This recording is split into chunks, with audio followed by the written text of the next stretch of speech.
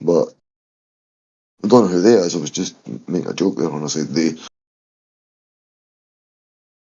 But yeah, man, I think everyone was at peace and harmony in this place, or it's just a place that was made by fucking exterior people, entities, life forms. I don't know, whatever the fuck you could say. And they've made it their playground and they've made up these I think we've religions. got more confused and diluted as we've gone along. I You think suspect so? that people were probably closer to reality and the truth of it in earlier times than they are now.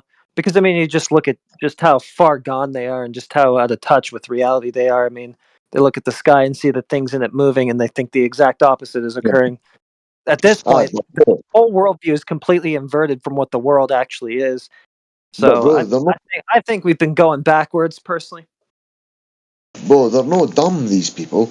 It's just because they believe. Like we talk about all the time, and some I call it nature of the beast, where they've been so deluded for so fucking long in their life since childhood before they could think critically. So they have to revert back to what was taught to them in childhood. So it makes them they've not been able to grow up and learn about reality. They've been stuck in a I mean, childhood mentality for longer.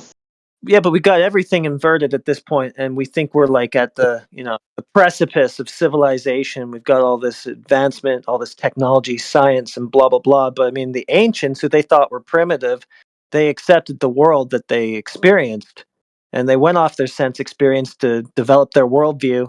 Whereas we basically go against what we experience, and we're just out of touch. But I think these people are highly intelligent, like what I think most people would be with the correct fucking teachings. Like if you weren't getting this left brain schooling where no like taught like the benefit of creativity and what it can do in your fucking existence. Like they want you to just be have a specific fucking thought process. These fucking highly intellectual math fucking professors, like the stuff that they talk, man, it sounds fucking nonsense to us. You know, they think in like a straight left brained idea, kind of like analytical as fuck. Like fucking like us speaking to them would probably fuck them up for days. Literally, they would be probably walking about like they'd been hit by a bus. Like after we sort of deprogram them. Yeah, So I'd love to get rejecting their one. sense experience for a long time. So when you try to pull them back into it, they're going to be like, "What? No way, reality can't be what I experience it as." Well, it's scarier for one of these intellectuals than it is just for an average Joe, I think.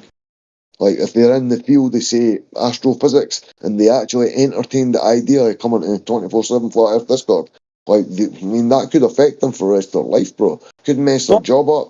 Could some of fucking. them do. Like, I mean, I found that the ones that are actually in astrophysics who come here, uh, Uh, well, the ones that I've talked to at least have been a bit more reasonable than the average Joe. Like, aye, they'll concede on a lot of things. They'll tell you that they're working off of presuppositions within a framework that's been given to them, right? And they're making assumptions when they interpret the things that they look at in the sky and whatever. Well, at least the astrophysicists I've talked to have been like that. I can't speak for all of them, but yeah. how many of them you spoke to? Because there's only been a few in here. Yeah, we had that like ITER guy, whatever ITER, whatever his name is. And he'll concede those sorts of things pretty readily. He'll tell you, yeah, we are interpreting the sky through this framework that's been given to us. But he says, well, I think it works, right? So that's just his position. But I Yeah, don't find that he's like as spurgy and crazy as these kids who come in and don't actually know anything no, about anything. well, they don't know shit. Well, that's just one guy and one anecdote, and maybe there are other astrophysicists that would completely lose their minds at this conversation. I don't know. Oh, that's what I tried to ask you there, bro, and then I stopped. Fucking, have you ever spoke to that ITER in VC? Because I tried to get him in VC a couple of times, and he never ever came in. He did tell me he was a fucking professor or some shit, but did you actually speak VC to him? Yeah, yeah, I did many times, and And did he I mean, say? Yeah. well, I mean, called him on like the core presuppositions, like, okay, well, you have to assume that you have the higher pressure atmosphere inside of a vacuum, right? Yeah, yeah, we do have to assume that. We do have to assume that gravity works. He conceded that without that, you can't have the distances and everything that they're claiming to these celestial bodies and so forth. Like, I mean, I don't know. He just seemed to kind of admit most of it. No, but did he actually give you any like sort of evidence, like tested on his being a professor sort of situation? Because he said he did. I remember him saying that, and I spoke to him a good few times, but it was just by text. And at least a couple of times I asked him to come into VC, and he refused. He gave me some whatever bullshit reason, but I expect most of the time I'm getting a bullshit reason. Evidence that he's actually like a professor, you mean? Yeah, no, but just by I don't know saying something professor like explaining some kind of fucking I don't know idea or complex stuff so you definitely thought, oh man, he's an intellectual, that kind of idea, if you know what I'm Ah, saying. hmm. Well, I don't really know about that. He's not actually a professor though. He's No, this he's stuff, just a he's a PhD student, is what he is. right? Was that the guy we were speaking to the other night? Because that said he was a PhD student, or is this a different guy? It must be, yeah. Because I remember ITER from ages ago, months ago, maybe a month ago. Yeah. Oh, Just we to get all fuck. sorts of PhDs in here. You know, they're all Rhodes scholars. These Globers we talk to. Or satellite engineers, or their dad Yeah, works in NASA, or fucking. they're the geniuses, every last one of them. You don't need to be too intelligent to understand that the Earth's not in fucking motion. Quite I get intuitive. emotional about that. You get what, sorry? I get emotional about that. No, especially when you're on this motionless Earth, it must be emotional for you. Having you made the change from in motion to motionless, heretic. How many years ago? Because it must have made you emotional. Ha, I I can't didn't help really. it. I never got that emotional about it, to be honest. I didn't really Nah, have that much problem with it. nah, I I was was a bit cheap off for losing space, bro. You were deep into space lore. No, I says I was a bit cheesed off by losing space, bro. Oh yeah, no, I mean, I actually kind of fell out with space before I got to flat Earth. Honest, Why? Why? I because I just started to think that it was like just a bogus story about the sky because like all they would ever give you from NASA and whatever different astronomy blogs and whatever you have on Facebook and whatever. It was just always like CGI, just cartoon pictures. And eventually I was like, eventually Well, I don't think that this is actually what the sky is. I think it's like a false interpretation of what's going on here. I was always a bit cheesed off with one thing about NASA, which was the looking at the fucking like from the ISS, looking at the Earth and seeing the continents bigger. That was one thing, and then but I saw the reasoning for it was saying something like fucking what was that again, man? Because there was fucking I don't think it was brought up in 24/7, like, but I fucking vaguely remember something to that effect. I'll think about it, man. I've just smoked that joint, so I don't know how long it'll take to get back to you. Fuck knows. Fuck, man. Yeah, space went for me first. I just started to get really skeptical of the narratives of outer space. I don't know. It just stopped like landing for me. And then I had to go from that to, well, let's look at this flat earth thing. And I was like, oh, okay, this makes much more sense. Oh, bro, I've heard the reasoning for these continents. Can you think what it is? Because I'm looking back through in the text chat just for the text, like the discussion to be had, but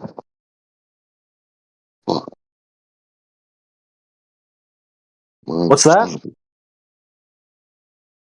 when the way that the continents are like when you look at even the fucking Felix Baumgartner jump, they give reasons for that as well, do they know? Because of the land masses, the how like one chunk of land is taking up like a quarter of the supposed globe's fucking surface. I'm sure there's a Oh, yeah, bullshit Planet New reason. I can't Mexico. think. Pardon? Yeah, Planet New Mexico. No, but there's fucking other ones as well as that I've seen, I'm sure. And I'm sure I've heard some kind of bullshit reason why that is. I just can't think what that was, man. Planet Arizona. I've only ever seen the Florida one, I think, and possibly another one. But the Planet Florida fucker, man, that was a like, heavy duty, man. It's obvious as fuck. Hilarious. But how the fuck, like, all the years I looked at this stuff, Like, and even looking at the ISS, that image, it just, I always remember it looking cheesy as fuck. I'm trying to think why I justified it in my brain. Like, fuck knows. But I always used to think all that money and how low fucking grade the footage is. Yeah, I don't know how, but yeah, that's a pretty unusual path I took. Usually, space isn't the first thing to go for people, like because they're so deeply like just steeped in the lore. But I don't know. I noticed that it was just a bunch of cartoons.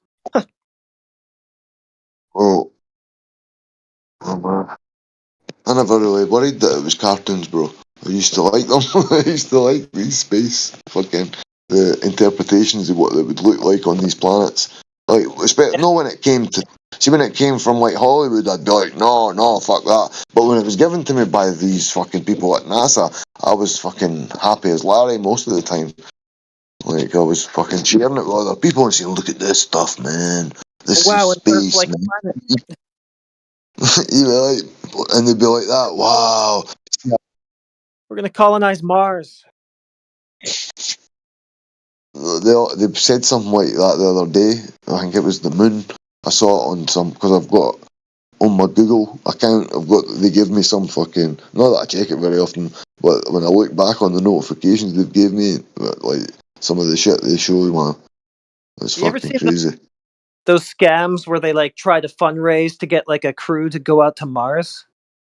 There was one a bunch of No, years back called Mars One, and I had a friend that like seriously wanted to go to Mars, and he signed up for this thing, and of course it went nowhere. You can't leave the closed system. At the time, we didn't know that, but yeah,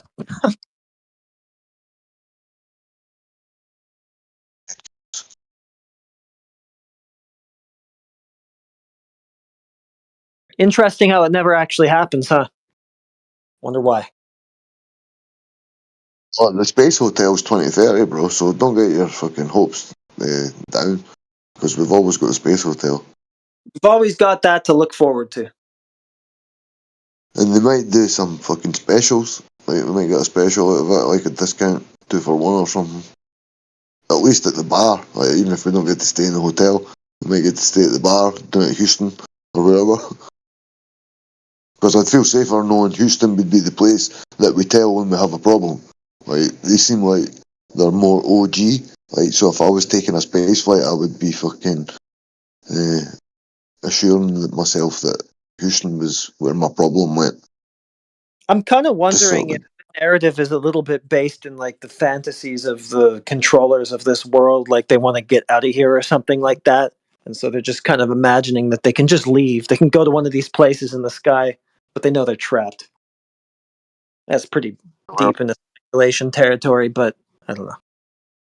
oh, bro, I was trying to see when I saw that. I keep going on about it. Fucking that Pleiades special or like it was about the fucking constellation, the Pleiades, quite a fair bit about it. Told you about it, and but trying to find legitimate information about it has been a fucking problem. So this place, they said that this place, I'm not sure what do you call it, the specific member of what civilization it was. And they mentioned it wasn't the Mayans, it wasn't the Egyptians, it was the somethings. They said that, and I've been trying to find fucking information about it on Google, which is kind of difficult on just the search terms I'm having to use. But they said specifically that this civilization was the people lived on that planet. I would imagine you'll find out that it's not a planet. Maybe they thought it was a gateway in her dimension or something. But finding out specifics about it is fucking been impossible, huh? Because I You wanted gotta to make a meme. you gotta wonder about the But, translations, though. Be- well, it doesn't Yeah, I matter mean, what translation you find. Yeah, it could be tainted regardless.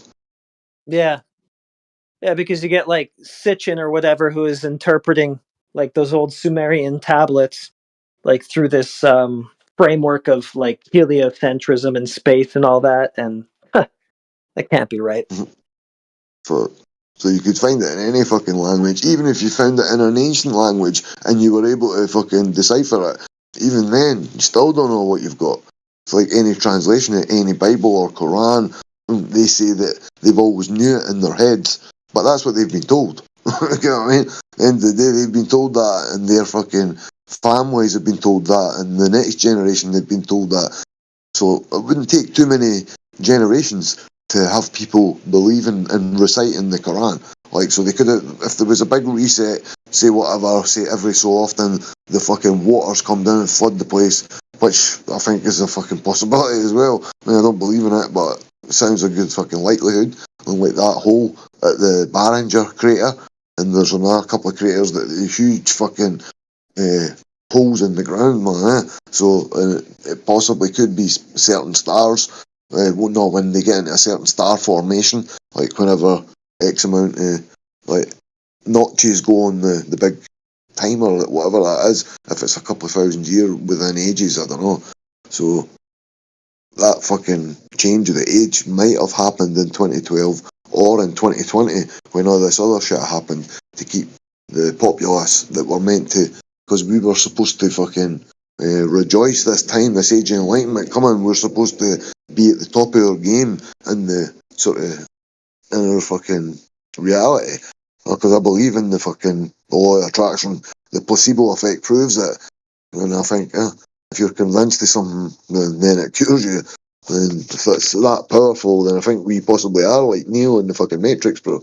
Like that kind of style. Like we can influence even water. Like water under a microscope after a human's shouted or spoke friendly to.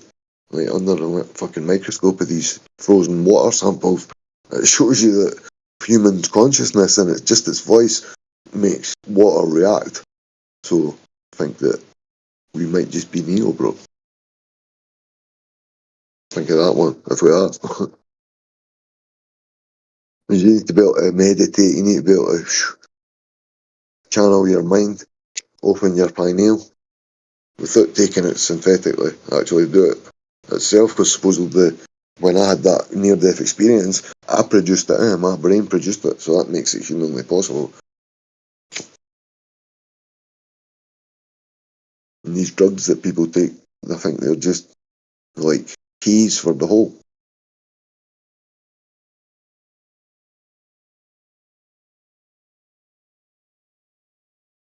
Alright, heretic, if you're still there, I get it. I'd come over, but I take it I'm no welcome. Unless I fucking don't say what I've not to say. But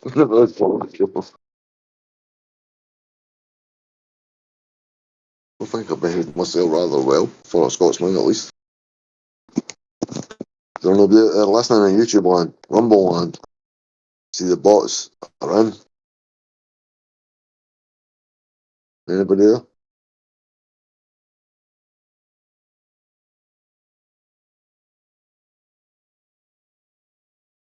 Or anybody alive? Aoife, you there? Coming to take the helm until we fucking get a customer.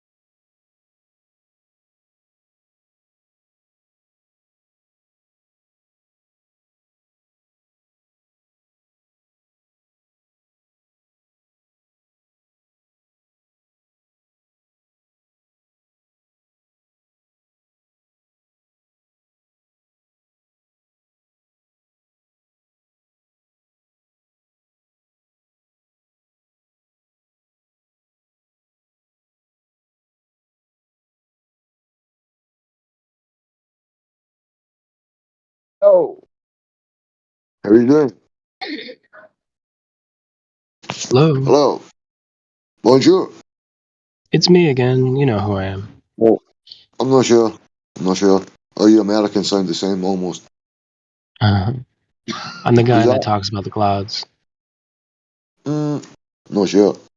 Fuck, I spoke to a few people about clouds in the past couple of weeks. Yeah.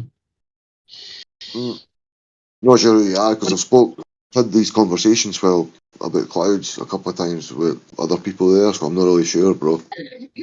Yeah, no worries. It's just me. I'm agnostic. I'm not really trying to. I do like the thought experiment where we have to challenge ourselves and reason from first principles.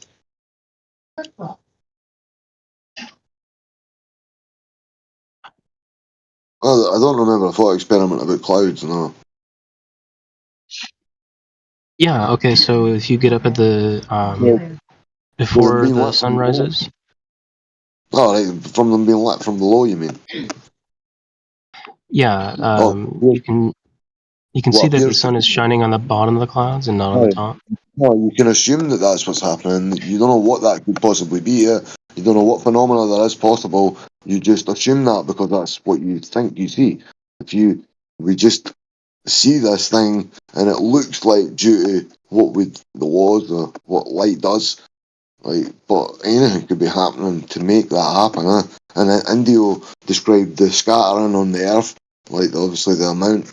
I'm not sure how he worded the stuff he worded, but he would be the best bet for you to have this explained to you again, and I'd like to hear it. Like if Indio's about, I don't know. I don't know if you spoke to him in VC or not. I'm not sure.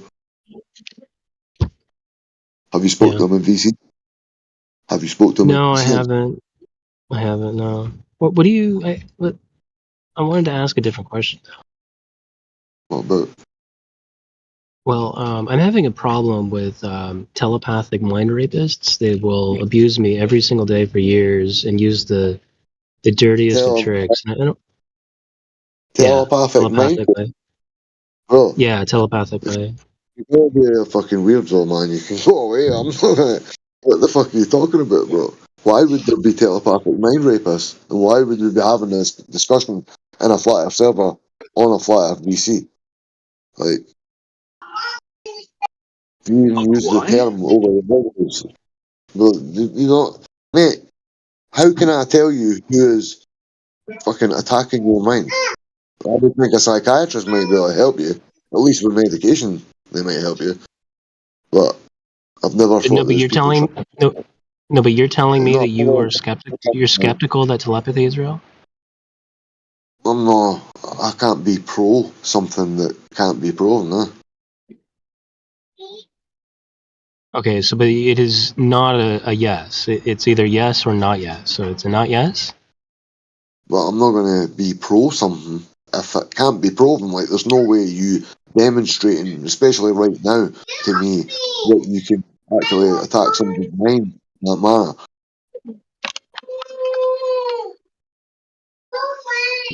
Screaming That's children on the interesting, right? live stream. Well, screaming, you have to use push to talk it or something just now if the kid's going to scream. Yeah, that's. I'll have to go. I'm not. Can't have it on a Yeah, live stream, bro. not in a But we're quiet place. children's voices, even that, we shouldn't like little young kids, man. They're not meant to be on a live stream.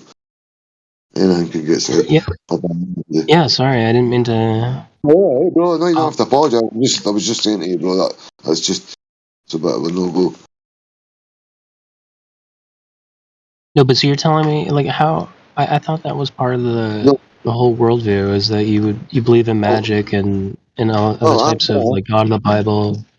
I believe that TV and media through these devices and through TV, just the fact that it's flashing constantly and it's giving you like direct information about the world and it's dictating how you view it. So I believe that the power of the conscious mind, when it's like completely on task and it's involved in some like these things can influence what is on task. and what is fucking reality. So they've dictated what you have to do since birth, got you into the schooling system, they've got you as a worker bee for their systems, their factories, their infrastructure, building like structures, whatever, and then they've got you convinced of all these narratives, like the wars and like terrorism and now the past couple of things that I'm not going to mention in the live stream, that stuff has been happening in the past years. So like all this stuff they've got to deal with. So I think they can be influenced by this media system that they're plugged into. Because I completely believed in the globe. I completely there was no question in my mind that these people were in space and they were barreling and we're barreling in all these motions. And then once I became a flat earther, I found out really about the extra motions that I never thought about. And it's not just spinning, and it's not constant. The spin's supposedly constant, but yeah, I know I said a lot there, and hopefully my point was, I'm not sure where you stand on the flat or globe side. I know I've spoke to you before, but you think you're on a spinning globe, or do you think, or spinning and orbiting globe, or do you think the Earth's at least geostationary, that it is a globe, but it's not in motion? I'm not sure where you So stand. it makes sense to me that if you were in a vacuum, that spinning within that vacuum would be as if it is like not moving, right? So I get your standpoint now. If you are definitely a glober that's moving, so like right now you experience a motionless Earth, bro. That was the reason in my whole any question, and I know I staggered a bit to get there. But what would think you are in motion right now? You've been told stories that why it's in motion but you can't feel it. But we're not moving constantly at a constant speed in a linear motion. So you can't justify it by saying, like, we can agree if it was moving at a constant speed, at a constant rate. Supposedly, if we were in this vacuum and the atmosphere somehow stayed here and we managed to exist, then even if we gave you that, when you throw in the other motions that's involved in the globe Earth, it's fucked. Like, you can't keep believing in it and be honest. Or can you? Can you agree that everything's completely motionless? No, but it's the vacuum, right? Like you, Okay, you keep why? going on the vacuum, you don't want to answer my question. Like, how can it be a vacuum if we're breathing? What would happen to you in a vacuum? Do you know? No, the Earth is in the vacuum Yeah, I know, but what would happen to you if the Earth was in a vacuum?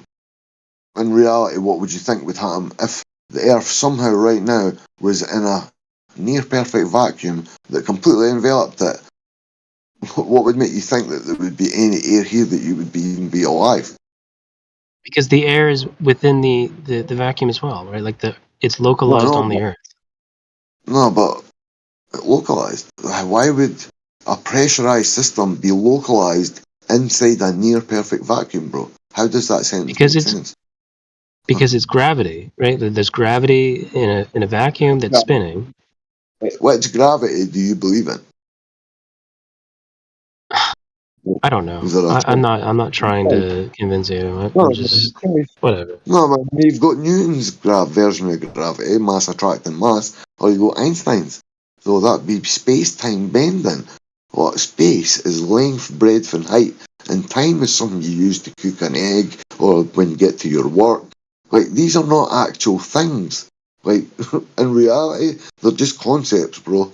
How can it stretch or dilate or bend? Like what? How could any kind of concept fucking gain a physical attribute in the slightest?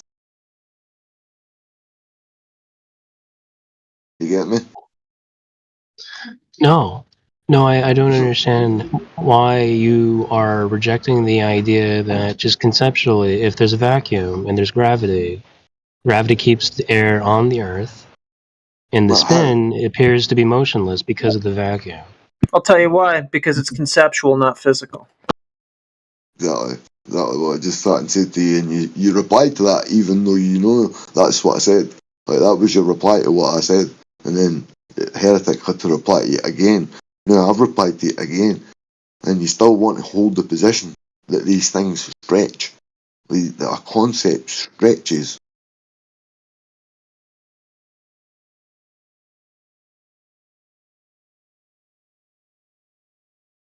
When the concepts stretch, or bend, or dilate,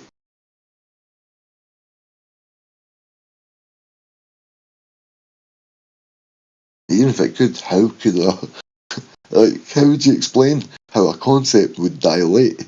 Like, look at the word dilate. What's the fucking specific definition of this? This is going to be funny. Like, you Good luck with tell me a demonstration of that. I'll go for dilate definition, see what specifically what it gives me. This will be funny, man.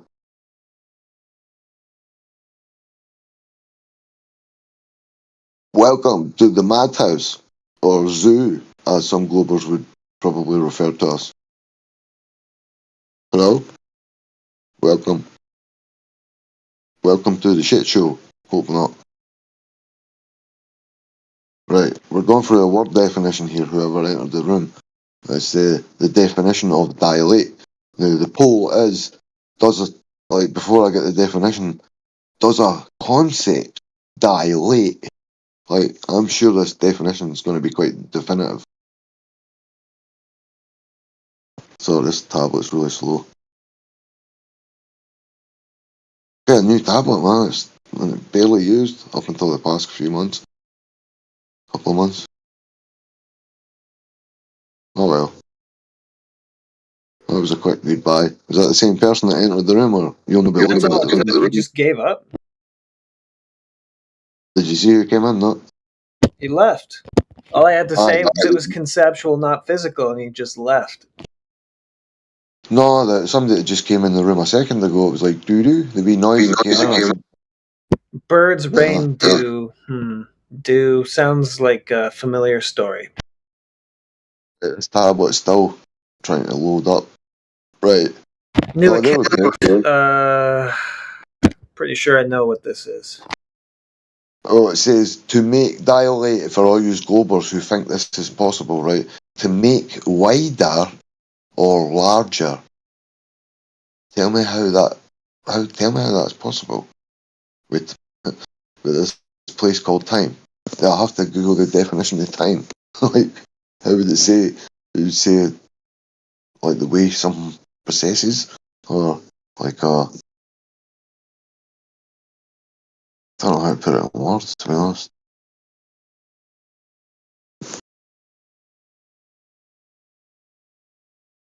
Tablet's fucking torture, man.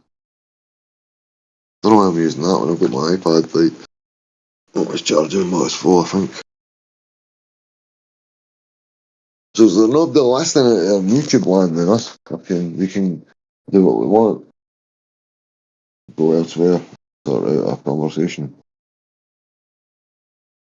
Anybody?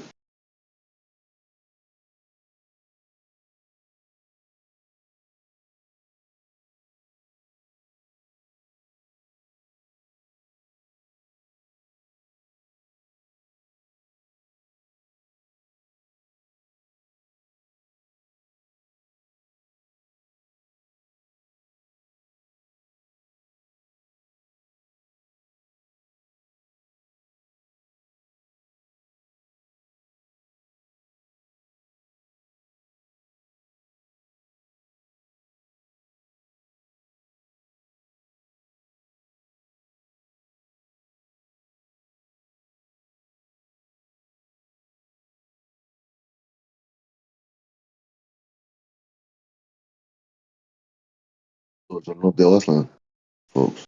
Am I disconnected? Or am I still here? Heretic. Sounds like everybody jumped off the earth. I take it fucking, are you hearing pings for people entering and leaving the room? Nah, nobody's joined in a few minutes. Or I was left. hearing this and checking as well, man. We got this suspicious looking ether grass guy in here. That's about it. I never answered like a shout up for him earlier, bro. Sounds like Ether salesman. I don't know about this.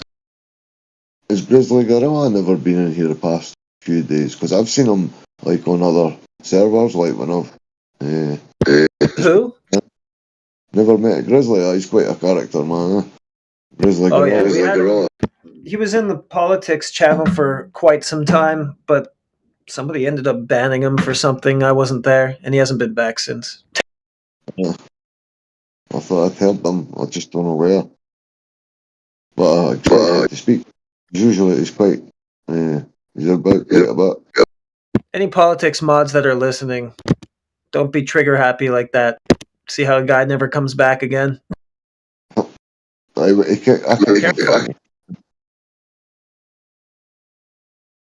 think more than once possibly I've kicked him.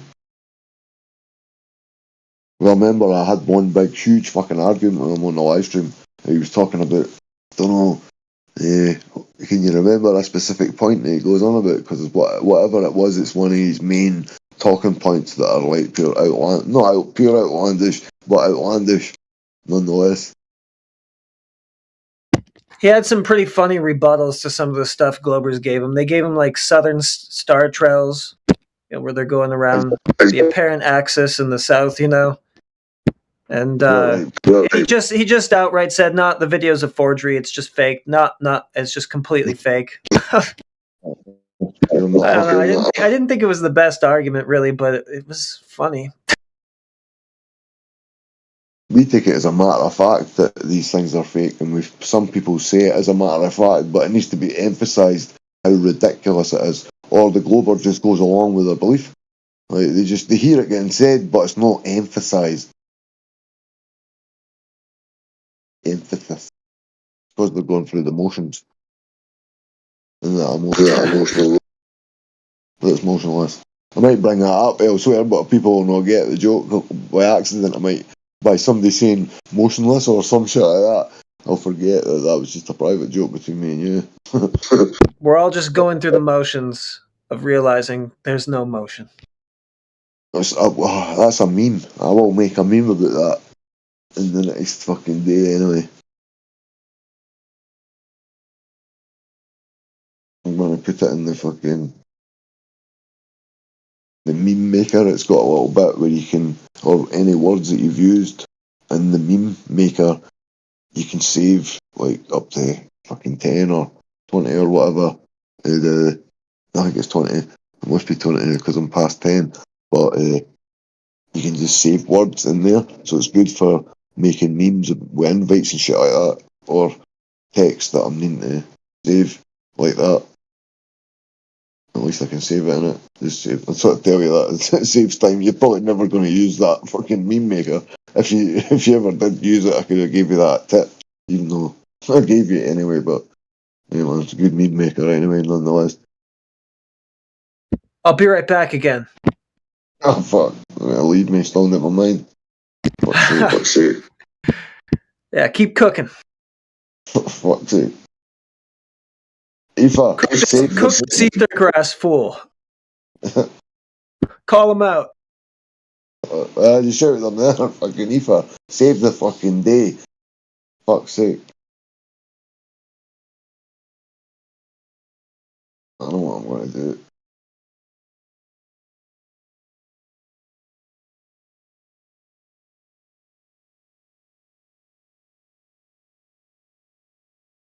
That's the summer done with, man. It's fucking raining now.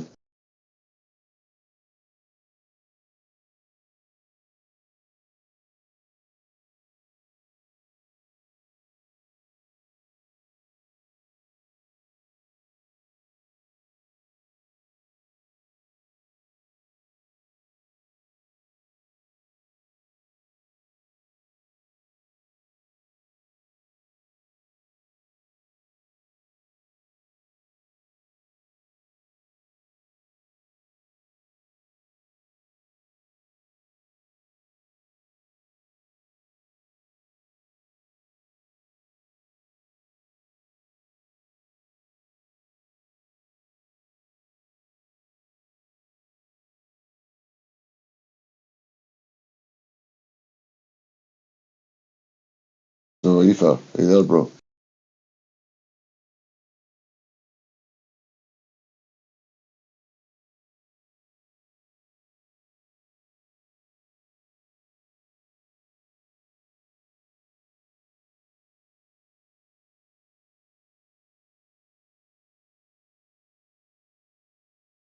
Bonjour. Who enters? Bonjour. Hello. Who's that? I hear you come in. You gonna leave? Everybody keeps leaving. Keep hearing them come in. Anyone there? Until Heretic comes back and save the day. I don't know who you are, but if you can help hold the ball. Moving now. I'm not sure if you even got a role, mate. I'll just check your roles. See if you need VC verified. Oh, cool, man. Right, you've not got any roles, bro. I'm going to unmute you so you'll be able to talk. So, okay, you're there, bro. Moving now. You can speak now if you want, mate. If you're trying to unmute, it's a little microphone with a slash through it. I've unmuted you at the other end. But bear in mind, if you don't if you don't want to speak to me, you still will need checked in for to get roles. So if you don't want to speak, that's all right. That's fair enough. But I can give you a listening pass if you can ask me. Tell me you're not a bot, at least in text. But we do need VC verification for to proceed. Or if just now I need to meet you back up, just in case you say something over the live stream. Well, that's another point. It is being live streamed. So bear that in mind. But if you want to speak, do it now, or I need to meet you back up, my friend. So if you want unmuted at any point, just say one of the staff, hang anybody from gold upwards, gold mod admin, come and get your role sorted out. But I need to meet you back up, right? No. But you know what I can do? I could tell you about flat earth stuff until Heretic comes back. All that's flat earth stuff. It's not moving. Doesn't appear to be in motion by any of us, by you as well. So you've never seen curvature. Like, imagine where would you think you'd seen curvature? Like, if you're looking at something and it's left to right, you're viewing, then why would you expect to see the Earth curve in that small portion that what you're looking at? Like, make up the rest of the circle if you drew it round what you were viewing in your mind's eye. Like, that's it. Done for. It's not going to be, you're not going to expect to see curve in that small place and then expect the whole world. Like, if you imagine the small reference frame you've got to view the Earth, this tiny little speck, like, you don't know how else to explain that for you to understand, but you're not going to see curve in such a short view, especially just looking out to something, what you look out to see, and you see the Earth's curve. So, make that circle out of the seaside. Even exaggerate it a bit. Fuck me. Still not going to fly. So anyway, it's not moving. We've never seen curvature. No with our eyes anyway. Or maybe on these videos, but no with our eyes. So in reality, not a chance. And then if you get a camera, optical instrument of some sort, and you can see further, the better the camera, the further you keep seeing. But that does become a point. Like you just no longer can see anywhere. Any further, sorry, any further out in the medium of air that you're looking through, all the particulates in the air, the moisture, dust, pollen, and God knows what, volcanic ash, loads of other stuff. Think about, oh well, if that was you going away, I think that's a goodbye. But I'm not listening. Somebody else leave.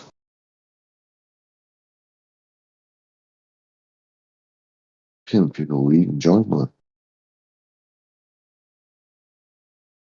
Or has everybody actually abandoned me?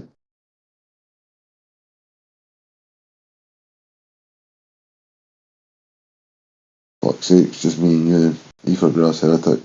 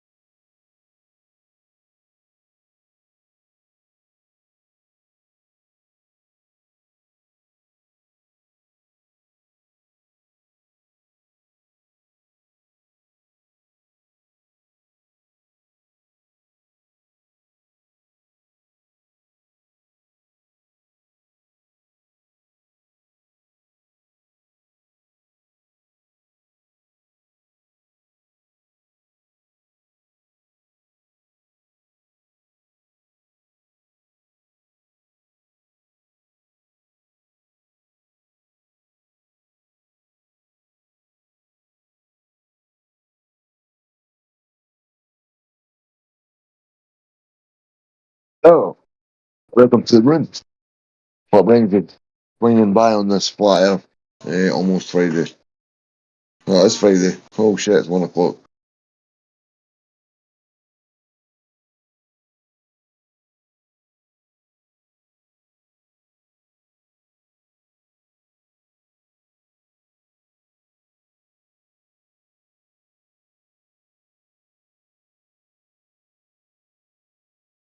Oh, I keep thinking I'm saying hello to people that are coming in, but I'm maybe just hearing people because it was the same in checking, constantly hearing people, even though I was watching the screen.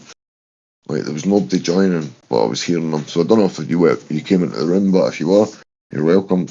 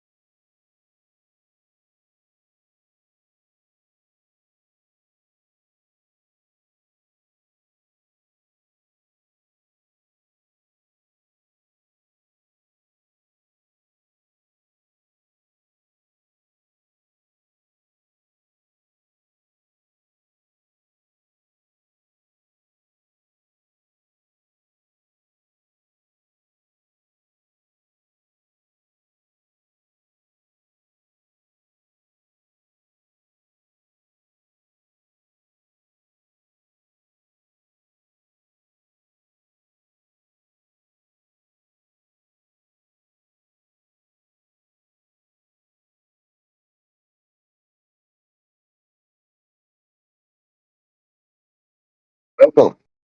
Hello, hello. Anyone there? Don't know if you It's need just me again. Alright, well, fuck, somebody came in. Well, I keep pings and I've heard 2 separate pings, incoming then outgoing.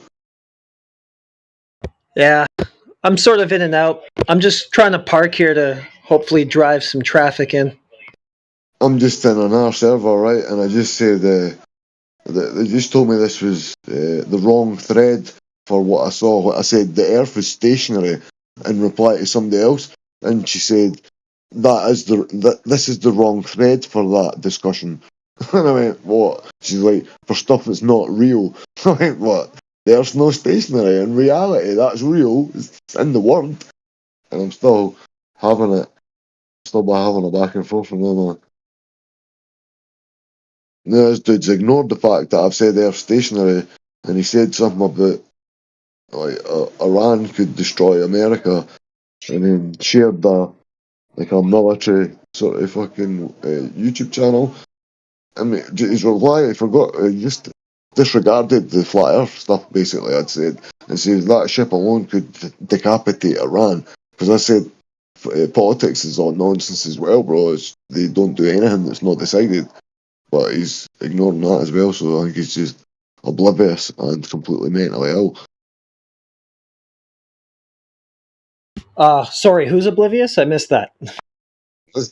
Who the what is? Who the what? You said someone's oblivious? Oh, well, you missed that. You missed a lot. Fuck's sake. No, I'm in this other server, and they told me they've ignored the flat Earth stuff I posted. Well, no flat Earth stuff. I said the Earth is fucking stationary, and he said this is the wrong thread for that.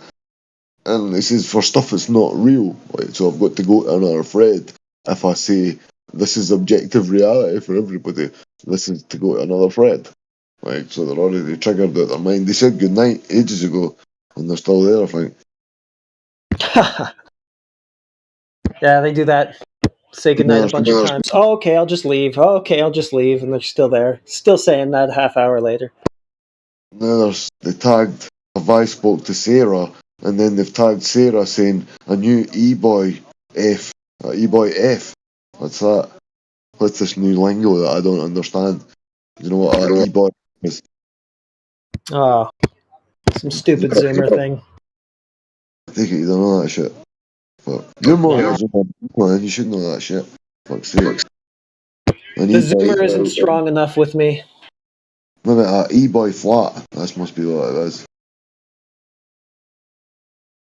Well, we got Komari. Hi, Komari. Hey man, how are you doing? Pretty good. Just trying to pump some life into this place. Yeah, man. Trying Yeah, our but damnedest.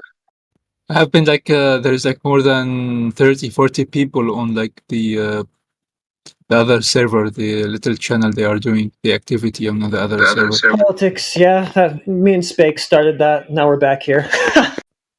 Nice, yeah. I wanted that like from long time ago. I used to like go there and then try to bring traffic into this server, but like I think yeah, being there is much better. Yeah. Oh, it's just the same. It doesn't matter what server it's in or what room it's in and what server. Like, it's about the people that go there, eh?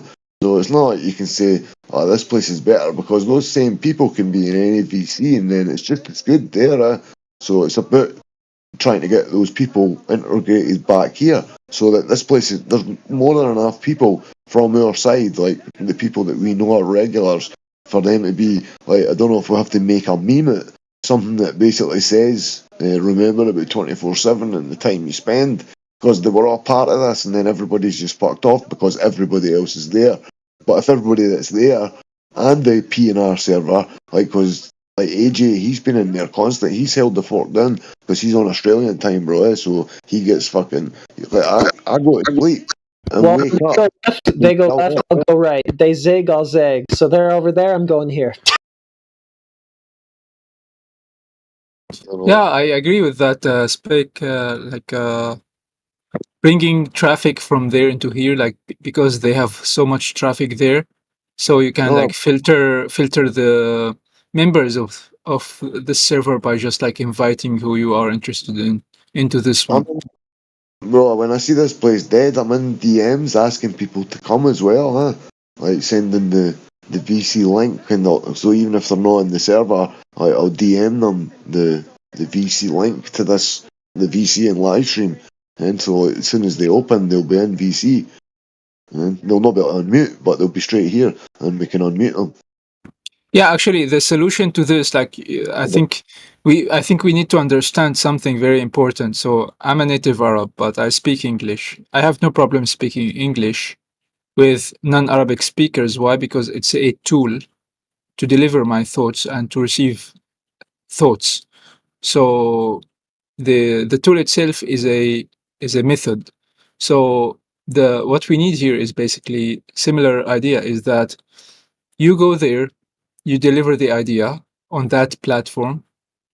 Once you want people here, you speak another language, meaning you make a special events in this server talking about maybe something interesting. Like, for example, why majority of people were interested in eclipses in the ancient civilizations. So you make it here. So people will be like uh, people will need to come here to listen to that. So basically, yeah, you go on and off between here and there, and this is how like you make both alive. Of course, we had the idea of watch parties where we could watch a specific fucking video. Like, for instance, we were talking, it was the AI that mentioned it before for the, whatchamacallit, it's called The Principle, a documentary with Michio Kaku and all his mates, and fucking, it blatantly says that we're at the fucking centre of the fucking solar system, the solar system, the universe, according to the CMB, the cosmic microwave background. So the idea was to like watch a thought-provoking, like concise fucking documentary, and everybody watches it and maybe writes some shit down or whatever talking points for afterwards. So that could be a good idea. That'll get all the people down here that like to spend time on 24/7, and then we could have a chat at the end of it or at the start of it, like what the best idea for populating 24/7 is. Like, even if they have to have a role, we can make a pingable role that anybody who's non-mod, like, so they can take that role and they can still get access to coming over and having a discussion and a fucking if somebody wants to speak to a flat earther, basically they can just tag that role and somebody will join them in a VC in a live stream anytime. Yeah, 100%. Yeah, 100%. I agree with that. So very nice idea. So yeah, I had that, like, but yeah, I wanted to say something. I'm trying to remember what was it. But there's loads of shit we can do. The amount of people that are fucking over in the PNR server as well. Yeah. You remember over there? Yeah, so basically there is a very good place to deliver the idea, as I like earlier said, as like you have so much traffic. You have so much traffic there. So like, okay, people will be listening to or about flat earth from like genuine people like us. And yeah, with all the support, like you have like Maggie, Elijah, and all the other guys like speaking. Even Quantum, I listened to Quantum. I think yesterday he was there as well. So yeah, you have like insane traffic there, so you can benefit from it. Not just there, bro, in politics and religion as well, on the other server, man. I take it you don't know about that. That's why I said it again, because I started a different room and it's called Politics and Religion. It's just a smaller fucking version of politics, but it's a more relaxed crowd. There's only like, I don't know, 10, 15,000 or something that's in it. I can't really remember, but I'll give you the link for it, man. So like AJ and fucking Big Root and fucking, what's his name? Ethergrass has been fucking over helping. Like, we've brought it from nothing, bro, and it's now really busy in the server, or it's at least one of the busy rooms. Well, it's gotten overtaken. It's not really our place anymore. In the beginning, it was just us fighting them all off day in, day out. Then everybody caught on that we were over there, and there was all these ballers and stuff, so they all want a piece. And it's just like, yeah, it's become its own thing at this point. Yeah, I saw, like... Go ahead, man. No, I'm just saying we still got PNR always, man. Like, that's a relatively chill crowd. We do get the odd crackpot Glober in there, but it's relatively chill, bro. Yeah, I saw the attempts of like bowlers, like they said, like Globe Earth 24/7. They started it now. It doesn't show, like it's not available anymore. It's just like it's silly. Oh. So when you are talking to people about a new idea, there is something interested in it. But when you are talking about something people already know, well, okay, why am I going to waste my time with something I know already? Right? So it's like so silly trying to start like a Globe Earth 24/7 channel on politics. Aye. Why? Why is it silly? Because it's silly because people already know that idea. So yeah, What? Why is imagine it like me silly? telling you let's watch a movie you already watched. But if I tell you like Why would let's it, watch something you haven't why watched would it, before, why would that be silly if we're helping spread the information to a demographic we could never have reached? Wait a minute, I'm trying to find the remote control because the I think you TV just didn't came get off my the wall. point. I Well, I said can like get the silly. It says it was silly. That was the point I sort of went on. I'm talking about the Globe Earth 24/7 channel they started on politics. Oh, right. The sort of the one they put up in sort of arrogance to ours. I remember that, man. But I went in Yeah, there and it wasn't about Globe Earth. Like, it was nothing to do with Globe Earth. I went in there, man, and they were talking. One was talking about Minecraft over the other two of them that were just talking. They were saying stupid shit. And there was like three people sharing their screen. Yeah. yeah. That's why I told you it's like so silly of an idea because people already know it. People already have watched that movie called Globe Earth. I get you, man. Fuck's sake, man. Sorry, bro. No worries. I don't know what happened, but the TV flicked itself on a movie I've not seen for years called Human Traffic. It's like a 90s movie, man, like one of the best ever fucking made. And it just came on, but then fucking the channels flicked over a couple of seconds later to fucking, what do you call it, Rick and Morty. But it's an episode I've not seen, so I'm in a dilemma to take votes from the crowd. Not that I can find the fucking remote control, so I think I'm stuck watching Rick and Morty for the now. I can't wait after moving. Yeah. Okay. Anyway, guys, I came here to say hello to you, and then moving back to there. Yeah. Aye. Take care, No, guys. sorry, bro. No, you go, bro. Sorry. Good to fucking speak to you again. But man, if you can help, share the server or share like both the servers, or like let's not the politics has took the traffic. So if you know people over there and you want to like come and have a conversation in the VC over here, please do that, bro. That would help. I don't know Yeah. if Yeah. you've got Sure. bot privilege. Have you got bot privileges?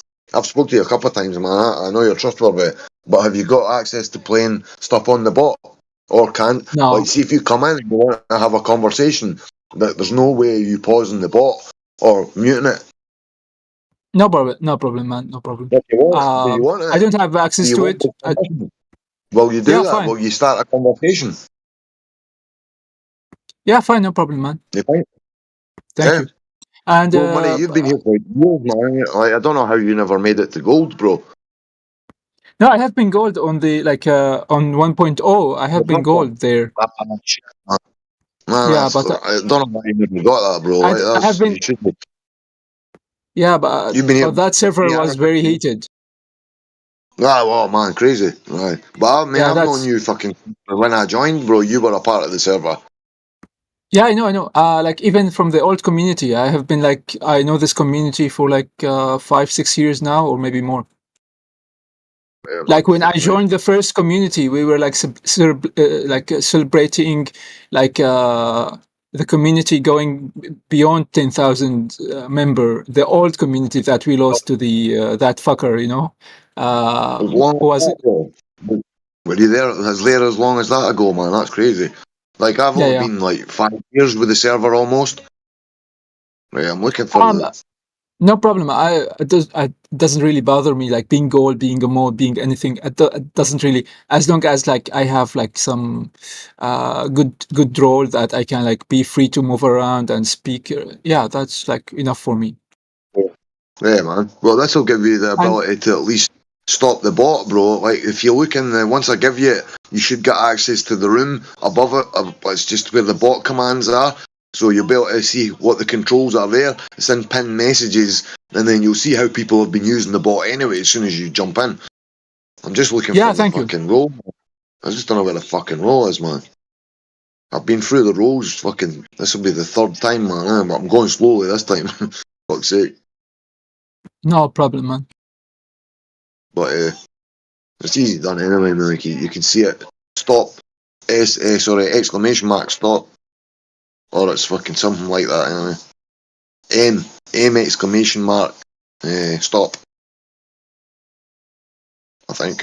I You'd still have to haven't see. received the role for it. I know, bro, I'm scrolling back down slowly. Like, I fucking don't know why I've been through it so many times.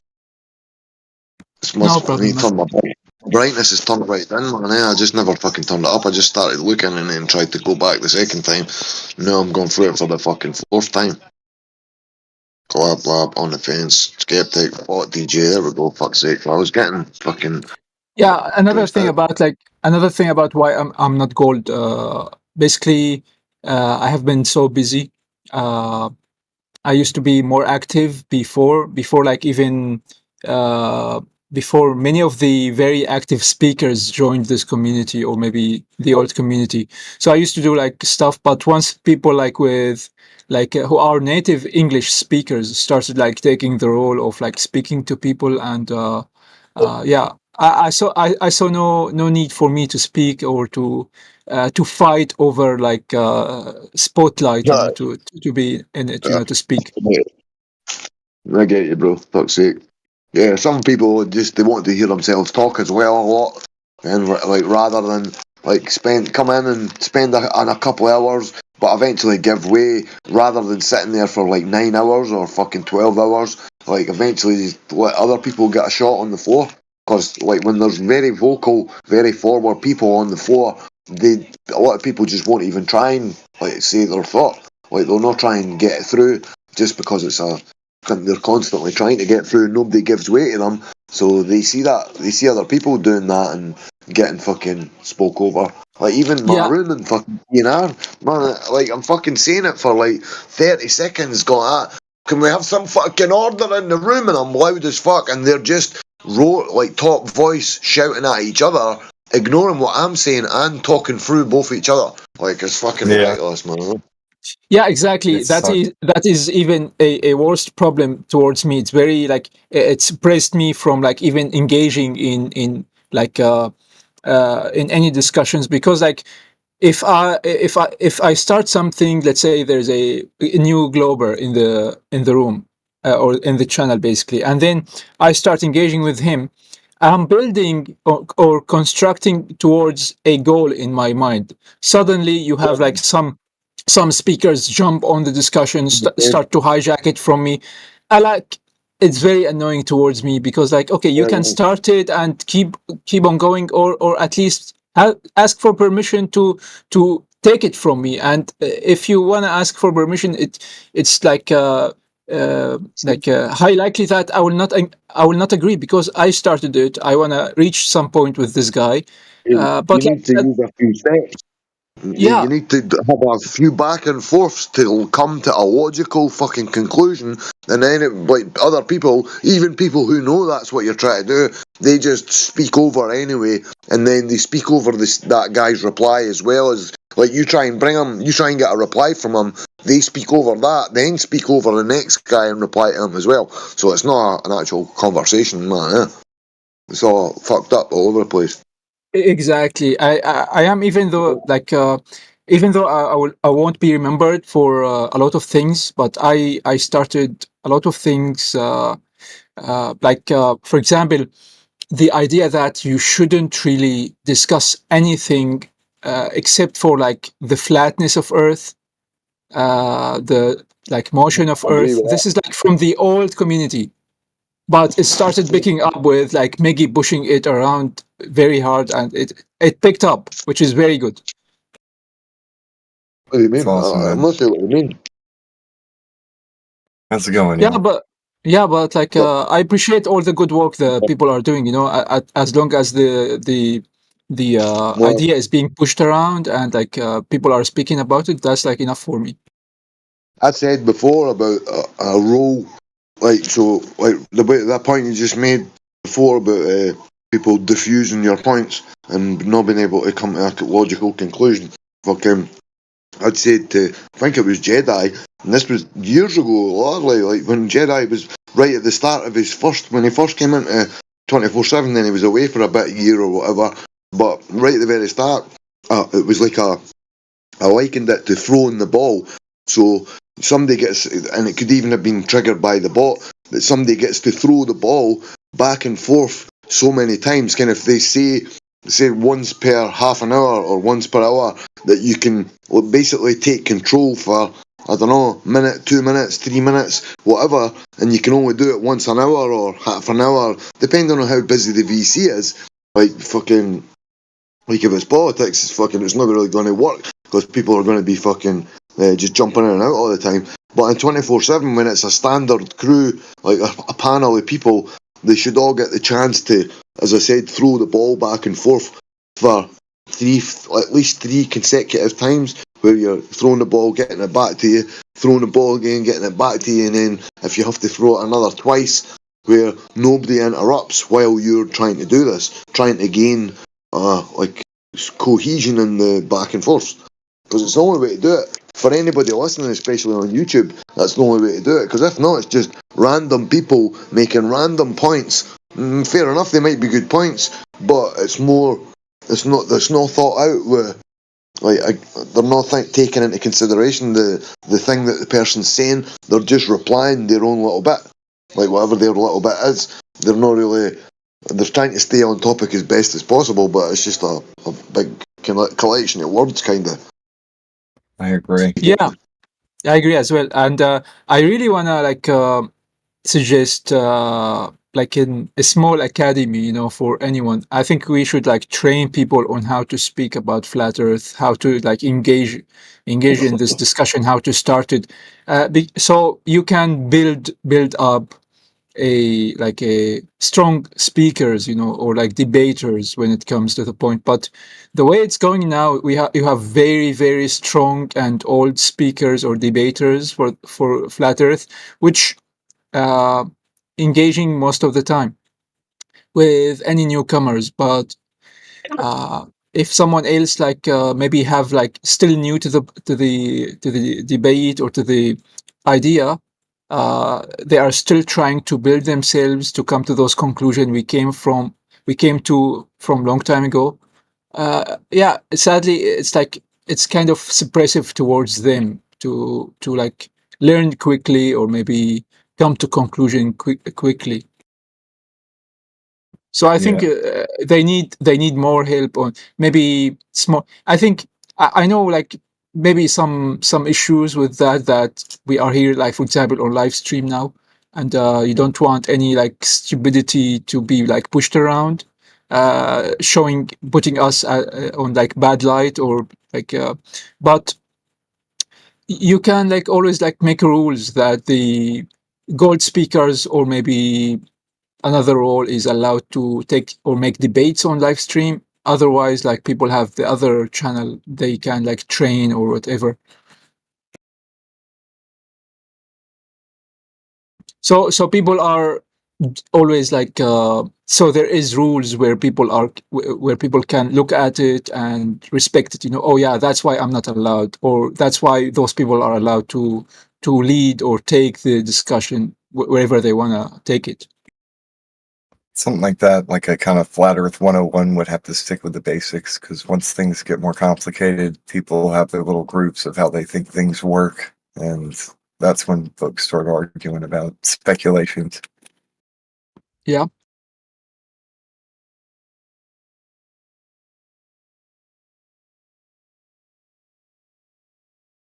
I like what Speg was saying earlier, though, speaking one at a time so that everybody can hear.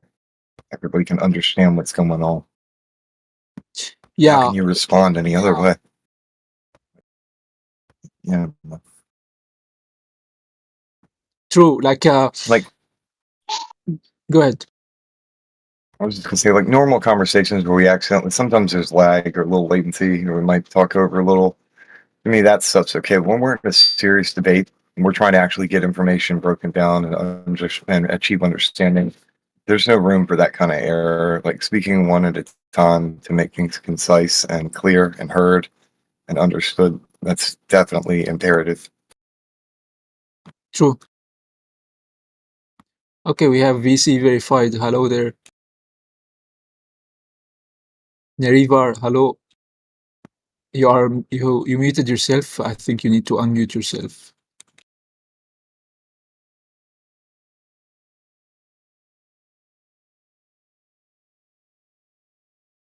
Murray, I've just sent that link to you for the P&R server. So it looks like the same when you look at the link. The banner, it looks like the same. That's what a lot of people have thought. Originally, when I was first sharing the fucking link around, a lot of people thought that it was the same server, man. But it's a different server, bro. Yeah. It's like 10, 12, 15,000, some shit like that. But it is quite busy. Like, there's a lot of people that are members that are in the VCs. There's a lot of busy VCs, man. I'm not sure if you're religious, bro, but they do. Like, there's a hell of a lot of people in their VCs, man, that don't even come into our channel at all. But, man. But if you follow that link, obviously it's going to Oh, take you right to their VC. sorry. Yeah, I thought it's an invitation to the server. It was like taking me into the channel directly. Did it not give you... That's you in the server, though, bro, right? Yeah, I think maybe I'm mistaken, but I think I know this server.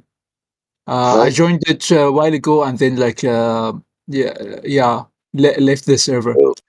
Well, this is our new outpost, and I'm planning on doing this in multiple places, bro. So I don't know if you want maybe a role. I don't know if I can make a pingable role in 24/7 for people who are active and want to be proactive like yourself, bro. So then you can get a chance to actually speak to these people that is structured. We've got access to the stage feature as well that allows them to come in and put their hand up, and then you drag them up to the stage, and if they don't act fucking chilled and respectful, then we just kick them off the stage, and then they can sit in the audience if they want. Yeah, good. So it's up to you, man. You'll see me in that server often, because I've only been coming back here trying to revive some life into 24/7, bro, because everybody's fucked off and left us. So, like, you'll maybe find me over there. So, like, if any time you want to jump over here and you see me in there and the live stream's dead, come and get me, man. Just jump into the VC or jump into text or DM me and tell me, and I'll come over with you. Me and you'll start a conversation. Or Heretic will do the same. And then we just start, whoever it is, we start talking to each other, and then other people eventually join in, or like once more join in. It gets a bit busier once you get 7 or 8 people in. Then it's sort of people, because they don't want to come in when it's less people. When it's down to like 2 or 3 people talking in a VC, people don't want to come in, because they think they might get singled out as a globerfer or whatever. Because if they know us, if they know the server and they know what people like are like in VC, and because people do jump on the Globers, like, so I could imagine why they are a little bit apprehensive sometimes. Like, we need to, our prey, we need to sort of treat them with kid gloves, man, Yeah, I agree. because they got a bit emotional. Yeah, 100%. And I just remembered another thing. Like talking about flat Earth is a very religious talk for me. So okay, you start talking about, okay, this house, the big house we live in, the world, this realm. So what's behind it? Why is it here? Why are we in it?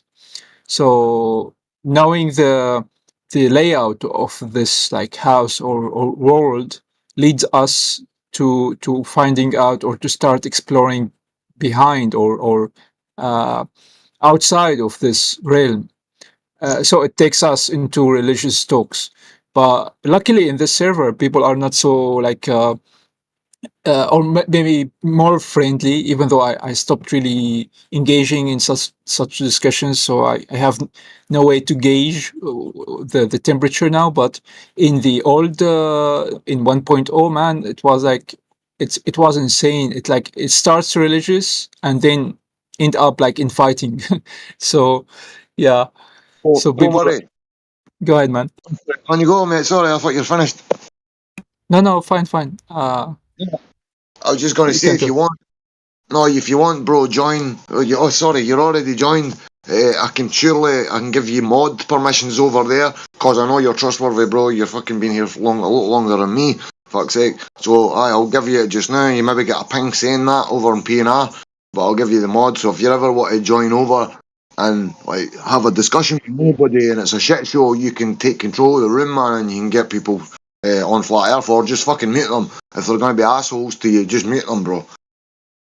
I appreciate that, man. Yeah, I'm thankful. Uh, I would do my best, but let me tell you, like, just to be honest, up front, I don't want to disappoint you, but I might not be so active unless I'm needed and I have the time or the free time to do it there. I know, bro. I'm just saying, whenever you decide you can, you at least you're gonna know you're gonna be able to speak to some people. Like, so Yeah, obviously, fucking, if there's already people in and they're having a chill conversation, then you can join in just like here. But if it's just a shit show, especially, man, and you join in, you've got terms you can fucking bring attention to the room, and you can have a back and forth with a demographic you'd never normally reach. Because those politics servers, these people would never go to a Flat Earth server, but because we're in a server, i.e., because it's about religion, then eventually I'm hoping most of them will have come in and had a word with us. And once they realise we're not going anywhere and we're fucking being respectful, then, and I know you're respectful, bro, that's why I gave you the role. So if you ever want to join in, that's up to you, bruv. thank you very much, man. Yeah, definitely. Yeah, if you want, like, we can go there, no problem now, and just see how things are going. I didn't really want to kill this room. I was just sitting here just to kick off the live stream again, man. I was in earlier on, I did the same. So I'm just trying to get this place moving. I'm not abandoned here to go over and have a conversation in my room. Fuck's sake. I'm trying to revive this place. Yep. Yeah, go ahead. Do you have any topics you want to speak about? Flat Earth is the fucking topic, bro. Yeah, like anything specific towards it. Bro, I don't think I can give you mod unless you put a ping in the chat. Can you do that? Can you just ping me in the chat? Or just say Yeah. here? One second. Yeah, are you talking about here or the other server? Oh, over there, bruv. Yeah, Go one to the second. side chat. Go to the side chat for the VC. Yeah, 1 second. No, it's not a live stream chat, remember, or any text channel. It's a side chat for the actual VC, if you know what that is. Yeah, I did like pin you there. Yeah, bro. Well, as soon as you did that, it pinged up on the screen. I never even had to type it. Yep. Right, man, just whenever you've got your time, bro, like, I know you fucking, if you've got a spare minute, like just now, at least, if there was nobody in here, at least you know there was somebody over there for to have a chat with, at least, man, And if it's a shit show, you can obviously take control. But yeah, man, most of the time it's been relaxed vibe in there, man. People are a bit more civil than the politics server, just because a lot of the people that go in there, they're religious, So we've got a couple of trolls that like to hang around, like, what's his name? Rab Scuttle, he'll talk you in circles, bro. So mind of him. What else? Yes. Rab Scuttle, a guy called Jeff. Jeff was banned. They claim to have been banned over here for doing nothing, and all the same jazz. Well, I think they do. At least a couple of them does. They say, oh, 24/7 banned me for perma banned me for nothing. I'm like, bro, and they're all hostile bastards. I'm like, bro, I'm from there and I've been there for years and I know how the place is. No, there are some people that are arseholes, but everybody's an arsehole in their life. Like the reason once everybody realizes that we can all be arseholes, then it might be a little bit better. But After listening Yeah. to that Jeff guy speak and type and like see him read or reading what he types and shit. Yeah, I see why he got banned over here. He deserves it. He's very abrasive. But they He's think that calling I people don't. the R word. Go Well, ahead, I've told them once or twice about that. Like, using that word just means it's alright to say any other word. Almost. If I use that word, I'm usually calling myself retarded. I do not use that Aye, word on other people. or I'll I refer reserve to. that for myself. Sorry, go I ahead. would agree, but then I would say I'd always refer to an argument as retarded. Like, I don't believe that's wrong in using that. Like, if somebody says it, like, I'd be like, oh, it doesn't matter. But if somebody actually uses it as a weapon, an intellectually fucking Yeah. abusing weapon, then it's fucking, that means you've got carte blanche to say anything intellectually abusing after using that word. Yep, when used as an ad hom, it becomes something bad. It's terrible. Now, if you're talking about flame retardant material, then that's a matter of fact thing that exists. So it's alright to call somebody flame retarded. Or retardant. That's Or if a alright. conversation is brain retardant, then that's okay to point out. Retarded, we call it the industry. Have you seen a But film called Human Traffic? Aoife? was it Have you seen a movie called that Human news? Traffic? It's a 90s movie, British. They're all getting melted and going to a rave at the weekend. And like, they have a pure crazy. It's pure insane. You'll get a kick out of it. It's like fucking really intelligent humour. It's like crude 90s fucking jokes, I suppose, some of it, like, some of it you'll be like, oh fuck, some of it's cringe. But it's fucking amazing, man, I swear. The whole fucking, all the scenarios that are built up around this one scenario. I'll have to check it out, man. I don't think I've seen that. Yeah, I'll get you a link for it.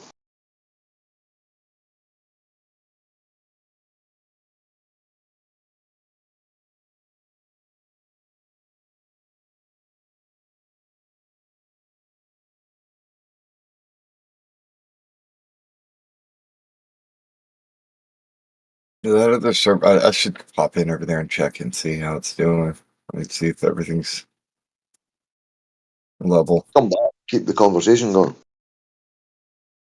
Yeah. But fuck, they'll be alright, But man. Fuck, there's fucking a couple of heads around there that are cool. No? yeah. Usually I just try and maintain civilized debate and discussion. And sometimes people debate or discuss and they'll try and like drag me into it, like, as far as the flat earth versus global thing, when all I'm trying to do is keep people from stomping over each other's feet. And I'm like, flat earth is non sequitur to this moderation, which strips them out. But it is. It's like that's not part of what I'm trying to do. I was right, bro. I thought to myself, that's guaranteed to be on YouTube, and it is. I'll send you the link for it. Alright. Because it's such an old movie, it Sometimes would people be. like when you muted But that one guy, the giggler or whatever, or something, and he tried to act like somebody else tried to act like it was censorship. And it's like, dude, we're stopping somebody from being disruptive. That's moderation, not censorship. I don't know where I don't know why I can't see you in the VC. Like, I scroll down and I can't see you. There, I Oh, posted well, in I'm the last tripping. few I'm in voice sections. PNR. I'm in PNR. I'm tripping at my mind. Oh, bro, I'm going to send you this fucking link. Spend an hour and a half watching this fucking movie when you get a chance to, man. It's fucking hilarious. Moth. You had seen Danny Dyer before? Cockney actor, Danny Dyer. You know who that is? It's fucking awesome. It was cunts on E. It was like my rave. That's like my rave days.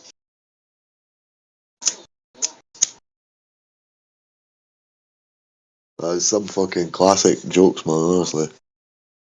Awesome humour. I'm watching it now, in fact. So I was talking about it in the past tense, and I realised I'm actually watching it. This is the only bit I hate when he stands up and does a fucking version of God Save the Queen. Does my tits in on it.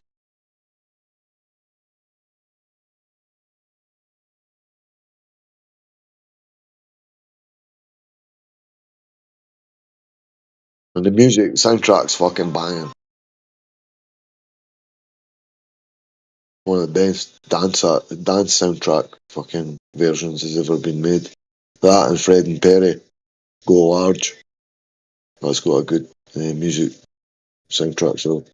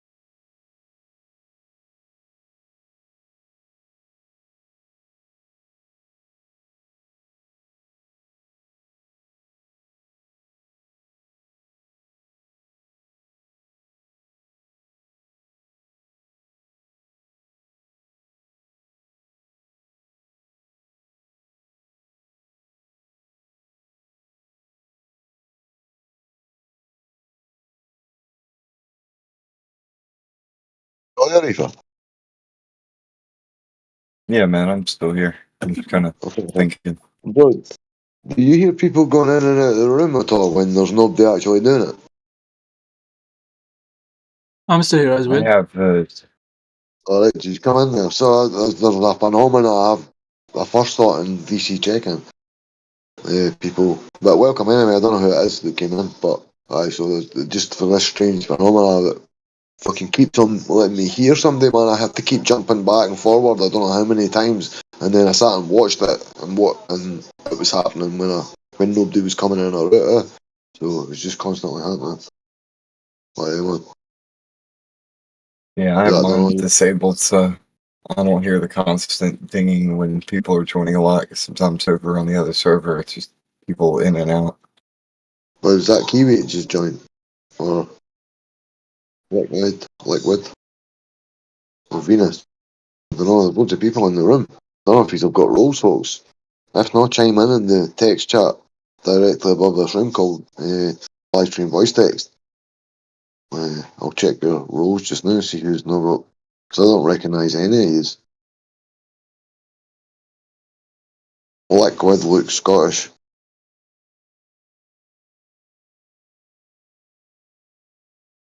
Which is a bit of an offensive name in Scottish.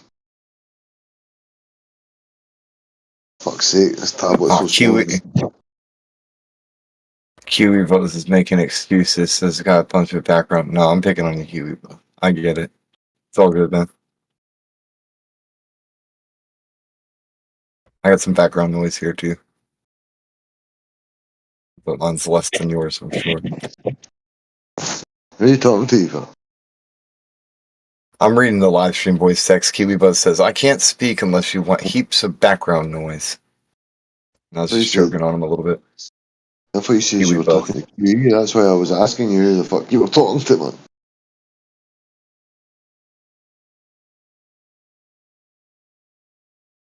Right, what were the pubs all looking for? I like to see who joined in. Who else is there, well? It's hard to right now I'm in a lot of pain, and it's hard for me to think of anything to talk about. I'm willing to respond and Just chill and saying, talk and stuff, but I can't even think of any subject to bring up, man.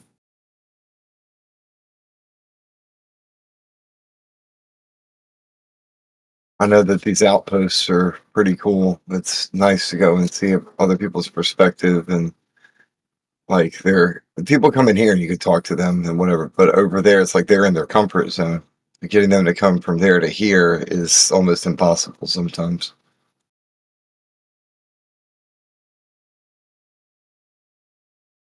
But when you visit them where they're in their comfort zone and they come into that guest room, they step outside of their comfort zone within their own area, which is kind of cool. If that makes any sense.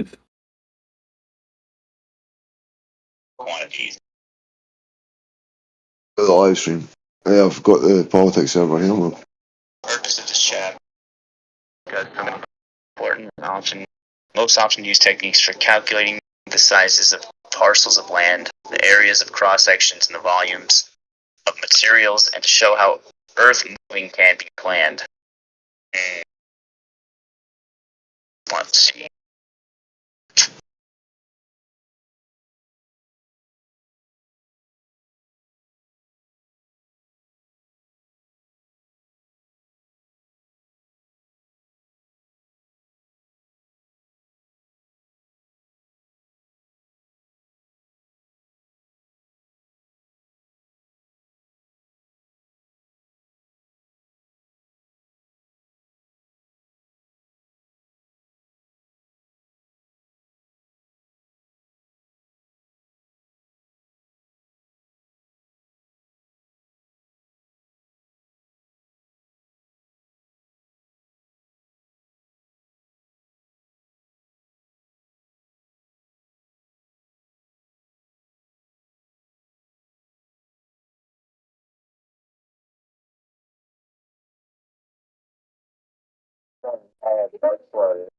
Like some of the stuff. Talking about like the surveying techniques that we have, that we use, that we employ, like using the centimeter accuracy from a drone and saying that that's not good enough. You know, like, dude, imagine being, building some of the structures that they built in the, 17, 18, early 19. Can you hear that alright? Yeah. Either. Can you It's hear that breaking up alright? a little bit, but some of it's coming in clear, but it breaks up a little bit. It's not It would breaking be up. cool to feedback. It's not breaking up on this side. Hey, it's a perfect. Perfect end. I'll turn off a minute. Fuck's sake. Architects have been drafted to like come up with.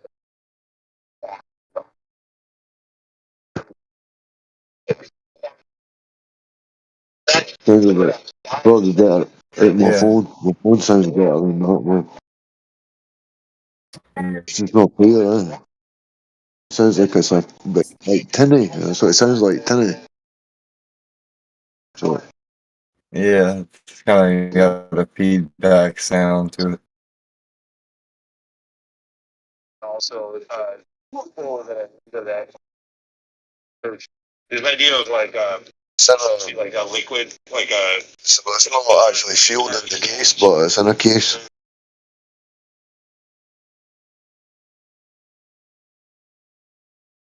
Or like, there's more like a party kind of getting block by block. Just never getting any customers, man.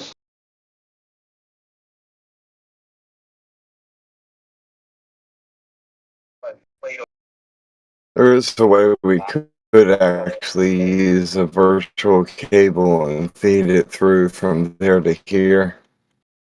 It should come in clear. No, that's not the main challenge. I couldn't do it properly because it would lag too much. Because I'm on Wi-Fi, I'd have to take a laptop inside and run it like that. They had to be malleable.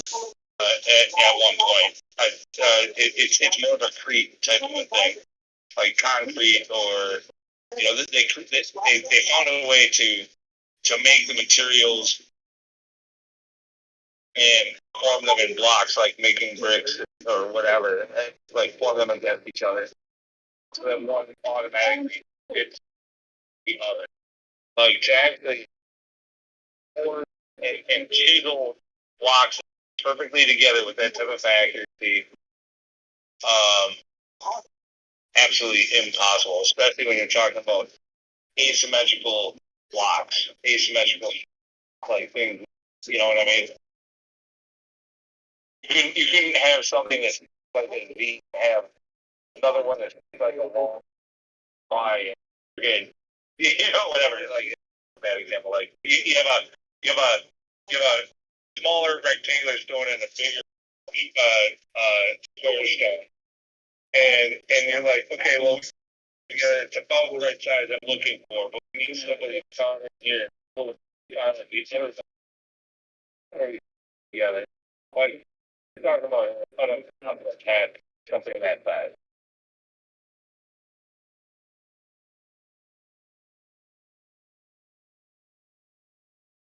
Uh, Especially when you get some of like South American like Mayan pyramids like that, like they are ridiculous, and they're so like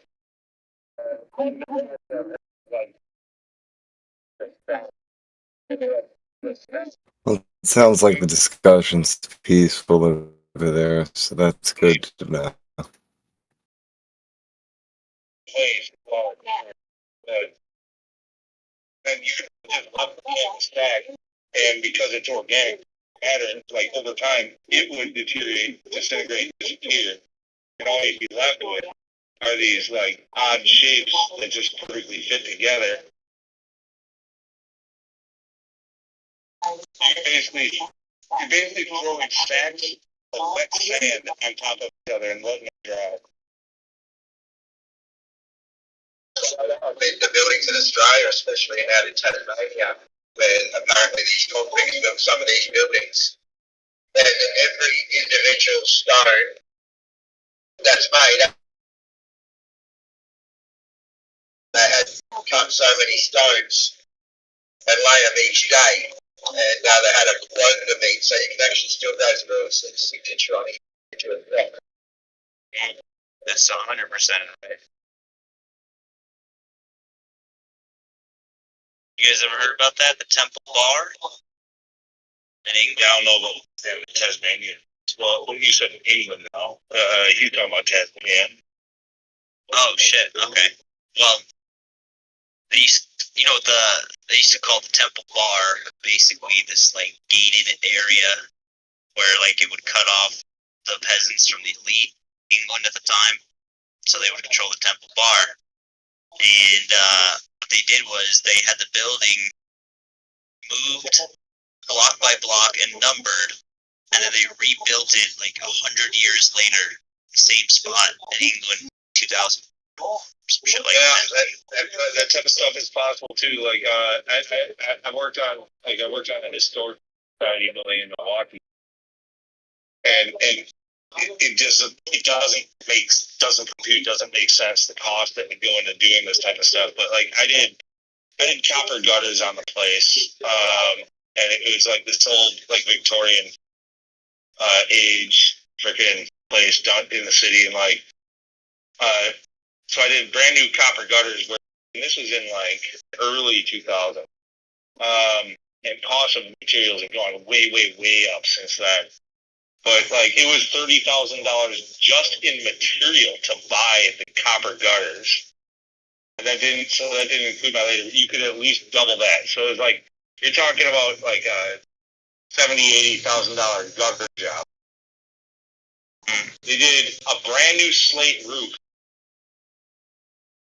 that cost $150,000 fucking dollars to do this.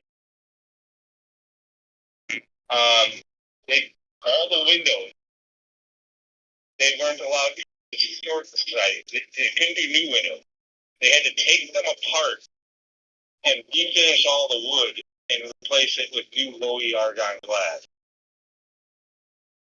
Reinstall them. The mosaic tile floors, they took every single 1 inch by 1 inch or smaller little chip in tile in a area, it's a stairwell. Mosaic tile floors stairwell. And they took pictures and categorized and labeled numbers. Every single one of them. Every single one of them without play them. Every time they heard one and wrote them.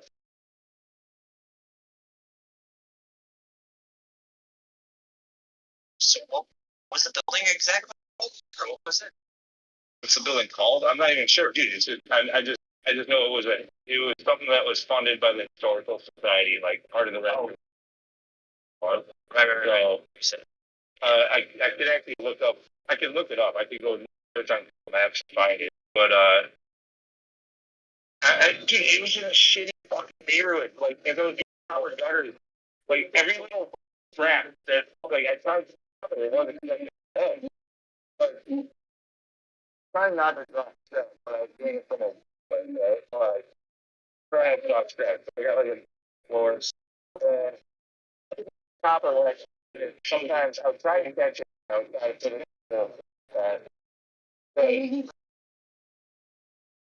every once in a while, guys of ours.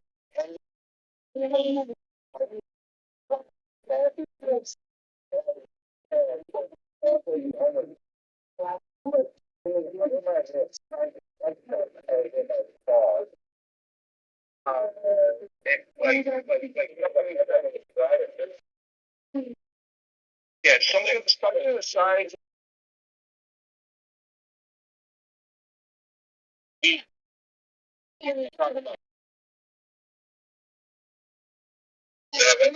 Housing estates, yeah. We used to have to security holding stage because the house did a lock-up stage. And then someone would come out there one night and go through every house and rip out all the plumbing, copper, all the electrical wiring, everything that was copper in that house. And you'd come back the next day and all these half-built houses were just stripped of every bit of copper they had in them. Yep. Yeah, they'll come through and they'll just start cutting shit, all the wiring and all the freaking plumbing. Like, that's terrible. Cool. Yeah, I mean, like, I kind of feel bad, but they were the honest. You know, they weren't the ones that were going to come through at night. They were just literally there trying to catch scraps falling from the sky. You know, like racing each other to one. When one fell, like, you know, three of them would race to it to try to find it. Nice.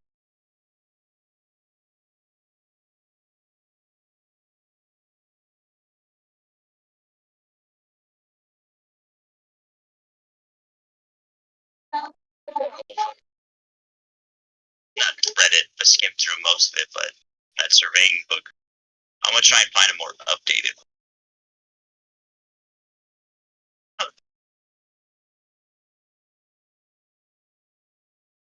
You think a more updated one really talks about it so good? We'll talk about what? Like the curves of Earth?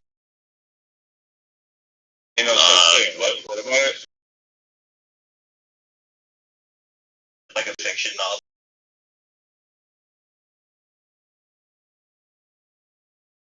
Not surveying, it's discussing it comes to Earth. I'm just wondering when you say I'm up to date one, if you're hoping just to talk about Donato. Would you say special?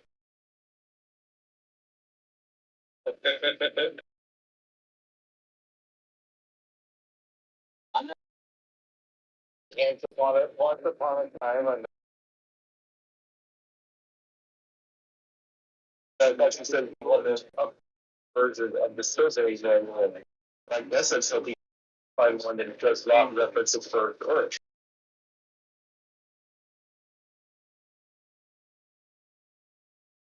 I don't know what the moment is, but I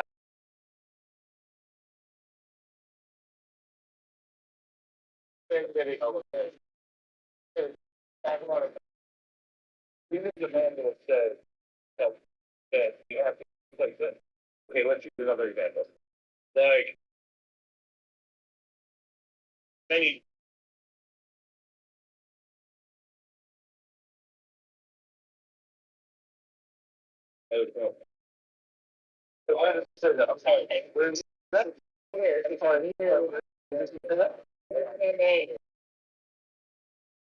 Manual, they say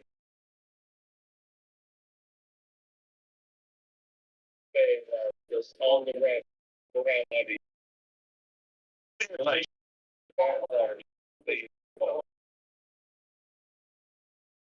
dog that show a clear aircraft, right, or type of whatever the fuck it may be. 81 military doc that say these models arrived or computated a flat, non-rotating, all these calculations. It works for ICBM, IOM, air track. Yeah, when they talk about linear flight.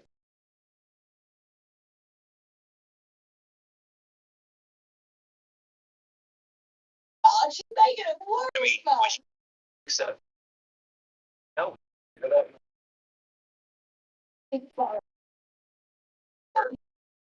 don't know what citation you're talking about. You said 81 citations so close to that.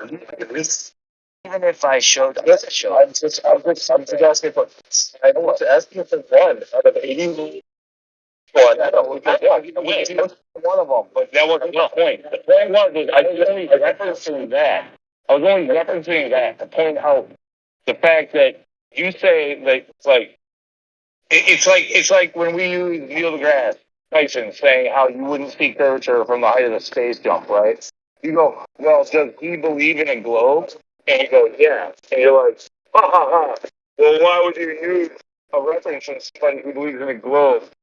Waiting for the globe, flat earthers. You know what's funny, Lou?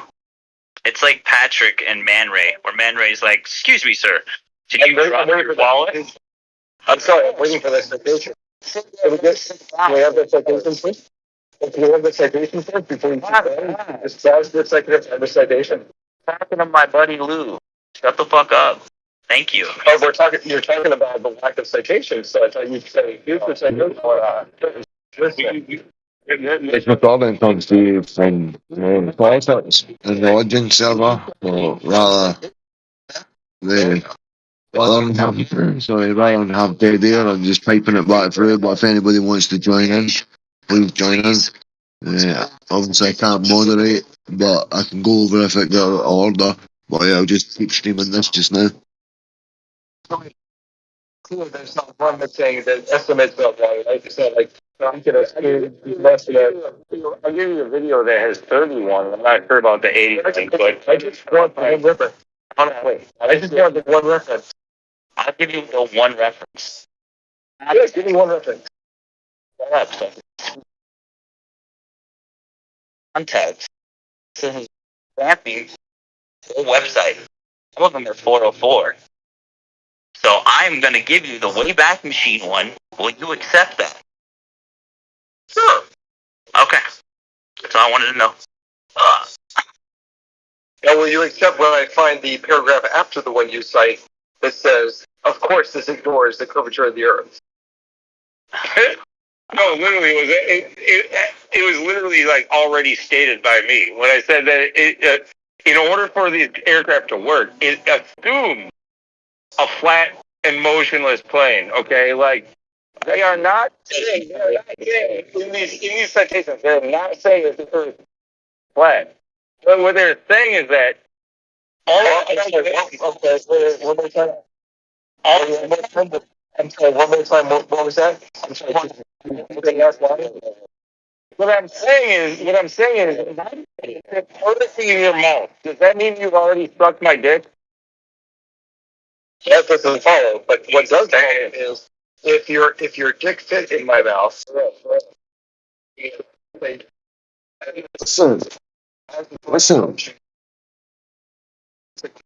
We say yes. You don't sit in my mouth. Oh, wait a second. We got fun here. Hey, hey, man. What up, bro?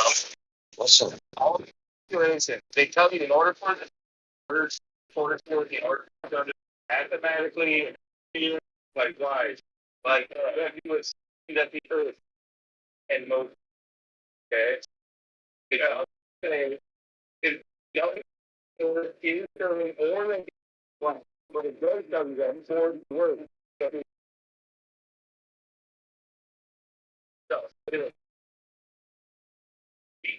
Stage 6 of the PDF. This report, this report documents derivation, definition of, and line over derivation.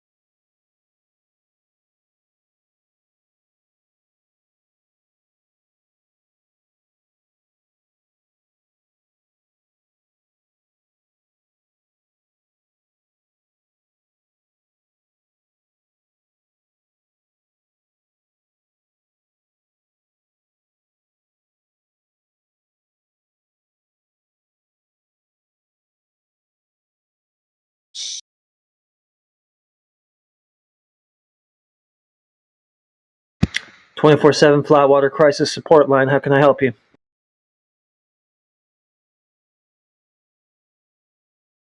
Oh, can you hear me? Yes. Are you a Christian?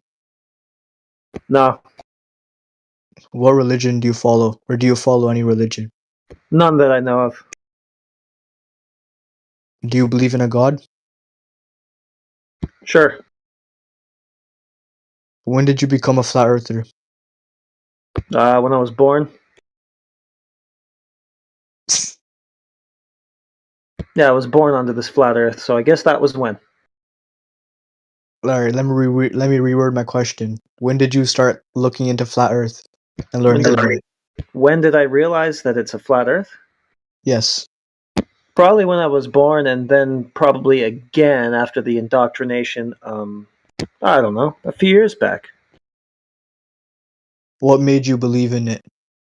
Believe in it. I mean, yeah, believe in it, I guess. Believe in observable reality?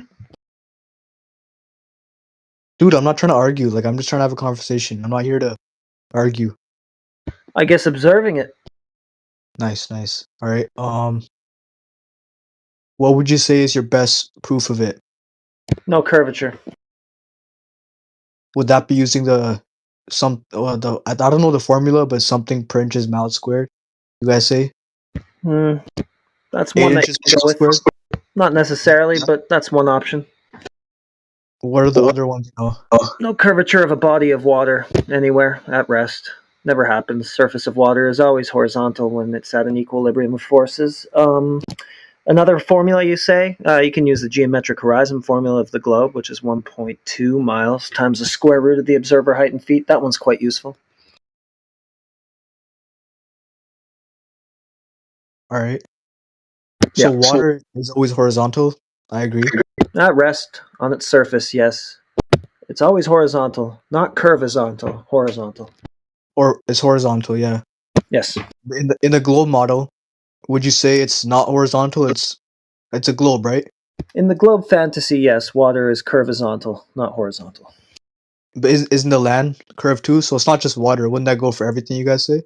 Well, the whole surface has to be curving, yeah. Yeah. Continuous surface curvature. You know, a ball, right? Yeah. Okay. But that doesn't happen in reality, so that's how we know we ain't living on a ball. I mean, technically, if you put water on a spoon, it curves, but I know that's electrostatics. But it kind of does happen. Like surface tension? Or? Yeah, like a water droplet, for example. Yeah, okay, surface tension. All right, fine. But that's not the same as a big body of water being convex. Of course, Wrapping that's around a ball. relativity. The other one's electromagnetism. Sure, yeah, that kind of stuff can happen, but I'm just saying that a big body of water doesn't have spherical, like, convexity to it. Do you think, like, you obviously know, like, general relativity is a lie, right? Like, that's what you think? Well, there's no experiment for it in the first place, so no need to accept it at all. What about electromagnetism? Would you say that's a lie? No. Strong nuclear force, weak nuclear force? I'm not much of a physicist. I don't talk about those things. Fair enough. I just stick to stuff I know. No use in being a bullshit artist. Yeah, no, I agree.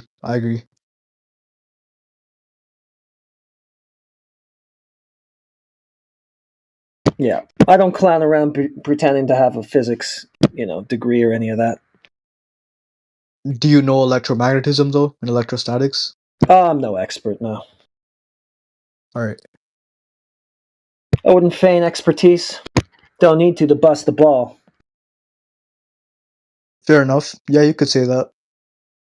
What would you say, like, are lights in the sky? Is that, like, stuff on the dome? Well, that's what I would say is what you just said, lights in the sky, and that's about as far as I go. So you wouldn't say that we know what they are? I mean, the science doesn't know what they are. Well, it's not a scientific question. There's really no cause and effect relationship that you can actually run through the scientific method there. I mean, we could use our eyes and see them, so we know it's something there. I'm just asking, what do you think it is? You already said it. Lights in the sky, that's as far as I go. There's nothing beyond that I could actually test and verify. I could speculate. Do you think we live in a dome? But so could you, and your speculation is as good as mine, so I'll leave you to yours. Alright, do you think we live under a dome, like a firmament? No, I think a container. I wouldn't necessarily say dome or firmament. I would say container.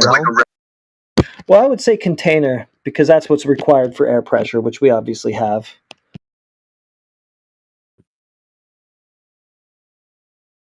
Alright. So I would just say container, and I wouldn't go further than that. The problem with dome is that that's a specific kind of shape claim, and that would require measurements, and I certainly don't have those. But what I do have is the observation of air pressure, 14.7 psi at sea level. That obviously exists. We're breathing. So considering that the antecedent for air pressure is container, there must be a container. That's a good thought. I mean, what is air pressure? It's literally the force that gas exerts on the walls of its container. So that in and of itself signals container. Can't argue with that. Yeah. Like, I literally can't. I mean, like, I have knowledge in that area. You got ball earth people out here telling you that you can have the force that gas exerts on the walls of its container with no container. Yeah. Alright, man. I just wanted to ask you these questions. I'm gonna head out now. Hope you enjoy the rest of your day. Yeah, thanks for popping by. See ya. Have a good one. That was nice. And that's how you do it, Heretic. That was so good. In those short answers, there's years of experience and what not to say. Just quick, straight to the point, straight shooting answers. You see right through like there's so many pitfalls that I would have made there, but that's like straight to the point. I thought it was pretty easy. Yeah, no, a pro to an expert like yourself. That was fantastic. I actually Seemed didn't. honest guy. I didn't really know if it was any good because it just seemed too easy.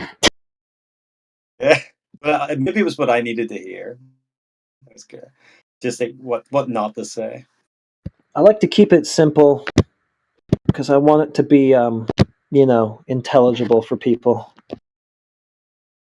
The more convoluted you get, the more you lose people. So just quick, concise, to the point, simple as possible.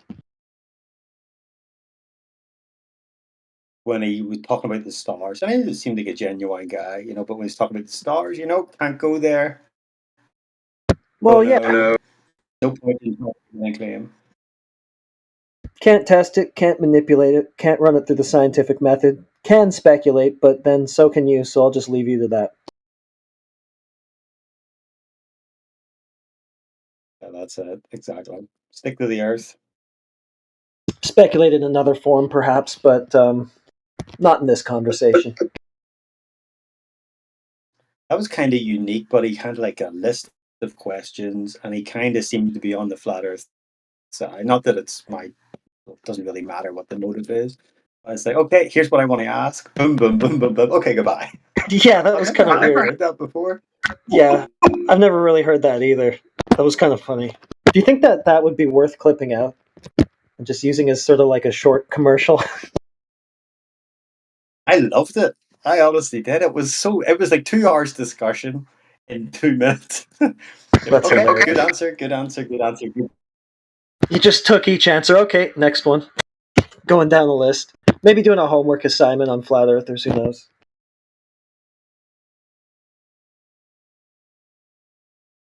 It kind of seemed like that, yeah. Okay, yeah, okay. Yeah. This is what they ask flat earthers. Okay, check. What do you think the stars are?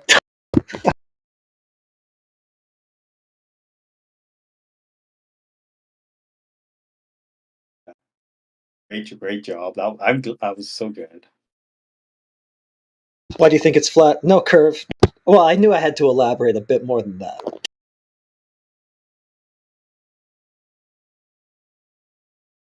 I would. clip, but I'd be curious to see what others, if others enjoyed it as much as I, I got a lot out of it. What not to say? There's so much to be learned there, and what not to say. Just keep it short, yes, but knowing what to say with those few words. Yeah, yeah, you can step into weeds pretty easily, and start to give them ammo and stuff. And sometimes they put you on the defensive, or they want to get you defending some sort of claim or whatever. Um, just stick to what's observable, axiomatic, and always true, and I think everything works out fine.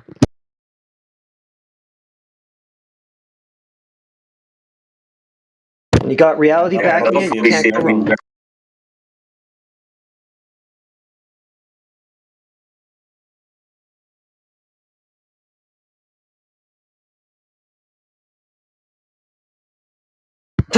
You see what he just wrote there? That's hilarious.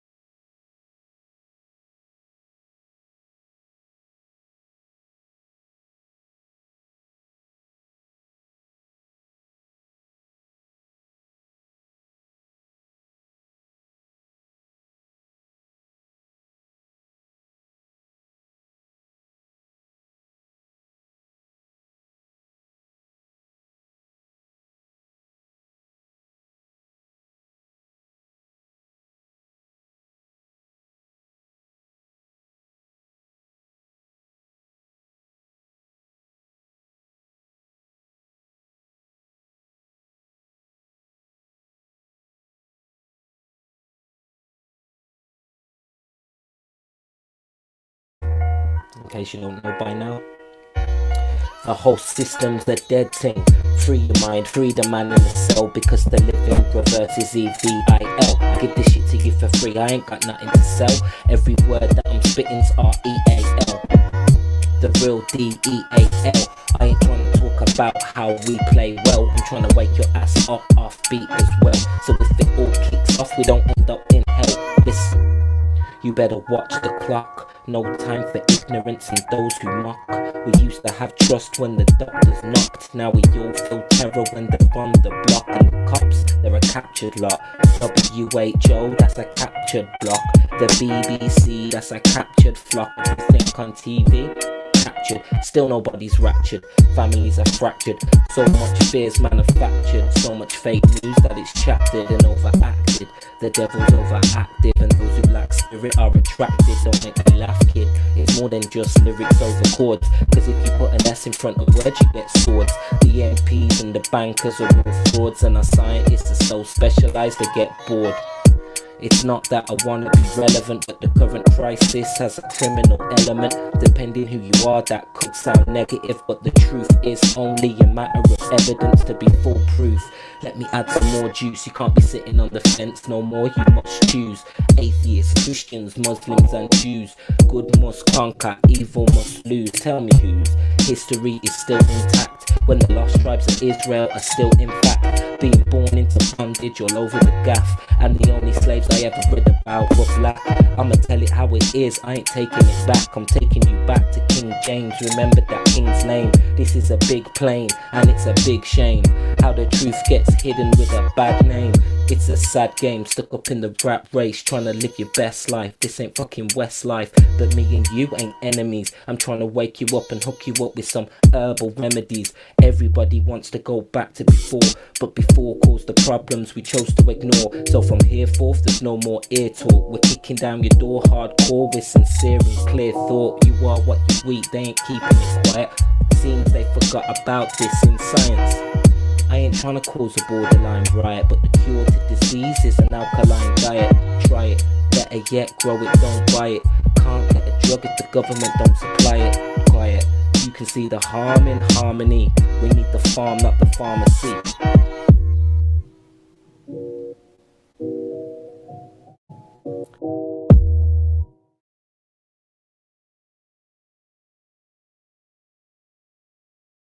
When it comes to where you are, where you're standing, what you're standing on, do you have any ideas around that? Like, what do you think? What do you perceive? What do you experience? I think it's quite spherical. What you're standing on is quite spherical. What leads you to believe that in your kind of everyday life, your experiences? Probably from what people who know more than this have told me. Well, no more than me have told me. Okay, so it's not anything that you as a thinking human being experience per se. It's just a story you've been told and you believe the story. Your everyday experience doesn't necessarily match that. Maybe it does, maybe it doesn't. I don't know. You could give me maybe an example of how your everyday experience would lead you to trust that story. Well, just I'm taking somebody who knows more than me and has spent more time on this subject than me, his advice, like I do with everything in life. Yeah, well, one of the things I do that earns me money is I'm an accountant, right? Mm-hmm. So you might trust me to be your accountant, but being an accountant, if I was not being a professional and not living up to the standards of the profession, I could probably figure out a way to swindle some money off you without you knowing, right? Yeah, probably, but I'd say it's quite different than making up scientific proof. Oh, so you're under the impression there's some scientific proof of what exactly? Because a shape claim isn't really science, that's more measurement, right? Well, I guess more everything kind of fits and works together, which is what a theory is, isn't it? System of belief. So when you say everything fits and works together, are you under the impression that there's some sort of scientific model or some working model of what may be portrayed to you as the Earth and the universe? Talking model, isn't that called the heliocentric model? Yeah, but we got to stop right there real quick before we continue. A scientific theory is not a systemized belief. A systemized belief is a religion. So if you're claiming that the globe is a system of beliefs, then you're basically saying it's a religion or a philosophy at best. Well, continue. Kind of, but the definition of theory is a system of ideas intended to explain something. Could religions be theories, right? Could we take any religion you want to pick, and could we say that religion is a theory as to God, a creator, a prophet, certain theological beliefs? Yeah, I guess that makes sense if it's a system of ideas. Yeah. Fair point. The problem is we're now all confused. Because you're starting by talking about science. And then you use the word theory, and then you give a definition that it doesn't have to do with science. A scientific theory is a specific thing, which is not the definition you gave or the explanation you gave. Isn't science like, I don't know how to explain it, it's like proof, isn't it? Do you get me? It's facts based on observation. No. What is science? Okay. Science in the way in which we're using science in this arena, right? When people say there's scientific evidence of the globe, okay? Scientifically validated evidence is about cause and effect relationships that are validated by experimentation. Okay, so a theory in a scientific theory comes after an observation of the natural world, a phenomena that occurs within it, a hypothesis about if this occurs, then maybe it causes that phenomena, the effect. You then have a rigorous, experimental phase of validation that will either validate your hypothesis or nullify your hypothesis. Once all that is complete, then you can start having a scientific theory. So that being said, since you use the word science, where is any of that for the idea that the Earth is a globe? Okay, so first of all, I apologize for saying science is. I mean, sorry, as far as a religion is a theory, I'd say it's more of a hypothesis, then, isn't it? No. Because if it's so with that, why is I'm a bit confused with that? Because like, wouldn't it be a hypothesis because it's what you think is happen, like what you think, but you haven't observed it yet. It hasn't been tested. Not in a scientific sense. Same thing you're talking about. It's just an idea. Yeah, exactly. Hypothesis. Right, but you see, a hypothesis in regards to science is a specific thing. Just because it's the same word doesn't mean it's the same thing. You know, in general common language, yes. So in general common language, a hypothesis is just the underlying belief, right? Of why you hold a proposition to be true. That is not what a hypothesis is in the scientific method. What is a hypothesis? It's a specific if-then statement that's validatable. For example, if 180 degrees Fahrenheit applied to water, then water boils at sea level, right? And then you can validate that by demonstrating it. So, for example, let me give you an example of something that doesn't apply. Okay, there is a blue knife on my table, right? Not a scientific proposition. It simply is the case that there's a blue knife on my table. Yeah, because you observed it. Yes, directly. The object in question is directly observed. There's no causal relationships required, right? Now, I want you to ask me questions about my knife. Okay. So ask me knife. questions about it. What questions do you want about your knife? Is it sharp? You think of the questions. You think of the questions that you would need to ask to divine what it is, because it is a knife of a certain type. So start asking questions like maybe the size of it. Okay, how big is the knife? 7 inches long.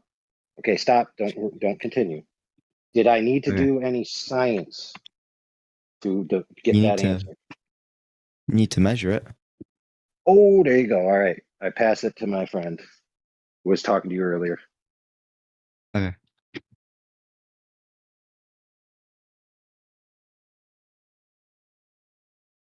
Is that my cue? I think You so. can take it, Napalm. Sure. So, yeah, the measurement isn't science, right?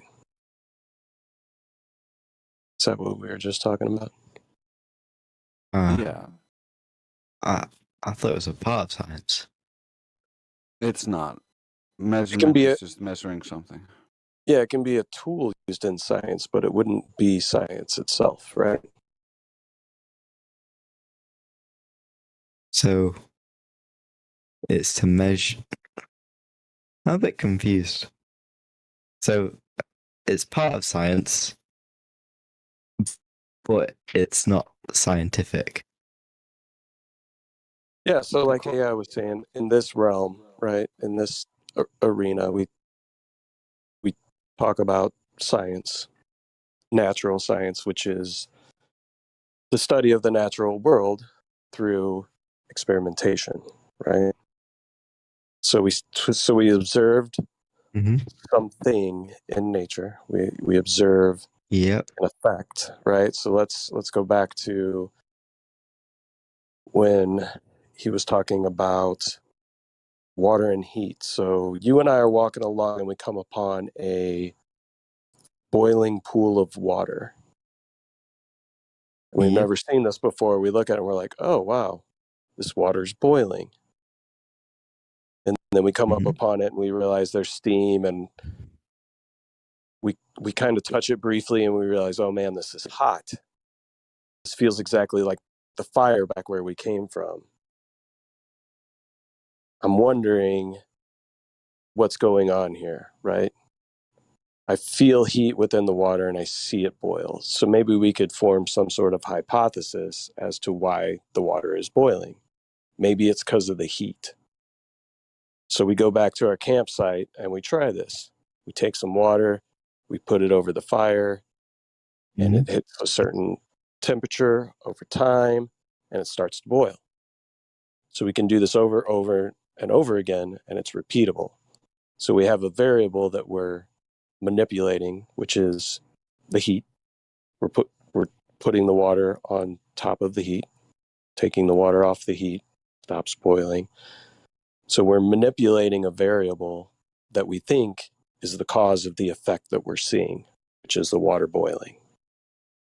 So then we come to the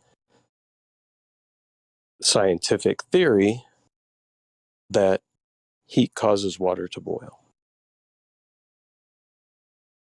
And we've demonstrated this through experimentation, right? So the key to all of this. Now, if we saw from a distance, really far off in the distance, a pool of water that seemed to be boiling, but we had no interaction with that pool of water, and we just started coming up with ideas as to what may cause that water to boil. If we don't touch that water, or we don't look at that water, or we don't try to take water ourselves and figure out what can cause this boiling, do any of our stories that we may come up with as to what is causing the water to boil, do you think any of those would be relevant? It would be a hypothesis. So let's say you have a hypothesis. So we're viewing this water that's boiling in a distance. We've never seen anything like this take place before. We're familiar with regular water. We've got some around us. What is your hypothesis as to why that water we see in the distance is boiling? Because it's warm. Let's come up with another hypothesis as to why water is boiling. We have no idea. We've never seen this take place. We would have no inkling or indication as to what may be the cause. Throw out an idea. I have absolutely no idea why water would be boiling. Well, we could maybe we could say that we think that there's some sort of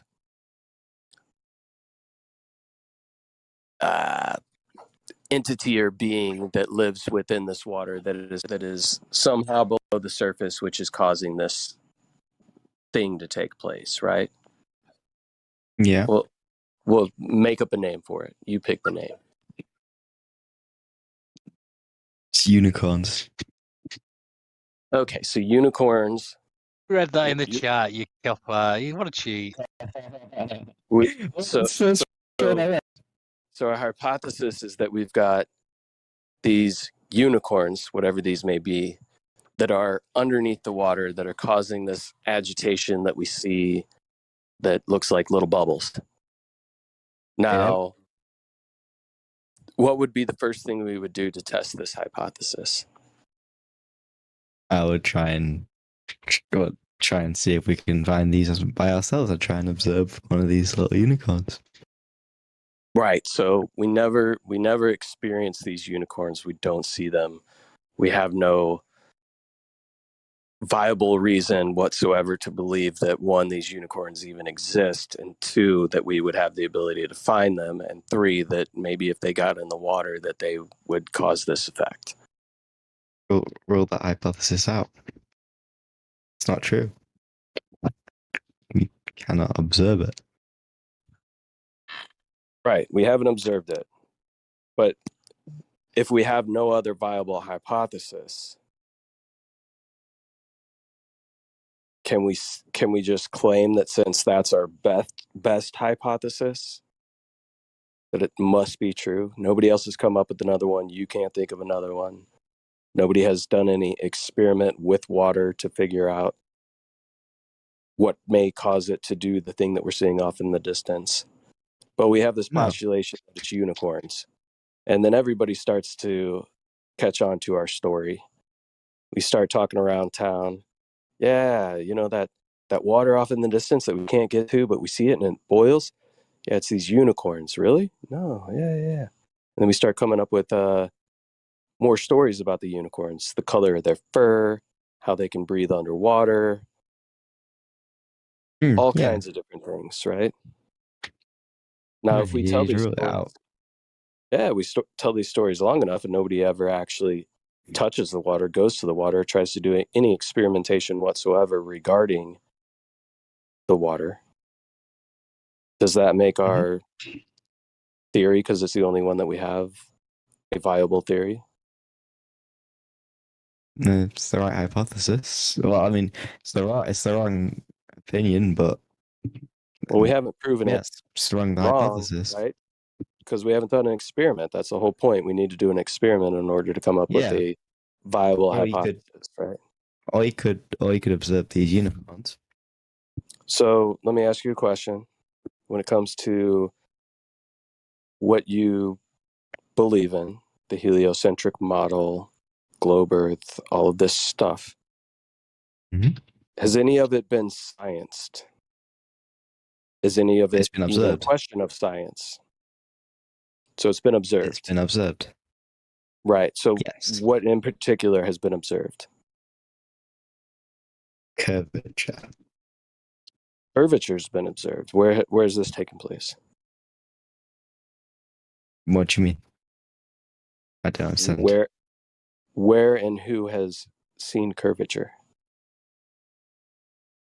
Every person that's, I can't remember the exact place.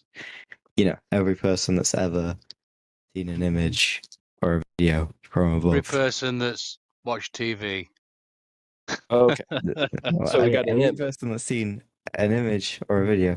Well, if you photograph one of these unicorns, you would have proven the unicorns there, and you know. Right. So you've you're observed under it. the impression. So you're under the impression that we have a photograph of Earth from space. Seems quite likely to me. Seems quite likely, but the funny thing is, it's 2022, and we still don't have one. Why is that? I'm back. Did you hear me? It's 2022, and we still don't have a photograph of the Earth from space. Why is that? I don't believe you. Where it?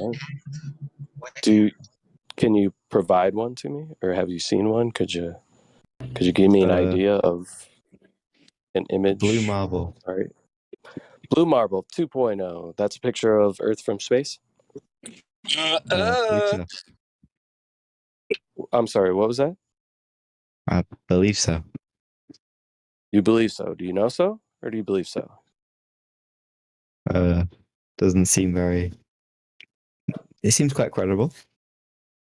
Seems quite credible. Okay. Well, what if I told you if you go to the NASA website, you can find a data visualizer named Robert Simmons, who has also been interviewed on a radio show talking about how he created the blue marble image. So what he did is he took strips of high altitude pictures and took that flat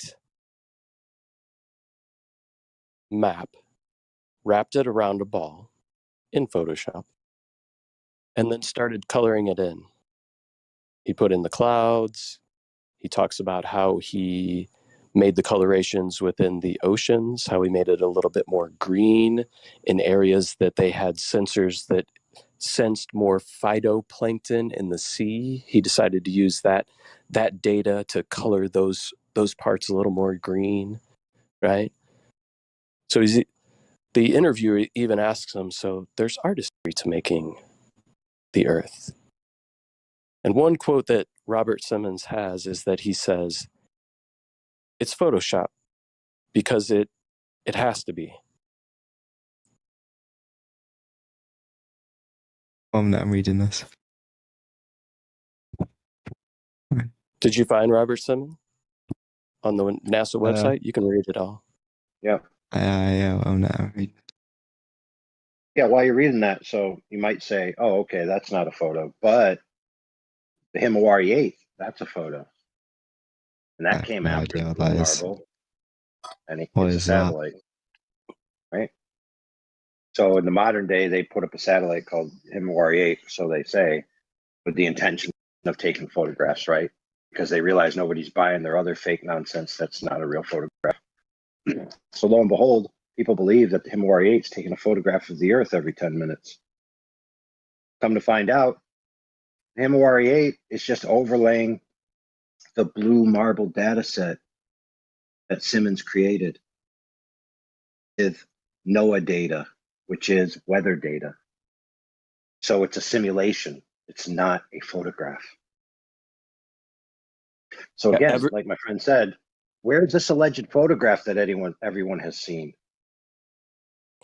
It says here that in 1972, during Apollo 17, that was the last time someone took a photograph from above low Earth orbit. 1972. That's the only alleged photograph. From what this is saying, since from Yep. whenever this So- was interview was up, 2004. So it's 2022, and the only photograph that's ever been taken of the Earth from space is from 1972. Do you believe that? From low Earth orbit, according so it shows the It's- entire hemisphere. It's from they were going to the moon, they claim, and that's when they claim to have taken the picture. But NASA admits today that they cannot cross through the Van Allen radiation belt. They would kill anyone who would try. So they cannot send people beyond low Earth orbit or to the moon. What? So apparently, So that's why they couldn't have taken someone's- that picture. And even if you watch the documentary, a funny thing happened on the way to the moon. The tapes from when they were faking that actually showed more and were leaked and found and were shown in that documentary. So you can see exactly how they faked that picture as well. Right. So what we're telling you here, my friend, is that the only photograph that everybody's seen is scandalous at best, unvalidatable at worst. So again, where's this supposed photograph that everyone has seen? according to what you said, there isn't one. Oh, there you go. That's the answer. Well, I find it hard to believe, which I'm sure is quite normal. Wait, So you think it's rational to believe that the only legitimate photograph happened at the beginning of space exploration, and since then, not one has been duplicated by an advanced system. You think that's easier to believe than just to believe that they can't take a picture because they can't get far enough away to take a picture? Just like our other friend just told you, they admit that they're planning missions to go past low Earth orbit, past the Van Allen belts. It makes it sound like, wait a minute, didn't you already go past the Van Allen belts? I mean, if you're a wise person, my friend, and you think self-reflectively, all that sounds pretty scandalous, don't you think? well, I don't think we've really have people really been past low Earth orbit since the end of Apollo. No, not really. No, they never Because- went past it. They never went past it, my friend. That's the Yes, point. yes. Allegedly, What he's trying according to to what he's NASA. trying to say what he's trying to say is in the Orion project, that's NASA, they admit themselves, just like he said, that until they fix this problem of going past the Van Allen belts, they cannot go past low Earth orbit. We're using the globe experts, NASA. They're telling you the truth. They can't go past. That means they never went in 1969 to 72 ever. They never went. What? So they said that it went, but then they said, for some reason, I don't think they'd do that. Yeah, they said they went a long time ago, and then they realized, oh, the radiation would actually be completely lethal and can kill anyone who actually tries. So that's why anyone now cannot go. And for the last few decades, no one has been allowed to go because it's deadly. You can't go. It'll kill you. We don't have any shielding that'll protect us, so we can't go. That's their excuse right now. All right, fair. However, the pace is getting too frenetic. Okay? People are interrupting each other, and that's causing people to create a fog of war in their mind that they have to talk faster, and it's just going to escalate. So I'll take a moment and breathe, and then continue.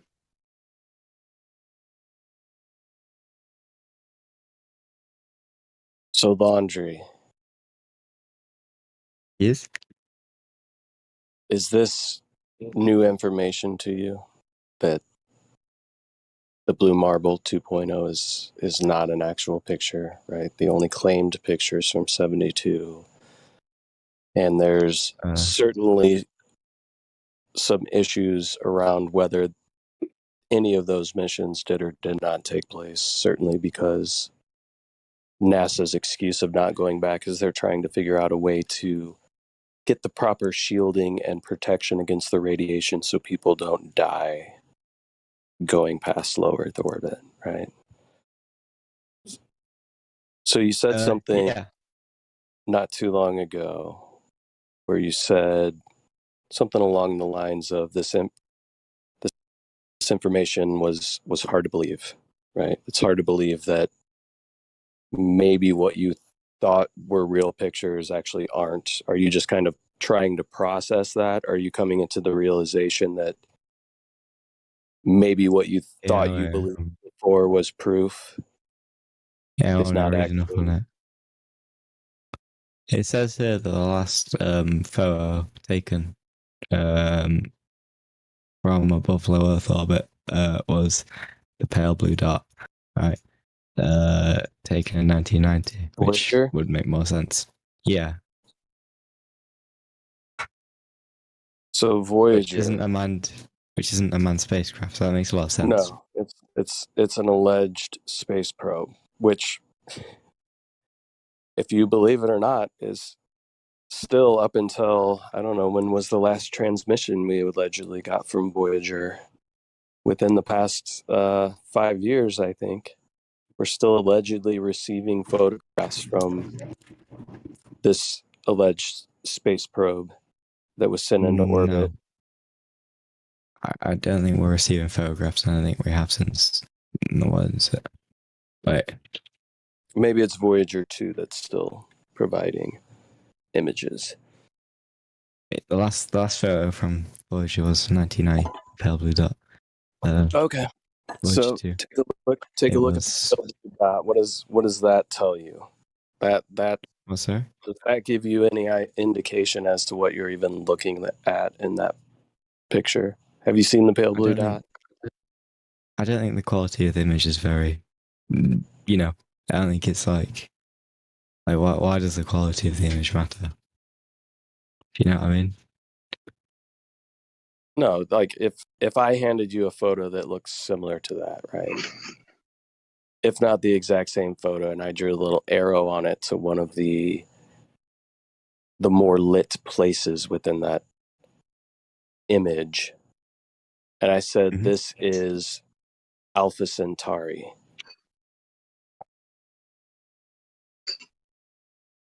Would you just automatically believe that? If I drew the same arrow to the same pale blue dot and I said, this is Alpha Centauri, how would you know or verify, or what would give you any indication, even looking at that photograph, that that's Earth? Well, I wouldn't see a reason for you to say that it's Alpha Centauri. And surely if you did, you would try and make it a bit more believable by maybe putting some sparkles or something around it. Yeah?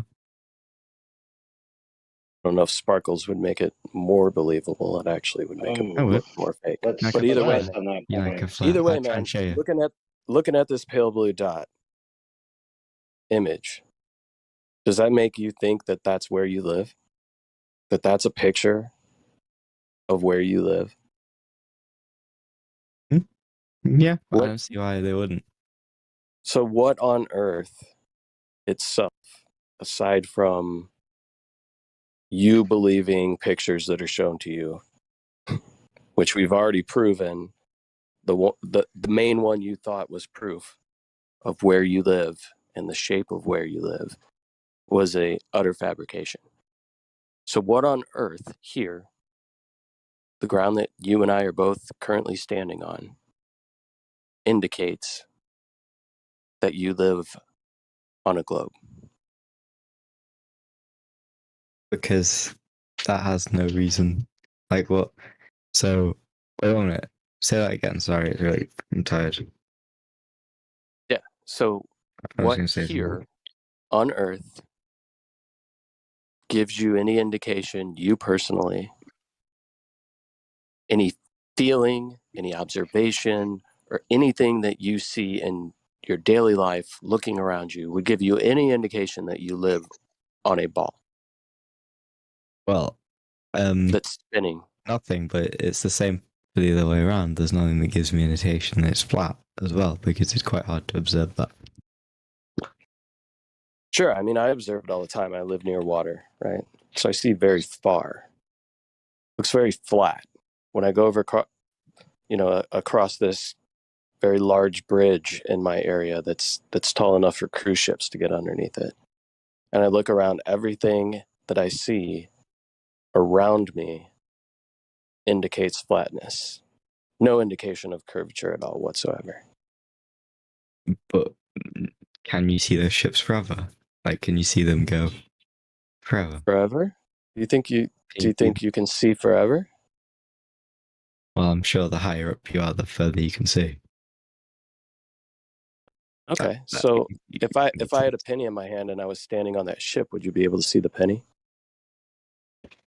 Ships are quite large, and you can How far away do see you them be able to? How far away do you think you'd be able to see a penny? Oh, I don't know, about. According to you, I forever, don't know. right? Forever. What? If I just went straight up in the air, would you be able to see a penny that I was holding in my hand as I continued to increase in elevation forever? If I had a telescope large that could magnify it a significant amount. Okay, so let's even say that the moon is as far away as they claim. Could you see a penny on the moon? If I had a significant enough telescope, probably. There's not a telescope good enough in the world to be able to see that.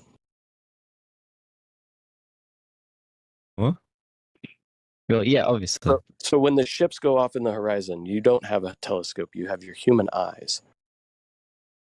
With your human eyes, would you be able to see a penny on the moon? Well, no. Right, because you can't see forever, it's different right? Perspective. You things understand that things shrink. Things get smaller with things shrink as Yeah, they get but- further away. There's a difference between a ship dipping under the horizon and something shrinking. Yeah, can you explain to me the difference? You can see the ship get lower, and if you go up, you see the ship again. If the penny was at the same distance, if the penny, that it doesn't matter how high in elevation you are, you'd still not be able to see the penny. So as the ship moves away on the sea, wouldn't you expect it to get lower because it's getting smaller as it moves further away? Or would why wouldn't that be your expectation? What? Sorry. Why wouldn't The that ship be is your getting smaller, expectation? but not a significant enough distance. It's not a significant enough distance for it to be any. I don't get what you're asking here. Sorry, it's quite late. Well, you say fair point. these ships go over the horizon, right? Yes. Yes. So ships get further away, they get smaller and harder to see. But there's also a ton of different things that take place in the atmosphere. Yeah, so I have a question.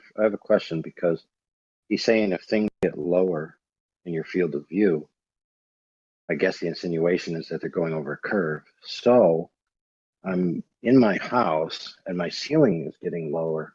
Is it going over a curve? What do you mean?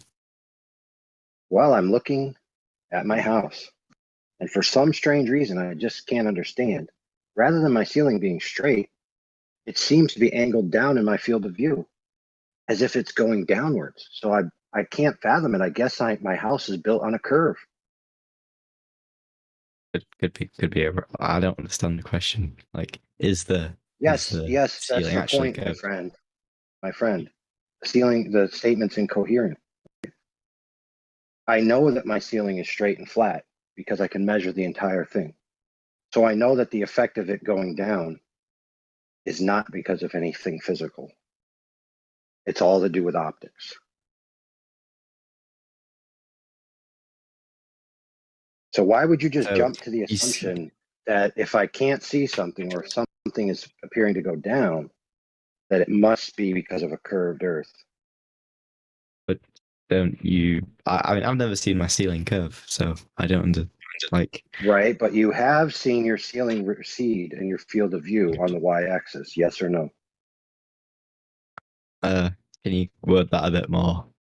Let me give you a I'm visual not here that smart. Yeah, visual yeah, aid. let me give you a visual you might comprehend. So let's say have you ever been to a hotel? Mhm. Yeah. Okay. So imagine a hotel with a very long hallway, right? We know it's flat, straight, because they don't build buildings that aren't straight, right? So we're looking down this long hallway and there's lights on the ceiling. Yep. When you look down that hallway, does the floor appear to ramp up towards your eye level, and does the ceiling appear to ramp downwards towards your eye level as it gets further away? Yeah, to a point. Yeah.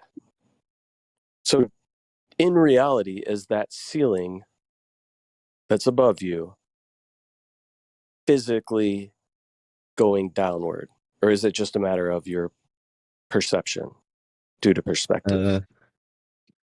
No, but I don't think that's a large enough scale to see. Like the hallway would have to be quite long, wouldn't it? Wouldn't even have to be that long. I mean, that's what you to be see. able to see it. Well, yeah, yes, because have you ever been in a hallway where you don't see the ceiling appear to come towards your center view and the floor appear to go up towards your center view? That's how you view everything. Always. It's perspective. Well, I don't think there'd be the hallway long enough to show it not. You know what I mean? Like, unless the hallway is like, so if you had a hallway that was from where you are standing to the ship, that could be really far. I don't know how far ships are bend across the horizon. I'm not sure about that. Dude, if you had a hallway, so let's talk about that. If you had a hallway, if you look at the live stream voice text, you'll see an image of a hallway. It's running as a GIF, and you'll see the effect in question. Okay, so if you had a hallway, the length all the way out to a ship where a ship starts to disappear, which is roughly 3 miles, 3 to 4 for a 6-foot tall observer if he was on the shoreline. If you were looking down that hallway, right, after a short while, the rest of the hallway would be unresolvable. And all you just see is everything converging to a point, and you'd be impossible to see the rest of the hallway. I agree with that. But right. So if you then remove the hallway, does the same angles of light not apply anymore? The ship isn't the same as a hallway because why not? The ship is a point, if you know what I mean. Right. So remember what I just said. You know what I mean. Remember what I just said. The angles of propagation within the hallway, and the angles that they enter your eye or the optic, right, are at too small of an angle to be resolvable on the hallway, which is approximately the same height as a person, right? And all of the information from the end of the hallway recedes into a point. So if you then remove the hallway, would not the same thing be happening to the portion of the ship that occupies the same space as the hallway, being approximately 7 to 8 feet tall, standard hallway? So at isn't a ship bigger? 3 miles. I'm talking about the portion that represents the same scale as the hallway, like I just said. 6 to 8 feet. But how am I supposed to see that point from a ship that's far away? I wouldn't be able to see that. You got it. So what you would see by what you just admitted is you wouldn't see the portion of the ship that represents the same scale as the hallway, but you would see the portion of the ship that is much bigger, being the top. So by your own admission, you generally conceded that the bottom of the ship would disappear due to the laws of perspective alone. The point of the ship that faces, you know what I mean? Like the point of the ship that is level with me. Right, that part's going to disappear. Obviously, the whole length of the ship isn't the size as Yeah, no, but the think, whole Right. thing. think So about this. Think stop about this. there The for a second. ground. Hold on. Stop there. Stop there real quick. Because he's saying something that most clippers don't get, and that it's worth noting. Okay, the whole ship represents a certain angular size, but each portion of the ship represents a different angular size. And the smaller portion at the bottom of the ship subtends a different angle than the whole ship. And due to the law of triangles, that angle is going to be smaller. And since we see in angles, once the angle gets too small, we won't be able to resolve the bottom of the ship while still being able to resolve the top. Thank you for being one of the first people to get that without having to go for 2 hours. All right, I yield the floor. Yeah, that was a really good point. Just think about it for a minute. If the floor all the way up to the vanishing point, and at the vanishing point, that's where you can't discern the floor anymore. Of course, his feet or the bottom of the ship at that point cannot also be discerned when it's connected to that point on the floor. Do you get that? Oh, wait, so you're trying to say that it's like a plane? Like, I don't know if like, so every part, so, right, so every part is the, sorry, I'm a bit, like, I understand what you mean, but every part of the ship. Sorry about this. Can you just Yeah, so think of it this way. If you had a smaller ship, like a dinghy, just a little boat, that was tied to the side of that ship as it goes away so that you can see it. And you see this little ship. Now, if you removed the big ship, you understand that that smaller ship is going to visually disappear at a shorter distance than that large ship because it's a smaller object, right? Got less height. Yes, less height. So you would expect the little dinghy to disappear before the large ship, solely just based off of its height, right? Because you understand perspective works. The angle is going to be too small for you to resolve that small ship first. Now imagine tying that dinghy to the large ship and sending it out. It would stand to reason that that small ship is still going to be unresolvable at the same distance, regardless of whether it's tied to the ship or not tied to the ship, right? Agreed. So as that little dinghy disappears because we can no longer see it due to angular resolution limits of our eye, it's tied to the ship. Wouldn't it stand to reason that the whole entire portion of the ship that is that height would also be unresolvable? Yes, because in my opinion, it's kind of under the horizon, but I understand what you said. Okay, perfect. So your claim would then be that the only reason that things disappear from view is because they're being physically obstructed by Earth curve. Would you agree with that? Yes, on long enough distances. Okay, perfect. So now I do this on the regular. I go to my little lake, 333 meters across from the observation point to the observation, which is a yellow floaty boaty on the other side. Okay. Now you put that into the mass of the alleged curvature of the Earth, and you will find that the heights that I observed at, there is no way that the Earth curve, if it existed at all, could be precluding that boat in totality. Okay, so this means that it's not geometrically possible for the curve of the Earth to obstruct that boat. Yet, okay, 9 out of 10 times I go, pretty much consistently, the entire yellow boat disappears. So, my friend, what is causing that to happen? Alright, so it's 333 meters, right? How big is the boat? About How half a tall meter, is the one and boat? a half feet. About 1.5 feet tall. Okay, well, let me do some maths.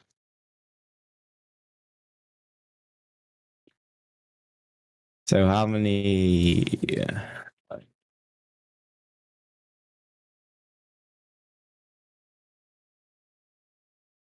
Sorry about this.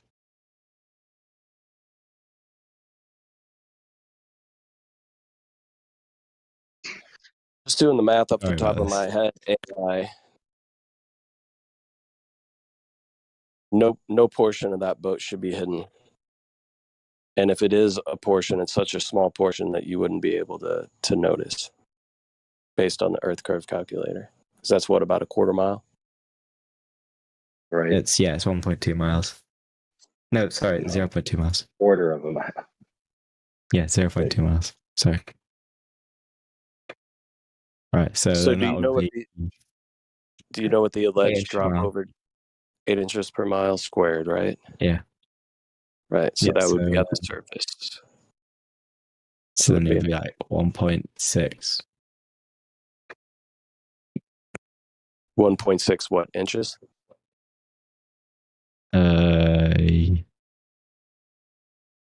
Would be probably, the yeah. alleged hidden height due to the curvature of the Earth, allegedly. Mhm.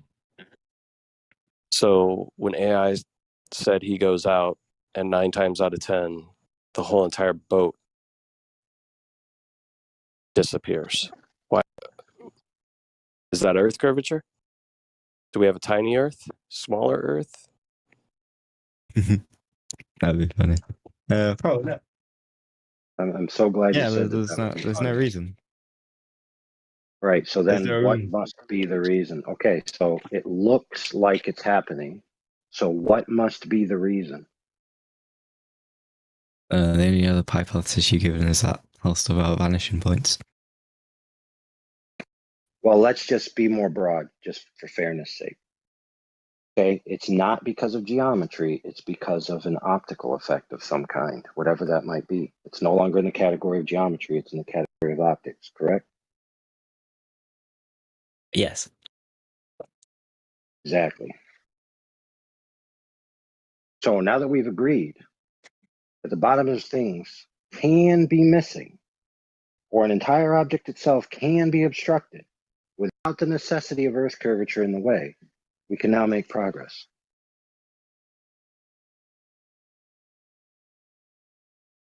Oh, sorry, I'm sorry, it's really late here. Now, I'm I sorry, want you to realize that that's a necessary concession that you made because it's obvious, because it's observable, that it is not true, that the only way for things to disappear from the bottom is because of Earth curvature. So that's a false statement. You've proven that to me. Yeah, I just did, and you conceded. So if you retract now, it just means, right, you're fair, exactly. Now, you might argue that those effects are this or those effects are that, but we know for certain that it falls in the category of optical effects. So now, since we can't do this for real right now, we're going to do this in our minds, right? Okay. And mental experiment, okay? So, well, first let's preface this. Do you know that the optical device, whether it be biological or synthetic, has a limit to it, known as the angular resolution limit? Everything that has an angular field of view has this limit. It's just that simple. It's a hard physical limit, known as the Rayleigh criterion. Heard of it. Yep, it's known as the Rayleigh criterion. So for the human eye, it's approximately 0.02 degrees. Okay, what that means is that any light from the source that enters below that limit will be interfered with by any other light that enters within that angle. And therefore there will be no resolvable information, and it can at best be only rendered as essentially, for lack of a better term, 1 pixel value. Isn't So you imagine resolution? Yeah. 1 pixel value, meaning 1 element, right? 1 element of the total picture that you're seeing. But so in that area everything have different In that angular resolution? area. Sorry. No. This is angular resolution, not pixel density.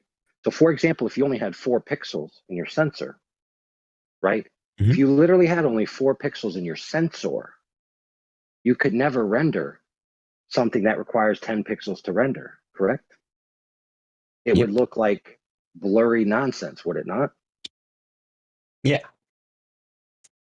Exactly. So now you fully understand the principle. So if you imagine a man standing on a line looking out, right? And these radials, right, of angles emanating from his eyeball, you can imagine the 0.02 degree triangle coming out from his eye and going out along the horizontal line in front of him until it intersects the horizontal line. And so you have a triangle, right? And I want you in your mind to color that triangle red. Now, everything that enters that triangle must, of a necessity, render as one color value in the final image, which we've already agreed.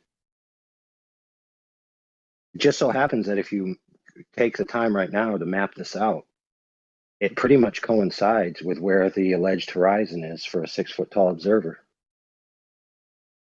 The triangle hits the horizontal line approximately at the same distance. Very coincidental, don't you think? So principally, we know this to be true. So, for example, let's say that you're standing over water, and then you have a brick, but it's not a solid brick, it's a floaty brick. And let's just make it red, because red is very bright, easy to tell apart from blue. So if you take said brick, and we've already established that this water is horizontal, okay, it's not curving in any way, it's perfectly horizontal. That's the premise.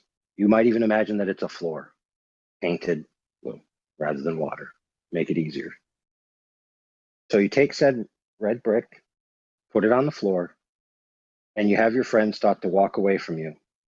Now, as he keeps walking away from you, something interesting is going to happen. Eventually, you will not be able to see the color red anymore, because the red and the blue simultaneously will occupy less than 0.02 degrees. And as they approach that towards 0 degrees, the blue and the red will meld together into purple. And then it will meld together to where you only see the air and the blue floor. And you can't even tell the purple anymore. Now, that makes sense. Let's just say, for example, that you call your friend and say, okay, I can't really see the red thing anymore. So you can stop pulling. And your friend goes, okay. And he stops pulling. Now what your friend does is he calls his other friend who brings over a truck full of red bricks.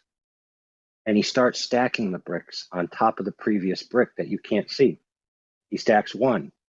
You start to see a very faint purple. He stacks 2. The purple intensifies. He stacks 3. You start to scratch your head and say, I'm starting to see red. He stacks 4. Now you see some more red. He stacks 5, 6, 7, 8, 9, 10. And now you see a line of red. But when your eyes trace down this line, as they get closer and closer to the floor, eventually you cannot see the bottom of the stack. It has become unresolvable. It has disappeared. Rest assured it is there, and it is the bottom portion of the stack. But the stack in total has disappeared from the bottom, has it not? I like that. I do like that, yeah. I Now, really do this like is a that. necessary, yeah, you're right. And this is a necessary consequence of the way our eyes work.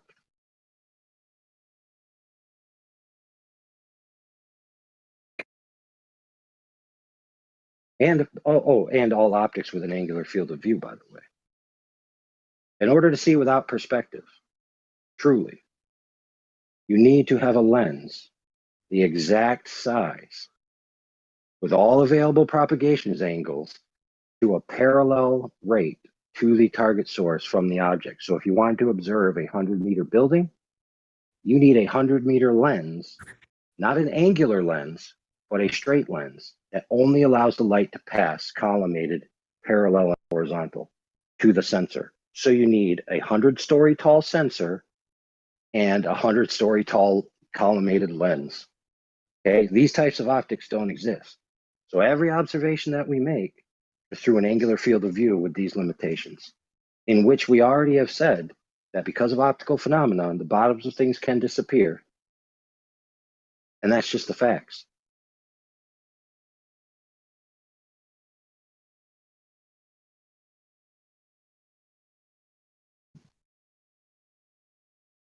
All right, so with that, I rest my case on that, unless you have any questions specifically. Why would you need a 100-meter lens to see a 100-meter thing? You need a 100-meter lens to see a 100-meter tall building without the effective perspective, and it needs to be a collimated lens where the sensor exists parallel to the light coming from the object. Like a mirror. So if you don't have such a lens and you use normal lenses like your eyes, you'd be standing on the ground, right? And the angles of propagation from the top of the building would be at a downward angle towards you, forcing all of the light from the propagation angles to enter at essentially inverse angles after they pass the lens. And that's what creates the effect of perspective. Is that you see Imagine like a mirror. This is right. What's that? Imagine like a mirror, right? Okay. And this mirror is the same height as something. Yeah, right? So it's like a mirror, if you know what I mean. It would work like a mirror. Yeah, well, the problem is that mirrors suffer from a perspective as well. If you stand in front of a mirror and start to walk away from it, does the image that appears to be you not shrink in size? Of course it does. Yeah, because that's your eyes. It's not the mirror.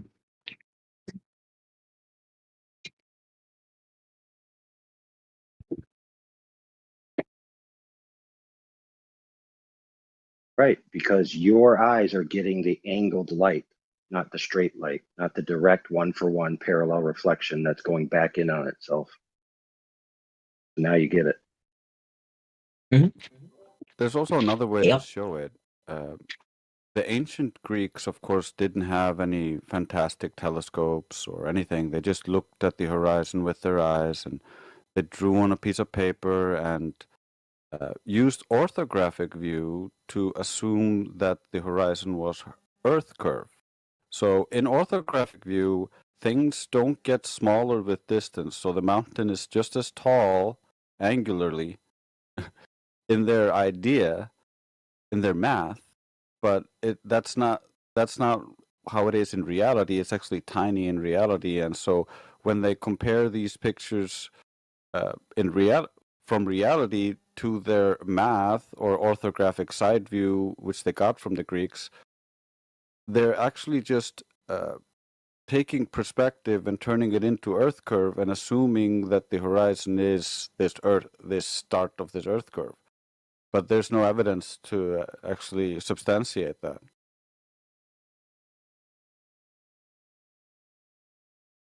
So with telescopes, you have a more resolute lens, not lens. You know what I mean? Yeah, with a bigger aperture, you can see further, like in the Black Swan images and other such things. That's why we use telescopes, to see further. And then if you use a very small aperture, like we did with the pond tests and other stuff, such things, we can see that the horizon appears much closer and things disappear over what should be a flat surface. According to the globe mechanics, these bodies of water should not have enough convexity to hide these objects, but it does happen on the smaller aperture cameras. But on the bigger cameras, you can actually see the boat still. So it is optical. There's no Earth curve here. What's Black Swan? I know what a Black Swan is, but what is Black Swan experiment? A Black Swan is not an experiment. It's a reference to the Karl Popper's falsification, and he has a story that goes with it.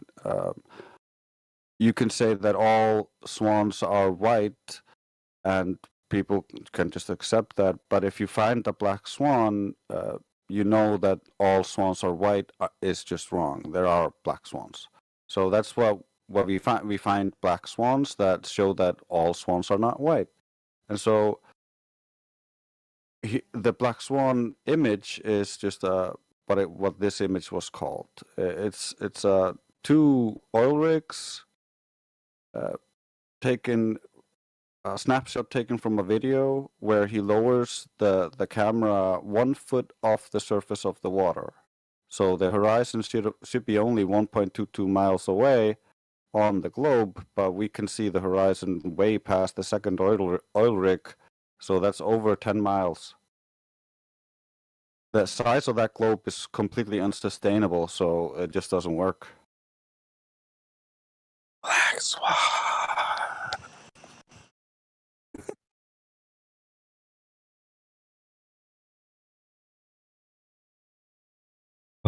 Excellently Yeah, so it's well like, said, Grace.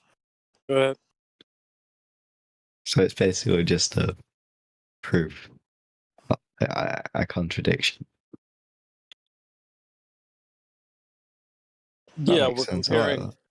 we're comparing the claimed globe geometry to reality, and it doesn't hold up. But you can go check That's it out. You agree. don't have to just believe anybody here. You really should go out and see if you can test some of this stuff on your own. If you have a body of water nearby that's like 5 miles, 10 miles big, maybe bigger, that's a good start. Next time you go on vacation to the beach or something, take an Earth curve calculator with you. See if you can do some long distance observations. This is the kind of stuff you don't want to just leave this Discord and be like, well, these guys on Discord told me it was flat. Like, you want to go out and check for yourself. So, there's plenty of resources for you to be able to go out and do that. And if you need help, we're here. Okay, so let's establish where we've come from so far. We've conceded that the concept that the Earth curve is the only reason why things disappear from the bottom up is false. Right? Now we've been presented with the black swan, which is a premise, right? In a sense. That premise is that if you can disprove a certain proposition by providing one counterexample, that negates the proposition and the proposition isn't true. So the proposition in the idea that we already agreed to isn't true is that the horizon is a hump of Earth curvature between point A and B that's blocking the bottoms of things. Now, we've already agreed together that that's not the case. Now, let's talk about the black swan.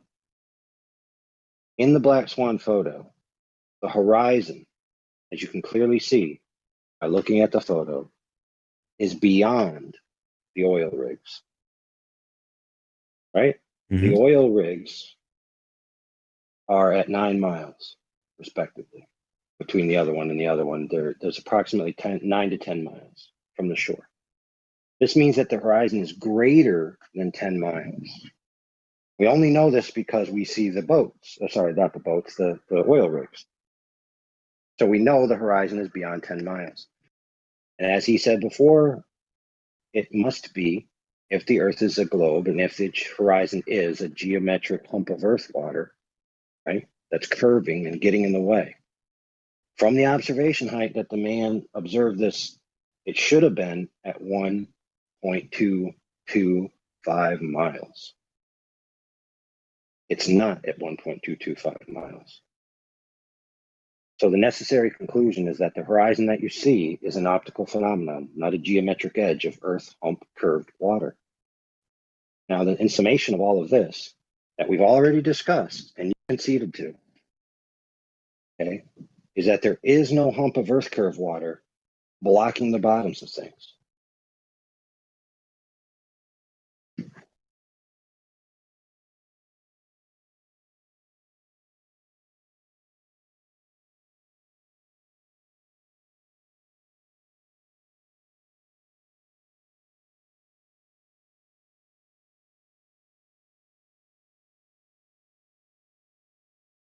Now you might say, okay, that's compelling.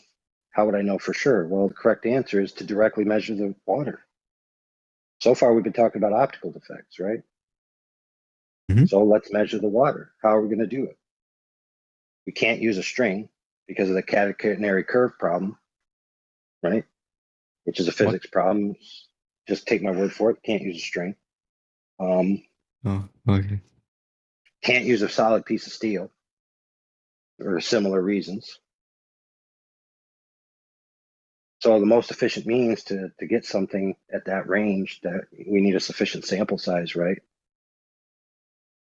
So what's a sufficient sample size? Let's say 25 miles. That sounds pretty good, don't you think? 25 miles, you'd see, doing the maths. 25 times 8, 200 inches, which is what? I don't know what that is in feet. 25 miles, it would not be 200 inches.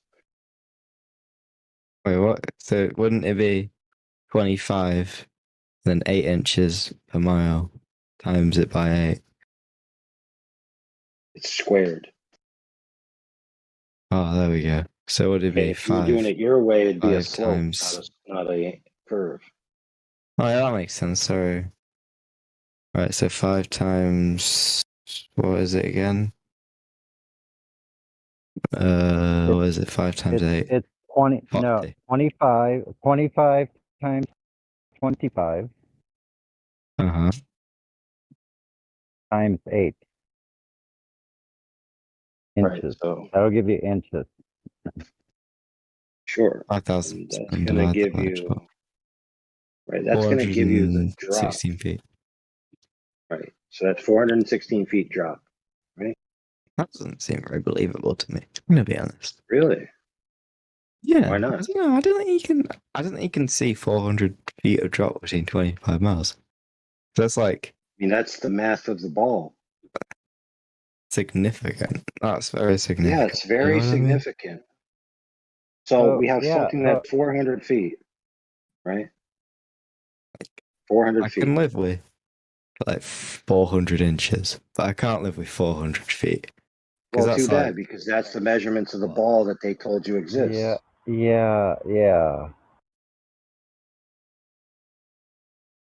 so I'm going to walk you through it. So this is how it goes. You got 400 feet. It's actually worse than that, but we'll just use 400 for sake of argument. It's easy to divide. So what they did is they went, set up what's known as a laser transit measurement.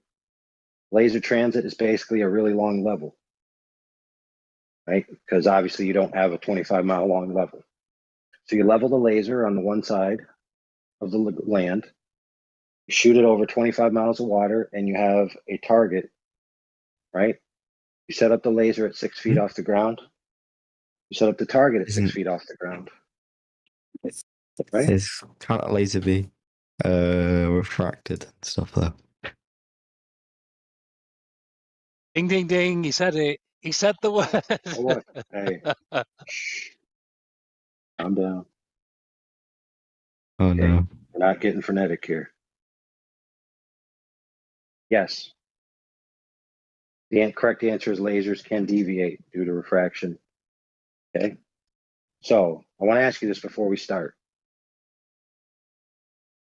You already have heard this is a 400-foot differential, right, between the drop. Mm-hmm. Now, yeah, we're going to measure this. We're going to measure this to see if that drop is there by setting up a laser transit level. Now, I'm going to continue with how this works, okay? So we'll set a baseline for how this thing's supposed to function.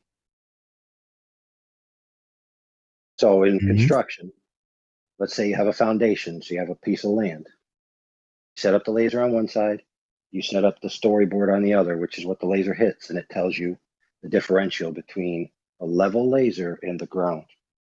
So for example, if I set up my laser at 4 feet tall and the storyboard says 6 feet, right? Then that means I have to add some dirt to level the ground, right? And transversely, if it says in the other direction, I have to take some dirt away. So what this tells me is over my foundation that I'm trying to lay, whether or not I'm laying it flat. Because I can go with that storyboard and get 4 feet here, 4 feet here, 4 feet here, 4.5. Uh-oh, I got to change something. Right? Yep. Now, of course, there's tolerances, right? So when, for a client, I want to make a level floor or a level foundation or a level piece of land, there's tolerances that they're willing to accept. Now, dirt has a different tolerance that someone's willing to accept than concrete, has a different tolerance that someone's willing to accept for their tile in their kitchen floor, right? They want that floor flat. They don't want it curved, they want it flat. So I want to ask you this question. If they hired me to make a flat floor, and I got my measurements so off that I was 2 orders of magnitude off level, is that acceptable? No, it isn't, is it? In fact, 1 order of magnitude is not acceptable. So for example, if the differential is supposed to be 0.4 and I have 0.40, right? Those are the same, are they not? Yeah. Okay, but what if I have 4? I'm off by 4.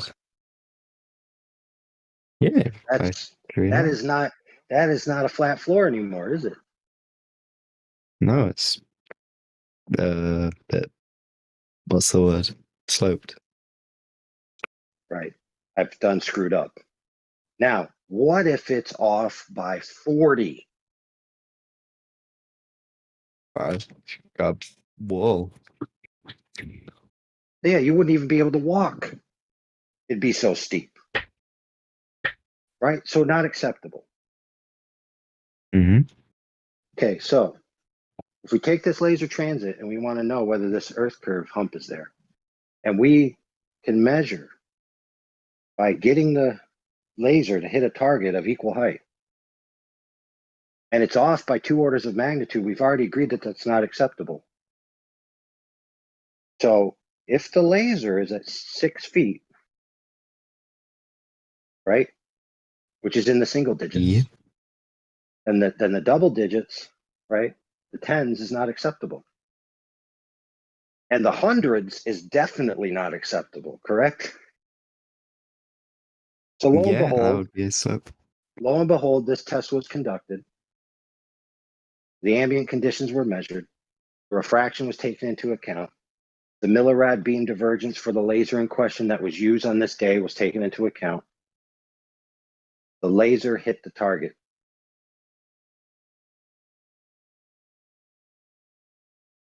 With a maximum differential of approximately 3 feet, still within the single digits.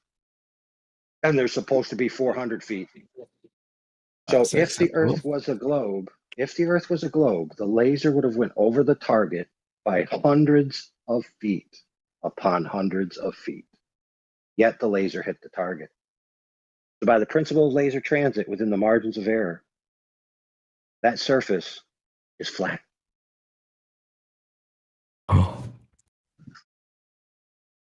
Now, what say you should be, I'd like to see that evidence. Lo and behold, we have it for you. We have a documentary of the people doing it. We have a short version of it if you don't want to watch the long version, just to get your, appetite satiated. We have a document, 120 pages, with all the information, the sites, the equipment, everything. One of my good friends will post that for you. Friends? Yeah. There we go. My buddies. So what's going to happen is you're going to say, okay. Right? And then you're going to be like, well, is this the only test that's been done? The answer is no. Many have been done. Many. Hundreds. With all different kinds of methodologies. All demonstrating no big hump of earth curve in the way.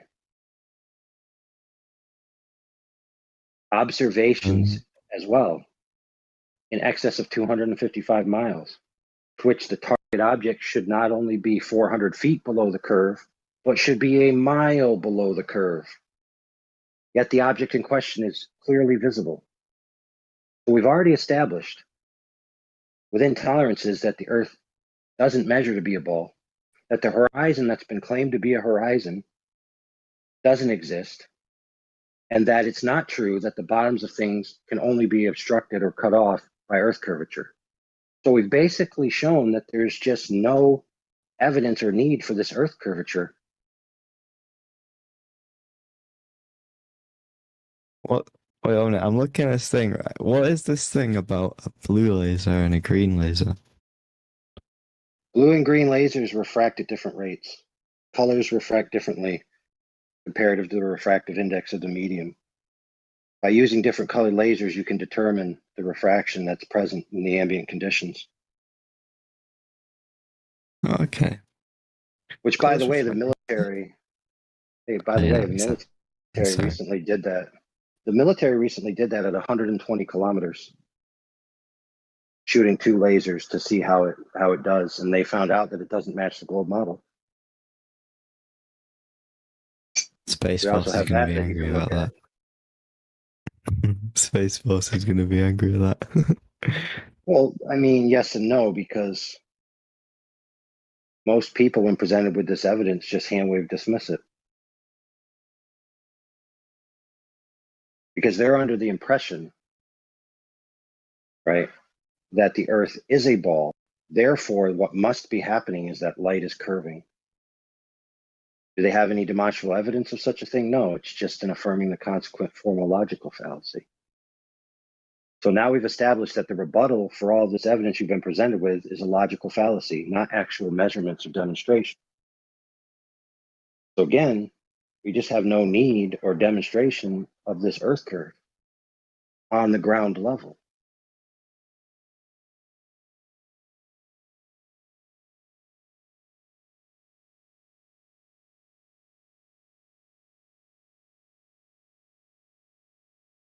So if you have direct evidence of Earth curve measurements, that is what is necessary to rebut these points. Makes sense. Unless you have that, the proposition stands. And the reason why it stands is because we all experience the Earth as flat as stationary. That's agreed upon by both camps, by flat earthers and globe earthers alike, that our present day experience of the Earth is a flat stationary plane. That's how we experience it. That's the base axiom of our human interaction and experience. Yep. And based on everything I just said, that coincides with that experience. The globe curvature is an extraordinary claim that requires extraordinary evidence. But most people are fooled by the claim that a fuzzy dot on a piece of paper is a picture of the Earth from space.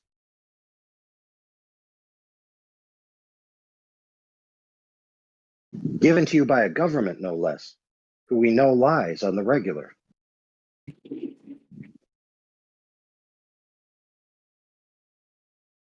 Alright, I'm just interested, right? Why would they like, so now you're gonna have a really good answer this. Why would they lie? Why would they lie? There it is. There's the $1 million question, isn't it? Who cares why they lied? Don't matter. Right, but you're an Yeah, intelligent like- person, right? You'd lied before and you've been lied to before. So you know why people lie. You already know the answer. You don't know the exact specific answer, but you know the general answers. To gain power, to gain resources, to gain fame, to gain women, all kinds of things people lie for. The government doesn't gain anything from anything So like says that you. from that though. Really? So It doesn't. so if I can post you, okay, power. cool story. Cool Doesn't story. gain prestige. It doesn't. You sure about gain that? You sure about that? money. It doesn't. Yeah, quite. Really? So, okay, so let me ask you this question. Why does North Korea lie to its people about the status of its weapon systems? Why did Iraq, when I was there, lie to its people about the capacities of the U.S. forces? Why did the Make United them States seem government, during the space race, have a vested interest to lie to the people that the United States was the first to conquer the moon. And you're trying to tell me that there's no prestige or power or world presence to be gained from a proposition that you've conquered space? Yeah, because they just wouldn't make the claim that they could go to the moon in the first place.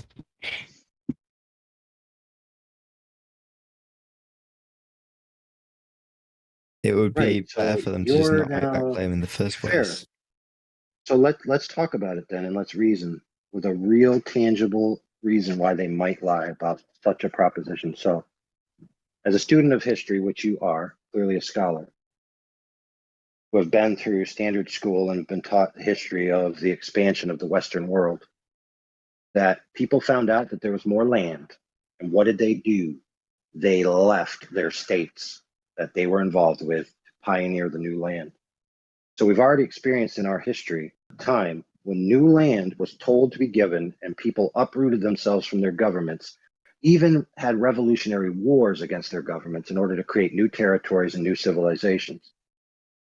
So if the Earth is not a globe, then that means that the boundaries are unknown. And that means that there possibly could be more land. Now that, my friend, is a very good reason to lie.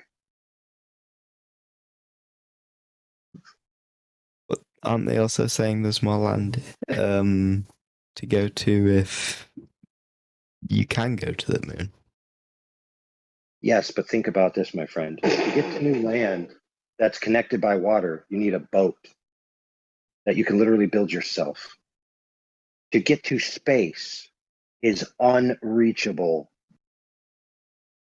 Now you might say, oh no, it's totally reachable. No, it's unreachable.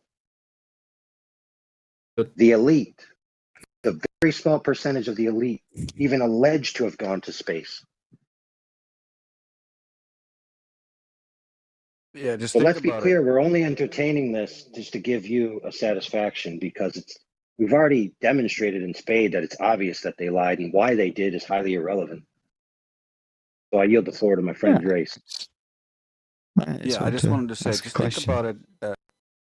Richard Branson and Jeff Bezos have all the money in the world, but they could not go high enough to go above the clouds. So they were just still in the air, and they never went to space.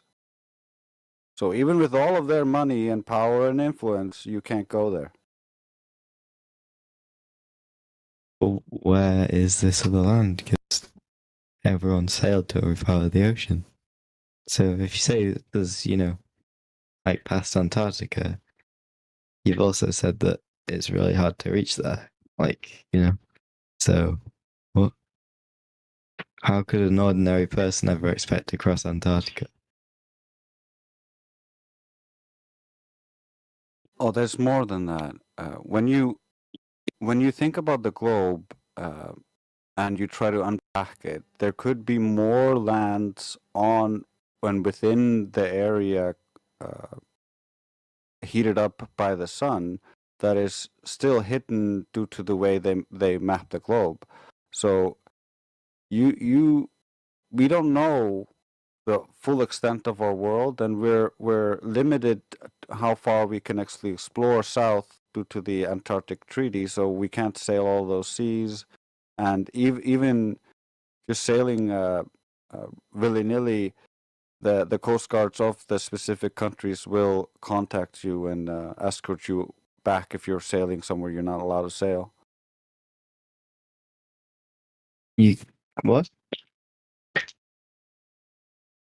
You can sail wherever you want, as long as it isn't in the nation's waters. What are you talking Right? about, dude? You can't go to the middle. You can can't do go to that. the edge. That's a fact. You can't go to the middle. You can't go to the extreme edges either. You will be brought back. Because of ice.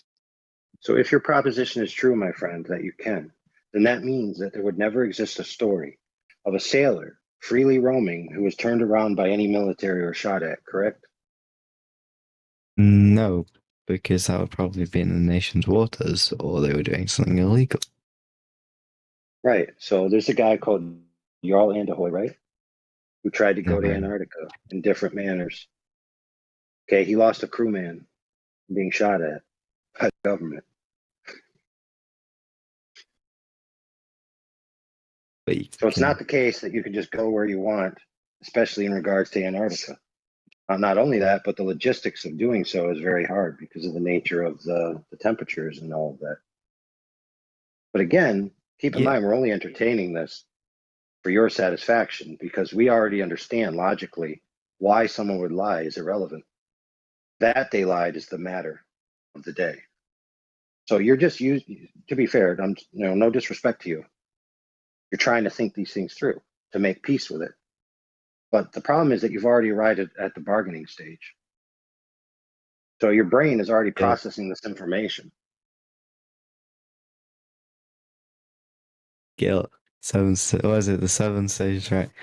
Yeah, but yes, for example, my grandfather's is dead. Why would he die? Why would God do such a thing? Like, he's dead. It's just a simple fact. He's dead. So now you have to go through that process of trying to understand why and come to peace with the reason that you may never know. Once you accept that you may never know, then you can have peace with the fact that the lie is just a lie. I don't think it's possible to patrol that big of an area, though. Can I just say this though, real quick? Like, have you been living under a rock for the last like 2-3 years, dude? Well, I don't know where people get this idea that you can just go wherever you want. You can't even fly a drone wherever you want. They have perms and rules and stuff like that, man. I mean, you can't even get in a car and just go wherever you want. You can't walk wherever you want.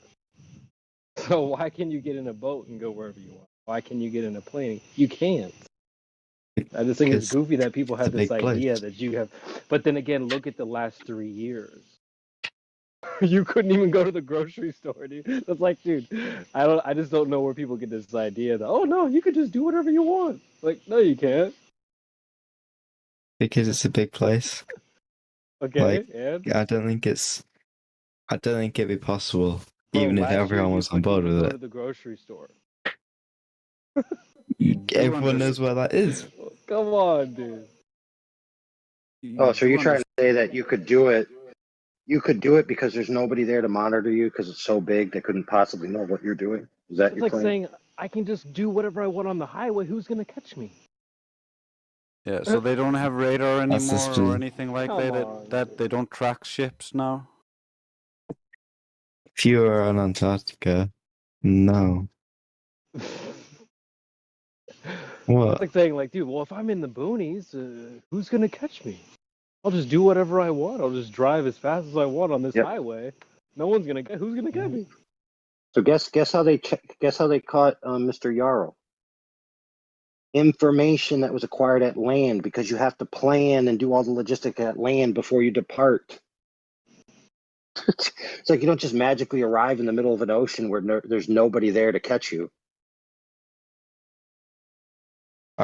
You can get a boat.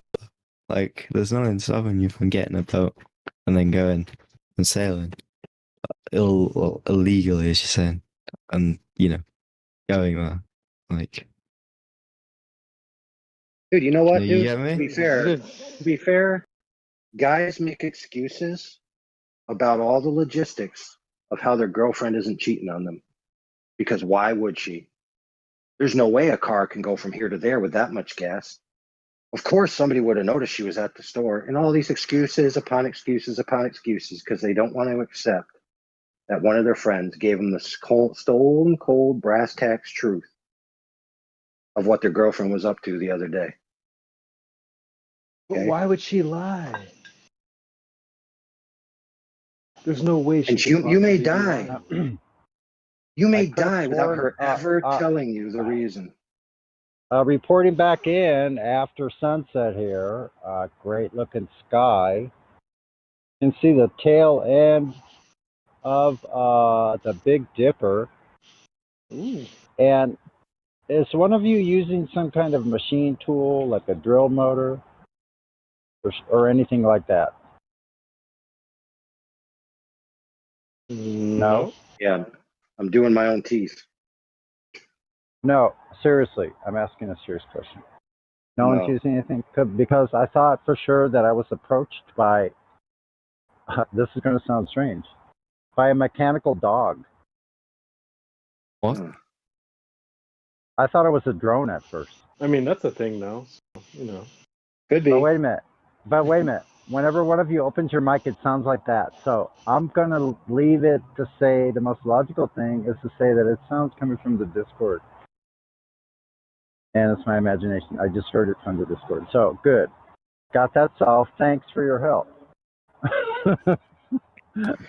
Was it me, It Sonny? I wasn't just turned a off. robot dog. Yeah, I'm glad it wasn't a robot dog. That would have freaked the shit out of me, but that's okay. I've fucking fought him off if it was. I just turned my Right, headphones so- off, Sonny. Was it me? I really don't know exactly. Try to Okay. talk. Let me Right. hear. You sound like you're on You some can solve. headphones. You listen. You two guys can solve that in another room. We're going to continue with the conversation. All right, my bad. Right. Exactly. Let's continue with the conversation. Forget about it. So if you knew that your girlfriend cheated, right, and you couldn't figure out why, and to her dying day she never told you, does that mean she didn't do it? Correct. Yeah. I mean, if you don't know why she would have, that means that she didn't. And to be fair, it may give you peace to find out the reason, right? And that might be why you want to know, because you want to have some kind of peace with why the powers that be who know the truth are lying to the public. And rest assured, it's a very small amount. Most people just believe what they're told and raised in by school. They have no clue about the true nature of the world. They're just Muppet puppets that watch the news and believe what they see, right? If they're shown a photograph that's allegedly to be a photograph, they're just going to say, yep, must be true. Well, couldn't they say that the excuse that they give, that could also be a lie? Yeah, I actually heard in the background that it was some kind of Dremel tool. I'm going through my files now to find out which model based on the frequency. I'll get back to you on that. There's also worst part is we kind of showed him a video of the guy who shared it with us sleeping with his girlfriend, and he's still like, why would she lie about it? That it can't have happened. Why would she lie? There's no reason for her to lie, so she probably Right. didn't do it. There's no way she could possibly have done it.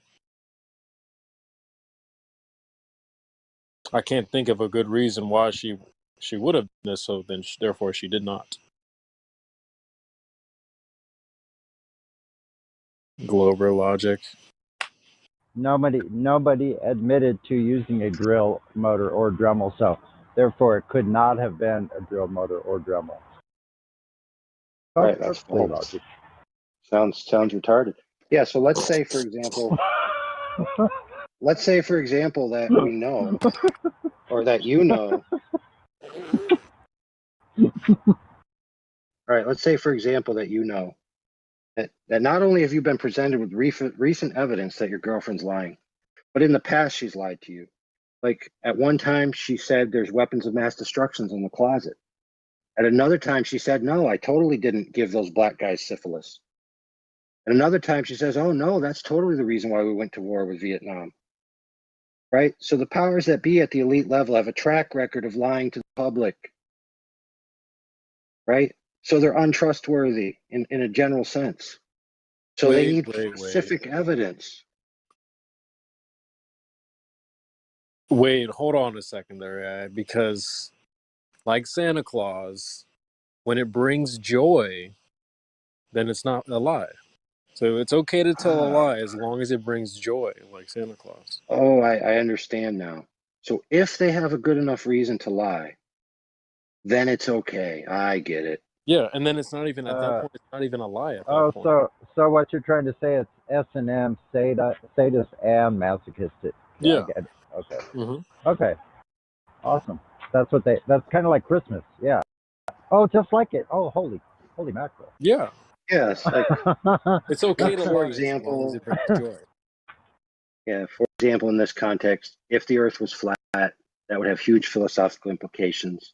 A lot of the scientists who came up with these ideas in the past, who philosophically chose to disregard the Earth as having a central position in the cosmos for philosophical reasons, would cry at night.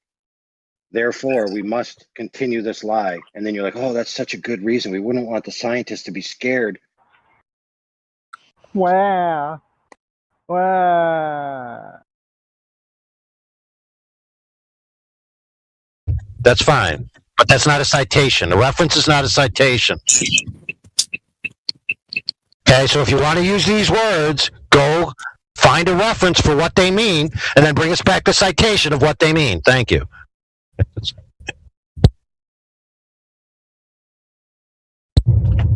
So, can you tell me why relativity says that it would be equal if the sky was moving or the Earth was moving?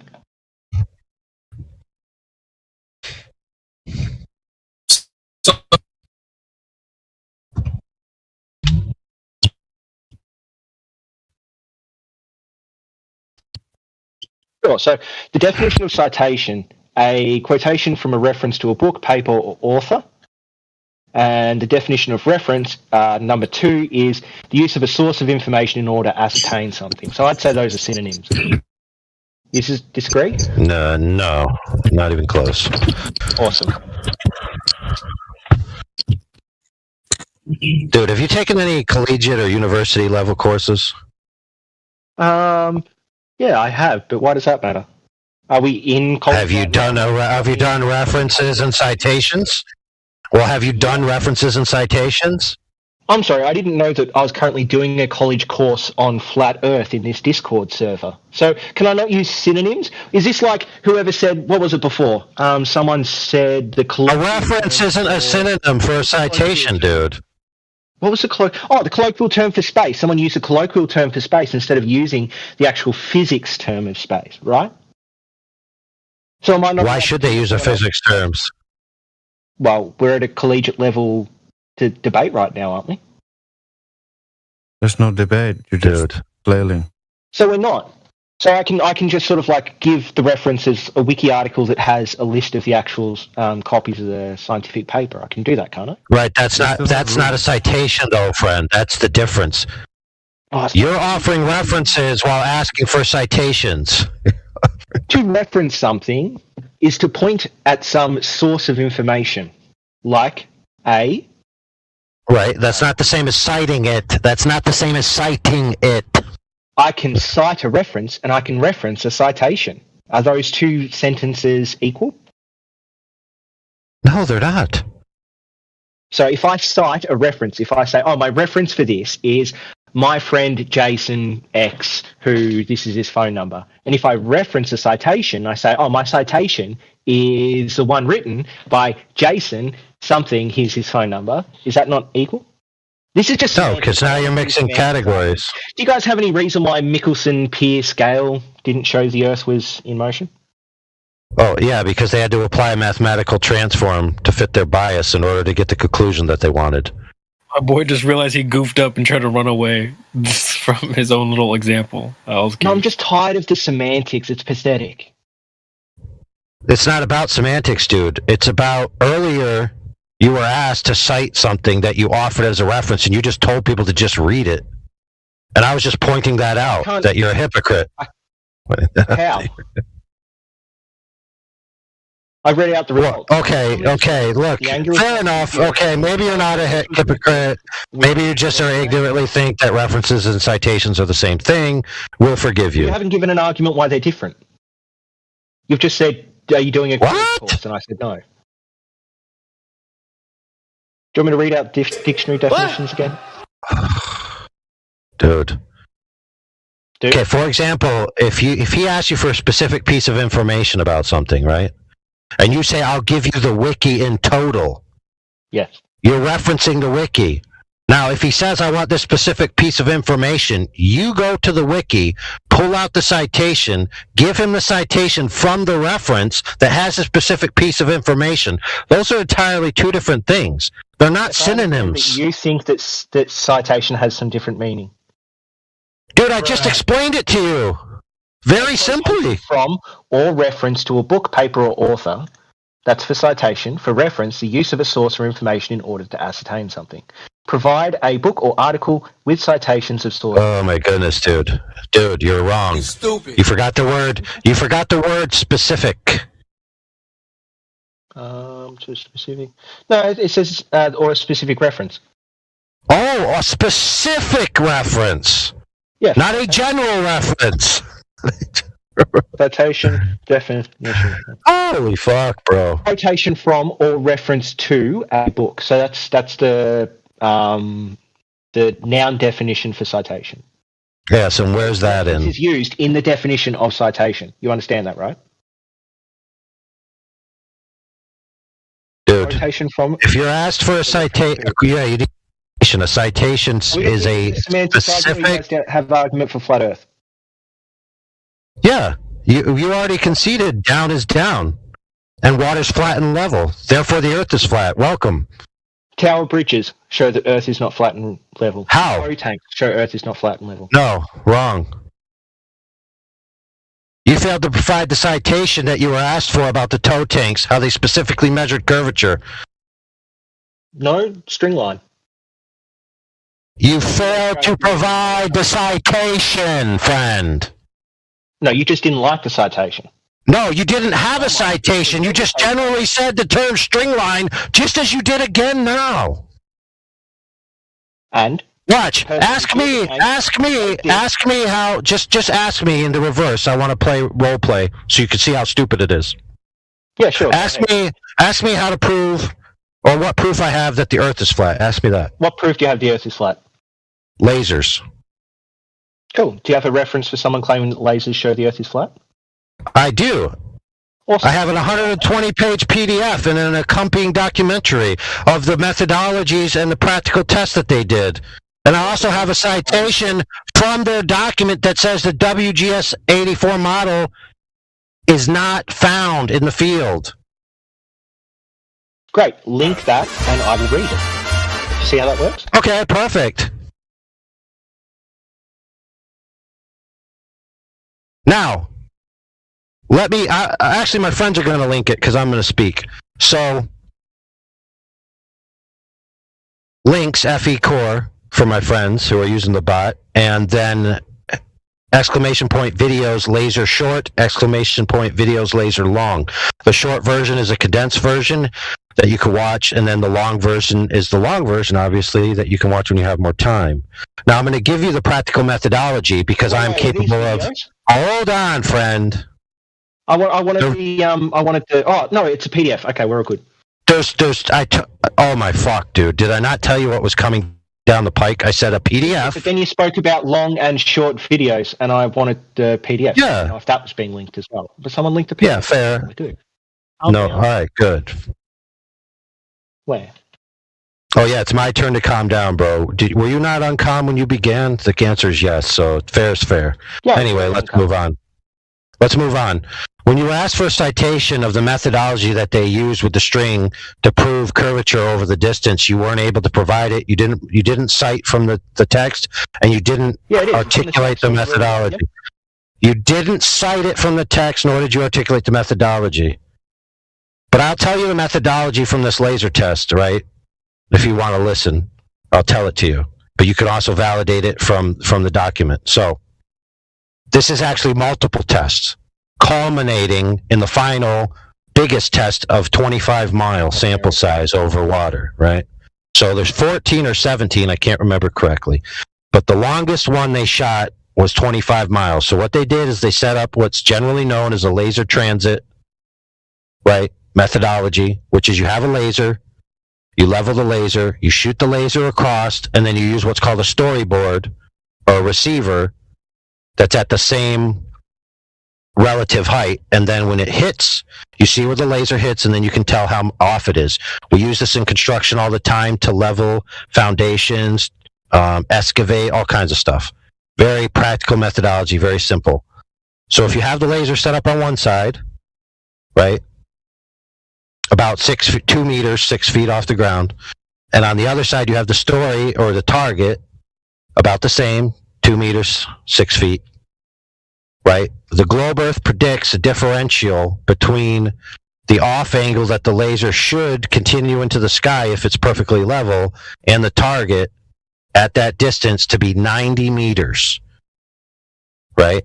So in other words, the big hump of Earth curve water and the level laser right, can't shoot through the hump of Earth curve water, so it shouldn't hit the target. It should go over the target by 90 meters.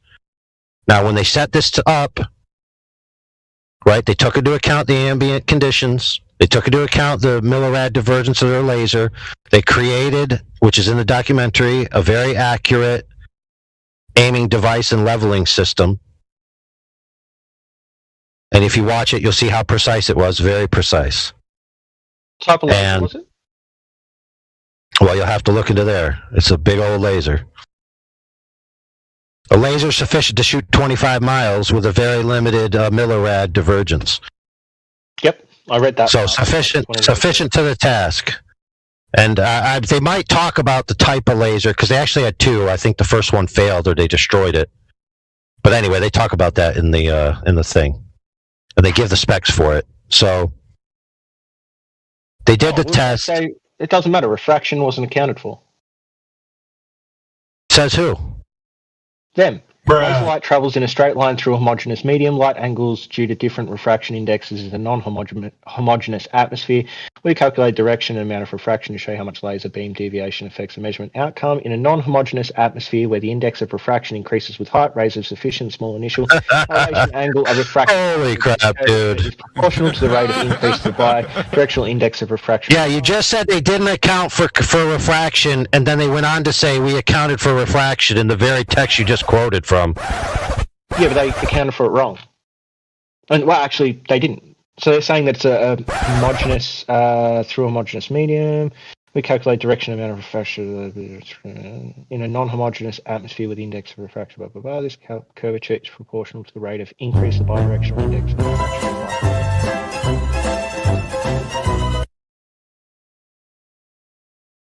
Yeah. Anyway, so they set it up.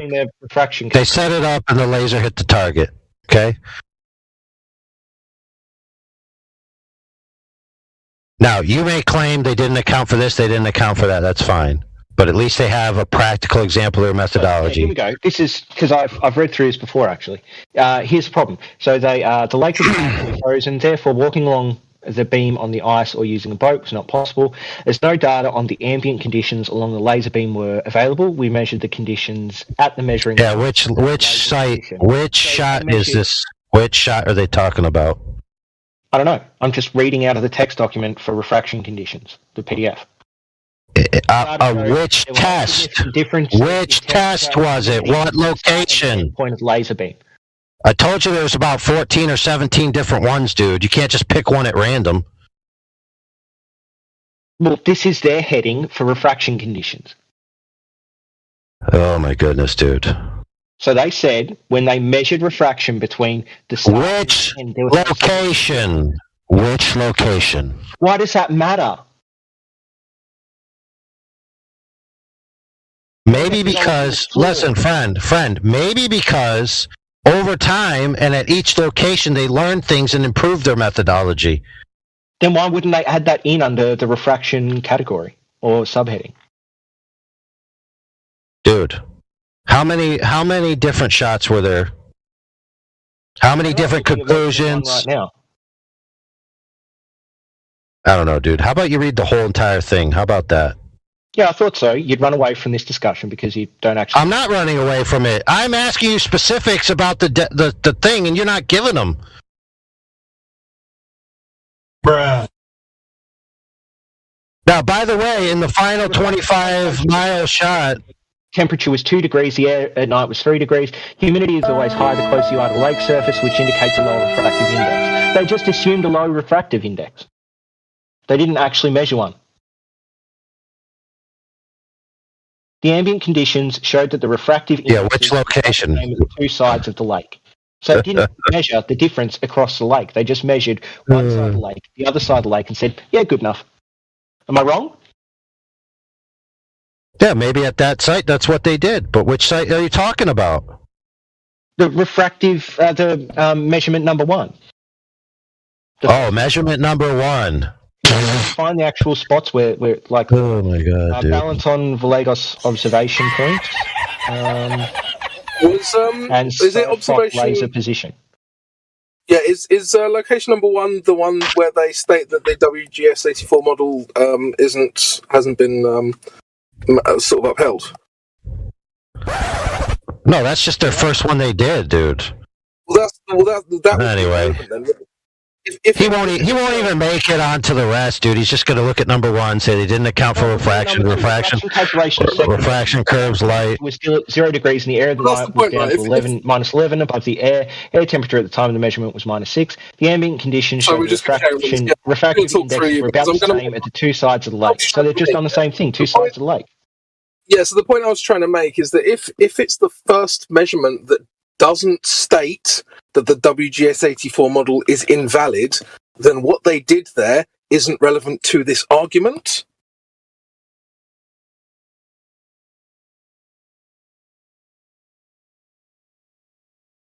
My argument was their methodology was incorrect because they didn't measure the refraction across the lake. They measured it from 2 points, the start and the finish. And if the beam was to curve, it would curve between the start and the finish, not starting at the start and ending Fantastic. at the finish. So is that location 1? Yeah, and location 2, they use the exact same methodology.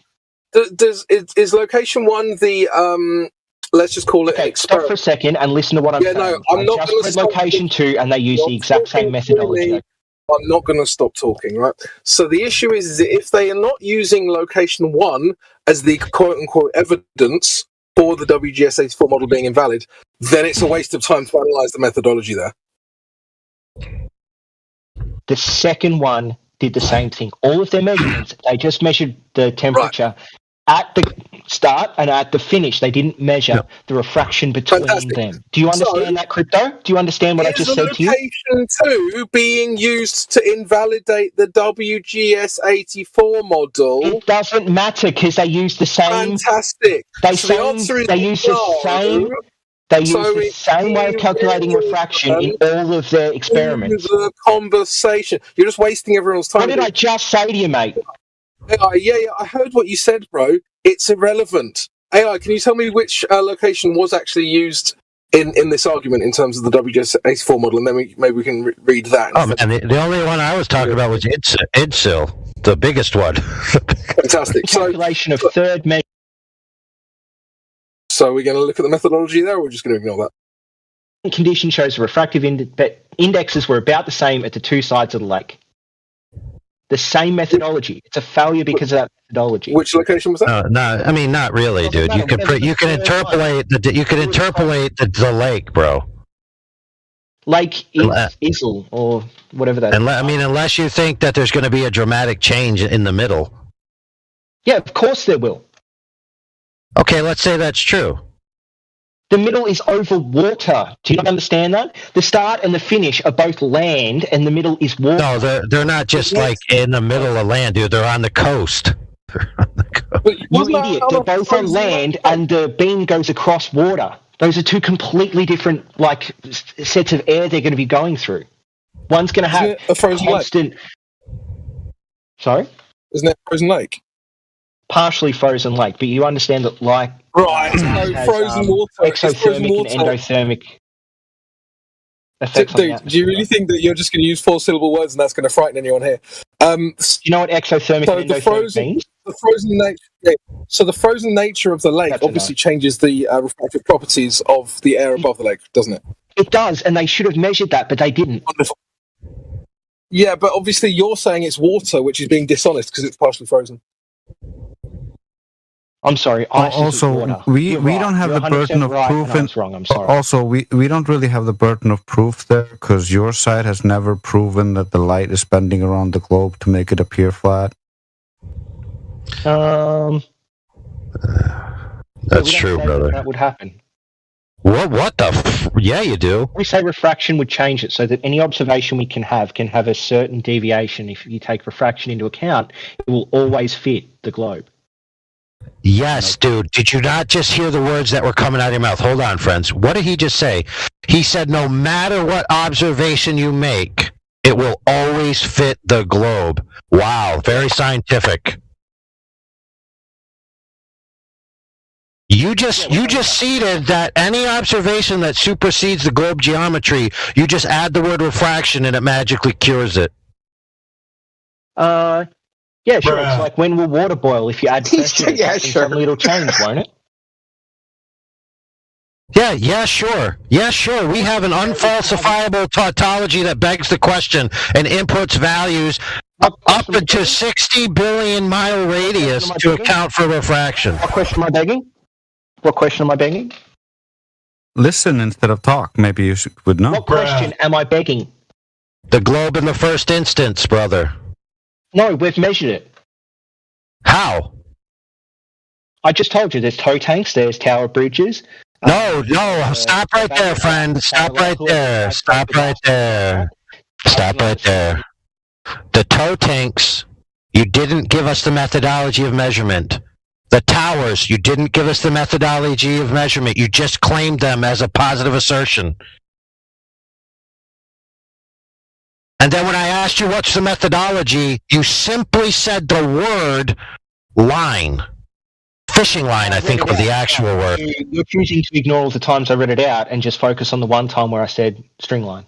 No, I listened to you read it out, and that wasn't a sufficient methodology to see that the entire bar was curved, dude. It was segmented. You didn't even explain to the person who asked you. You didn't even explain to the person who asked you how they did it.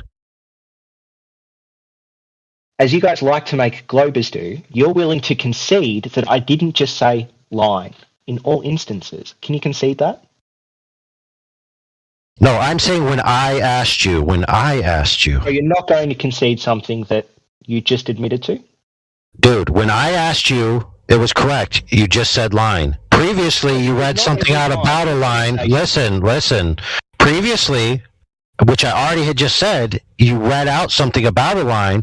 You were asked to clarify how it was done over the entire thing. You were asked to point to it, and you didn't. I didn't what? What was I meant to point to?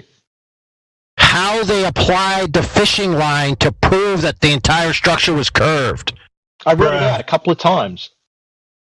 They put it at 2 points with a microscope pointing at the fishing line. Yeah. Right. Yeah. And what did they do then? A reference that they would then move the beam so that it had the correct amount of curvature according to that reference. Okay, hold on, friend. Pay attention now. If you pull a line taut without the catenary curve in existence, you'd have a straight line. Yes. Right? So unless you have a benchmark, all you have a straight line. So if you then... You can have a calculation of the amount of curvature that you want in that thing according to the reference. Bingo. I want everyone to stop right there and notice how if you take a straight line and just calculate how much curve should be there, you can then make the claim that curve exists and that you've measured it. Slow clap. Slow clap, friend. What? Correctly. No, friend, stop. You're assuming the water's curved, bro. You have flat water. And then you hold on. The thing that you're making. Right, so my friend, hold on. The previous guy who you asked 30 minutes ago, he critiqued you that you just assumed the water's curved, put the line parallel to the water, and then put the beam parallel to the line that's parallel to the water and assume that all three are curved, and then call that a measurement. That's what you did, brother. No, I never said the line was curved. Remember catenary effect? I said specifically it wasn't curved. I read that out to you multiple times. Okay, so let's be clear. If the line isn't curved and you parallel the metal to it and it's parallel to the water, then that means the water's not curved, and that means that the rail is not curved. A reference didn't parallel it. You ever used a straight line before? I build things, brother. Great. So I built a fence not long ago, okay? And my fence, it was a picket fence, and that picket fence went up and down, up and down. Correct. Fences do. Right. So absolutely. Line, and then I referenced the amount that the middle picket would be up off this straight line. And from there, I could reference out the curve. Perfect. So where did they do that in your example? I just read it to you. They had a microscope that pointed at the string line and at the beam thing, and then they calculated how much they'd have to have of curve on that beam to match the water on an earth of a given radius.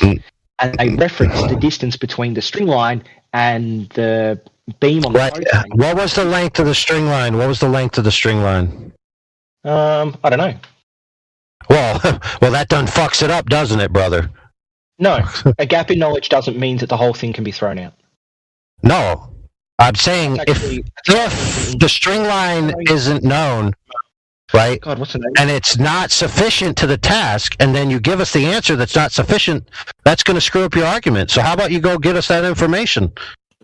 Well, he also just justified all of the laser measurements he just got shown because like a gap in knowledge didn't disqualify the argument. So apparently he just justified all of the laser measurement. Thank you very much.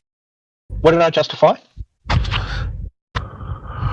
You said there was if you have a gap in your knowledge that doesn't disqualify it, and you said that we don't know the exact temperature over the water in between the measurements of the lasers, and so according to your logic, that still stands. That is almost a smart argument. It's close, but not quite there.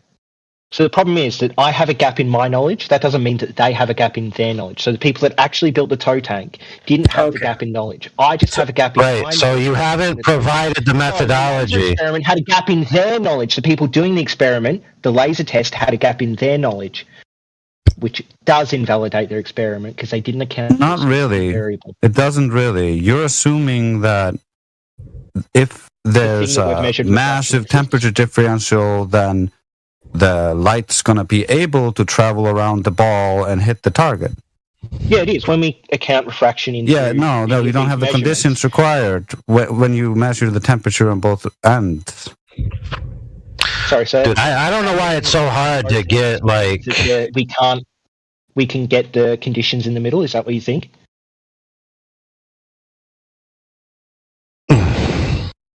I think you should get us the knowledge that you're gapping on, because that would be the thing that would validate your entire claim. Yeah, like the length. I don't need this to be 100% fundamental. No, it's not, dude. Right now, it's an assertion. A reference to a piece of evidence. Look, listen, friend. Guys calculating the curve they should expect and then forcing that expected calculation into a piece of metal doesn't prove the Earth is curved. Of course it does. The tow tank works. So that's holy frick, dude. No, let's be clear. Let's be clear, dude. That's a logical fallacy, dude. No, it's not. What logical fallacy is it? It's called appeal to pragmatism. It works, therefore it's true. I haven't heard that. Appeal to pragmatism. Right. It also assumes... You haven't even heard what your own argument is. Correct. It also assumes that the variable in difference that they needed to account for would have made the object in question unusable had they not accounted for it. But when you look at the tolerances necessary in those machines, and you look at what the alleged curvature is over that distance, it's negligible, inconsequential, irrelevant. So it doesn't seem to be that it's a pragmatic fallacy. It is. You said it works, therefore the reasoning is correct. That was your claim that you just said to try to rebut me. Well, no, it works because it physically exists. So a pragmatic fallacy would be something... My truck... Oh, dude, my truck works. My truck works. Right? My truck works. I believe X is true. Believing in X results in practical benefit... results in practical... No, dude. Therefore X is true. Dude, no, that's not how it works. Here, let's put it properly. Hold on. Consult my horoscope, things always go wrong. So it seems like when there's actual, like a physical thing, then the appeal to pragmatism is... Dude, you're trying to say the tow tank works, therefore the Earth is curved. You're not trying to say the tow tank works. Let me give an appropriate analogy. Epicycles work, therefore they're true.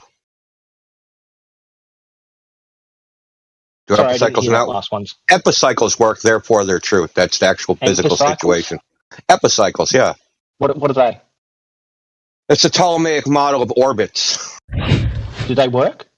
Yeah, they work. Yeah, they work great. They work better than frickin' Newton's model or Kepler's model. Yeah. Can you reference that? Oh, sure can. How do you spell it? You've never heard of epicycles? Jesus Christ, man. No, I haven't. Some elementary shit. Do you speak any English? Epicycle model. Yeah, they use them in a planetarium when you go there. When you go to a planetarium, they project the planets and the stars on the ceiling, on the dome ceiling. They use epicycles. They don't use the heliocentric model to model.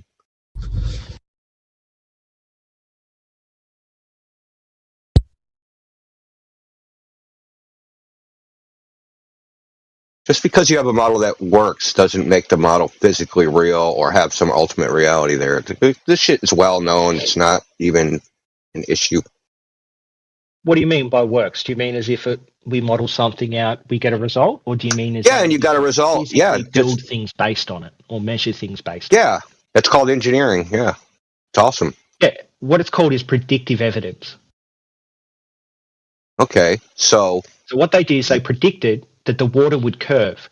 They predicted in order to get their rail to match the water, they would have to make their rail curve. They then predicted that a string line would have to deviate at certain points by X amount in order to fit that curve prediction.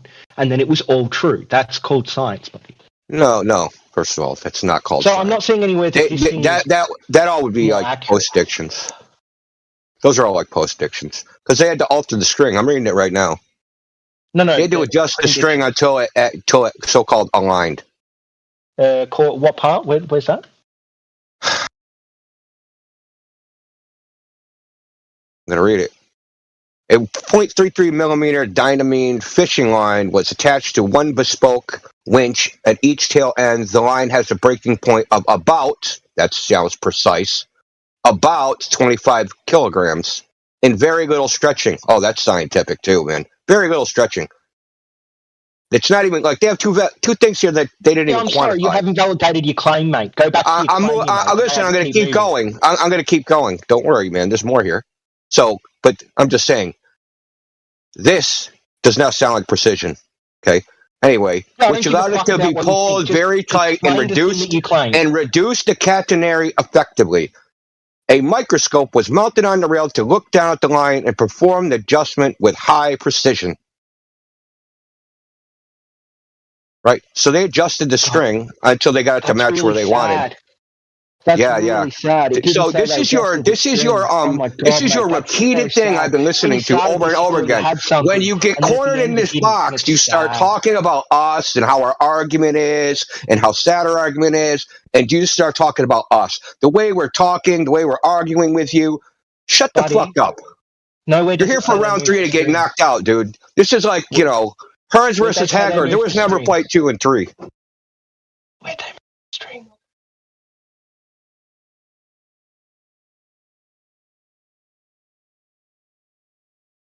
Anyway, this is not a precision measurement. This is garbage, dude. Garbage. Yeah, I'm referencing some experts that built something according to the curvature of the Earth, and it worked. What's wrong with that? Yeah. Are they lying? Do you think they're lying? I think it's confirmation bias. That's what I think. Okay, so they specifically machined and came up with a system to make the rail curve to fit what they thought the water would do, and it was correct. And you think that's confirmation bias? How does that work? Yes, I do. So if I was to think something like, no, like, if you just use like a base iron to make a camshaft, that'll be fine. Like, it's great. I believe that. Someone told me it had worked before because I used it in an old steam engine once. And then you do it and it fails because it's not the correct, metal to use. Yeah, and? How's that analogous to this? So confirmation bias failed in the practical, didn't it? Yeah, because that's why engineering, you do things by trial and error. No, you right. So things are manufactured all the time that fail, break. Engineering is doing things by trial. It is. That's the dumbest thing I've heard. Honestly. Well, then you've never actually made anything.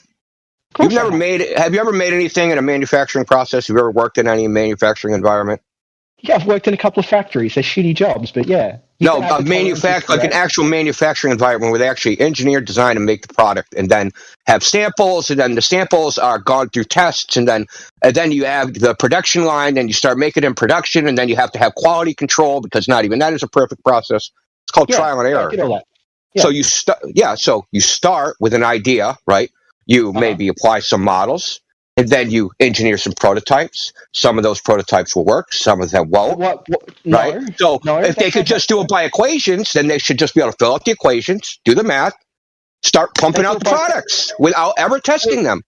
The one I worked in made fire-resistant suits for firemen. Right? Mm-hmm. And well, it was for firemen working with the army, so it was like armed personnel, fire-resistant suits. And what they did is they got the known tolerances for the fire-retarding capabilities of certain fabrics, and then they got their heat sink capabilities of other fabrics. Okay? Yeah.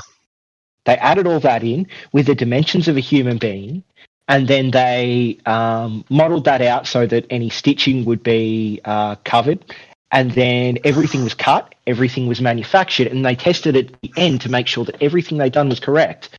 But everything they'd done was correct. They then updated it depending on user needs, but that fabric had known properties, and they How did they know the properties? That they Did they use equations, or did they test the fabric? So they got the fabric secondhand from somebody. They didn't. Someone else did. Exactly. So they got it from somewhere, in that place that manufactured the fabric. Steel, do you? The manufacturer tests the steel to make sure the grade is correct and then sends it to you. Yeah, they have test samples.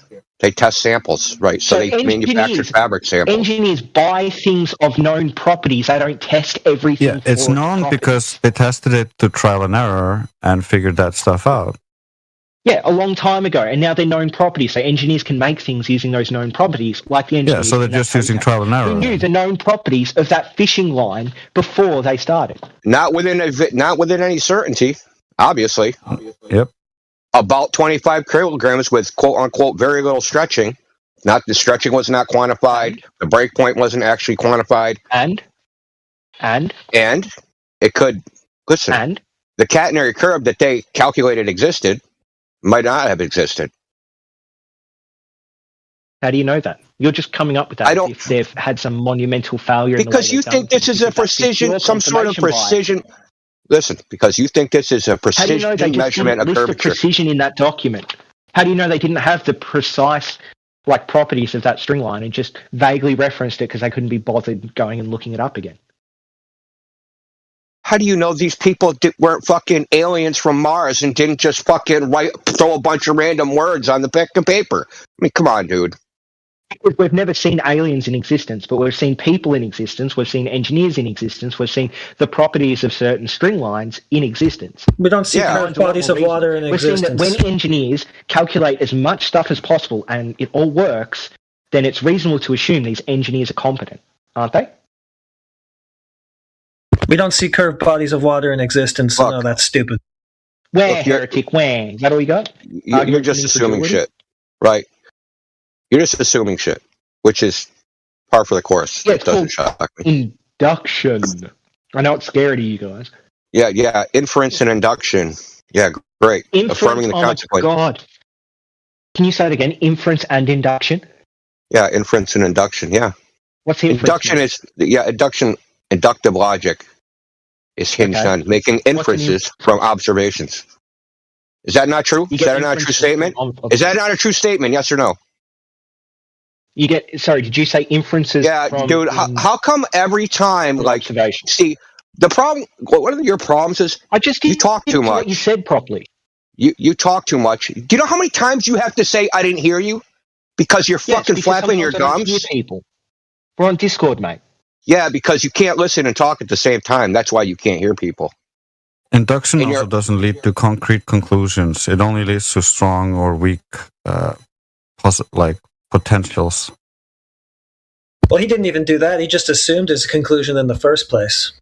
Well, no, I didn't. I gave. Yeah, you did. So what I had no, was you hypothesis, didn't. And you already admitted my it. hypothesis is either you assumed a curved water level. You matched some railings to the curved water level that you assumed, and then went, "Good, it's all curved." That's all you fucking did.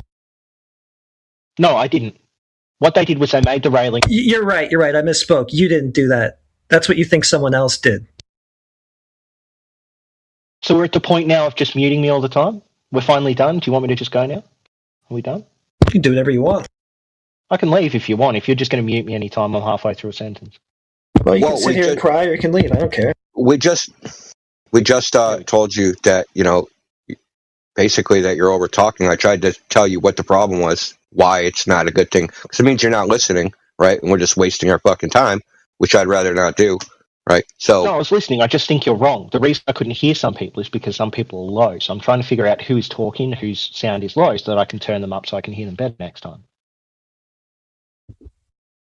Make sense? Anyways, Linda, feel free to be a beta and leave if you want, but that wasn't what we were trying to do here. Why would I be a beta if I left? And you still haven't proven curvature or anything else. All the stuff you said is crap. Why do you use the word prove? I can't using even inductive read evidence, which can never prove anything. It's called the problem of induction.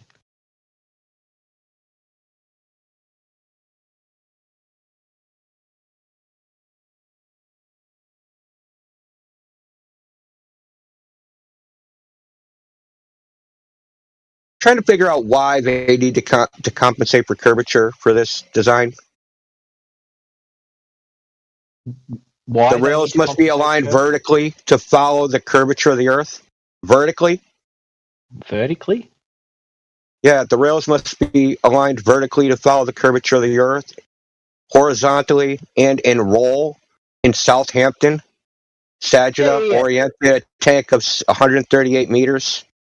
Yes, that's talking about is about 0.6 millimeters. That's talking about the rail, in this case, has little like jacks under it to move it up and down before they set it. So they have to be aligned vertically. Those jacks have to be aligned vertically so that the horizontal lines up with the horizontal curve of the water. What's wrong with that?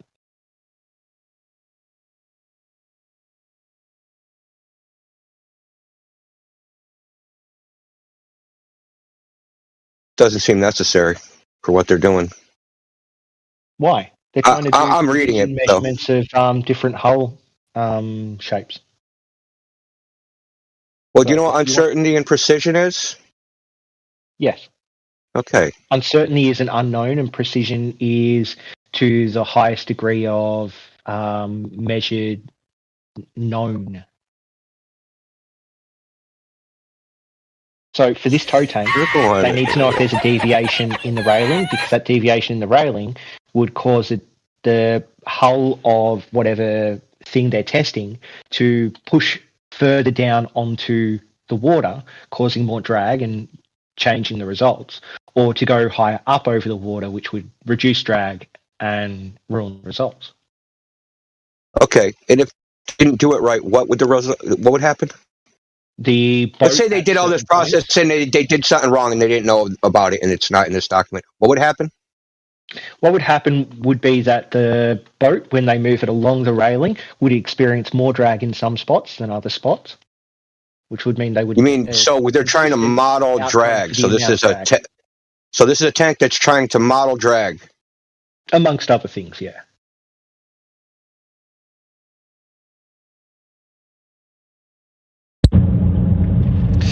I'm trying to figure out what the even purpose is. It just seems like just some nonsense. I can answer the question. You get a boat and you get a hull design of that boat. You're saying some hull designs will go faster than others. Brother, you're saying the same thing, so we're going to break it down to simplicity. All you're saying is that the rails must be parallel to the water surface. So this entire procedure is to make the rail parallel to the water. Yep. Yeah. That's only the of Earth curvature is in calculations. Thank you. I couldn't hear you just start that again because you were too upset and you cut out. Well, or they measured the curvature of the water level that they assumed. All right, I'll say it talking again while he was talking. So let me translate in normal speak. Oh, I wasn't normal speak talking, but I'm talking while you were talking because it's kind of sad to start off like that. So, Arden, do you want to just say what you said again? Because I couldn't hear you because you got too upset. Yes. See, once again, talking about how we're talking. You're being exposed. You're a chump, dude. You're just a chump. If you're going to talk about us, I'm going to talk about you. You're a chump. Anyway, I'll validate my position, which is this. I'm driving a truck, which has axles, which make noise. And I have auditory feedback in my ears to my voice, where I increase the amplitude of my voice based on how much roid noise. Right? It's not that I'm upset. So again, you failed. But anyway, I'll say it very calmly. Yeah, perfect. Yeah, so here we go, friend. The entire methodology of the rails, the only thing that must be accomplished for the principle in question is the rails must be parallel to the water. It's all that has to be done. I agree. And all you need is a methodology that makes the rails parallel to the water, and all that is a distance from the top of the rail to the water's surface, and that's all they have to do. All that other methodology and including calculations for Earth curvature is superfluous. Sure, if you look at the document, they didn't actually measure it off the water surface. If you were to look at Figure 4, you can see that that tank isn't full. They're not measuring off it. And Figure 7 shows that they're using the microscope and the string line and the rail to check the deviation. Yeah, so I'm not sure about this particular setup, but the other setup, which we already critiqued the last time a guy came in here with tow tanks, is they have a water channel next to the rail, and they use that water channel as the leveling channel. It's not the water in the channel. Well, I'd love to hear about that. So which tow tank was that? They're assuming the equipotential would be equivalent in both instances. So what they're doing is, really, truly, they're just making the rail parallel with the water. That's it. Yes. You said so yourself. That's the ultimate goal, is that the rail is intended to keep the same drag line on the boat, continuous over its entire journey on the rail. Now, in order for that to be true, it must be what? Parallel with the water's surface. That's all they're attempting to do. No, which is assumed to be curved in your worldview. No. Well, yeah, they assumed it to be curved. We gave them the prediction that if they set the rail at a certain curve, it would match the water, which came true. And predictive evidence is the only good evidence. How do that? Listen, how are they making the curve on the rail, friend? They get the string line and they listen, the only way to curve the entire rail based on their model. What's the length of the line? They adjust the rail, though. They adjusted the line. Wait, no, they adjusted the rail. They didn't adjust the line. You were wrong about that. Remember, you read so what I read was wrong. They adjusted. So what I read was wrong. That wasn't me freestyling.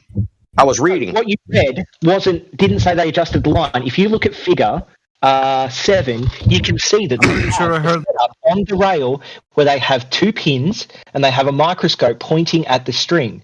Okay? So that means at any given point, they can look at their model and they can see how far should the pins be from the string at this point. So they didn't measure it in between the 2 points, right? Just like the laser test? Say again? So they didn't measure between the 2 pins, right? Just like the laser test? They did, yeah. They measured between two things. Right, but I still haven't gotten the answer to two questions. In between the 2 points, because so if you have a curve, then you need that like the hump in the middle of the curve. So you're supposed to have That's this what the strings for. The strings to measure the hump. Yeah, the string is a reference. It's completely horizontal reference, right? So from 2 points, it will be. Yeah, he also claimed. 2 points. Yeah, before you continue, we got a caveat before you continue that the allegation is that they. Go ahead. Excuse me, Indio. I'm trying to listen to Arden right now. Yeah, well, no. So they presupposed I yielded the floor, brother. Just wait, Indio. Arden. Yeah, great. Stop moderating our fucking chat, douche. Okay? Yes, if you were paying attention. They took the rail. I yielded the floor to Indio. I know, I don't know why you have to say it again. Stop humoring this clown, okay? My apologies. So, listen, I'm not falling for the distractions, man. So they have this beam, right? This rail, and they can adjust the rail, and they pull the string. And so, what are they adjusting both at the same time until they're within Why do you think they're adjusting the string? Because they think the string has to be within a certain distance of the rail, right? No, the string just has to be a reference, a horizontal reference. But they don't know if the string's horizontal. Yes, they do. If you get how do they know that? You pull it taut between 2 points with very little catenary effect. It is a horizontal. It is a straight line. How do you know there's very little catenary effect? That's what I'm asking you. Because that's what they said. Yeah, but very little is also some. They're only seeing a small deviation, which is very little. So they're seeing the very little catenary curve. What are you talking about? How do you know? You're assuming that because you're biased. You just said so. You just assumed that there's very little catenary curve. Your answer was because they said so. Yeah. Yeah. Let me ask a question. What is the value for the catenary curve? And then, like, how did they measure this? Because you're going to have two inverted curves, right? You have the curved rail, and then you have the curved string. And the curves are opposite to each other. So one's curving down and one's curving up. And it's a very... Yeah, but I also want to know how long... It's so hard they can't even measure the amount of catenary curve in the string. That's not my problem. That's your problem. Right, no, but also I just want to quick qualify. Some catenary effect doesn't mean that catenary effect is enough to screw up their model. They have to measure it, brother. Otherwise they wouldn't know. By the way, also, you were asked... Hold on, it doesn't matter, dude. I just said they would have to. I'm trying to get to a different point. The entire problem is that there's a catenary effect. Isn't that your entire problem at the moment? Listen, the catenary effect is a constant in physics, bro. It can't be negated. Yeah, but there are all sorts of problems that anything that you physically do, like there's some form of like tiny 0.0000000001 problem in every single thing you do. But if it's not enough to screw up that thing, then who cares? It's like saying... Right, so friend, for goodness sake, stop talking. That thing can still work. We all know that. Okay, what I want is the brass tacks. How long was the string? How was the... Shut the fuck up, kid. Why? Thanks. All you're going to do is you're going to ask... Because I'm trying to complete it, dude. When the... Alright, I'm just... Dude. These things matter. So stop frickin' sidelining. For goodness sakes. You were asked how they know it was horizontal. You just said they affixed it to 2 points. Being randomly affixed to 2 random points in free space doesn't prove that anything's horizontal. You then said... They got rid of the catenary. That's how they knew it was horizontal. But you didn't prove how they knew it was horizontal. Didn't have a great Dude, I'm speaking. Thank you. You then said that they got rid of the catenary problem somehow for whatever methodology they used, which you didn't quantify. You didn't give us the length of the string, so we can't even calculate any of these problems to even begin to say. So far, all this is a fanciful assertion. With no data and no quantification to it. Yeah, the engineers made it. It worked. They referenced they referenced the methodology they used. You just don't have the actual numbers in front of you, so therefore it's wrong. That makes no sense. Dude, you haven't presented them.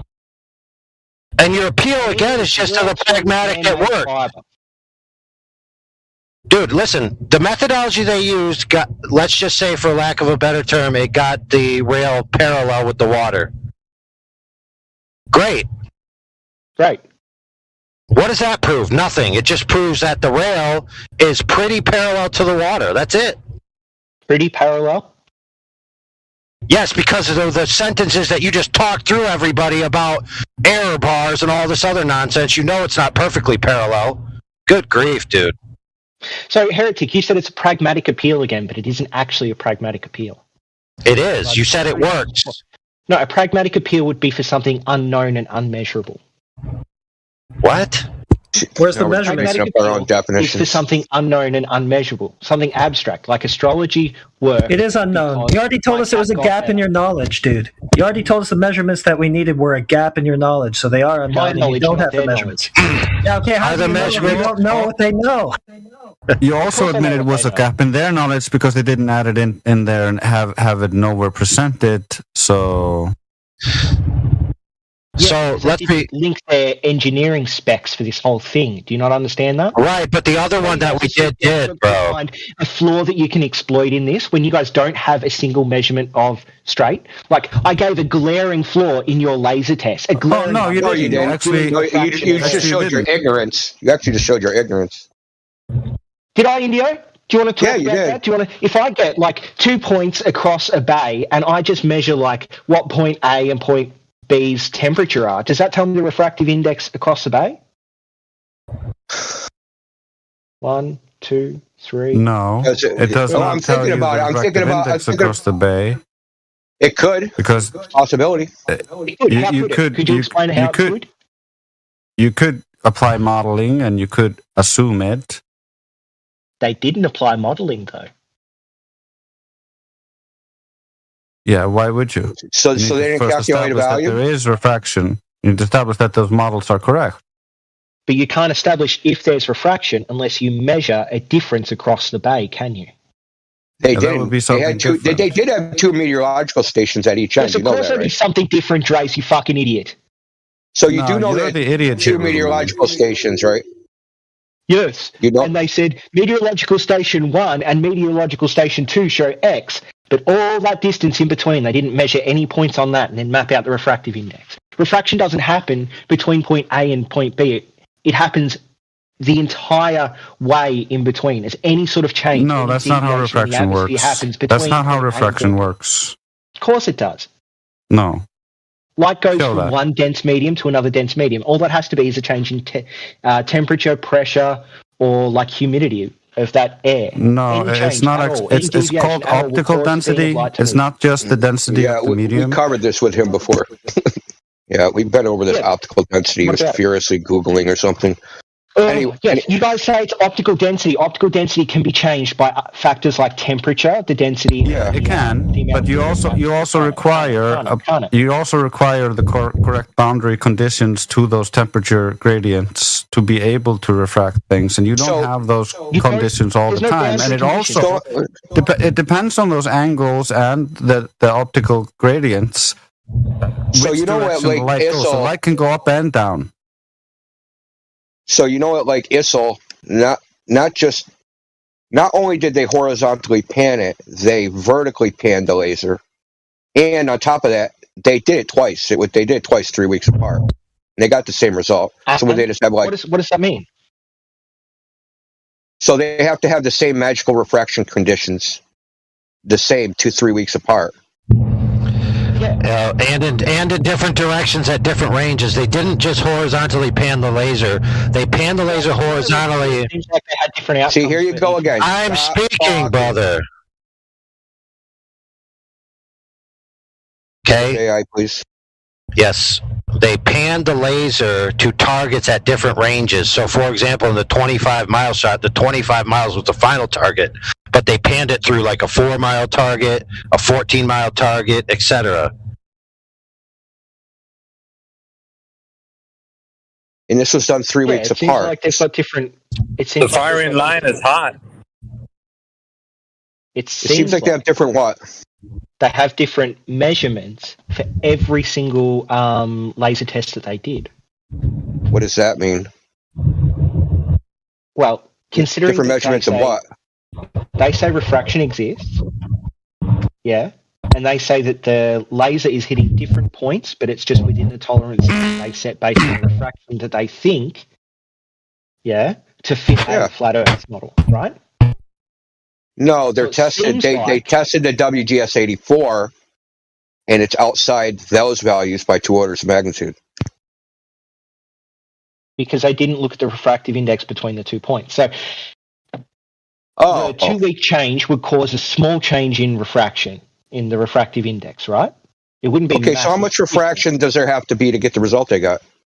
Well, we could look at that if you'd like. Yeah, let's look at that. Give us the model that can make that prediction.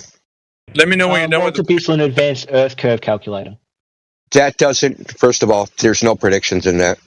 I said a model that makes predictions, not post-diction. Yeah, so the Walter Bissell Advanced Earth. Yeah, those are post-dictions. I want predictions. Observation data, and then you just change the refractive index. Yeah, that's a post-diction. That's not a prediction. I just. Yeah, hold on. For a second. Let me know when you're done with this point so I can jump in because I wanted to ask him a question, but I won't mute him. Yeah, but I want to. No, don't unmute him. Amount of time, Miggy. I'll just yield for you. Yeah, I will let AI because I don't know. You guys were in the point right now, but I don't know. AI. Yeah, we can wrap it up very quick. So what he did there is he has an ex post hoc solution because he's going to go to this calculator and just change the dial until the dial fits the observation, which he already said he will do, which is no observation can debunk the globe because you can always input refraction to be sufficient ex post hoc, which is not proper reasoning or proper anything. All right, And, I yield. and basically, the calculator doesn't simulate anything. If you look at the Black Swan so-called simulation. Okay, if you look at the rays, they invert. So the image that you should be shown should be half inverted, but he doesn't show that, right? So all he's doing is adjusting pixels up or down, but never adjust the orientation. So that calculator doesn't simulate anything. Well, it does simulate one thing, so let me finish up with this, is that it simulates an increase in the radius of the Earth to lower the Sagittar via the circle segment formula. In other words, it models a lower hump between point A and point B, which means it's effectively flattening out the Earth to account for observations that debunk the globe, conceding that the Earth looks flat. I yield. Okay. I'm going to unmute him. Dogs, if you can hear me, I just need to ask you a question before you go on. Or maybe you just want to respond real quick so I can ask you? Yeah, it'll only take me 2 seconds to respond. Yeah, go ahead. The problem is what you said about Walter Bislin's Earth curve calculator flattening out the Earth is that it flattens out the apparent geometric horizon, not the actual one. You get that? And there's no problem with a post hoc falsification of an experiment. The problem is if you have a positive claim and you want evidence for that positive claim, you then need to make it predictive. So I'm not saying the Earth is a curve because I can post hoc use refraction to account for a flat Earth like experiment. Man, I want to respond, but go ahead, Miggy. I'll bite my tongue till later. Yeah, we'll just, I guess you can respond. I just need to ask you maybe 2 questions. Can we know 100% sure that the Earth is a globe in any way? No. Okay, second question. Has anyone directly measured surface curvature? Yes. Okay, can you tell me who? Transcontinental arc, the parallel. Who? No, that's not what I'm asking. I'm saying who directly measured it? Was there, what persons were there, or people? Was there a group of people? I could find the people that did it, but I know that, but I'm saying, do you know? That's called a genetic fallacy, so it doesn't really matter. No, I'm asking you a question though. Either you know or you don't, right? Not off the top of my head, no. Okay, so you don't know. Yes, it's a problem. It's definitely a problem because the whole topic and the debate surrounds the information of a baseline of knowledge that you do not have, which right now currently seems to be stemming from. How does the knowledge of who made the? Okay, so I'm trying to tell you, unless you want to interrupt me and then form your own conclusion. It's up to you. So the knowledge base of what you have right now. You lagged there, so I interrupted while you were lagging. Oh, all right. So, can you hear me now? Hello? Can you guys hear me? Yes. Okay. Yep. So basically, go ahead. Okay, so the knowledge base that you have right now is built on derivative topics that's surrounding like a giant puzzle piece that you're trying to put together. They're like all these little clues are going to equal to like curvature. That's what I've been listening to for the past, I don't know, hour and a half that you've been in here. That's what it sounds like to me. You have a lot of evidences that are going to equal to your answer. Is that correct? That is correct. What's wrong with that? Because it's not one single direct measurement of the thing in question. So let's put it this way. I'm just going to give you an analogy, right? Like the ones you've been using. So basically, if I have a basketball and I tell you it's a cube, you would be telling me that it's incorrect. And I would be saying, how? You said, because we can directly measure this thing, which it turns out it's going to be a sphere with a radius, diameter, and circumference. And you can show me how in math, also in principle, how this actually operates in reality. So if I was to tell you to do the same with the geometric shape that you're actually standing on, it would not be the same. And I would ask you why? Because it's the same thing in reality, something tangible, something you can actually look at, and you can actually apply maths and then directly measure the thing that you're in question, right? So in this instance, it feels like it's a bit more obscure, and all these little clues that you're talking about don't seem to add to the single direct understanding that we know that the Earth is curving with the set rate that they're telling us with the diameter and radius. So what we're doing right now is we're going round and round and arguing about derivative topics, never getting to the underlying premise that the Earth is indeed measured curvature, because we have all the metrics, as you may or may not know. They're made public to everybody, so we can pull those up and we know what they are. So what I'm saying is that it's a fruitless endeavor that you're on right now, this quest to actually try to prove the thing that you're actually trying to prove, but without proving it directly, but indirectly. And so maybe to you that makes sense, but to everybody how here, knowledge works. I know, but I'm saying, but to everybody here, it makes more sense to directly measure the thing in question, and that hasn't been Can done. you directly measure something that is as large as the Earth? Yes, absolutely. With the variable. Listen, because I'm going to tell Can you. you do it the same as a basketball in your hand? Yes, absolutely. No, you can't. You can't because you're big and you can have bigger things to use as measuring tools for that Earth, right? For that basketball, sorry. But for the Earth, you can only measure a small patch of the Earth at a time. No, that's the thing, though. How did we do it in the first place? Because we have these metrics. Transcontinental arc, the parallel. Okay, so is that how we derive the metrics of the Earth? Yes or no? Well, no. What we did is we have tested it many different ways. Some haven't been exclusive to a globe Earth. Some could be experienced on a flat Earth, but we have then done some that are conclusively for a globe Earth over a flat. Did you hear what I just said, or did you start talking after you'd rambled for like 4 minutes? We have the metrics. You don't want to look at the metrics. Do you hear what I just said? Do you hear what I just said, buddy? No, because it's not the actual direct measurement of the Earth's curvature by which we have. Do you have a direct measurement of flat Earth? Yes or no? I don't need to directly measure something. Exactly. You're a fucking hypocrite. Okay, so now you're resulting to insults because you're losing. You don't know how to provide evidence for the direct measurement of the Earth's curvature, so you want to spiral on this. Transcontinental arc of the parallel. What's wrong with that? Is this your out? Because it's not directly measuring the surface curvature. That's why. And I asked you, is it? You said no. You conceded. That's great. No, it is. Transcontinental arc of the parallel directly measures the curvature of the Earth. No, it doesn't. It does. Does it derive? Do we derive the metrics of the Earth's size from that? Yes. Show me where. Great. I will link you the document. It's a document that you didn't read. Yeah, the one I did read that you didn't understand. Dude, you can listen. That they listed as direct measurements. You thought they'd already applied some form of transformation. They did. Read page 47 this time? They did. They didn't, Indio. Remember? You linked it to me and you read it, and it said that they had put the data in and then they put the calculation. Sorry, it's called a horizontal reduction. So, right? like, listen, I asked him for direct measurement. He said no. Now he's saying yes. He's going back and contradicting himself. But what he's going to pose, because we've all seen this document, right? This PDF. I think is it page 19? Is it on the 4th paragraph? He's going to be astounded to know that it's not. They didn't directly measure anything. They actually pulled it off the Clark spheroid model. That's what they're using. So they didn't measure the curvature of the Earth. He's denying that that's what they did. Right, but that's what it directly says on the PDF that he's probably going to post if he hasn't posted it already. He's denying it means that. This dude is infamous, though. In his own meaning. He's infamous for denying his own references. That's all he does here. So the thing that I asked him were 2 questions. Can we know if the Earth is measured to have curvature? He's for 100%. Like, can we know that? He said no. Second one was that has it ever been directly measured? And the answer was still no. It was because he's trying to use all these derivative topics to ruffle feathers and try to make it seem like he has a point when he does not. And he starts to get angry and starts to put out insults because he doesn't have an answer. But that's all I wanted to say, just to expose him that he doesn't have an answer, and he wants to dance around it. That's all he knows.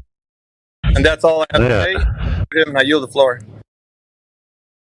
I did notice he had a lot of direct, pointed personal insults. Now, I did swear at him to say shut up because he was constantly over-talking and through-talking. Okay, can I talk about Mickey for a second?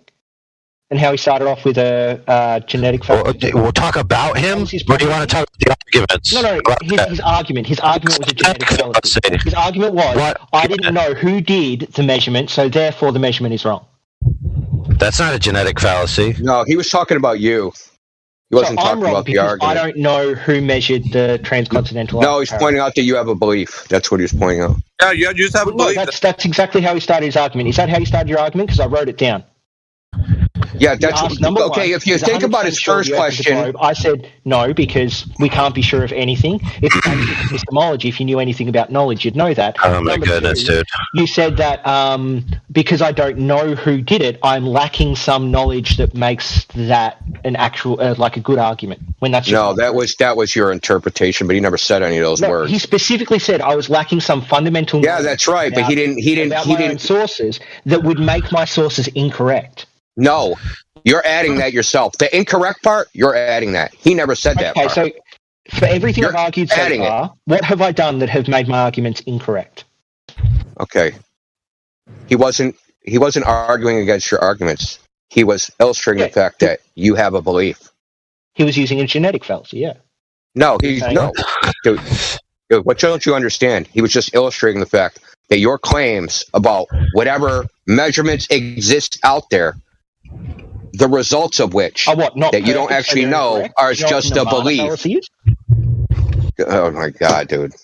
Anyway, it's about you, dude. This isn't about the measurements. It's about you. Are you like some weird narcissist? Page 19 of the Arc of the Parallel. Isn't that great?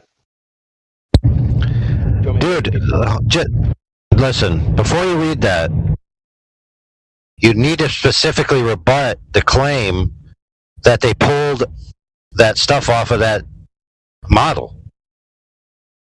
Well, how about this? I can get right to the heart of this. Why do they use a reference ellipsoid? Why do they use a reference ellipsoid in the first place? Why is this even used? They're just measuring curvature.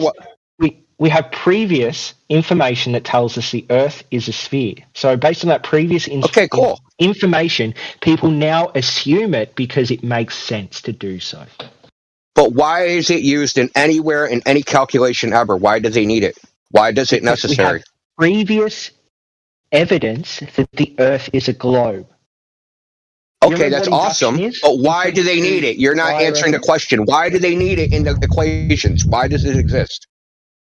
For the why not just use the raw measurements, right, and then just come up with it like that? Why use the measurements and reduce them to an ellipsoid? Why are they doing that? They have the raw measurements and they have the ellipsoid measurements. Okay, so why are they reducing their raw measurements to the ellipsoid surface, the sea level? Why are they doing that? Because they want to fit the measurements that they've made onto one larger, grander set of maps or measurements. Okay, that are based upon old measurements. Were they reduced to another ellipsoid? No idea what you're talking about.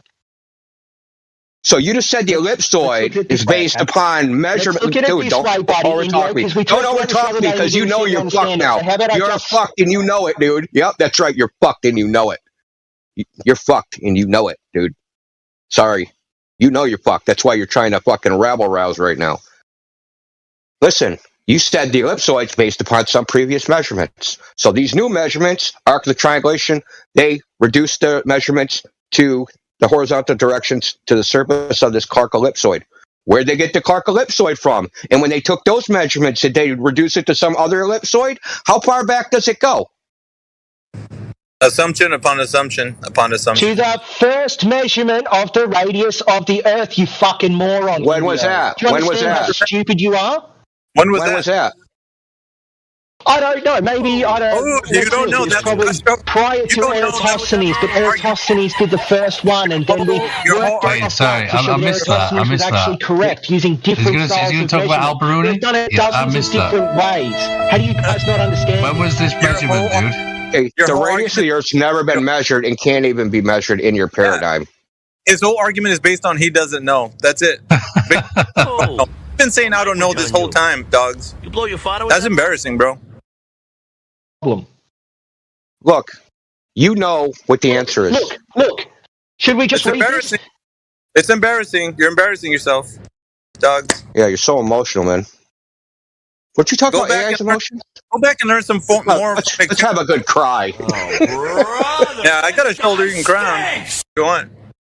Go back to McToon and go get some more information from him because you're not up to date, bro. This is weak sauce, bro. You guys haven't given a single argument for flat Earth. Sauce, bro. You don't know about I don't know. I don't know. Are you 100% sure? No, we can never be. Well, you don't know anything, bro. Dude, it's not. Anyone that knows about epistemology knows you can't be 100% sure about anything except.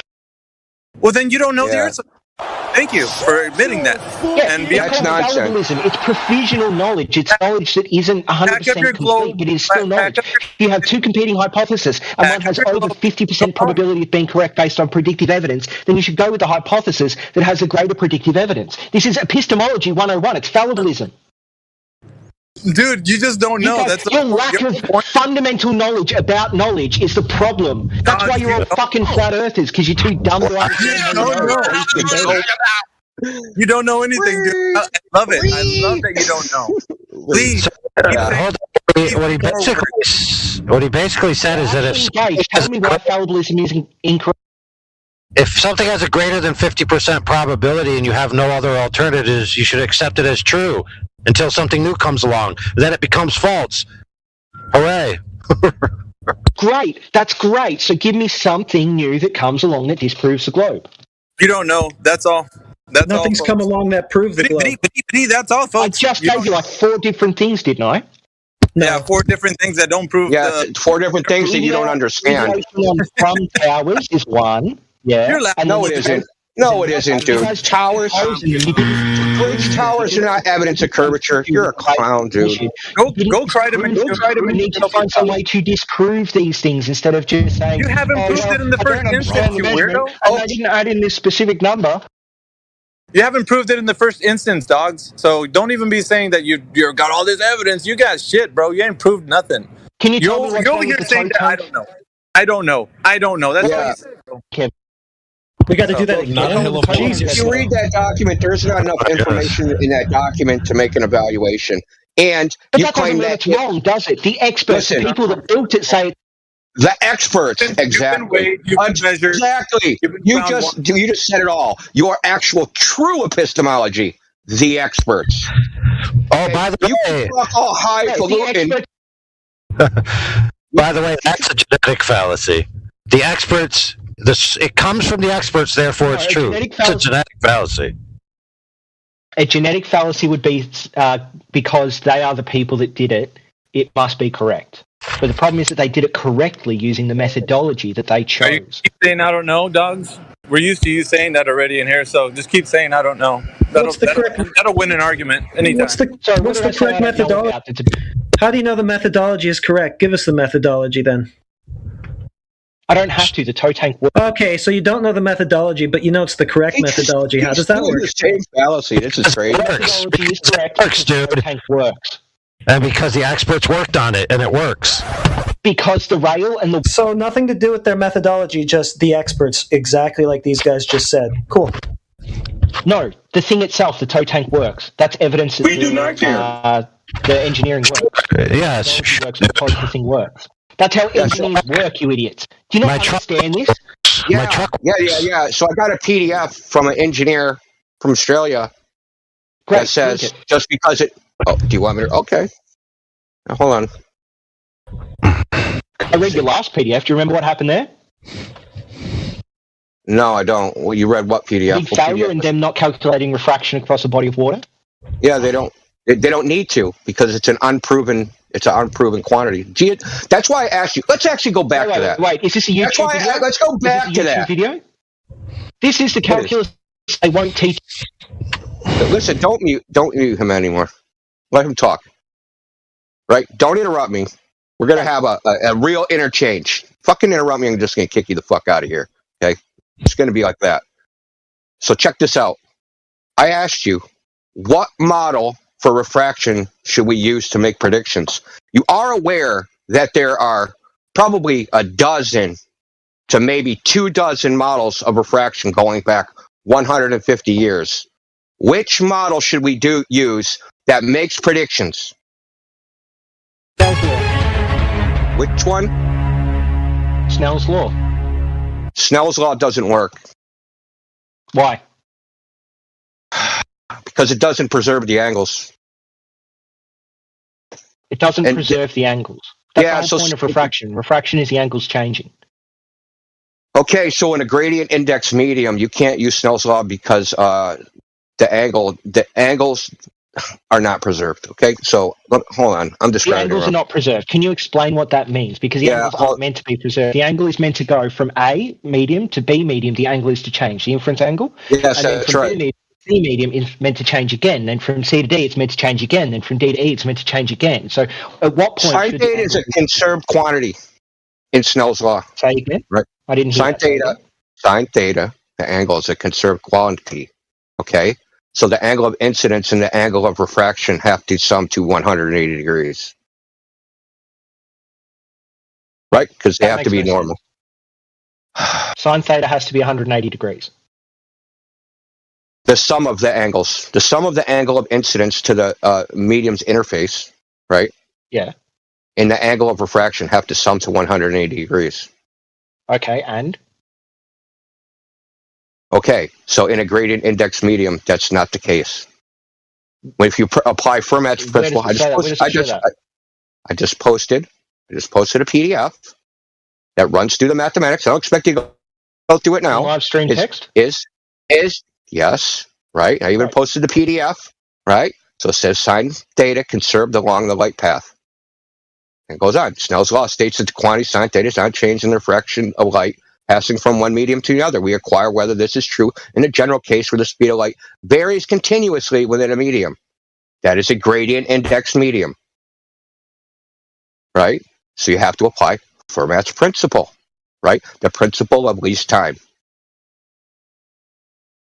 So you understand that.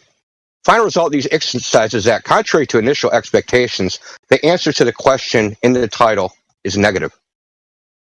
So there's problems with using Snell's law and a freaking on like some gradient index medium, because you would end up having weird ducting, weird reflections, right? So if you modeled, right, so a medium with n number of indexes of refraction mediums, how many freaking layers are you going to use, right? So what you could end up happening is the light being trapped within one of these layers and never exiting, especially if the light ever ends up going horizontal.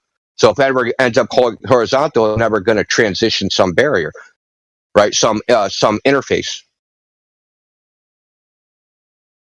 So if you look at Andrew Thomas Young's website, he admits this, that results in a singularity if you use Snell's law, right? If you use Snell's law and the Earth is flat, right, and you have a medium at that level, so 6 feet, right, and you even have a gradient, right? You can even have a temperature gradient. That light, if it's horizontal, will never transition into any other refractive index medium because it's horizontal over a flat plane. So if you model out mathematically, yeah, it'll just go on forever, right? The only reason you all say there's bending light, right, is because you have a curving gradient. I'm not gish galloping. Just because you can't comprehend what's being said because this is above your pay grade ain't my problem. That's your problem. Well, I'm reading through this and I'm not seeing the part where they conclude. So what page is it where they conclude? The conclusion? Scroll down. Yeah. The conclusion is literally in the abstract. You don't even have to read the conclusion. You can scroll down to it. So in the introduction. So you see, you've never read actually any scientific material, so this is just like fucking Chinese to you. Well, the conclusion is usually... So I've been reading this shit for 20 years. It's in the abstract. The conclusion is in the abstract. The answer to the question in the title is negative.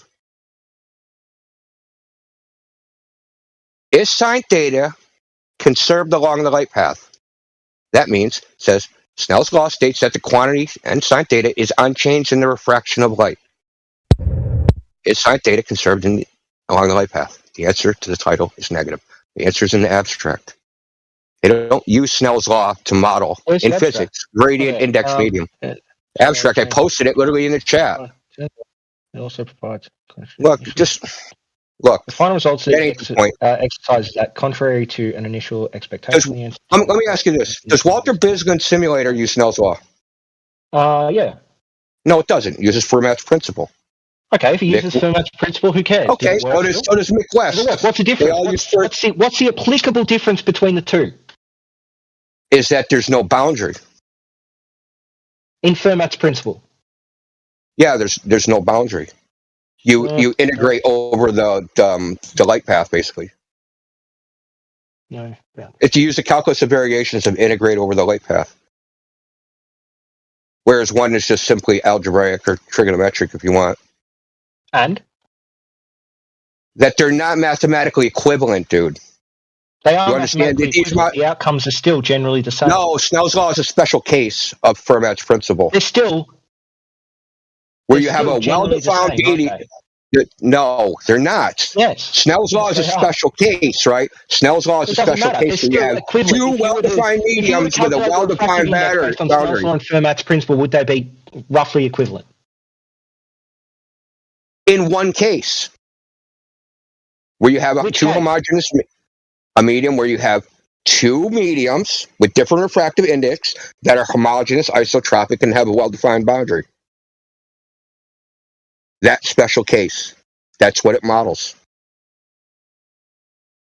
Which is great for designing lenses, right? You can use the thin lens equation, no problem, easy peasy. Then you Snell's law still can be get to the derived from engineering. Fermat's principle, which states the light travels the path which takes the least time. By taking the derivative of the optical path length, the stationary point is found, giving the path taken by the light.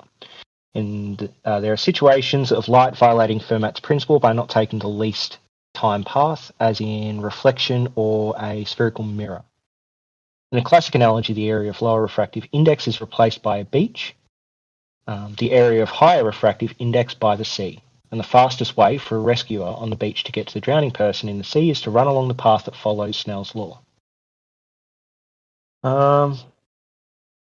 Yeah, because you have a well-defined boundary. Sand in the water. You go one speed over the sand and another speed over the water. So you want to find the path which is the most efficient to reach the person. Well, the principle of least time. Which one takes you the least time? Should you run through the sand more? Should you freaking swim more? Which one should you do? Great, so they both use the principle of least time. Fermat's principle, or Snell's Has law, no is a special case defined of boundaries Fermat's that it principle. does, right? Okay, great. So why doesn't Snell's law work?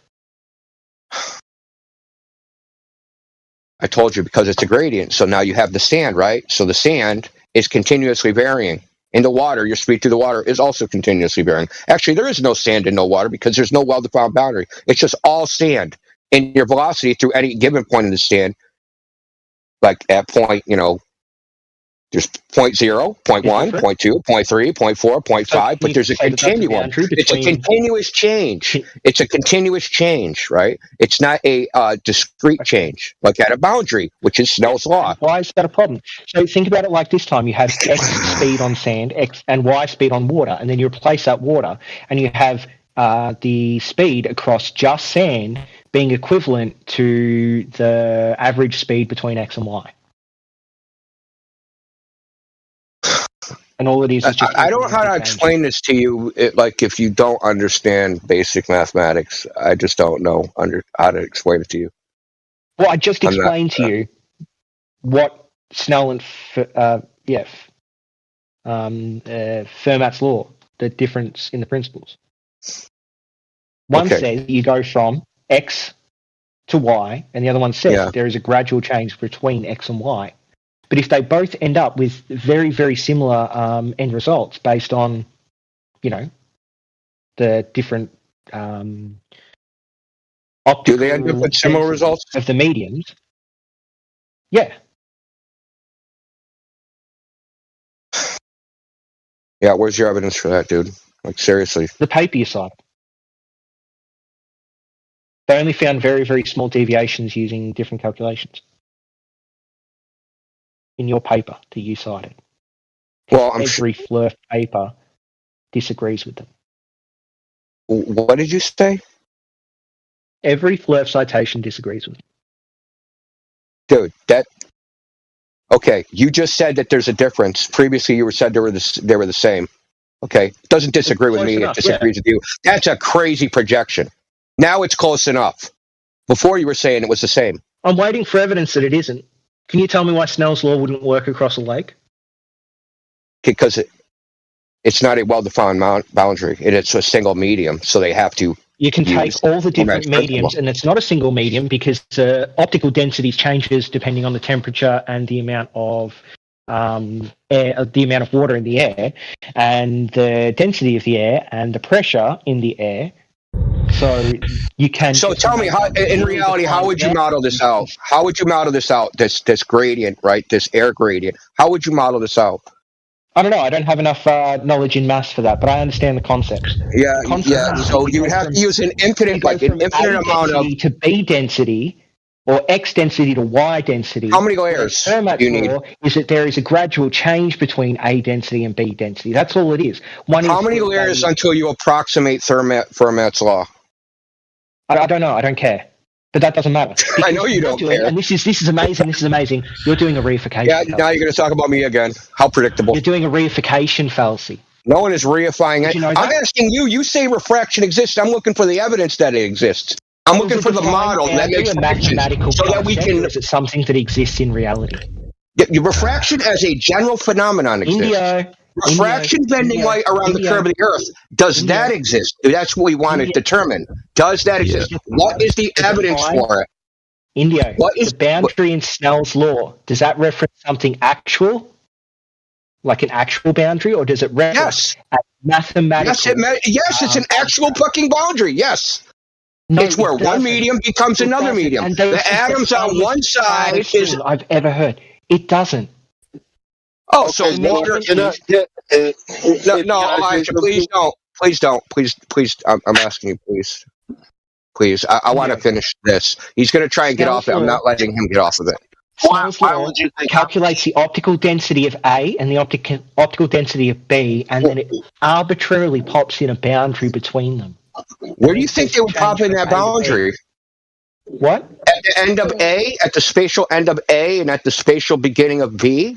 Do you think that's where the boundary is? So if you have two substances, one's water and one's glass, the water's not the glass, and the glass is not the water, and where they meet is what we call the boundary. They can both be water with two different optical densities. So water can be water, and glass can be water and glass at the same time? No. Indio, listen to me, okay? You can have air, just air, but if the optical density of air is different at 2 points, in Snell's law, you'll take those 2 points of measured optical density, so the different temperature and pressure, and you will put a boundary in the middle of that calculation. And that boundary calculates the deviation, the refraction. That's why I asked you how many layers. Going from A to B. Whereas in Fermat's, it will be a gradual change. It won't be a defined boundary they put into the calculation. It will be between A and B, there is this amount of change, not it changes at a defined boundary, okay? It's all abstract, it's all mathematical, and it's called a reification fallacy when you say that there's an actual boundary in spatial reality. No, what I said was there is a continuous change in Fermat's principle, and you just made my argument. Thanks you very much. Snell's law. Snell's law has a boundary. Snell's law has a boundary. I've ever. Dude. Snell's law. Oh my God, the fucking spiral. Snell's law has a boundary. You said that you can make an arbitrary boundary. Where do we make that boundary? How many boundaries? That's why I asked you how many layers. You didn't even understand what that was talking about. Like, how would you model this? How many layers do you have to do? If I take six feet of freaking air, right? How many layers of Snell's law of different refraction index to model this gradient do I use? Do I use 10,000? Do I use 1,000,000? Do I use 1,000,000,000,000? Do I use an infinite amount? Right? When we use an infinite amount, well, oh my God, that's fucking calculus. And we use a continuum. And look, the continuum's more accurate than the so-called simulation of boundaries. I don't know why you don't understand this. Oh, because you don't know anything about mathematics. But your whole idea of refraction is based upon mathematical models, which don't work in reality, which make no predictions in reality. That's why I'm going to ask you again. I know someone muted you. Give me the model of refraction that makes accurate predictions that we can test, so that we know which one to use, so that when we make our post hoc claim, we can be using a model which has some predictive power. You even said we need predictive power to tell us what's likely true. Give us the model with predictive power. Both. Give me the exact model with predictive power. Both. Okay, so those are models. How are they tested? I can find some journal articles if you'd like me to. Yeah, I'm sure I've read them all. Awesome. But are you willing to admit that the boundary is just what they put in? Like it's the maths that they add in to say that there is a defined. They don't use Snell's law for a gradient, you clown. A defined point between the refractive index of A and the refractive index of B, right? So all they've done is they've said there has to be a boundary here instead of it being a gradual change. Okay. No. You saying that exists in reality is bullshit. No, when they model it, listen, when they model it in reality, right? Like if they model it between glass and water, they'll use Snell's law. But if they have a gradient, they're not going to use Snell's law. So when I say the Snell's law is an actual boundary, that's what they're modeling. They're modeling an actual boundary. They're not going to use it in a situation you're talking about. They're not going to use it for a gradient index medium. They're just not going to use it. So it's if like, it works, why not use it? If it's easier, because Snell's law is because it's inaccurate. Principle, isn't it? Because it's inaccurate. To what percentage? To what percentage? It probably depends on the application. Oh, okay. So we can use Snell's law if we want, say, a couple of percentage points of accuracy, and then Fermat's if we want, say, a couple more points of accuracy. It's the same with Newton's and Einstein's, isn't it? Well, it depends on the distance, right? So it depends on how long the light is within the medium, right? So that's the defining factor. How long the light is inside the gradient versus, or how many layers you model. So there's all different, depends on your model, right? So that you could probably make a situational Snell's law model and use Fermat's principle and get them fairly correct, probably for good enough for practical purposes, and make it quote unquote work. Right, but it's not what's used in the common practice. They just use Fermat's principle because it's more accurate. That's just what they do. So they both would work. One's just more accurate. But the fact of the matter is, you can use Snell's law. You can use whatever the fuck you want. You thought that this boundary was a physical boundary. You fucking goose. No, listen, in the use that they model it, it is. Yeah, in the use that they model it, it is. Whether you actually use Snell's law to model something, it's real. When they model it, it's an actual boundary. No, listen, they don't model gradients using Snell's law. Only dumbass fucking anti-flat earthers use it for that. That's what I'm trying to tell you. Only you fuck clowns use it for that. Nobody uses this. If you go read all the literature, no one uses Snell's law for this shit. Nobody. Not a fucking person. Only Dunning-Kruger anti-flat earthers use this shit. Does it still work? No! Why? What's the percentage difference?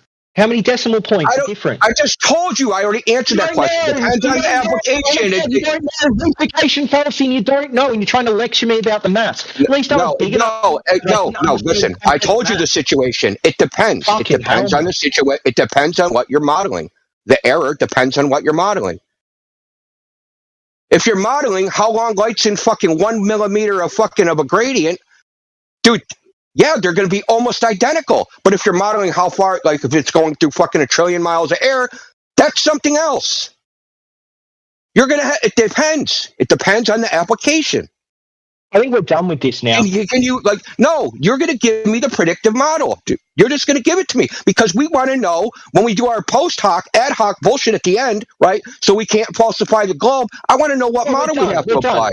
You're obviously too I want to know what model, dude. I want the evidence. No, I want the evidence for your foregone conclusion. I just want the evidence. That's all I'm asking for. What's the evidence, dude? What's the evidence? What's the evidence any of these models work? What's the evidence that that light is bending around the curve? What model predicts that? And then that model has been validated by observation. Great. I'm looking up really simple. Theoretical and experimental study of refractive indices of water, acids, and nitrile and salt systems. Yeah, so I'm talking about terrestrial refraction. They calculated the refraction. I'm talking about terrestrial refraction. This thing that's supposed to be like bending around the curve, making everything look flat. If you apply it to the surface of the Earth. No, these are physical constants, buddy. Do you know what a physical constant is? Dude. Okay. Dude. That's a cool story. Physical constant. Yada, yada, yada. Cool story, bro. I'm asking for the model that makes predictions that we can apply in real life. I propose a simple theoretical formula for describing the refractive indices in binary liquid mixtures containing salt ions. Our theory is based on the Clausius-Massotti equation. It gives the refraction index of the mixture in terms of the refractive indices of the pure liquid and the polarizability of the ionic species by properly accounting for the volume change upon mixing. The theoretical predictions are tested by extensive experimental measurements of the refractive indices of water, acetonitrile salt systems for several liquid compositions, different salt species, and a range of salt concentrations. Excellent agreement is obtained in all cases, especially in low salt concentrations with no feeding. Are you almost done? Like doing nothing? Expression of the refractive index for low salt concentration is also given, which can be a theoretical basis for determination of salt concentration using refractive index measurements. So it seems like they've come up with a very, very simple equation for refraction based on this one specific liquid, and it's been correct. They tested it, and it was correct. Yeah, awesome. Okay. Yeah. So now we're going to apply that to the air. What model is used for the air? Just a second. It doesn't matter. There's not a big deviation. It doesn't matter. What I love is they're using a tank and a solution and allowing it to set so it becomes homogeneous and isotropic. Are they? Yeah. Are they? Because what I just read out. Because when you stir the solution, I've seen many demonstrations of this. Okay. When you stir the solution, you see no deviation. Look, I'm just looking for the justification for claiming that there's terrestrial refraction fucking up all our measurements with a laser. I want the justification for that. And you can't seem to come up with one. Other than because I said so. Experimental determination of the refractive index of Snell's law. This experiment uses a narrow beam of light passing from air into glass and then into air. The experiment is practically easier using a hemi-cylindrical prism of glass with a beam entering the curve. But these are inapplicable to what we're talking about. Why? You're just Googling random shit on refraction, dude. Terrestrial refraction. Google that, brother. There's dude, literally you think I don't know you didn't look for this? An experiment showing refraction works, but you don't like it because you don't seem to understand that Snell's law, being a model, means that there has to exist things in real life. You can claim it works in different applications that have nothing to do with. We want to see it works in this application. In what application? Through air? The application of a laser or a ray of light through air, dude. Great. Refraction over water experiment. Have you never typed these things in? Look, dude. No, you haven't, have you? What are you talking about? It's much easier to just sit here and go around in circles about things that you don't understand rather than just go, yeah. Talking about me again. The old standby. Hey, so anyway. No, we're going to finish this point. I don't care how long it fucking takes, dude. I don't. So, we're going to finish this. I want the predictive model for refraction so we know that there's a justification for saying that it exists. We need a justification. We can't just say, hey, willy-nilly, we're just going to throw in this phenomenon that we say exists. We need a justification for saying it exists, right? And one justification would be a model that's been tested and makes predictions. But that model doesn't exist, and you know it doesn't exist. That's why you're bringing up all this ancillary bullshit. And you know what? By bringing up ancillary bullshit and predicting atmospheric refraction with weather modeling and machine learning. Yeah, okay. I've read that. Would you like to read this? I've already read it.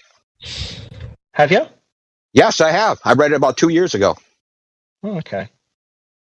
What do they do in it? I think they're looking at the side of a mountain, if I remember right. It's in Arizona. It's like in the desert.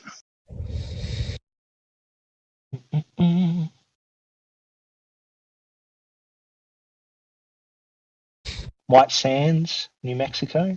Yeah, I got a pretty good memory. Seeing I only freaking skimmed it freaking goddamn 3 years ago maybe. Yeah, but even if listen, so check this out. I'm pretty sure the AI successfully made predictions, but AIs are black boxes, so we don't know how they actually make predictions.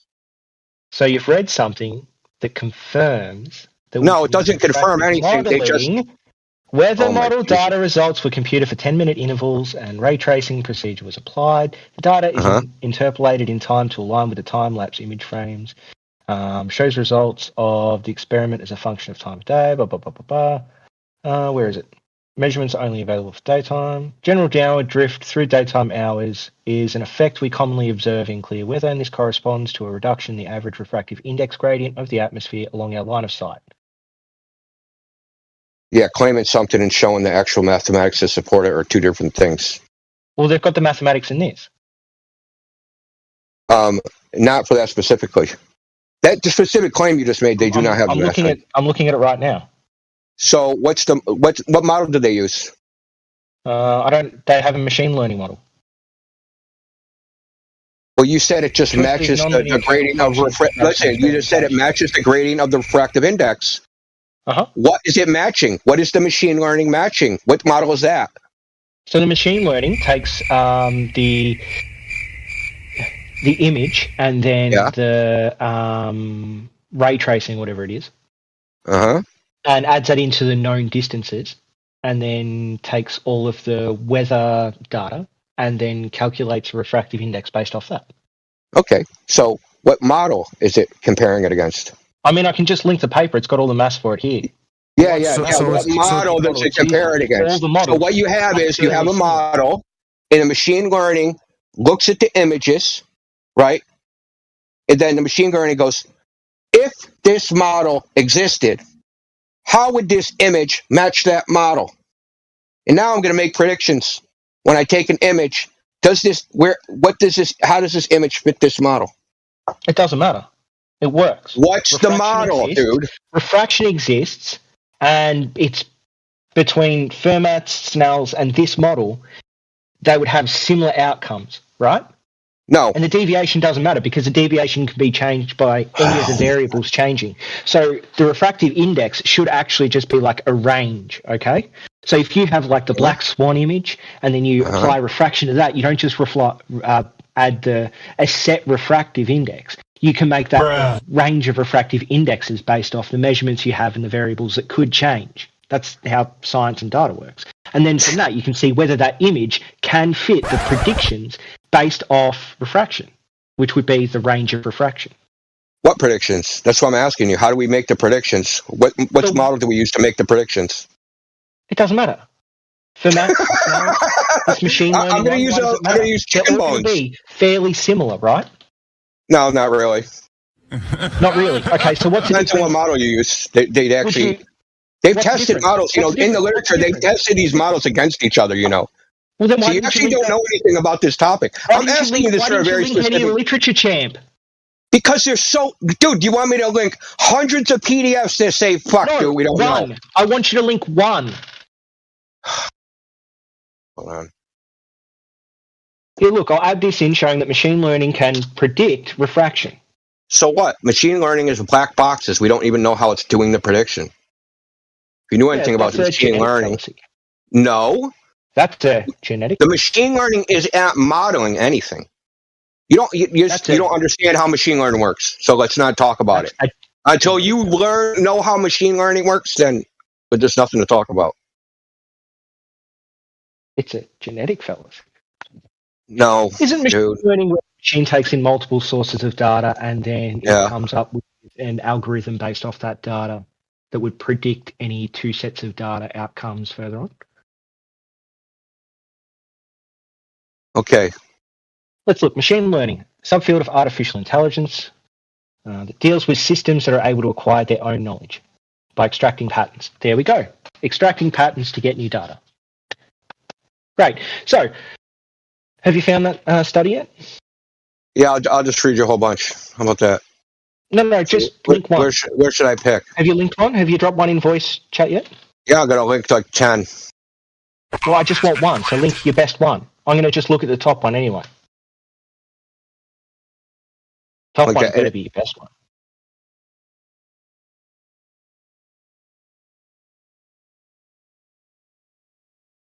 So what?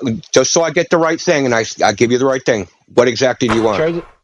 Show the difference that an observation using Snell's law refractive index versus Fermat's law refractive index. I already did that. Deviation. I'm not doing it again. They don't use Snell's law, and they don't use Snell's law in any type of surveying, anything to do with they use Fermat's law. Refraction. They don't use it. Why'd you ask which one's best? No, oh my God, dude! So why would you ask? This is what you don't understand. There's models for terrestrial refraction. They involve temperature, humidity, CO2, yada yada yada. I explained all this to you, you fucking idiot. Listen, no, dude. Yes, There's I did. multiple Remember 10 models. minutes ago, I went through all the things that can impact refraction. That's didn't I? right. That's awesome. Yeah. Yeah. That's I did awesome. explain it to you already. So this thing exists. So every single image you guys have of a flat Earth can be explained using refraction we know to exist. Okay, cool. Is that true? Yes or no? Yeah, cool. No, it's not true. Okay. Great. Give me one image that shows that the Earth is flat that can't be explained using refraction. Using assumption, you mean? No, listen. Refraction. Okay. I just went through machine You just have assumption. You have no evidence that there is refraction happening on those days. Hold on. Machine learning was able to calculate a refractive index. They're not calculating anything. Yes, it did. No, they're not. You're just assuming things. You have no values, so you're just assuming things. There's more values in the laser test. Data goes in, it calculates, it comes up with an equation. It doesn't calculate, it does. It doesn't come up with a fucking equation. You don't know what you're talking about. When you get data and you run data dude, machine learning is basically a lookup table, dude. That's basically what it is. It's a lookup table. Isn't. You have no idea what you're talking about. Dude, I got a degree in computer science. You don't know what the fuck you're talking about. B, X equals C, depending on some variable. That's not. They use gradient descent, dude. In this machine learning model, they use something called gradient descent. You have no idea what the fuck you're talking about. Stay like you don't know what you're talking about with reflection. You really don't know what you're talking about with machine learning. Even if I don't know what I'm talking about, I'm not going to explain it to you. I can understand. Look, I want to go back to these variables. Someone who's been doing this for years. I want to go back to these variables, right? So these variables that you say exist, it's cause refraction, right? You think they exist because there's models that exist that use these variables to make predictions about refraction. Well, none of these models actually makes accurate predictions. They do. No, okay, where is that? The Fermat's law. You just explained yourself that surveyors use it. Surveyors get accurate data over land masses, don't they? I'm not talking about. So listen. Okay, so to apply Fermat's principle, you have to know the refractive index at any given point. How do you calculate that? No, you can average it. That's the whole humidity. Snell's law assumes that there's some set boundary, but Fermat's law can say that given like the known variables, you can average it out over a distance. Well, they don't do averaging, but whatever. That's what Fermat's law is. It may not be an average, but what it is it's going from A to B using a function rather than going from A to B. Right. And so there's different variables that they use in these different models to model terrestrial refraction. So none are accurate. That's what I'm trying to tell you. None are accurate. As a function, it would be centimeter 1 is 9 from 1, centimeter 8 is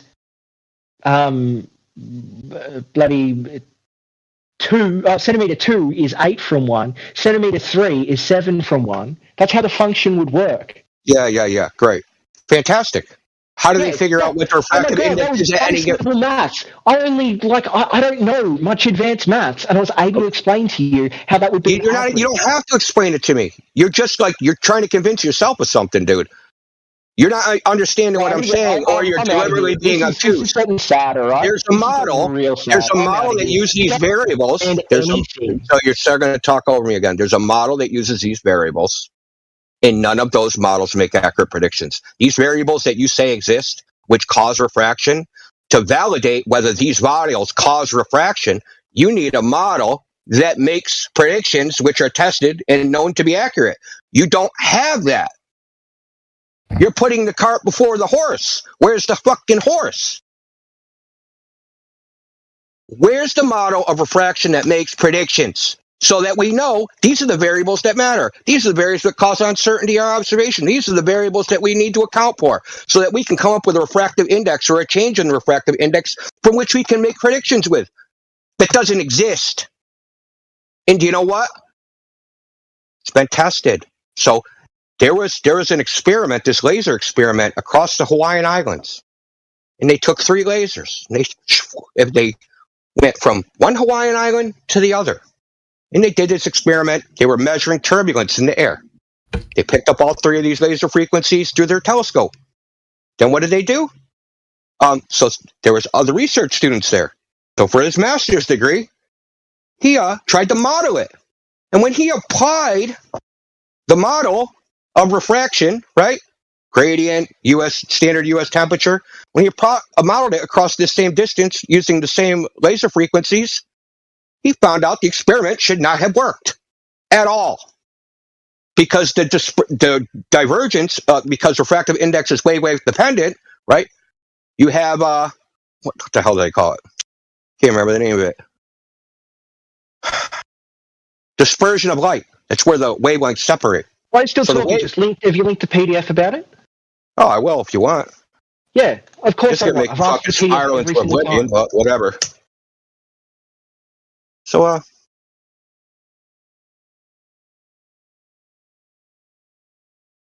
So what happens is the spread of the wavelengths of the laser are greater than the width of the telescope.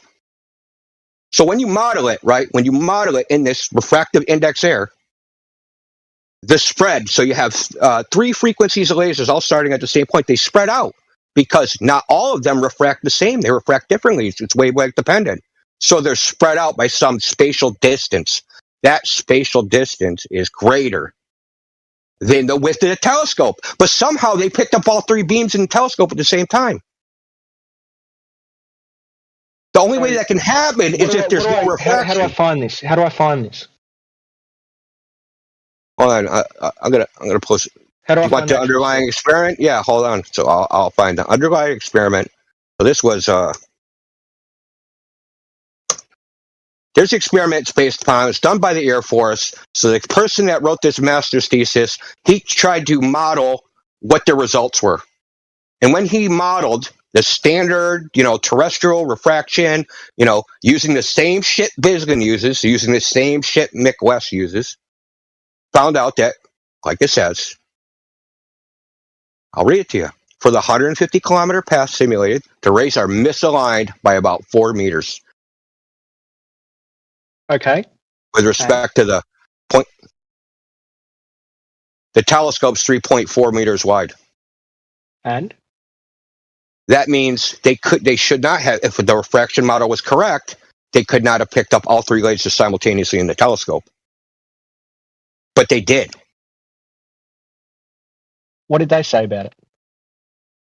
I mean, what did they say about it? What was their conclusion? What was their conclusion? Well, see, they did the test first, and then after the fact, they applied the model, and then realized our test should not have worked. If they would have applied the model before the test, they probably would have never did it. They would have probably designed a different test. Okay, so they came up with there is some variable or phenomena that we cannot explain. Is that what they came up with?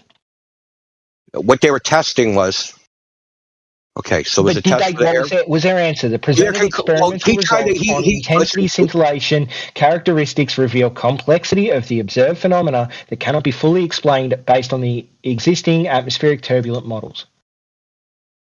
Yeah, so there's turbulence models, there's refractive index models, and he tried to use a mixed turbulence refraction model. None of those models worked, but the turbulence model, called a non-Kolmosov model or some shit. Can't remember the name of it because there's actually 2 of them. There's the non one and there's just a regular one. Anyway, so the turbulence model fit more closely than the so-called terrestrial refraction model. The terrestrial refraction model says that the experiment should not even have been completed because you can look at the simulation. He simulates it the same way Walter Bisgin simulates it, using the same methodology.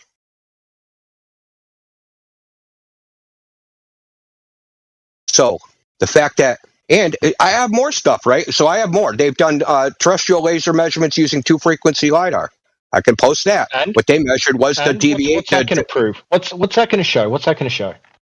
It shows that when they so-called measured the refractive index, right? They measured the angle of arrival of a beam of light of 2 different frequencies of light. And then they measure the angle, like how much deflection they are measuring, right? Yes, but the argument. And they're measuring they're measuring a max 4 MGON deflection, which is equivalent to 0.009 degrees. So if you extrapolate out to 25 miles, that's 8 feet. And? That's an 8 feet deflection at the max. And?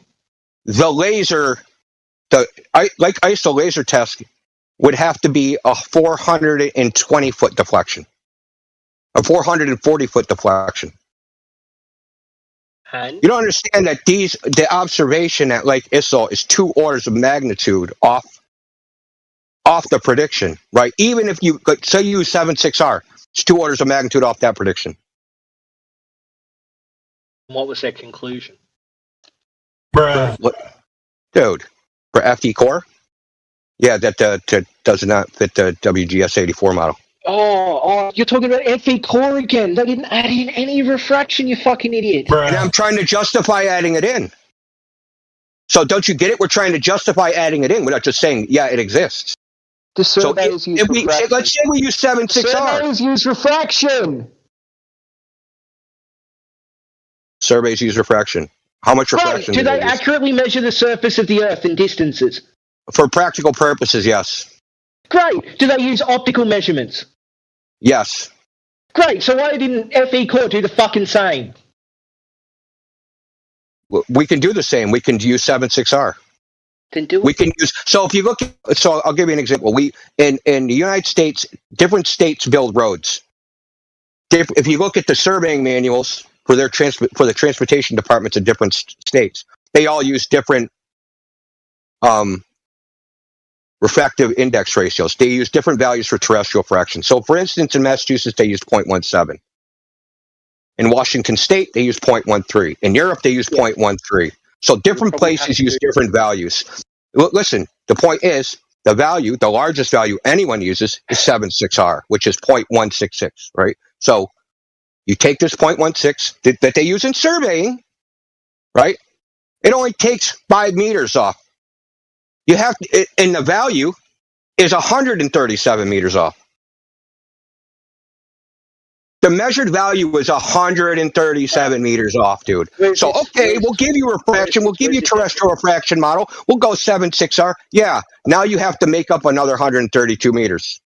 I didn't say this FE. Now we can go, okay, there's even double extra special refraction. We'll multiply it times 10. Drop in the FE laser measurement link again. I'll look at it again using the highest and lowest refractive indexes. What does that even mean?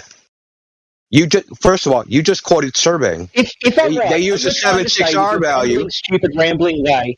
If we were to add in the standard refractive indexes into the FE core measurement, it still would. Yeah, the ones you just appealed to, surveying. Those are the ones you just appealed to. You said surveying, they use refraction. That's what they use. They use 7.6R. Big fella, if you add those into the FE core data, it still won't explain the data. Is that what you're trying to say? I'm saying, if you add that value listen, I'm explaining it to you. If you add that value into the data, it only moves the laser down 5 meters. Okay, great. You have to move it down 137 meters. The FE core thing again. I'm gonna download it. I'm gonna go away. I'm gonna do the maths. I'm gonna come back. Okay. Yeah. Okay. Fine with me.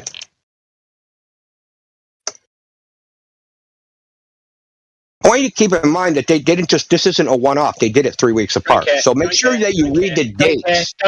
Don't care if they didn't add refraction. I don't give a fuck. You don't even know why they should be adding it, other than somebody told you they should add it. No, I know why they have to add it. They have to add it because as light moves through a medium, if there's any change to that medium, then the angle of incidence changes. And that means what? And that means that the light can make things look further up or further down.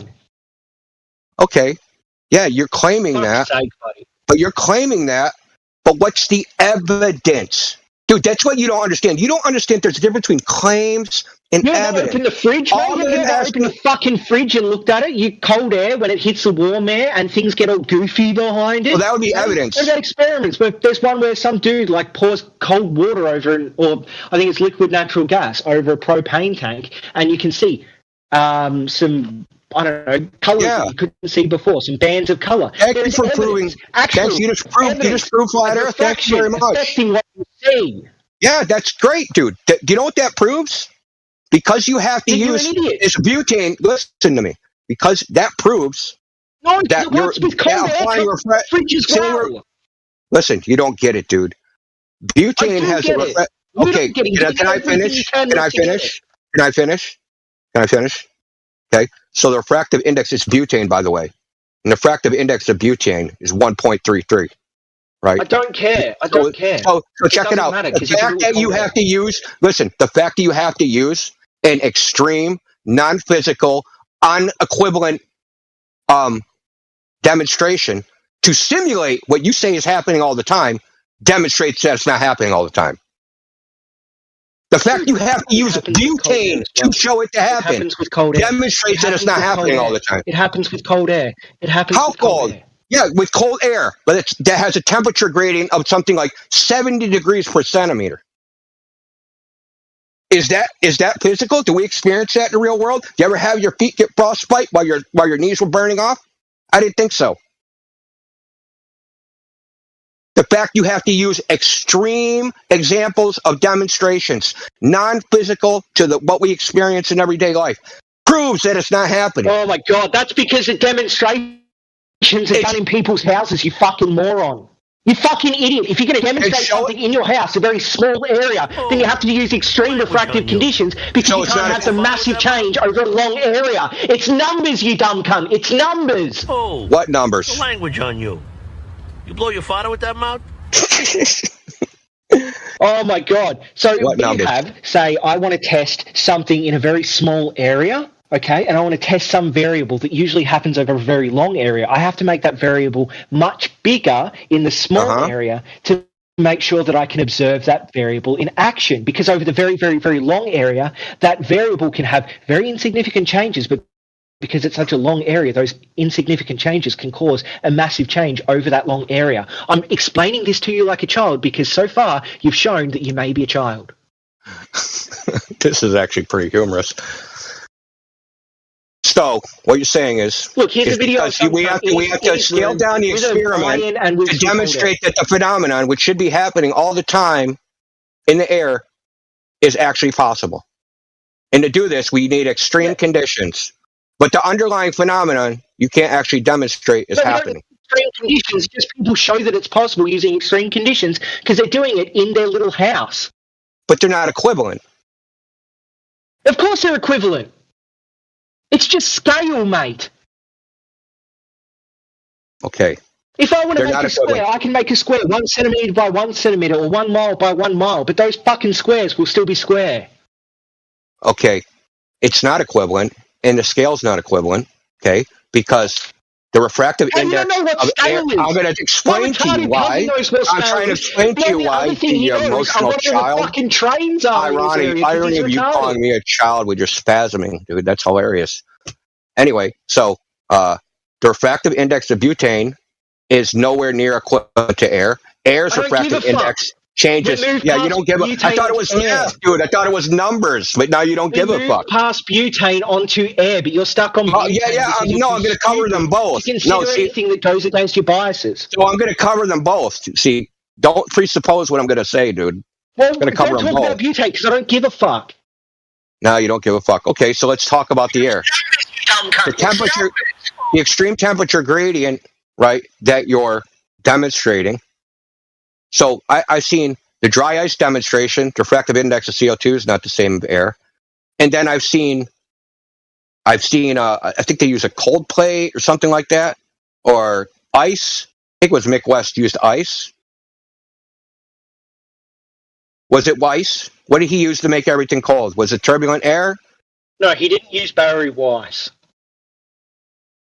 What was used to make the temperature gradient? I don't know, because I'm not obsessed with people that do these experiments like you retards are. So you cited an experiment that you don't even know what happened. Great. Let's No, go one with that that. I've watched. I cited an experiment that I've watched, but I don't remember the people that did it because I don't give a fuck. Look, I found. So the what if they Mick use West dry one. ice? Would you like to So see that? Let's look at the Mick West what if one. they use dry ice to I cut did. to I make found the the one you temperature wanted. You gradient? wanted me to talk about Mick West, didn't you? Because you have pre-prepared. No, I don't care about Mick West. He already got smashed in here. You can fucking listen to the video on the YouTube channel. Yay, there's Mick West. I finally found the thing you were talking about that I wasn't. I don't care about Mick West. I'm asking you, if you don't know the details, if you don't know the details of the experiment, you don't know if they use CO2, if they use some equivalent. You claim they're equivalent, they're just different scale, but you don't actually even know that. Mate, I'm asking you, did they use CO2? Why did they change the air? I'm trying to figure out the iron. See, you make claims that there's no evidence for. That's the hilarious part. You just keep What claim? You claimed that these demonstrations are equivalent and they're just a change in scale. So I'm asking you details about them, and you don't know the details. So you're just talking out your ass. What detail do you want? What detail do you want? The guy put up What an they iron, used to the cool iron the air. heated up the What did they use to laser changed it? What they used to cool the air? What substance? How did they create this temperature gradient? Nothing. They warmed up the air using an iron. They warmed up the air using an iron? What? Are you just going to repeat back with a dumbfounded? I don't understand what you're. I don't understand what you mean by they warmed up the air using an iron, like an iron for ironing clothes. Iron, like Yeah, you what? don't seem to understand anything. I linked the video. because you suck at An explaining iron, yourself. you know, an iron, like you iron your clothes. Yeah, it heats up the air. Look, here's one of nice wavy air patterns in front of a heater. Why would that happen? Turbulence. It's called sensible heat flux. Amazing. Yeah, it's called sensible heat flux. Yeah. So, like when air gets hot, it goes up, right? Right. It tries to equilibrate and it moves around. It's like why you don't survey in the wind. So there's something called the Fresnel effect, where a medium that's in motion will deflect light in the direction of the motion. Oh, okay. So there is refraction, deflection. That's not refraction. It's a completely different thing. So did they look at what the wind speed was over the water in the FE core experiment? Yeah, I'm pretty sure they did. I mean, it's on like they took pictures of the meteorological Anyway, stations. I'm out of here. My earbuds are about to die, and you seem to be thicker than a brick, my son. Yeah, Hypothesis in science, buddy. Oh, does that qualify as a wig, bro? I'm sorry to everyone that I cut up, but I do not want to let him out of that. Otherwise, we're going to be looping on that shit forever. I'm sick of this guy. I'm sick of looping with this guy. That counts as a wig with the earbud still attached. Ew. How about the ear still attached? How much glue did you use on that wig? Listen, this is, to me, these refraction claims, like, I'm so sick of it just being like a foregone conclusion. You didn't include refraction. You didn't account for refraction. Why should we? Give us a reason why we should. Oh, because everybody else is doing it. That's not an argument. Surveyors do it. Yeah, so what? And? They're measuring 50 meters at a time. The uncertainty is like 2 millimeters. Do you think that like if they don't use refraction, it's like, oh my God, now the fucking road's all fucked up. It's a 1,000-mile road and now it's messed up because we didn't account for refraction. I mean, come on, man. Dude. Get serious. Did they account for refraction when they used the microscope on that fishing line? Dude, that's somebody that's like, have you ever done asphalt AI? Not really, no. I Cement, have, though. when I was a kid. So I've done asphalt. I wish Mike was here.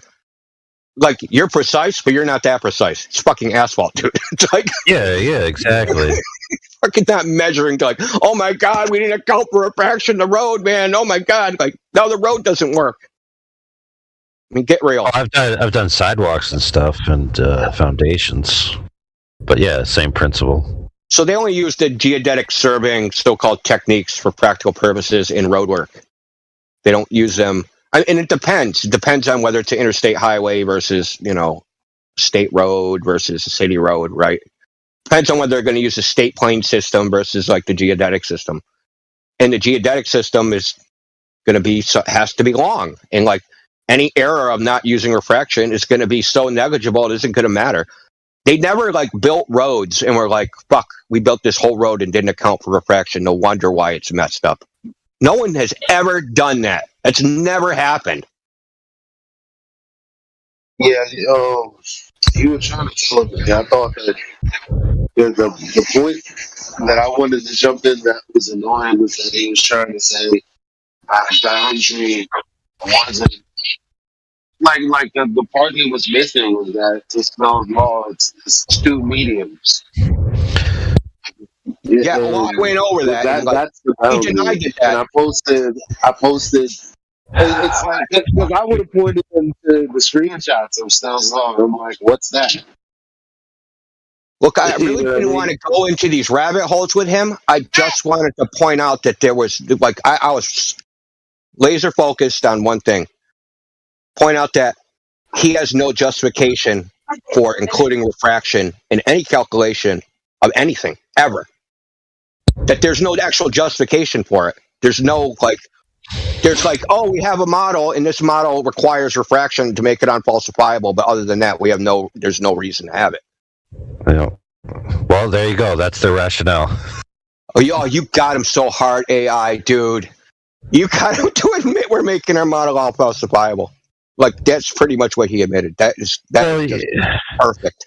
It was like that day when me and Kiwi were going through, and I was teaching him how to use the Bislins, and the refraction slider. I thought it went up to 60 million radius, but it actually goes up to 60 billion radius. Oh shit!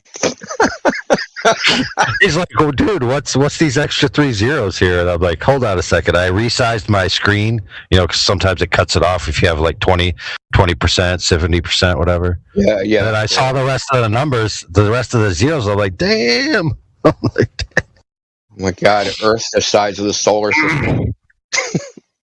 Actually, well, one of our galaxy, right? Yeah, so one of our friends asked a question, which is, how does he explain the Canigou shot? Well, lo and behold, this is what me and Kiwi were looking at. So we went and we did the slider, right? And we did this calculation for how much we would need to get to the Canigou shot. Now, check this out. The number of that value was only like 0.003 different than the category that you can click that just pre-calculates what's called extreme refraction. So let that sink in. And Walter Bislin's calculator, when we did it, and by the way, it's recorded, so if it was changed, there's proof still there. He literally labeled extreme refraction the exact amount of refraction needed to defeat the Canigou shot, proving the point that it's just an unfalsifiable ex post hoc excuse. Yeah, that's the same thing he did with the Black Swan. That's why I brought it up, right? So he created this piece of software, and then he manipulates the variables until the piece of software looks similar to the image, and it doesn't matter what the values say. The values can be non-physical. It doesn't matter. So in the Black Swan, unlike all the other simulations, he tilts the camera up a tenth of a degree. I don't know why. If you put it at regular degrees, it doesn't match. So he takes the camera. So he's got all, he's got the tabs of different like observations. You mean level? Yeah. So he tilts it up 1 degree from level, or right? Yeah, from level. Makes perfect sense. Yeah, but he doesn't do that for any other observation in his little, his little tabs of like, Soundleach Bridge, like Pontchartrain, like he's got all these little tabs, right? So like This is the only one where he does this, the Black Swan. He tilts it up. And then when you look at the ray trace, the rays flipped it over. That should make an inverted image. When you have ray tracing path, right, and then the rays cross over, like the top rays become the bottom rays, and then the bottom rays become the top rays, that's an inverted image. But when you look at it, it doesn't invert the image. I don't know if he did this intentionally, or it's an error in the software, or a combination of both. It's not a bug, it's a feature. You know what I'm saying? Well, if there's a point of inversion, your lens would have to be there in order for it to be an upright image.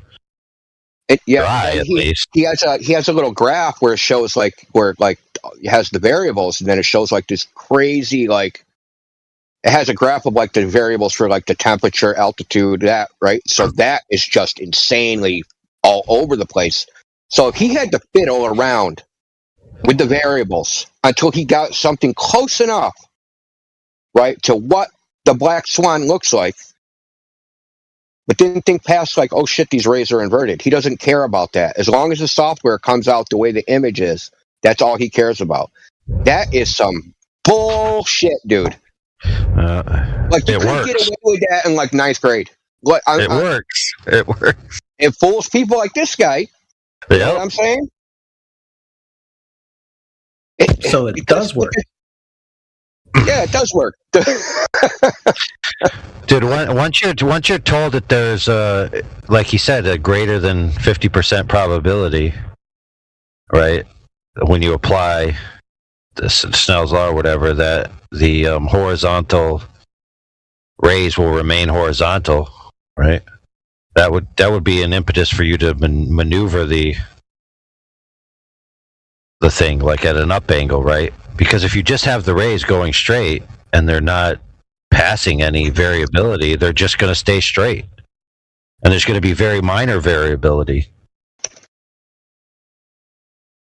But in their worldview, they have infinite variability of paths probability, so they can just pick and choose any paths they want, and then draw lines like as if they're heat-seeking missiles shooting you straight in the eyeball. And again, that just makes their claims unfalsifiable in principle.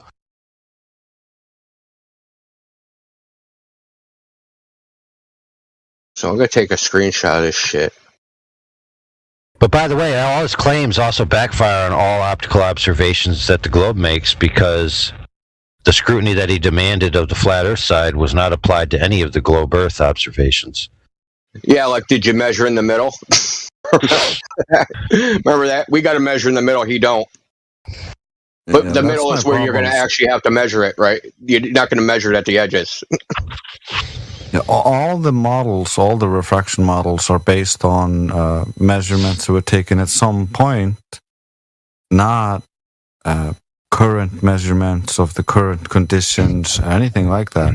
And then it's like you can stretch those boundaries, so it's just used to fill in the gaps to make things match. Yeah. Well, the Itchel test, they did measure in the middle by hitting the panned targets. And they demonstrated the variableness of whatever alleged refraction would have been there.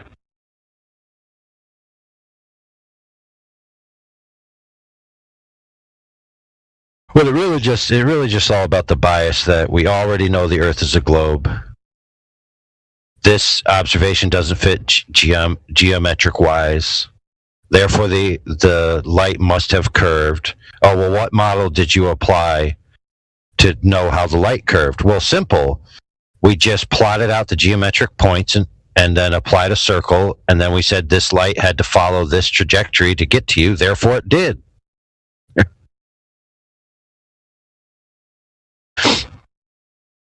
It's the most ex post hoc bologna sandwich of rationale.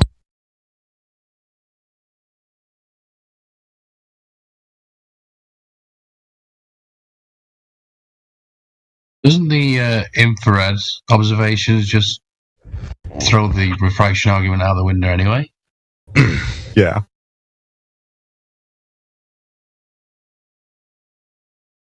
Not having a globe radius to refract does that pretty well too. Yeah, it's just they make the claim that all the light is bending around the globe, so it appears flat, and so we can see 10 times further than the geometry in the black swan, and they just bend everything to make it match. But if that were true, then we would be able to just use infrared and be able to see that the horizon is always closer in infrared. Do we see that in real life? I don't think so. All long-distance photographs in infrared that I've seen taken close or with short duration between a visible light picture show the infrared actually seeing further. So I don't I don't see how they can get away from that.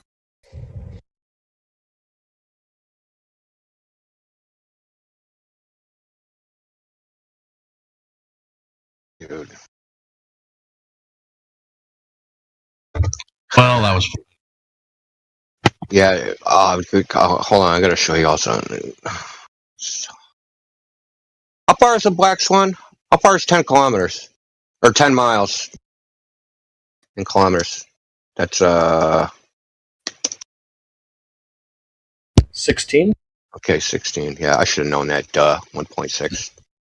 Should have been able to do that in my head. I'm sad. That's just sad.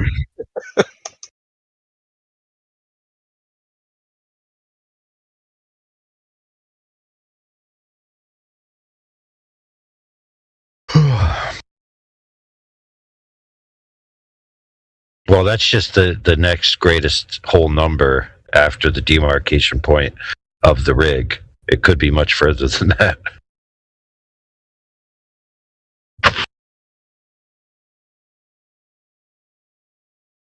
Yeah, how interesting would it have been to see that Black Swan taken, one with infrared and one with visible light? Like, how far would we have seen the beach of the island that's back there?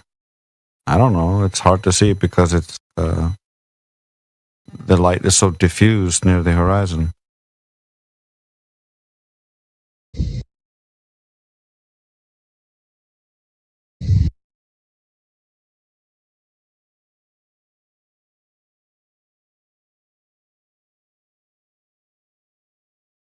Look how insane this is. This is Bislin's ray trace. These are the path of the rays. Look how just insane this is.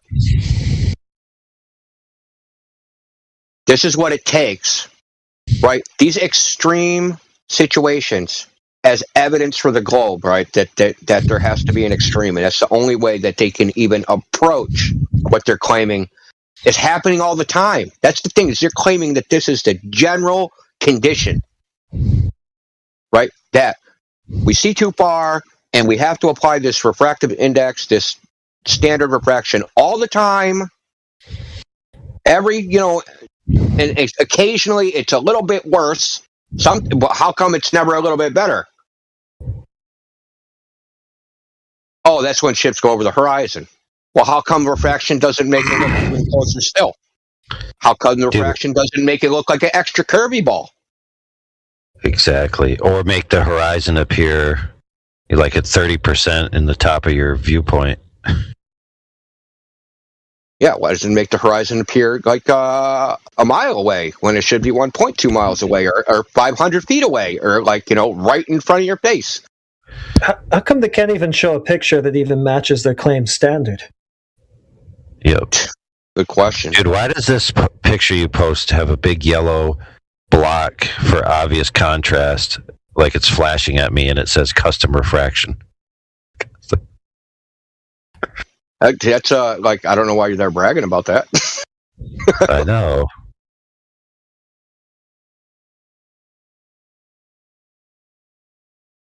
So the way I figured out that this was tilted, right? These rays are tilted up.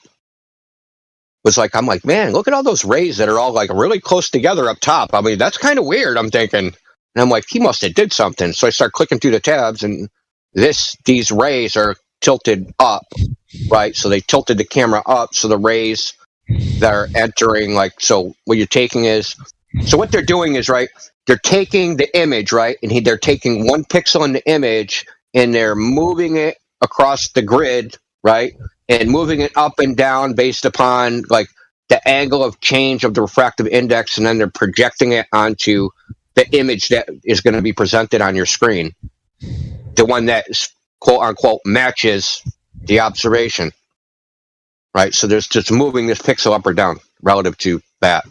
But apparently that must be clamped because they're not moving it into their correct actual location. But in order to do this, he had to tilt they had to tilt the projection plane. This is being projected on, he had to tilt it back to get the geometry, the shifting to match the so-called Black Swan, and it still isn't even a match. You know what I mean?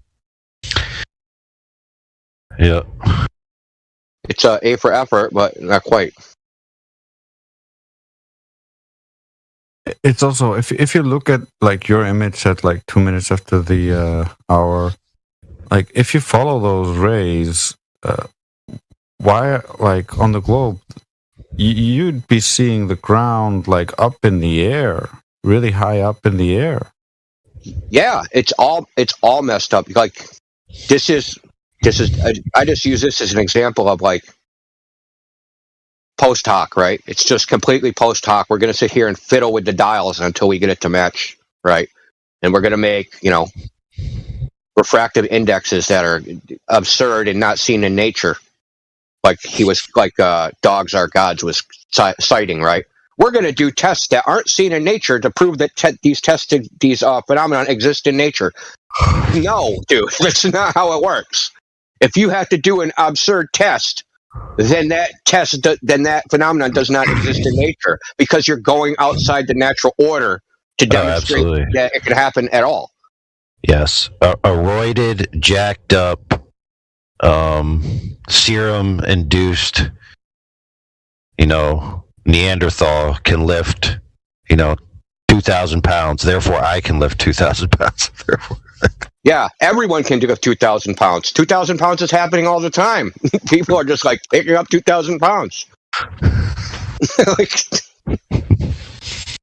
And here's I didn't want to point it out because I didn't want to go down this rabbit hole. Kept saying you're using a genetic fallacy. Literally, he was doing the exact same thing he was complaining about. Remember when he started talking about epistemology? Right?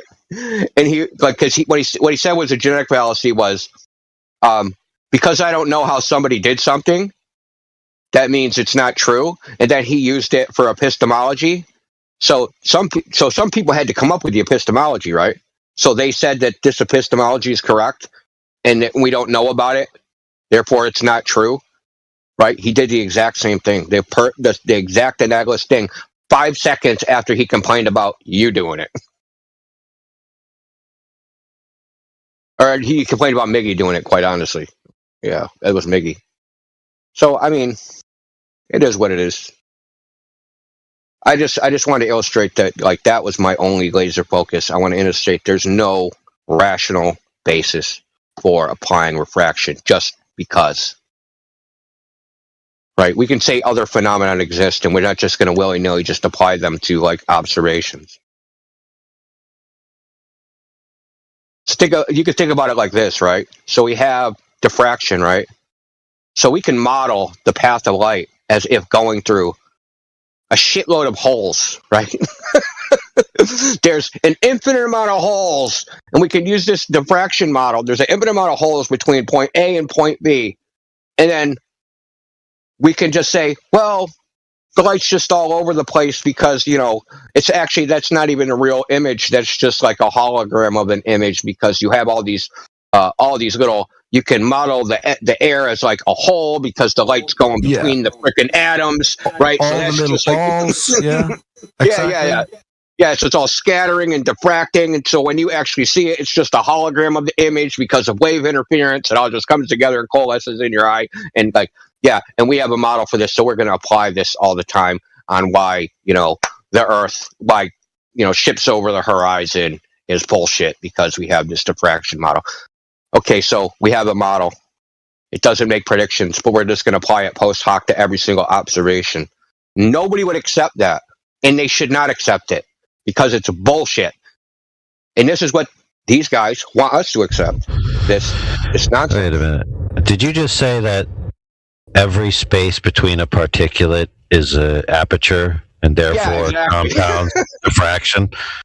So you have an infinite diffractive path model, which essentially would become the same thing as their infinite refractive path model. Yeah. So you could just pick any path you want, and as long as you can trace that path from the source to the observer, then you can validate your claim. Yeah, I mean, we could all play the same game, right? We can say refraction makes the Earth look, the Earth look like a globe, right? Like, I mean, we could say anything. That's the whole point of unfalsifiability, is that the underlying claim can prove both propositions. Well, not prove it, right? Or you can be used as evidence for both propositions, right? We Yeah, can it can claim support either one. Yeah. So we can claim refraction makes the Earth is actually flat, and when it doesn't look flat, that's refraction. And and they can claim the Earth's a globe, and when it doesn't look like a globe, that's refraction. It makes it unfalsifiable. Well, how about there is no refraction, and that we're just misapplying it? Like the optical phenomenon that we're seeing is not refraction; it's turbulence, or internal reflection, or any number of things. The point is, because the refractive model can't make accurate predictions, that's actually wrong, and it has to be, because they've been trying to figure it out for 150 years, and they still aren't any farther, right? And to the point, man, I wish he was on here. I should have asked them, if they have a predictive model, why are they using AI? What's the purpose of that? They have a predictive model. That's redundant. Why even use AI to do anything, right? We have a predictive model. We can just take a picture, and we know what the refractive index is. You understand what I'm saying, right? If I was gonna feed my AI, right, what I would do is I'd take a bunch of pictures that have supersedery information according to globe geometry, feed them with that presupposition that the bottoms of things are cut off because of globe geometry, and then you have the squashing effects, right? And then I would tell the AI, create me a model that traces the path of light that assumes globe geometry from these images, and then it would give me all this, spaghetti string nonsense, right? So now they just have an even better Earth curve calculator. So you say, oh, look at this image of a mountain 500 miles away. Oh yeah, well look at this spaghetti string. Well, see, this is I didn't think of it at the time. I should have did this. So you could have took this AI, right, and fed it a model of gravity, right? So little g, not big G, right? So that when the mountain is displaced down, that means there's a greater acceleration, and you could put in the equations for it, you put the mass of the mountain and the acceleration of gravity at that particular spot, and you would just say, okay, what's the acceleration of gravity if the mountain's in this location? What's the acceleration of gravity if it's displaced this much, right? And then you could feed the AI a bunch of data, and the AI would say, yes, it matches. When the mountain's here, the acceleration's this. The mountain's here, the acceleration's that, right? And you could just come up with, because you're making correlations between one model in the AI, in the image, right? So you have a model, right, the equations of gravity, and then you have the images, and the AI is making a correlation between a particular image and a particular value in the model, right? But it has to start with some reference location. And as long as it has that initial spatial reference, right, then it can measure the displacement of the pixels relative to that. And so you have a reference, okay, the image is here, the acceleration of gravity is this. Now, we're going to show you all these images. How does the acceleration of gravity change based upon the images? And you apply the vertical displacement is because acceleration increases. And the AI just figures out what's the correlation between those two. That's what I was trying to tell them. You don't understand what machine learning is doing. It's just making correlations between two pieces of data. But you have to start at some reference, right? You have to start at some reference location so it knows how to make the correlation. And you could have literally stuck in any mathematical model of any phenomenon and told it programmed the AI so it said, oh, if any causal mechanism for the displacement of the pixels, right, up or down in the image. Yep. You literally could have just said anything. I choose women's feelings about the color blue presently. You could actually do that, which is kind of scary. So the more women who are happy with blue, the more refraction is present. You could have correlated to the menstrual cycle, how many times freaking someone watches clown porn on Pornhub, you could have done anything.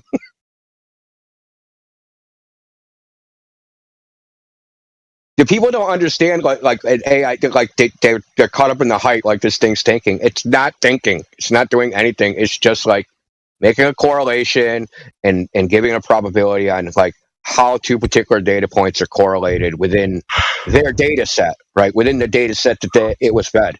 Because when you start increasing the size of the data set, values change, right? Or if you decrease the size of the data set. So it reaches like different quote unquote conclusions. It's not reaching a conclusion. It's just, it's just a giant fucking lookup table. So long story short, how this all works is you have a distance between point A and point B. You have the assumption of straight line rays, right? Yeah. You can't see the bottom of something, so you shift the rays down. You then assume a curved Earth horizon is blocking it. Then after that, when you see any observation in the real world that supersedes that, you then say, oh, well, maybe these straight line rays aren't straight, they're curved. And then you just draw curved lines. And you notice how all of this just occurred on a piece of paper and not actually out in the real world. Yeah, amazing, man. It's amazing what you can make up in fiction. I mean, there's no difference between writing down a bunch of refraction equations and saying that's terrestrial refraction and that's evidence of it than me, like, writing a book of fiction about wizards and elves. There's no difference. It has no relation in the real world. What always got me is this idea of curvilinear graduations, right? And how they would apply these apparent straight line redirections of the light, because it seems like they would just be driven off rather quickly if you assume any kind of curved boundary. So you almost have to go into this infinite boundary. Do you remember that refraction model where it was vertical gradations from the target point to the observation point? And that's how you could get it to the light to go with, I think with Snell's law, maybe. Yeah, well, yeah, what they use, like, yeah, it's like, I'll pick graphics. I mean, this is the best really way to just show it in images. Wherever the hell it is. Yeah, so I got,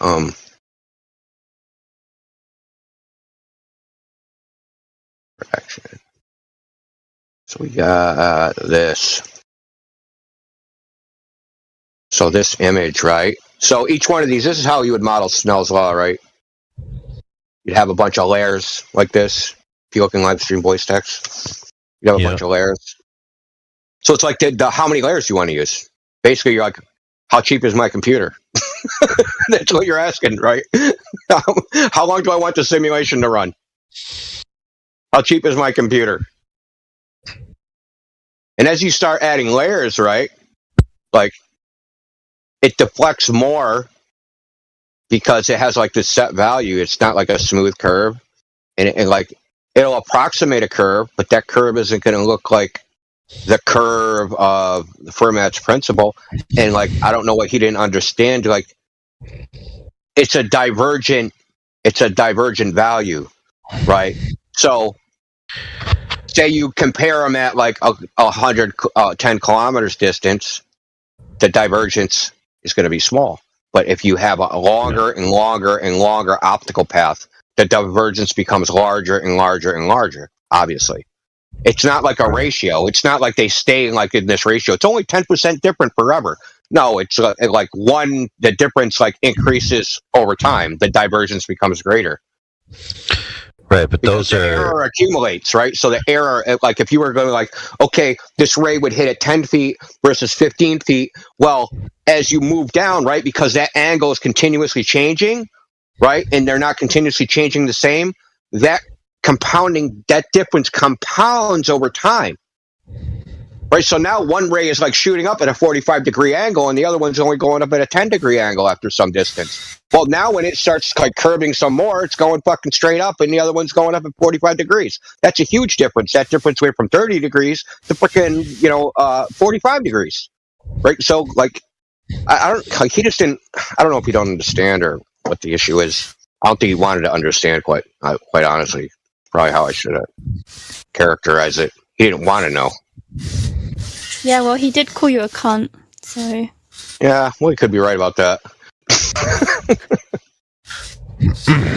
Right, but those are still horizontal gradations, not curvilinear gradations. Yeah, yes, exactly. So what they're saying, like, you know, with calculus, like if you take an infinitesimally small straight line, it'll approximate a curve and yada yada yada. For what?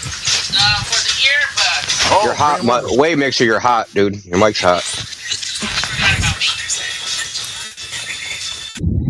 Also note that, like, there's a specific angle here.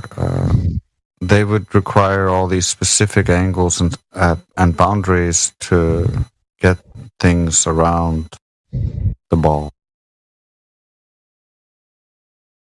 See, in Snell's law, you have to calculate where the light intersects, the angle that it intersects the boundary, and then it bends towards the normal. So you need to know 90 degrees from that. That's what the normal is. The normal is in mathematics is called, it's 90 degrees from a boundary, right? So that's the intersection point.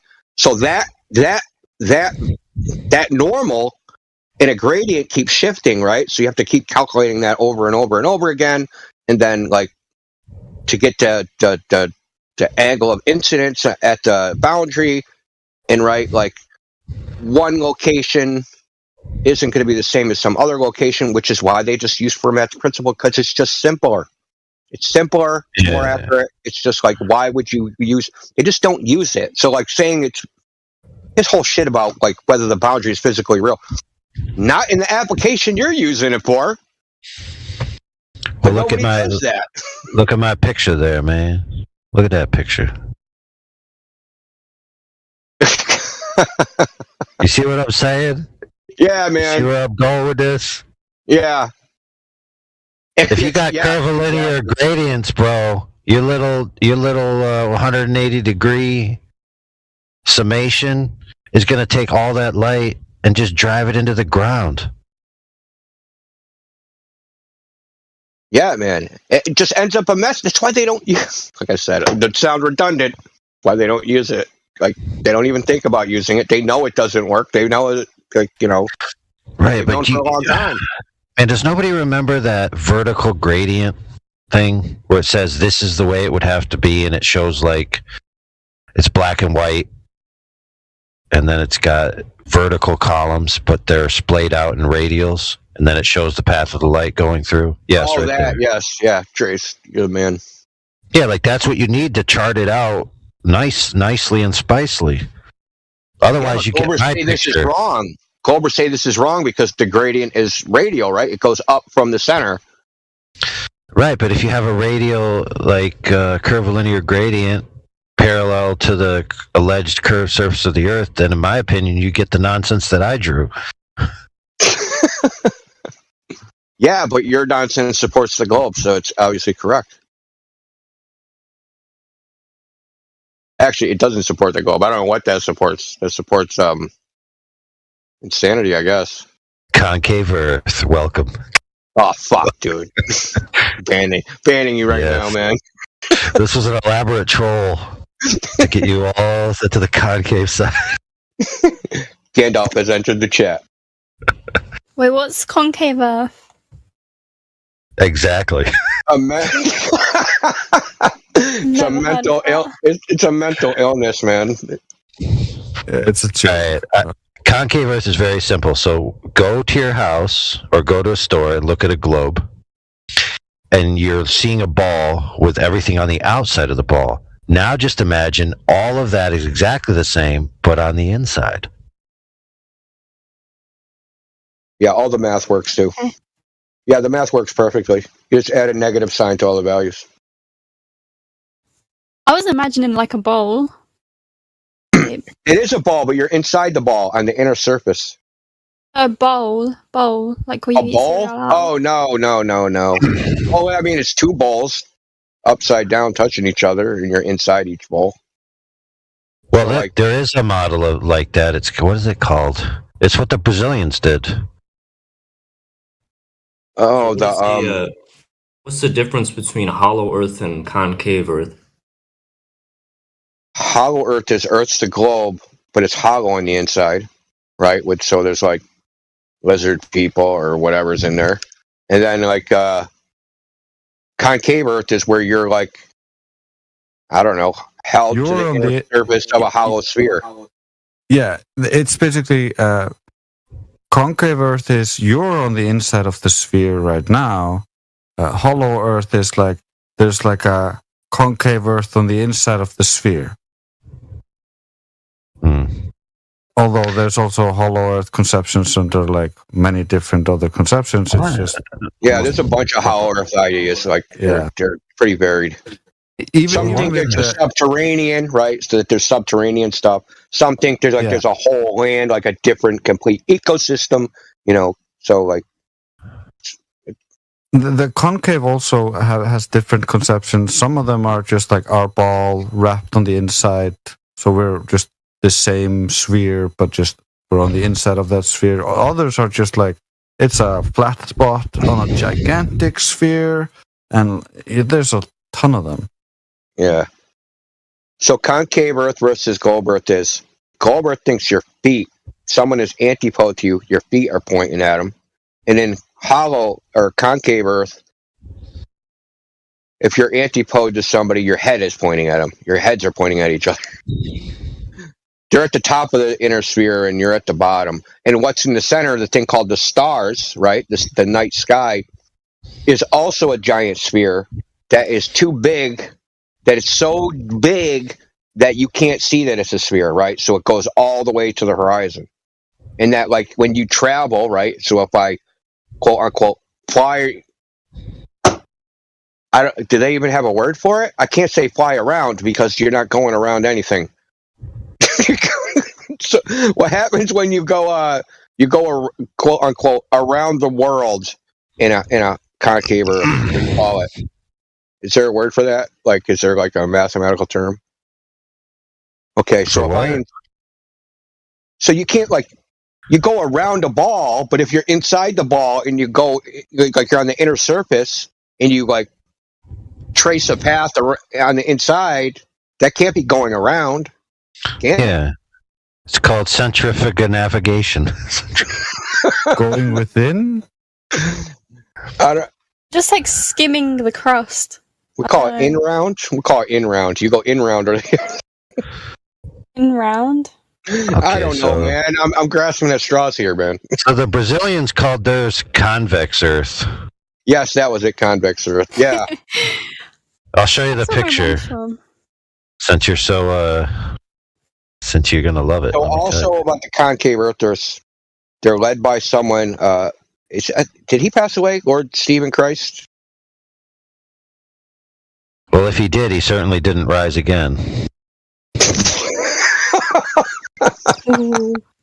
Well, I mean, he's like a paranoid schizophrenic perennial jail inhabitant that kind of like it's like cell Earth, concave Earth. So what they think is that the sky is a big giant ball that you can't see the edges of, but like when you walk around the Earth, you are basically walking around this ball thing. But the sky is projected from the Great Pyramids in Egypt. It's called the Black Sun, right? So the sky is the Black Sun, and the sun and the stars and everything are within it. So when you look at the stars, you're not looking out, you're looking in. Everything is backwards. Like I said, all the math is the same, just add a negative sign to all the values. Yeah, but there's a big problem with negative curvature.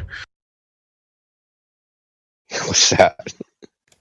I'll show you. 1 second. Oh my god, that image is so cringe, man. Dude. That really is, man. That image is mad. Dude, it's mashed potato Earth with blue gravy and a little parsley. I know, man. There's some chives in there. Is that chives or parsley? So a sphere with negative curvature. What is it going to look like? You guys ready? Hold on. I got to get the photo.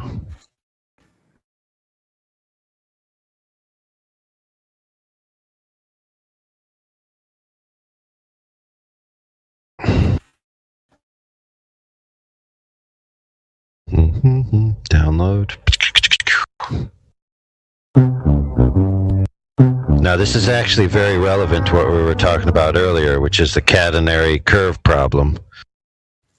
Because a sphere with negative curvature forms a catenary curve. If you take the two ends and flip them around, so the inverse, the negative, and then you end up with a catenary. Here it is. That whole debate was a train wreck, man. 100%. That's where I live, man. Ouch. That, my friends, is a sphere with a constant negative curvature. In 2 dimensions? How many dimensions is that? 3.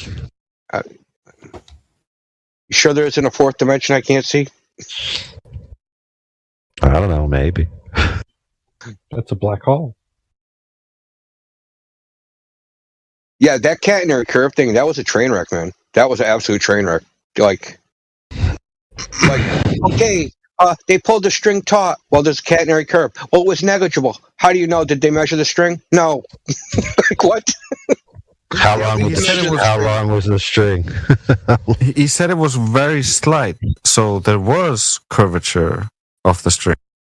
Right, so he couldn't answer how long the string was, which means you don't know how much of a sample size it was of the overall structure, and he couldn't tell you how they affixed the string in free space, meaning, did they just put 2 sticks in the ground and attach the string to 2 sticks? How did they make sure those sticks were level to each other? Because the whole point was, he claimed, is that they were referencing the curve of the Earth based on calculations that they were applying to the string, and then they were using a string as a reference. That literally makes no sense, unless you can tell me all the parameters of how the string is oriented compared to the size of the overall structure and at the 2 points, the 2 ends.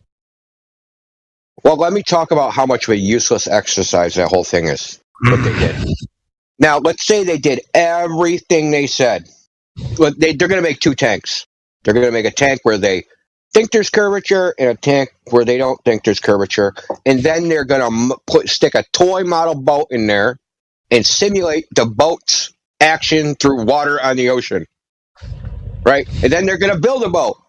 And then they're going to stick the boat in the water. Right? They made one with the tank designed one way and one with the tank designed the other way. Do you think there's going to be a fuck bit of difference between those boats in the ocean that you can tell? Oh my God, this one's going 13.0001 knots faster. You wouldn't be able to tell the difference. It would be so infinitesimal because when you actually model fluid dynamics, the functions are nonlinear, so they normalize them. So there's errors that are greater. There's uncertainties within the mathematics that are greater than fucking their tolerance of their measurements by probably 100 orders of magnitude or thousands. Yeah. So the Navier-Stokes equation, which is about fluid dynamics, is a Millennium Prize problem. And if you can figure it out, if you can prove it, then you can have $1 million. It's considered the hardest one out of all of them, other than the Riemann. I mean, the Riemann one is thought maybe provable. The Navier-Stokes equation, because of the nonlinearities, is probably not provable, whether it's valid or not. But they use it to model shit within a range, right? They just basically clamp the infinities, right? Normalize the infinities, and that's it. But what I'm saying is that they didn't need to do that. They didn't need to do that. They didn't need to do that like engineering adjustment, because for practical purposes, he kept saying it worked. It worked to do what? Yeah, they made a tank, right? And they stuck a fake boat in it. Yeah, it worked. They didn't have to account for curvature to make a tank full of water and stick a boat in it. It makes no difference, right? Because what were they designing? A yacht or something, right? A racing yacht? Okay. Well, I don't understand what even the purpose of this was, because it seems like just doing it to do it. We got to publish a paper. Let's do this bullshit.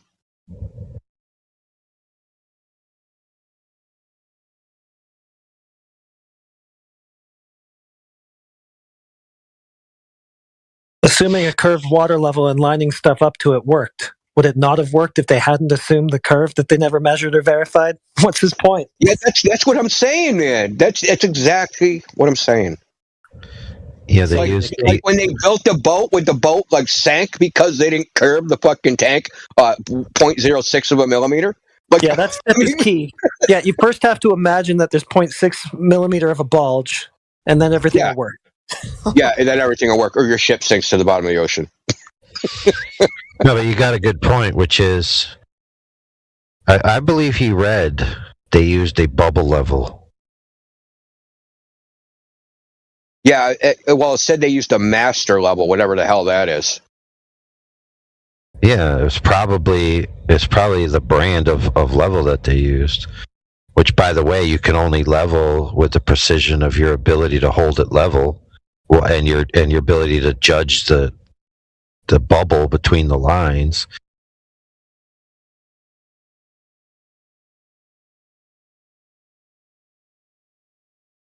Okay. So they're just using local water techniques or liquid leveling techniques, and then they're just trying to make it parallel to the water surface. That's pretty much all they're doing. Yeah, well, what else could they do? But they think that parallel. They think that they're trying to quote unquote level it to the water surface, but in their model, level is curved. So they have to curve the rail so that the rail is one height above the water, and that it has to be, for some reason, 0.6 millimeters different in the center than at the edges, right? So it has to have a 0.6 millimeter curve over this distance, whatever the distance was. Right. I can actually, and that somehow if they didn't do this, it would work. If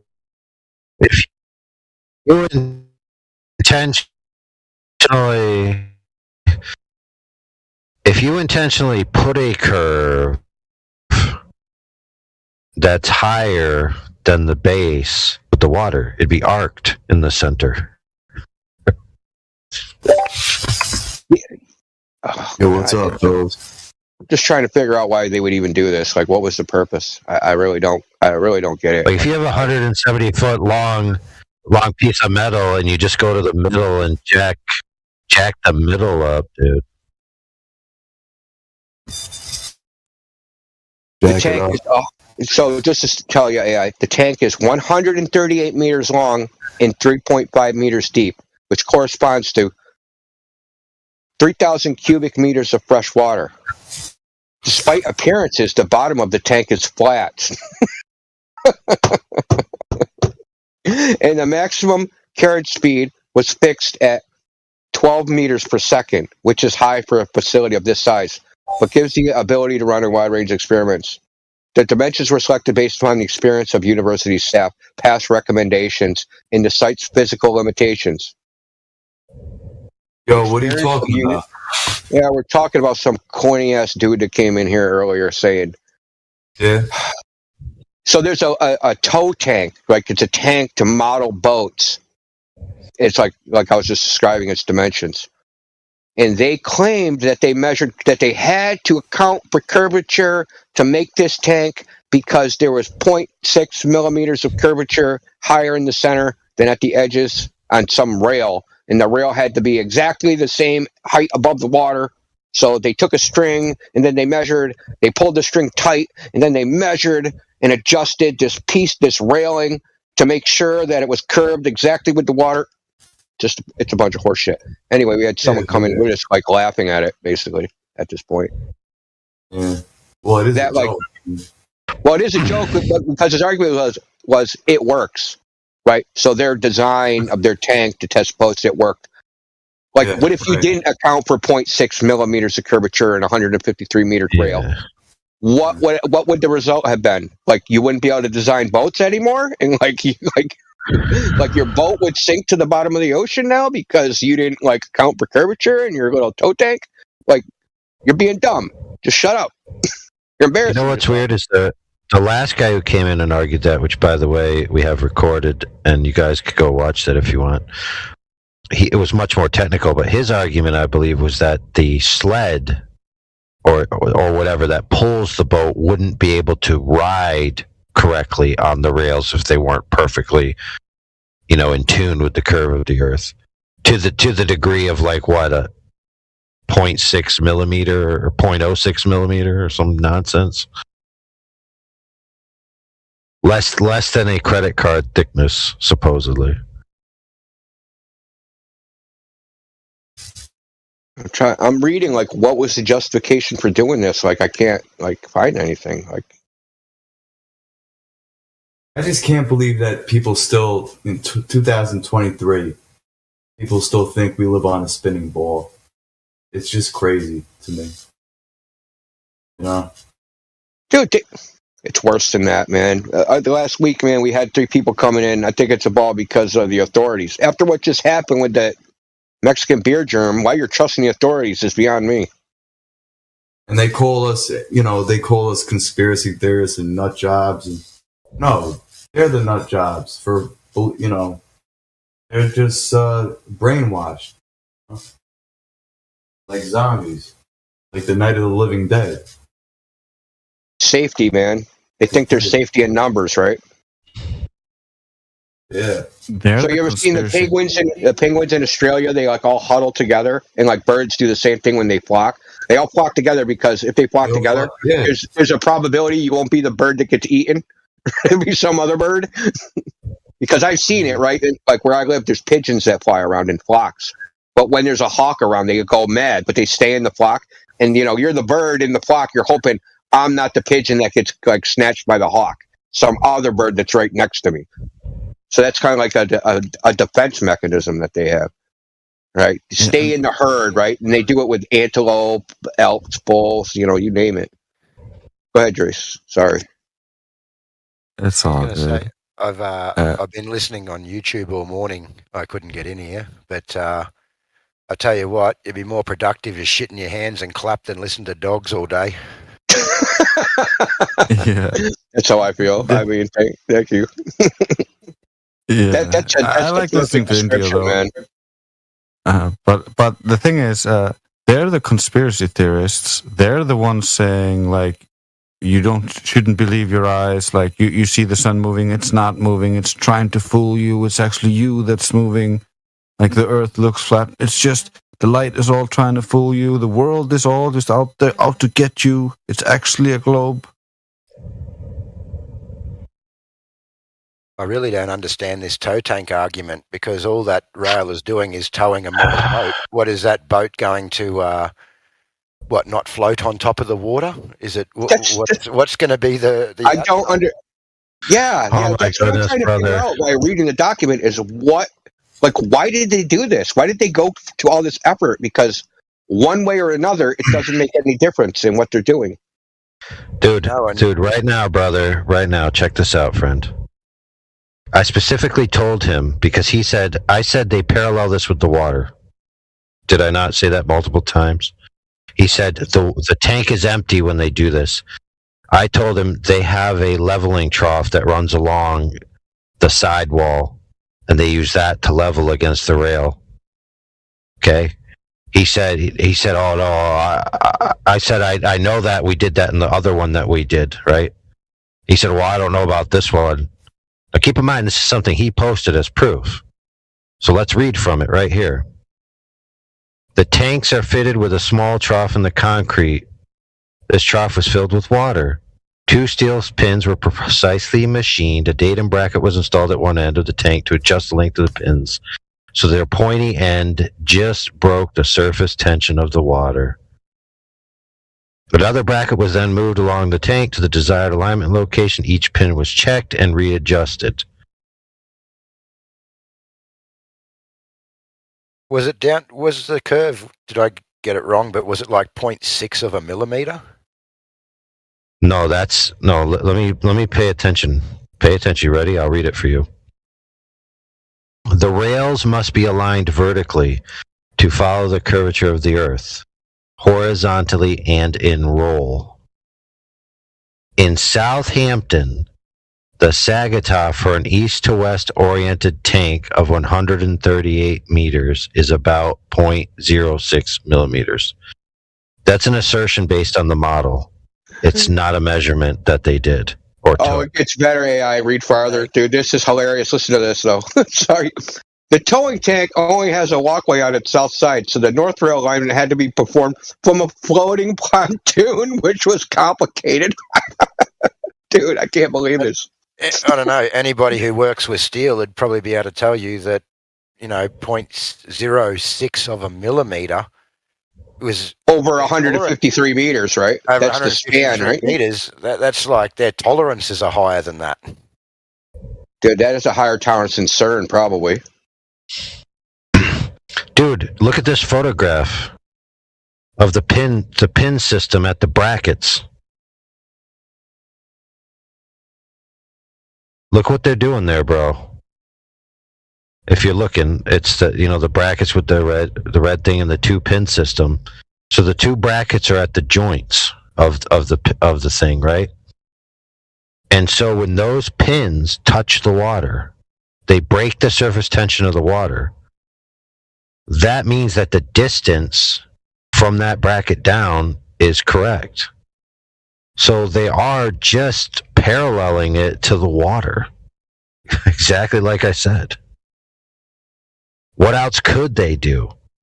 How else could they have 100 and plus meter continuous level unless it was a trough of water? They also said in here that they couldn't use lasers to do it. Yeah, I'm going to read that citation too. I'm going to find that. They cited something about them making a different tank in Australia.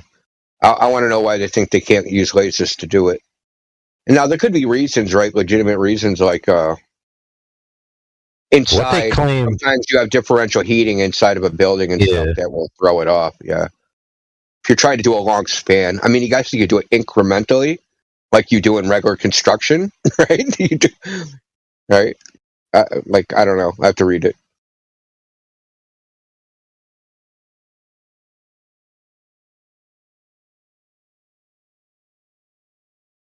My God, dude. This is what passed us for a Glober citation. I swear to God, that dude was just Googling furiously.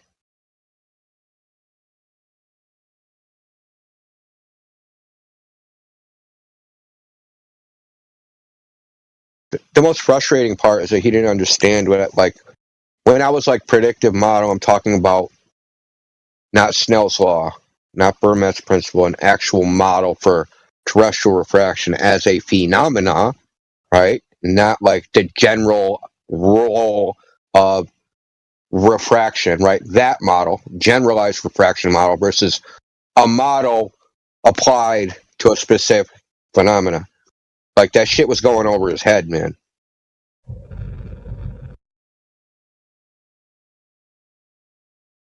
They just try to talk big so that they sound important and they know what they're talking about. And then, as Miggy would say, they get their wig snatched.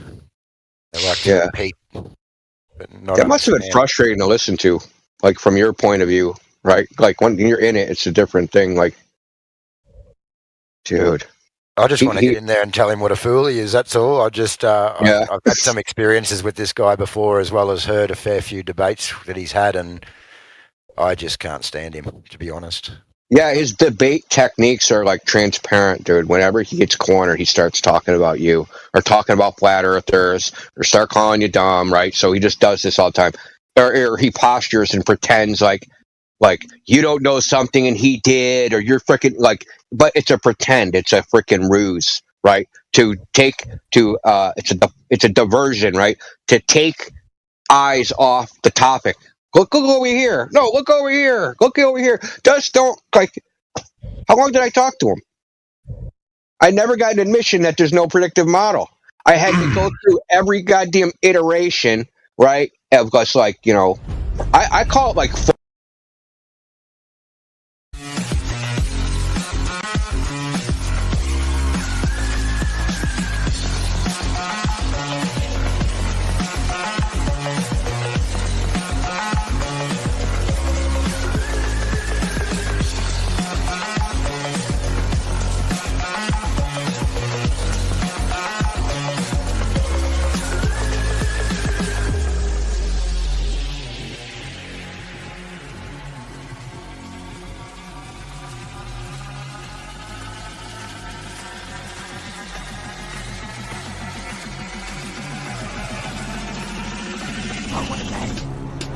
Welcome, Flat Earth Debate. I'm your host, Nathan Oakley, and if you are new to this channel, or you've not done so already, then be sure to subscribe, hit the bell notification icon and join button to keep up to date with the Flat Earth Debate. I'll be shortly joining Patrick Gunnels, who has invited me on to have a debate with a couple of people on his network that he operates on Rumble. So I'm going to be joining him shortly, and yeah, that's about it. Hopefully we'll get the skinny on who these people are from him when he joins me, and yeah, I'll transition across once I've got him in the phone call. Episode 7, either way. It's a newer show, but Josh is going to be in a bit. We host it together, and we have our own platforms, our own shows as well. Okay.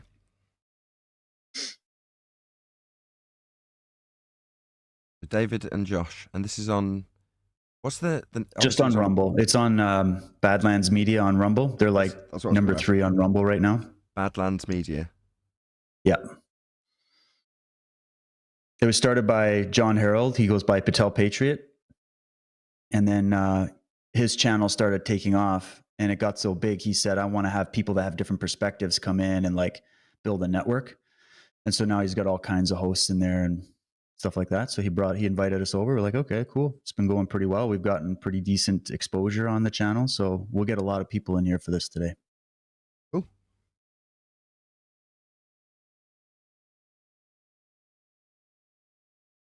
And do you have much interaction with Patrick? I know he's on the same network, but obviously has a different show. I've actually never met Patrick. I've just spoken to him on like Telegram chats and stuff like that. I've seen him on John's show. That's about all I know. Okay, you've seen him before, though. Okay. Yeah.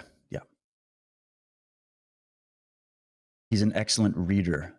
He reads very well. Is that so? I don't know Patrick he that does well. all the, like when John pulls up articles and like really detailed government documents and stuff, it's usually Patrick doing the reading out. And I see. It's very pleasant. Just contacted me, actually. I'll just tell him I'm in the stream. Okay.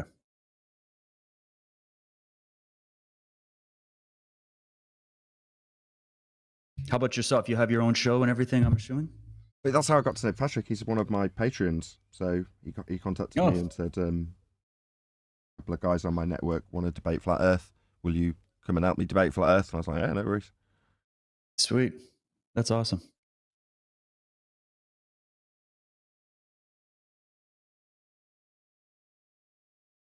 Oh, and there's Patrick there. Should see Nathan too. Patrick. I'm here, but you can't see me. My camera can't get working. Can I'm you hear afraid, me? Patrick. Yeah, his webcam's having an issue connecting for some reason, but you can hear him. Check. 1 2 1 2. Nathan. Wait a minute. Nathan says he's in the show. You should be able to hear him. You not hear me? I hear Nathan. I just don't see him. Yeah, I can't get my camera that's the working. issue. I did try. I just couldn't get the thing working. I'm really sorry. It's okay. You should still, if you want, Nathan, if you do want to need to share screen, it'll share. Just maybe do a test, and I'll show Patrick too. It's real simple, man. It's just you see the mic and the camera icon? It's right below there. Share screen. If you got to pull audio in, you just got to remember to hit the little check mark on the bottom left. We should have done a test before we did this. Yeah, see, so if I have this, you can see that, Nathan? Yep. Okay. So that's easy enough. I'll keep that loaded so you don't have to keep pulling it in. And then Patrick, if you want to give it a shot. What am I looking for? Add extra camera, presentations, local video, share a video file from your computer? Or just share what if I just want to share my screen? Yeah, share screen. So I don't know where you went. If you go to the... Got it. I'm down. I got it. Okay, sweet.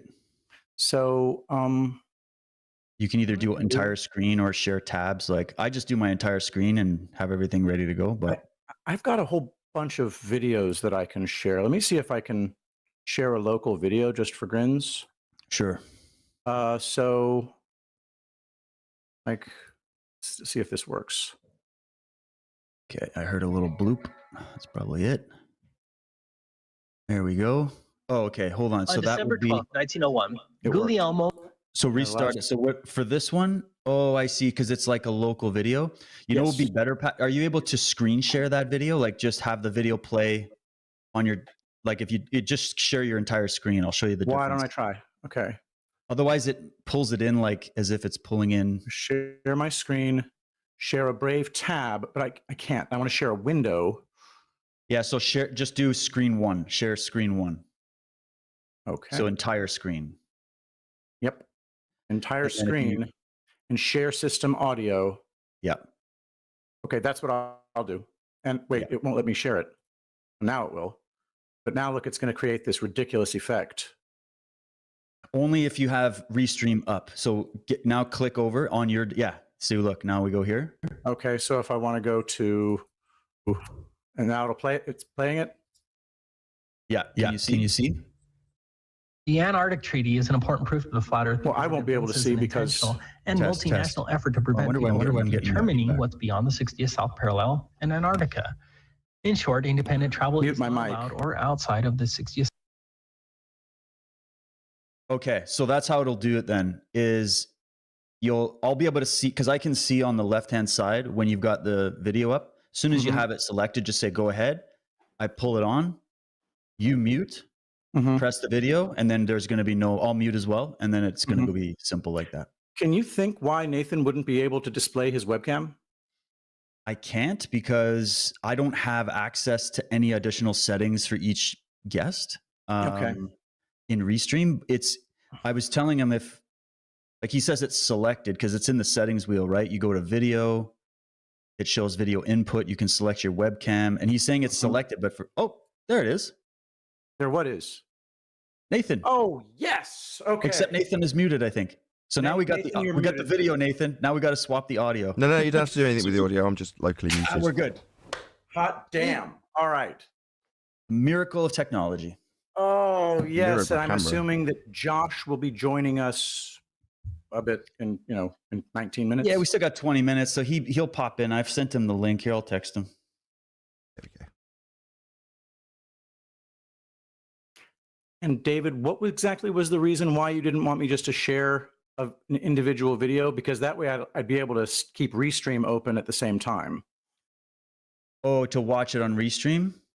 The only reason is if you do that, I have to go on the sidebar and turn everybody's webcam off every time and then put everybody back in, because it's going to pull it in as if it's another person joining the call. So it'll keep it in a smaller window. We won't see the whole video. Okay. That's the only.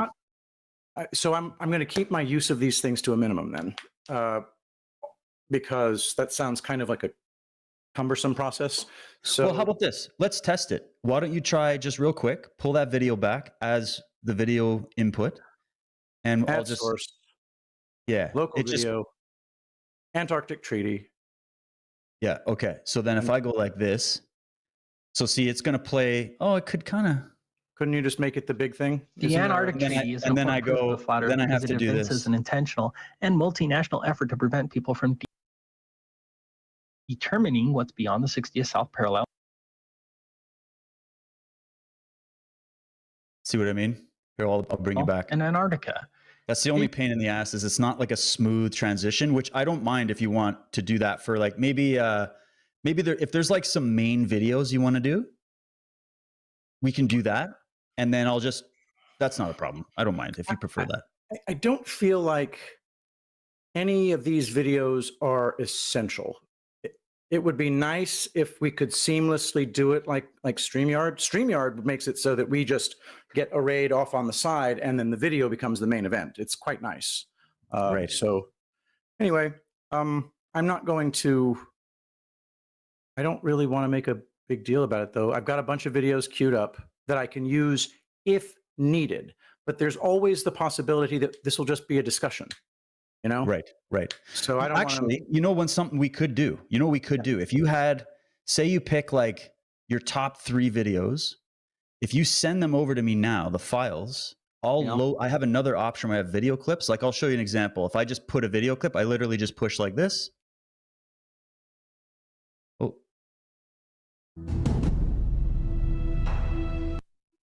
and then it pulls back real smooth. So if I load You them can in, do it, but I can't. Okay, so I'm going to and then send you just you. say pull in that hopefully they're titled. They are. Then you can say They're titled well.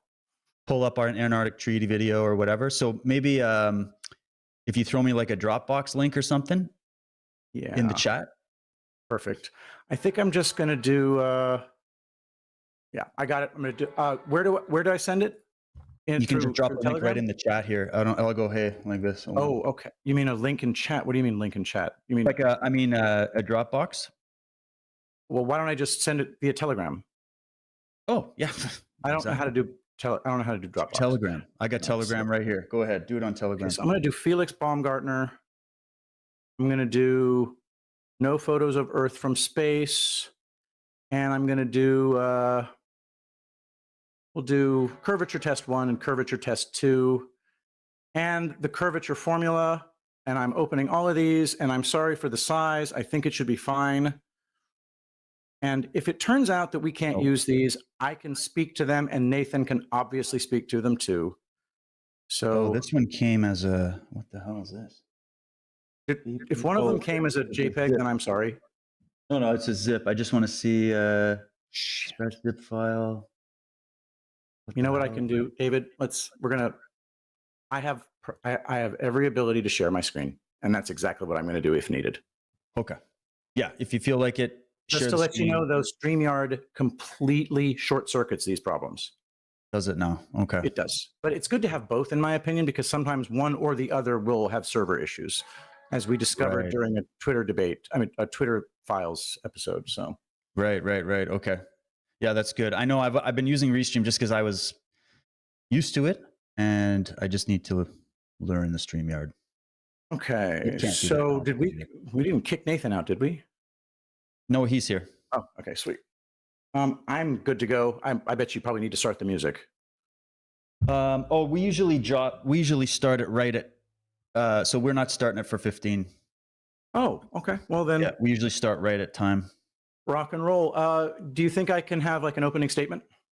Absolutely, yeah. So I figured what we would do, and Nathan, if you're there, you let me know what you think. I'm just going to say hello to everybody. Talk about how we're going to have a nice friendly debate about this subject, kind of a thing. I'll do my quick little intro. My intro is just going to be about who I am and my position. And then I'll pass it to you, Patrick, and then over to Nathan, and then around to Josh. Once we've done our little intro, and you let me know what you prefer to put in that intro. If you want to do like an opening statement or something like that, maybe we'll just try to keep it to like 2 or 3 minutes max per person.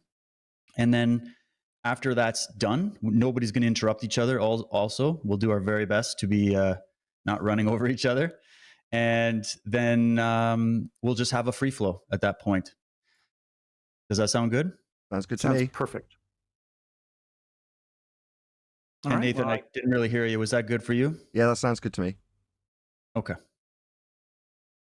And then if you're like, oh, I want to share a video on that or whatever, because I have some stuff as well, we'll just keep batting the ball, and I'll try to make sure it's fair. And if I make a mistake, call me out, okay? Perfect. I'm going to change myself to high definition. Okay. And by the way, pleased to meet you, Patrick. I'm glad you're pleased doing to meet this. you too. I've been watching you read beautifully on John's podcast for so long, so thank you. Good to have you here. Appreciate it. So hopefully I can get plenty of people in. Oh, sorry. And I'm going there's to start lots of people promoting. coming. I will promote this event, and I will see you presently. Sounds good, man.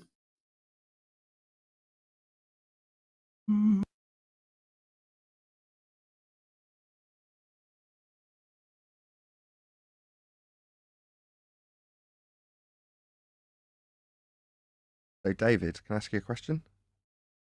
Go ahead, buddy. How did this come about? It was a demand from people in the chat of our previous shows, because Josh and I take a different position. And so they were like, you guys got to have someone on. We want to hear the debate. We want to hear the discussion. So I said, okay, fine, let's do it. So I just put a chat. I put like a message in the Badlands Media back chat. And I said, hey, is there any guys in our community that are into flat earth that want to come on and debate us about it? And Patrick's like, I'm your Huckleberry. I was like, all right, that's literally it. So why why you though? I mean, have you got a vested interest in the subject or something?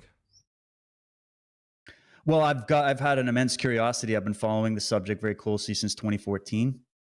I'm sort of I've gotten quite addicted to listening to flat Earth debates for the last few years and making my own observations and doing this research. So my vested interest is to state a different position and for the audience to have these claims on both sides spoken about under scrutiny from the other side, so that it's not just people dumping information without having any checks. You know what I'm saying? So I really just want to get the whole story out there so that in the end people can watch this discussion and then come to their own conclusion. That's all I want to do.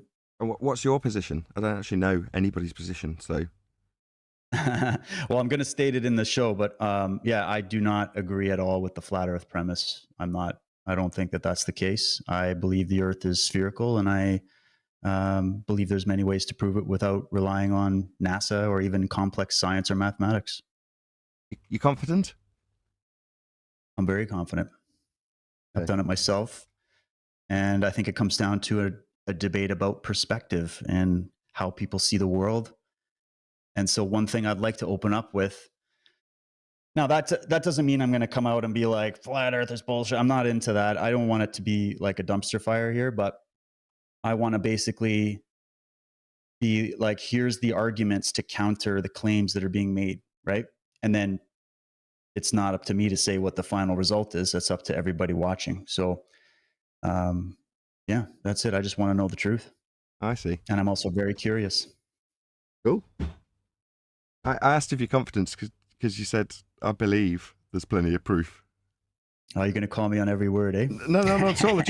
I don't know you, so I don't know how to take your timbre or your wording of things. So I'm just getting a gauge of that beforehand. Yeah. No, that's good. That's a fair one. No. Outside of being able to obviously see, because I believe flat Earth is unfalsifiable in many ways, right? Which is why there isn't really an actual flat Earth model. It's more of mostly an argument against the claims of science and the last 2,000 years of astronomy and all that stuff, right? So it's just a matter of analyzing it to see if there's anything there and offering the rebuttals that are out there and that we know of and see how they hold up. That's what science is. We're doing science right now. We're doing what they should have done with this vaccine, with all this other shit.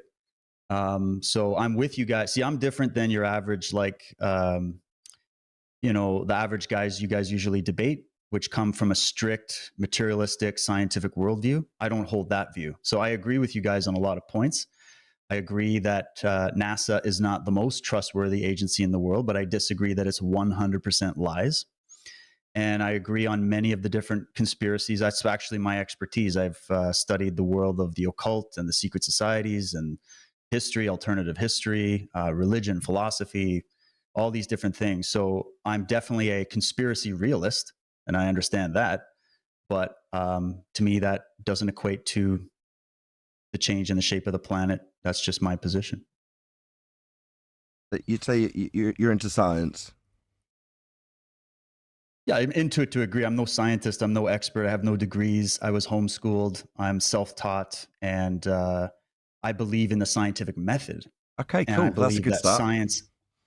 Sorry? That's a good start. What's the scientific method?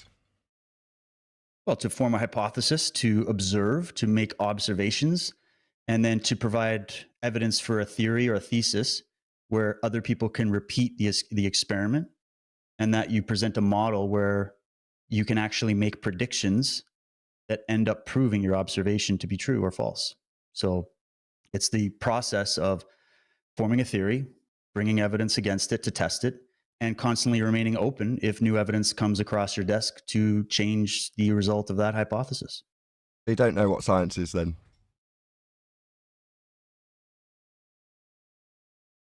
Okay, you tell me then. All right. So we're getting off to a bad start here. No, I want him to do it, Patrick. Go ahead. Come on, let's go, Nathan. Tell me what science is. Science is the establishment of cause and effect based on a naturally observed phenomena by way of formulation of a hypothesis.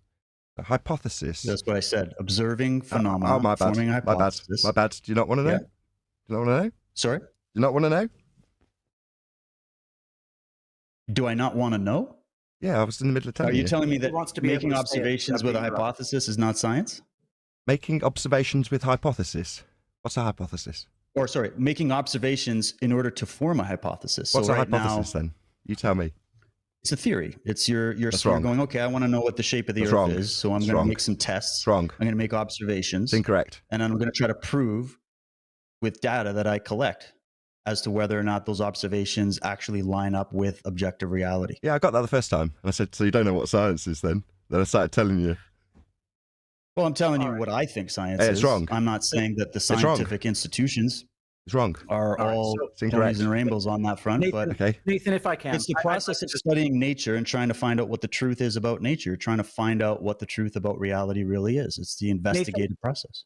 let me go ahead and just answer because David, I think you're obviously on the right track here. It is the establishment of cause and effect of a naturally occurring phenomenon by experimentation. So you form a hypothesis after you observe a natural phenomenon, and then your hypothesis is the independent variable, the thing that you think caused the phenomenon.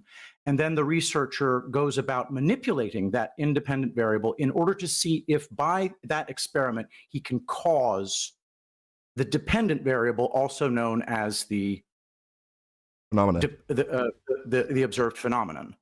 So your description isn't exactly what the textbooks would say the scientific method is, but I'm not here to talk about just the textbooks because I'm not a scientist. I don't have a PhD.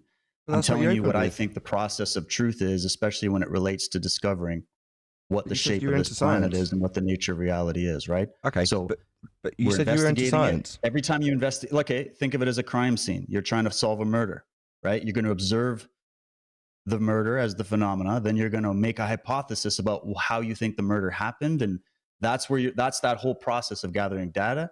And then it's about eliminating what's not true in order to come to the only possibility left, which is the truth. Okay, that's not science. So, that's not science. You don't know what science is. So, I mean, okay, that's the bottom line. Well, we're going to be very strict. I'm going to. Okay, hold on. You asked me what I'm here to do, what I'm here to argue, and what I think the scientific method is, right? Yeah, and you don't know what it is. It's repeatable experiments observing a phenomena, right? So you have to have first a hypothesis, a theory. You're like, I'm trying to study how plants grow. It's wrong, right? You have to weigh evidence against that to see if your theory is correct, and if you bring the proper data forward. Keep saying it. It's the third time you've said it. You'll be able to. Are you going to keep interrupting me? Because you keep saying it. You said it. I've heard it 3 times, and you're wrong. I've heard it 3 times. You're saying that you're testing a theory. That's wrong. So I can hear it 4 times. We're not going to test we're not going to test the theory. It's wrong. It's incorrect. Hey, Josh, we're already off. Wait, what's up, man? I just heard about what is the theory. So let me ask the. I'm sorry. What was his name? Nathan. Nathan. How you doing, Nathan? I'm Josh. How we doing? Nice to meet you, Josh. Good to be here. Nice to meet you too. He was asking me what the scientific method was, and he didn't like my answer. It's just wrong. What is the scientific method? Scientific method is the establishment of cause and effect reasoning based on a naturally observed phenomena that you want to know what caused it. That's done through the establishment of a hypothesis, which is a supposition of the cause of an effect you're studying in nature. Now, hypothesis. So how did I not say that? My bad. Right. A hypothesis has got 2 sides. One is the alternative, which is if A, then B. So if you vary A, you will cause B. B being the thing you're studying, the thing in nature you want to know the cause of. Now, it's also got something called let me ask you this: How do you also test got a the null. hypothesis? It's also got a null, which is How do you test the hypothesis? Yeah, that's what I was well, if I could tell you what it was, maybe we could get to how I'm going to test it. But I haven't told you what it is yet. I'm in the middle of telling you. You're here to test. You guys are here, and we're here to test each other's hypothesis. You don't know what a hypothesis? Okay, you tell me what a hypothesis is. I was halfway through telling you, and you asked me how we test it. You tell me what it is, given that I've just got halfway through telling you what it is. No, I agree with you. I'm just. I didn't finish telling you. Okay, I guess you didn't. I didn't finish. Yeah, no, I didn't. I was asked how we test it before I explained what it was. Okay, guys, let me say something.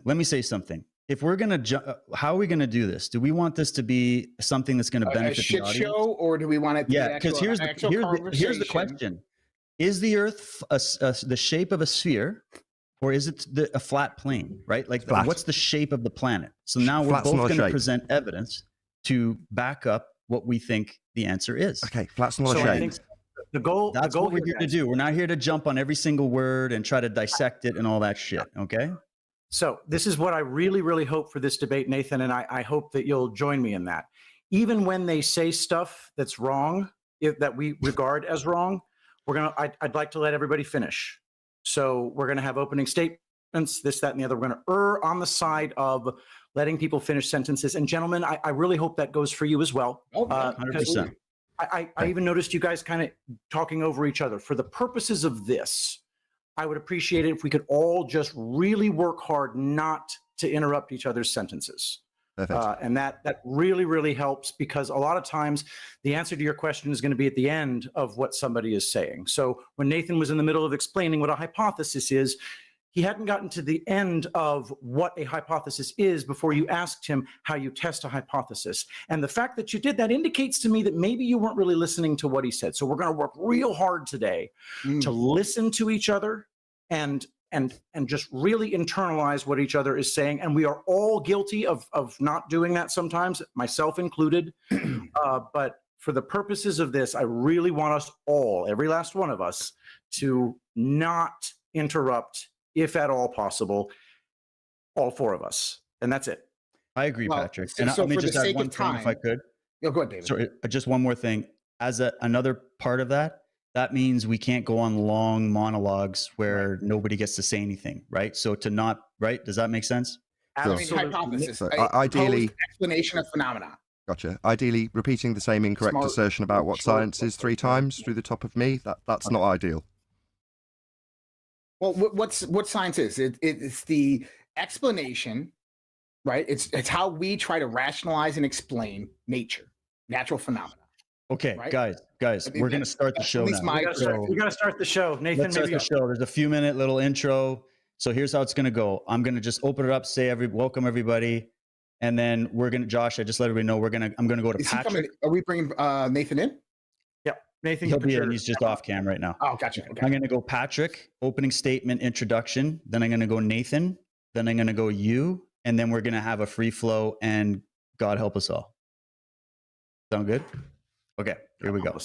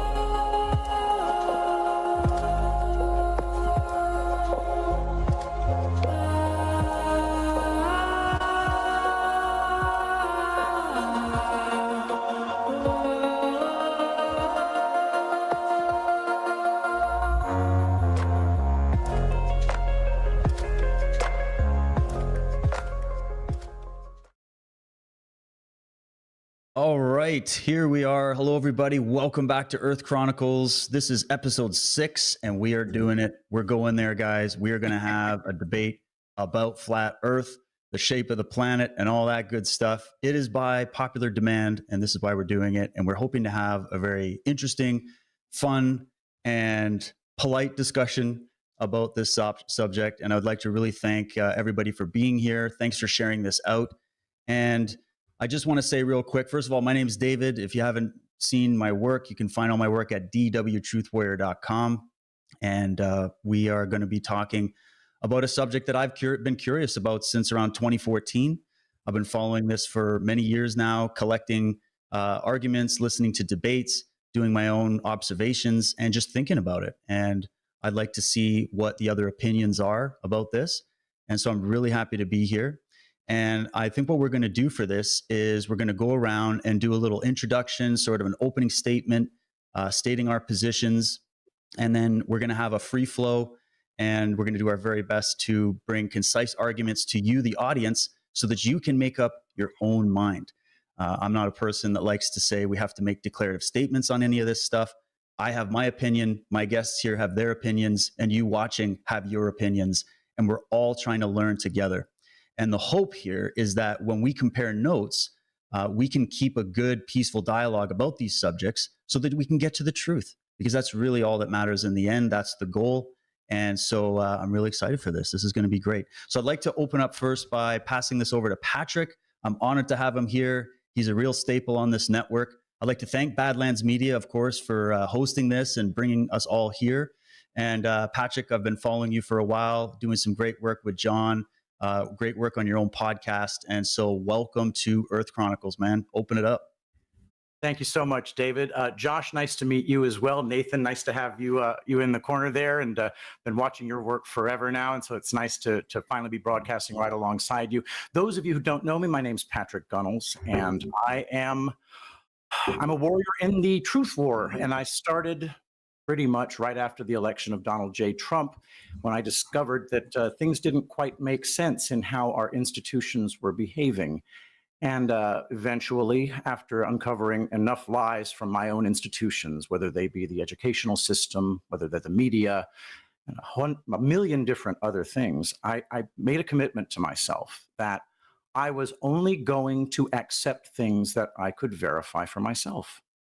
And that took me on quite a journey. And then it took me to the heliocentric model. And I learned that the heliocentric model is essentially the most successful religion in world history. And it started whenever it started, but when it was started, it was based on a few cosmological precepts. One, that we live on a sphere of roughly 3,959 statute miles, that sphere is rotating at the equator at approximately a speed of 1,037 miles per hour. And third, that the sky above us is a vacuum. And those three precepts are something that I was never, under any circumstances, no matter how hard I tried, able to find any verifiable evidence that I myself could determine. Not one single thing. We weren't able to find any curvature. We weren't able to find any evidence for axial rotation.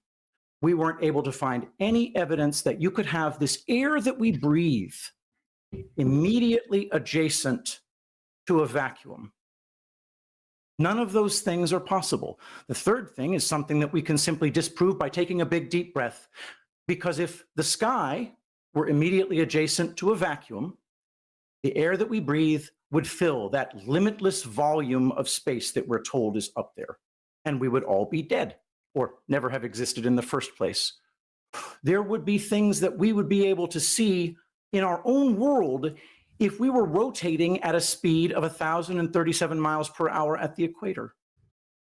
And finally, every distance to horizon on a sphere of radius 3,959 miles, by simple trigonometric math that you can do yourself on a piece of paper, you would find that any distance to horizon on a sphere of that size could be no more than 1.225 miles times the square root of the observer's height in feet. And I thought maybe they were faking this. So I did the math myself. It is 100% unverifiable. And every single time that a black swan type photo that showed massive distance over water that could not possibly have any convexity, the answer was always, well, the curvature is not shown here because it's hidden by refraction or this reason or that reason. It's like the child with an imaginary friend who says, I know that my imaginary friend is there. And when you say, well, I don't see him, well, he hid in the corner, or, oh, he ran away. And that is the way that the globe defenders appear to behave when asked, why do we find no curvature? And then after that, as you go through the increasing absurdity of the heliocentric religion, you realize this is just another massive, massive lie that we're all guilty of. And it makes us doubt our senses. It separates us from God. It is the alpha hoax. It's the hoax that made all the other hoaxes possible. And I want to get into the details of why we think these things and how we can possibly extricate ourselves from the grip of this delusion. Thank you. It was a really well done opening statement. Right before we go to you, Nathan, we got a super chat from Patel Patriot. And that's why I was laughing. By the way, I wasn't laughing at Patrick. I just thought it was funny what John's saying here. He goes, okay, new Badlands project. We're buying a spaceship to figure out for ourselves once and for all. Also, peaceful debates aren't as entertaining. Take the gloves off, boys. $50. John, Thanks, what John. You're asking for.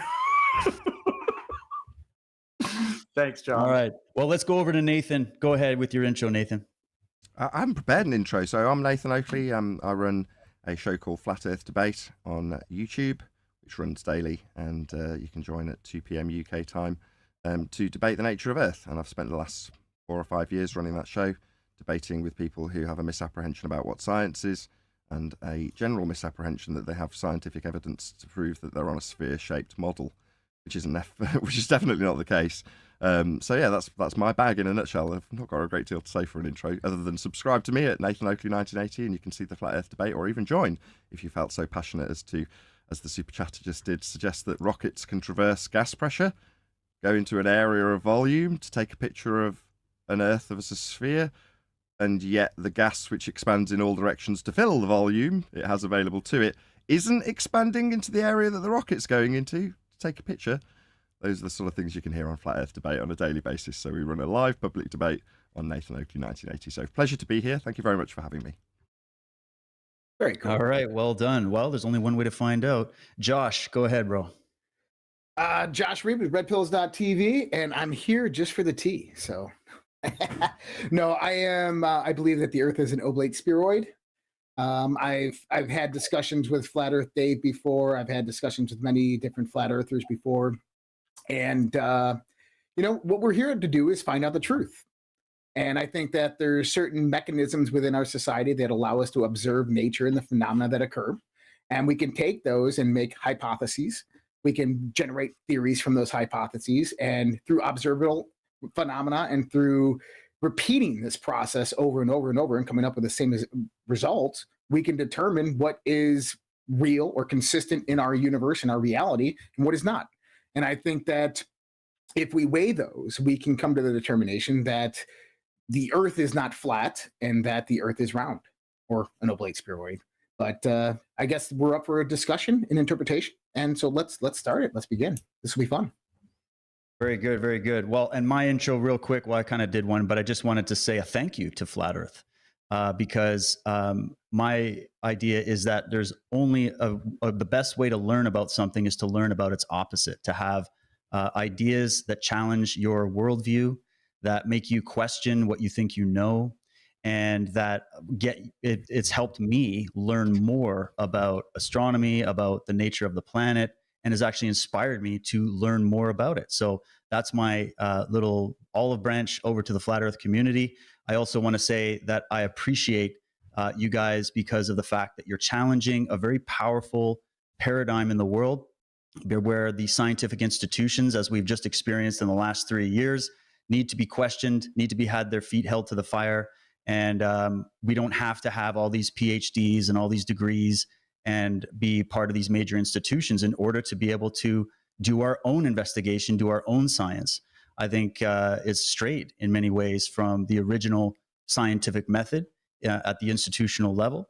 But that being said, I still hold the view that we live on a spherical planet and that we are not in, or that we actually, there is such thing as space, and we live in an infinite universe, or somewhat infinite. We don't really know, but I think there's more to everything than meets the eye. So relying only on your singular senses without any kind of equipment or any kind of research, it can be limiting. That's just where I'm at. But let's see if these guys can convince me otherwise. So let's just go for it, guys. Maybe Patrick, over to you. What point?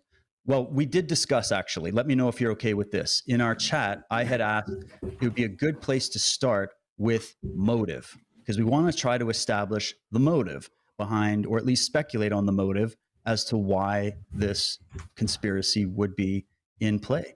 No. You're shaking your head, so you disagree? No, Go ahead. absolutely not. We have scientific evidence to examine here. Why liars lie is real. I mean, I'm an educated man, but why the people who control this world have decided to deceive us is something that we could speculate on all day. Nathan and I may talk about that once in a while, but we're just spitballing. What we do know is that there is no evidence of curvature. We do know that there is no evidence of axial rotation. And we do know that the second law of thermodynamics makes it impossible for the sky to be a vacuum. So I'll ask you a question just to see if we can get this started. Do you have any evidence that the horizon is actually the curve of a presupposed spherical Earth? You asking David or me? I'm asking Let's David. put it out there. Let's put it out there. Josh, how about you go first? I've got something here I'll pull up, but have you done your own observations? Maybe you should tell them your background in the Navy. Yeah, I was in the U.S. Navy for 10 years. I've sailed the Pacific, the Atlantic Ocean, to South Pacific, been all around this world on the oceans. Got a few of my old shipmates actually watching right now. The horizon that you see on the ocean is going to be a little bit, I guess, further away than the horizon you're. No, you're not looking at the curvature. And the reason you're not looking at the curvature is because the Earth is really big. And I hate to go to like that Professor Dave dude's kind of way he says that the Earth is really big. Is typically you have every 75 miles is you're going to have 1 degree of curvature, right? Can we agree on that? Every 75 miles on a curved Earth, every 75 miles you're going to have 1 degree of curvature. No, that's incorrect. Okay, well, how about this? Then how do you measure curvature? That's your claim. No. How does flat earthers say that there's no curvature through this measurement? But what is the? Okay, you have a claim that there's curvature, and Patrick's asked, "Where's your proof that the horizon's curvature?" And you've said it isn't, and then you've given up this measurement. No. What I was trying to say is that when you're looking out there, the curvature is so. My bad. So you've said that there's curvature at a certain distance, and you've given us some mathematics for that curvature. He asked me the my question. bad, still in the middle of the same sentence. My bad, still in the middle of the same sentence. My bad. All right, finish the sentence, Nathan, but keep it short. I would if I was allowed to. I'm just not allowed to. Go ahead. You're fine. We're not in an aggressive platform here. We're very. You've just spoken through me 3 times. Discussion. Three times you've spoken through me. Don't tell me you're not aggressive when you've just spoken through me 3 times. I'll try and finish the same sentence. Still trying to finish the same sentence. That's 4 times. Not an aggressive platform, but you're consistently talking through me. Consistently. That's 4 times. 4 times. Go ahead. Don't need to be told to go ahead. Just need to be let to go ahead without you talking through me a 5th time. So you've rattled off some numbers. No, here. Go ahead. Doesn't seem like I'm getting an opportunity to talk. And go. I don't need permission. I just need the people who are interrupting me to not do that. 6th attempt. You've rattled off some numbers for where Earth curve is. Now, given that you're the one in the affirmative position for Earth curve, I'd expect you to know the mathematics for Earth curve. I know them, and Patrick knows them. He even stated them about 3 minutes ago. 1.22 times the square root of the observer's height in feet. So it's not a set distance, as you stated. It seems you don't know your own mathematics. So that's not a good start, given it's your affirmative position. I'm not going to be telling you, on your demand, how flat earthers say it doesn't work when you don't know the positive claim for it. You should know. It's your claim. Okay, so 1.22 times the observer's height. Where does this formula No, that's wrong. Okay, well, what you just said there. So, Patrick, what was the formula that you had said? I just gave it you. 1.22 times the square root of the observer's height in feet. Let Patrick talk. Let Patrick talk. You're interrupting him. Why? I was giving you the answer and you didn't repeat it back. Is it that you don't want to communicate with me? You. I've given it you. Dude, you haven't repeated it back and you've thrown it to Patrick. If we keep on with this.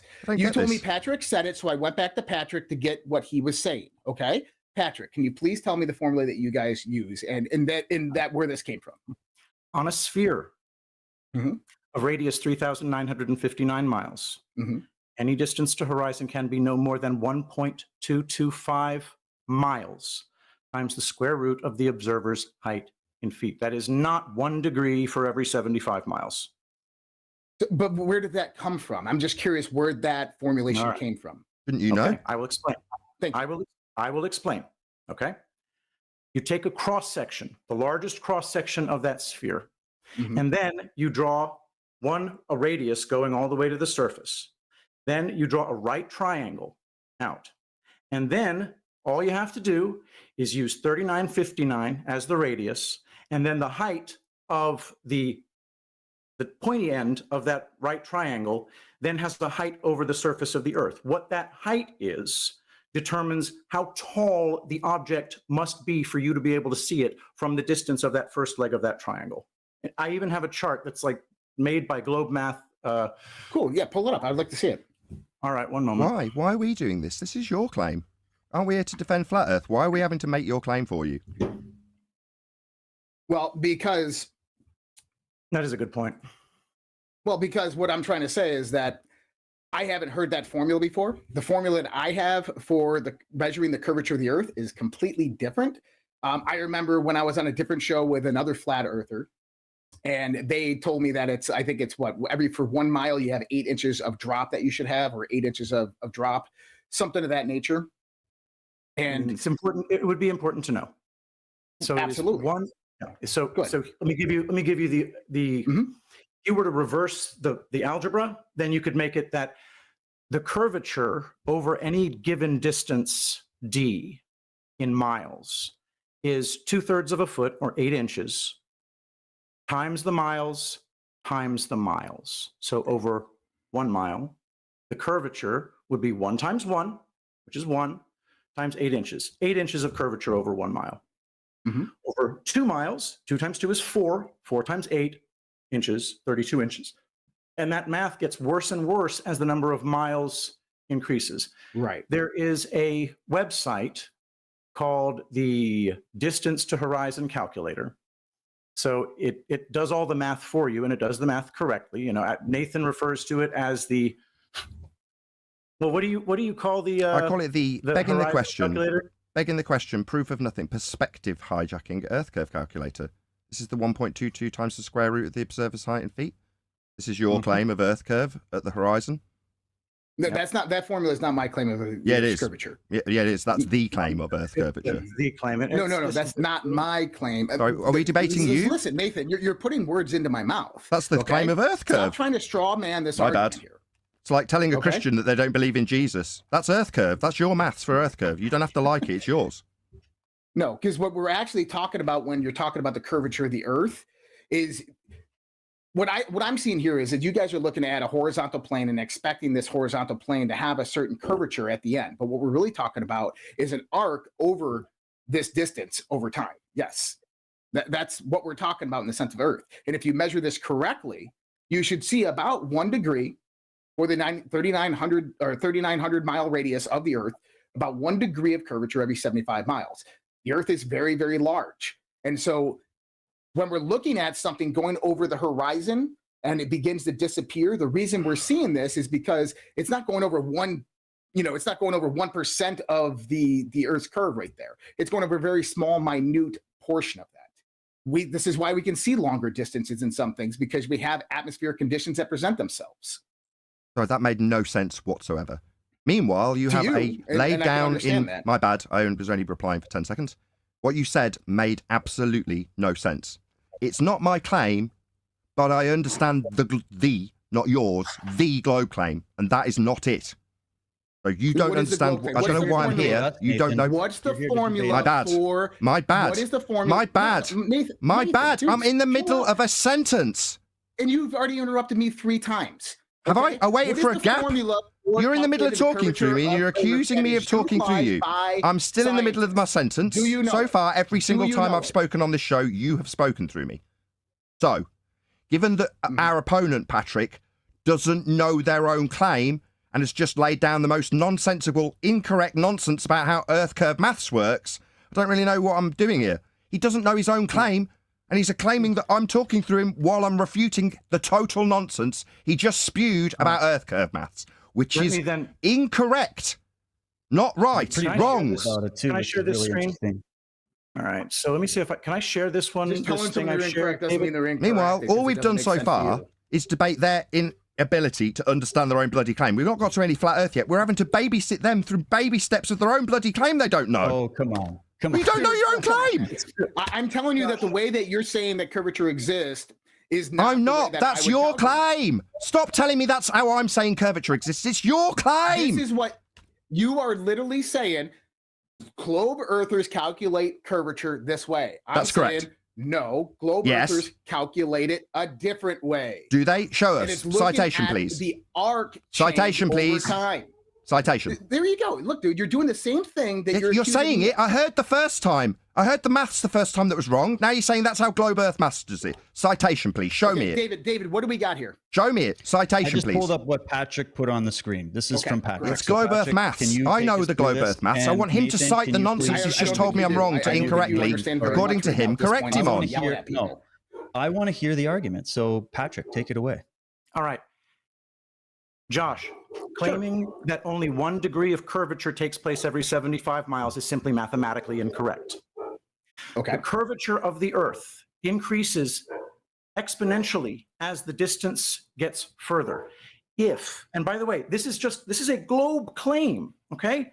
The statute mile distance around the equator is 24,901, which would give you a radius of the Earth of 3,959 miles. Right. This is geometry, okay? This is not something that's disputable. It means, and I actually did the Taylor series at the end of this myself on paper. All you have to do is take the distance that the object is from you, square that distance in miles, and multiply it by 2/3. And that's the number of feet of curvature that should be blocking your view to that object. So after 10 miles, you take 100, because that's 10 times 10. You take 2/3 of that, and that's 66, and that's how many feet that would be blocking something that was 100 miles distant. All right? I understand what you're saying, Patrick. Go ahead. All right. Now, we do not observe that on the water at all. You're right, and we don't observe that on a curved Earth either. The reason we don't observe that on a curved Earth is because what you're looking at there, that O, that horizontal line using trigonometry, is a horizontal plane. We're actually measuring the arc of Earth, not the horizontal plane of Earth. Does that make sense? Is that when we're looking straight out, there's slight variations of curve over time, but then you also have aspects of altitude, change in topography, and everything else that comes about in this. But if you wanted to take the whole Earth in perspective, what we're talking about is a measurement of arc, because that's how you're going to get to a sphere. I'm literally measuring arc. The actual arc is generated by the angle theta created with the original radius to the center of the Earth. May I, and Patrick? then you take that. What's that? May I? You don't know your own please, claim. Nathan, I'm going to grab a glass of water. Yeah, you don't know your own claim, guys. So how are we going to take apart your claim if you don't know it and you're denying it? We've just spent the last 10 minutes going through your globe claim that you don't know. Now, if I may, can I prove to you Earth's flat? Given that we've just spent the last 10 minutes going through your own bloody claim of a globe Earth you don't know. Please prove it. Please, thank you. See the proof. I can spend 10 minutes uninterrupted not proving your own claim you don't know to you and actually proving how Earth's flat to you. Excellent. You said you were in the Navy. Know any navigators in the audience? Say that again? Navigators from the Navy days? Probably 1 or 2, yeah. Excellent. Do they know what an elevation angle measurement is? How about you? Do you know what an elevation angle is? Well, I would assume that it's an angle at elevation. No, it's an angle measurement from a baseline to a star to acquire its GP for navigation. Oh, okay. Right. Gotcha. Go So ahead. you know about celestial navigation then, being in the Navy? A little bit. I didn't do today. We don't use much of celestial navigation to navigate through the waters of the ocean, if you can imagine. You don't think people go out on the water with sextants and they don't have them as a backup on aeroplanes? You don't think that's the case? Oh no, they absolutely do. Yes, that's right, they do. So we're aware of celestial navigation then. Angle measurements can only take place on a flat Earth. Further to this, all of the models and maps, including the globe, are derived from flat Earth elevation angle measurements to Polaris. Your latitude lines on the maps are lines drawn out based on areas of equal elevation. That's a flat Earth angle measurement to Polaris. And all celestial navigation is done with angles. You can't acquire an elevation angle from a curved surface. You take an elevation angle measurement from the plane of the Earth, and you take it with reference to the horizon or a spirit level in a sextant. That's because all lines along the ground are referenced to zero, sea level. And that's because elevation angle measurements can only be done on a flat plane. I thank you.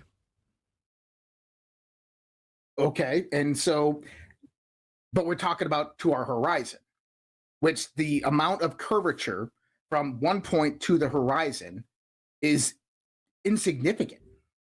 No, it's 1.22 times the square root of the observer's height in feet. No, that was you. According to you, that was globe. That's according to Globe. Not according to me, according to you. That's your claim. You don't know. You keep telling me it's my claim. It isn't. On. Did I say that was my claim? Anybody here? Did I say that was my claim? It is the Globe claim you don't know. So you're saying it's not yours because you don't know it. Your ignorance does not. Your ignorance doesn't alter what the Globe claims. My bad. I know it's. I know it must be painful me pointing out your ignorance. Okay, relax, Josh. No, can you talk about? I'm going to let you describe what you mean when you're talking about how to measure the curvature of the Earth. So give your claim. We're not here, Nathan. No, Nathan. You're here to debate me and Josh, not other people. Not some. I want to hear what Josh would say to this. Let's just let him respond. Okay. To measure the curvature of the Earth, we're talking about how the Earth is curving over distance over time. Now, as Patrick pointed out, the Earth is incredibly large. You did. You said it was, 24,000 miles in circumference. We're talking about 3,900 miles in radius. It's incredibly large. No, it's not. I don't think that's very large, but I said it was 24,901 statute miles around the equator. I didn't characterize that in any other way than quantitatively. Okay. Well, quantitatively, I look at that as fairly large. That's wonderful. Please continue. Okay. I look at that as incredibly large, especially when we're an insignificant little speck on this planet. Begging the question fallacy. Okay. So when you guys are explaining what globe earthers pertain to as the formula used, and I know Patrick just said that, yes, but he's talking about the curvature is computed there through theta. I understand that. That's what you said, Patrick, right? Mm-hmm. Yeah. Okay. There's other aspects, more accurate aspects of which they use to do that. There is R over RE over K, which takes the hidden height, measures that through the radius of the curved light over the cosine of S over R. I got the formula right here, okay? It's a complex formula to measure the curvature of the Earth. And we can get into the mathematics, we can get into the science aspects of this as well, right? Please. I don't think we need to. Here's the thing. Why not? You're disputing my claim. I'm saying that the claim that you're using as the formula is not what I would use to calculate the curvature of the Earth. Then what formula would you use? What I would use is this one right here that I have. But this is what I'm trying to say. Through observational phenomena, I can understand your perspective, right? But let me ask you this. If I got onto the ocean, I left San Diego, and I went due west, Okay. When can I expect to see Earth's curvature? If it was curved, right? I'm saying that happens 1 degree of curvature every 75 miles, but it's Not negligent in the sense that that's your opinion. Okay. What I'm saying is that you should. Reality. Okay, sure. What I'm trying to say, though, is that if I'm traveling along that 75-mile long line, 1 degree of curvature on a Earth that I look at as incredibly large, 24,000 miles in circumference, is negligible.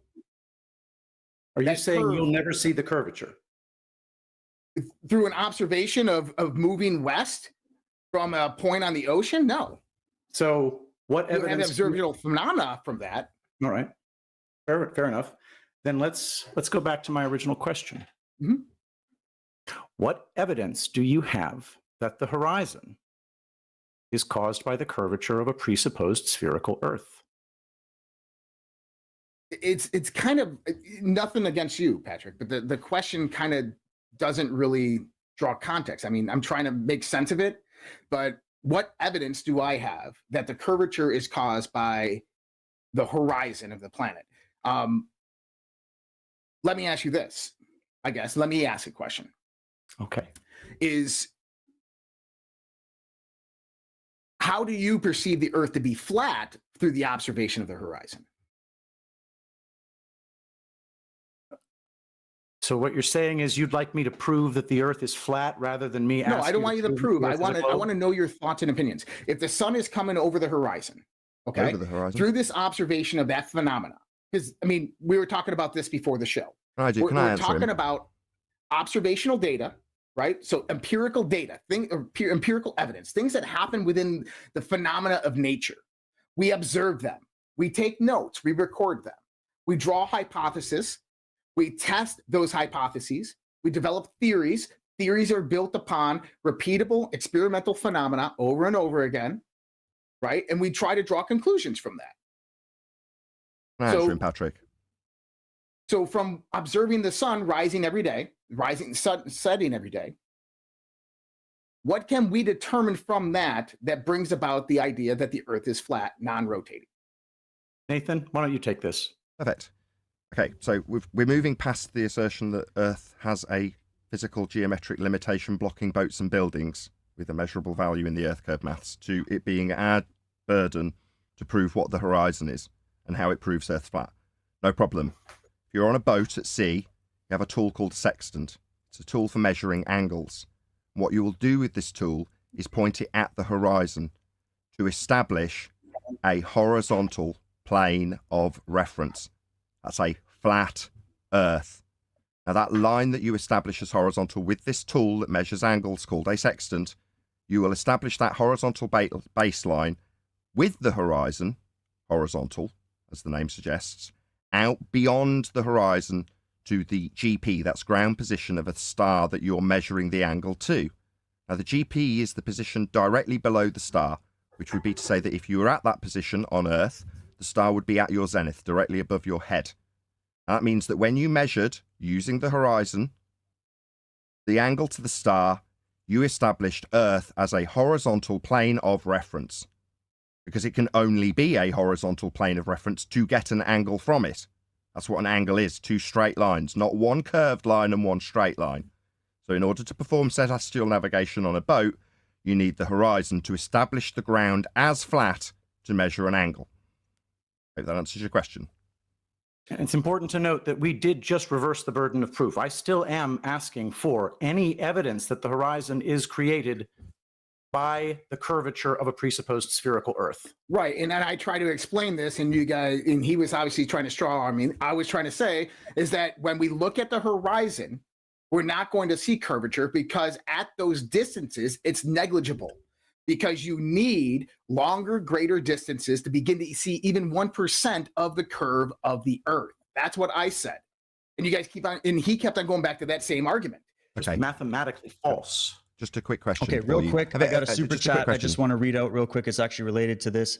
It comes from SEV Gibson, $10. Thanks, man. He says, Nathan and Patrick are not listening. Josh is talking about an arc distance of 75 miles, not a plane distance. You need to back up and listen to Josh's actual claim instead of framing his belief. I know what he's talking about. He's talking about an arc distance. That's the measurement of an angle. An arc. The arc through the Yes, sextant. the measurement of a curved Earth, an angle. No, I hadn't finished my Because we're sentence. talking I'm about being an told I'm not angle. listening, and then I get about 30 seconds through a No, sentence, you're and obviously someone not else starts listening, talking but straight hold through on. me. Let me show a video real An quick arc, because this an video, arc this distance. video will explain what we're talking about here. Okay? My bad. Is that okay, we're not, David? We're not, Can we show we're a video? Not okay to address anything you've said? No, clearly not. Okay, how about address it while I'm loading it up? Josh, go ahead and share the screen. How do I disable camera? So just go share screen, and then I don't have a if there's- share screen. Josh, Okay, I while you're got loading that up, presentations, you said local you don't video. appreciate that the horizon's supposed to be Earth curve. So have you never heard that boats go over the Earth curve, or that Chicago's blocked by Earth curve at the horizon? You've never heard those statements? Have you ever seen the blink test videos where they show it actually does lose the bottom of the buildings? At the We've done this in horizon. Lake Ontario So, as so well. you're affirming that Josh does know that the horizon's claimed to be Earth curve now because he I'm spent not talking about 20 Josh. minutes I'm just denying asking you. Like, have you seen those blink tests? You know what I'm talking So we have about? this Yes. right here. I want to just play this video if we can. And Sure. I hope Go you ahead and guys can share still that, hear me. Josh, and here we go. All right. Okay. So why does the Earth look flat from the surface? And if you pull that up yet, Dave, I can't. I'm frozen on this end. Yeah, for some Just let reason me know your when I need to connection play. just dropped low, Josh. Can you still hear me? I can still hear you. Yes. Can you Okay, hear me? yeah, oh, you're good. I can see it on the screen. So yeah, you go ahead and push play. Okay. I'm gonna hit play.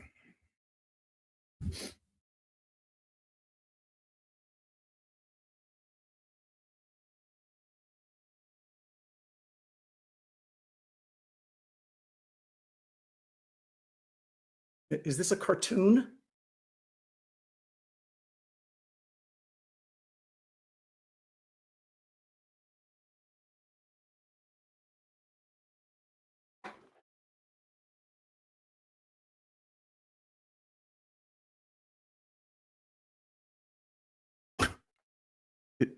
It's a cartoon. It's a model. We don't live on a model. You're showing me a cartoon, dude. I'm gonna get some water. Hey, do you want to tell us what the point of this is?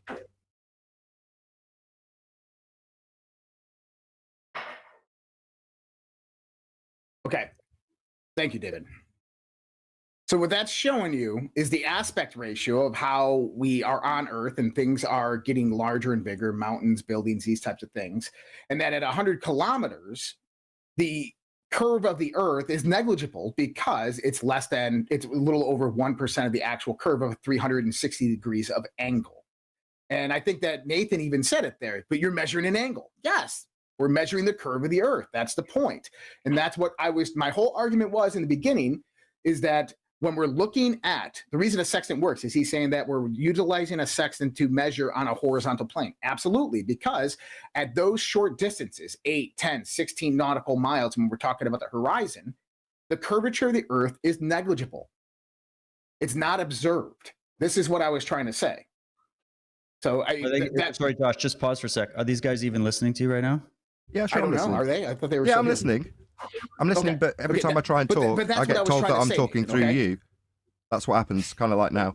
So, I mean, I'll try and respond to some of the Nathan, stuff, we the can many keep things that fighting you've said, about the but way there's a we're good fighting chance or that address even the though I've argument. only That's just it. literally Listen to the started argument. speaking, Listen to the I can hear argument. someone else's voice talking straight address through the the top of me. argument. It Listen seems to that the every argument. single time I talk, And I'm going to address get it. someone else talking straight through the top of me no matter what I say. Unreal. So why shouldn't I check out, turn the camera off and just do my own thing? Because every single time I've talked so far, someone started talking in the middle of my sentence. Literally every You've time. interrupted a few people too, and you got a bit of I don't know, you got some kind of big chip on your shoulder. I don't know what's going on. An ad hominem Why don't you attack. just listen to the argument and I did. counter it and I did. just be a Okay, civil, okay, I normal counter human it. being instead of Okay. being a complete dick. That's another ad hominem attack. It is an ad hominem and it's directed directly at you, buddy. So you can't address my argument about You're being a elevation dick. angle measurements being taken Just from a listen to flat the surface, argument. and instead I you'll talk just through me and did use personal attacks. multiple Excellent times, debating but tactics. Personal attacks. Are you gonna be okay? You gonna survive? I would this? like to actually make a statement without you ad homing me in the middle of the statement and Okay, accusing go me make of the talking through you. statement, So am I checking out of the conversation, or am I interrupting you? Which is Running it? so early. We're only 43 minutes in. Right. So maybe address my statement about measuring elevation angle measurements from a flat baseline. Josh, What was it? What was the statement? I'm sorry. You have to require an elevation angle measurement from a flat baseline if you're navigating, getting in nautical miles. How'd you get a nautical mile? What are we arguing here? You said nautical miles. I'm asking if you know what you're talking about. Right. Miles over ocean, miles over water, right? Miles what over is it? curvature. What is it? What's a nautical mile? What's a nautical mile? A nautical mile is 1.073 miles. What? No. Am I correct? How's it acquired? Let me check the measurement. How's it acquired? Let's see. Why don't you tell me? You're the one who claimed it, so you don't know what you're talking about. But it's necessary to call me a dick and the audience to think I'm not listening to you. I've listened to your argument. Not because of your argument. Again, I'm in the middle of talking and someone is immediately talking through me. Why? Because I'm a dick? Is this me being a dick being talked through? I'm still talking. I listened to you, now trying to respond to all the stuff you've said. You've talked non-stop for 45 minutes. I've had about 3. So, you've mentioned repeatedly, this is about science. So what science have you got for a globe Earth? Okay, let's backtrack because you just asked me what a nautical mile was. I said it's a mile as determined over the ocean, or we can say air or whatever. It's 1,852 meters, just a little bit bigger than a regular mile. Okay, so anyways, what I'm trying to say here is that the curvature of the Earth, and I think we need to move on from the curvature of the Earth part. Well, no, because Nathan, everything that you've said is basically settle, and then I'll show you some stuff. Yeah. Okay. Well, how about this? Let's just move on from this argument. We can just talk to this as a null point. And Patrick, no, seriously, jump in if you want to. If you want to explain, I would like to jump in. I'd like to say first of all, I don't know how long you guys have been looking into this. Okay, but this is a question of geometry. This is not a question of anything other than, can you draw a circle on a piece of paper, stick a triangle on it, figure out the trig, and you'll know after you work a Taylor series at the end, just to expand the trigonometric function, you'll know that the curvature of the Earth over distance x is 8 inches times x squared, period. It is not 1 degree for every 75 miles. And so I really want to, this is settled upon. The globe people agree with this. They just say refraction is what hides the curve. Good. All right. What about, so earlier, Patrick, you had some issues with Josh showing you what you call the cartoon, which was just a model to try to give some perspective on what's being said, right? Yet now we're talking about drawing circles on a piece of paper, right? And so what I'm asking is what kind of observable experiments that you can point to in reality. Like, let's get off YouTube and off the papers and all that for a minute and just talk about observing reality. Because I'm not sure if you've become aware of this. I'm sure you guys are aware of this. It's a place called Lake Pontchartrain. It's the transmission lines in Louisiana, United States. Anybody can go here and do this. Now, this is not my picture, but I've had friends of mine actually go and repeat this experiment. There's actually a few places that you can do this. And a real quick explanation is it's essentially a causeway. This image was done originally by a YouTuber named Soundly. So anybody that's interested in following up on all of this, if you go on YouTube, you look up Soundly, there's tons of videos talking about all of this. And this image was virtually modeled on a spherical Earth with a circumference of 40,000 kilometers. The model made a prediction that if zoomed in at the specific height, what we should see. This image is what the model showed. And when this shot was done in reality, that's exactly what you see. So what they did was they created a model, they made predictions, and when they went with a Nikon P1000 camera, which is one of the favorite cameras that flat earthers like to say is the best for zoom capabilities, they went and they actually saw the effects of their model and their prediction in actual reality. So the bridge, it shows right here. You got 24.27 kilometers, which is 15 miles across. At least that's what you can see. And if the Earth was flat, the vanishing point should intersect the horizon line. But in reality, the vanishing point is above the horizon line. Nathan, let me take a crack at this first before you jump in. I'm sorry, David. Did I interrupt you? No, you didn't. An echo though. Okay, I'm getting a bad echo. Oh, maybe if you're not talking, everybody mute. That'll fix that. Okay. It's really bad. The question is it my fault? All right. Anyway, I'm not hearing any on my end. A little bit. So there's a fallacy called the affirming the consequent fallacy. So we're gonna start. I'm not going to address this picture that you're showing me just yet. But when I talk about the rule of geometry, and by the way, I did the geometry because we're told that the Earth is a ball of radius 3959 miles. Okay, and so just doing trig, you'll know that the distance to horizon can be no more than 1.225 times the square root of 1.225 miles times the square root of the observer's height in feet. Okay, now all horizons can be no bigger than that on a sphere of those dimensions. This is mathematically verifiable. So it's all of them.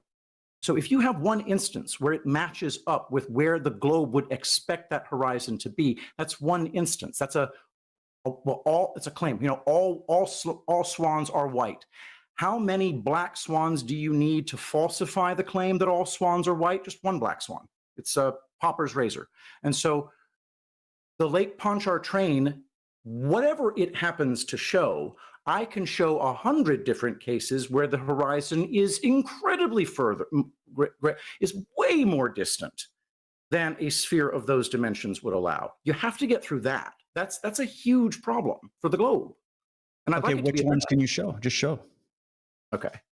And and I just need to know the conditions of the environment during that day. What was the cloud conditions, all of that. And we would need to know what kind of camera was used. And we need to know, was it zoomed in? How, like, there's certain things we'd need to know if those experiments are accurate. No we'd also need to. Would it be safe to say that clouds and atmospheric haze would make it harder to see a great distance rather than easier?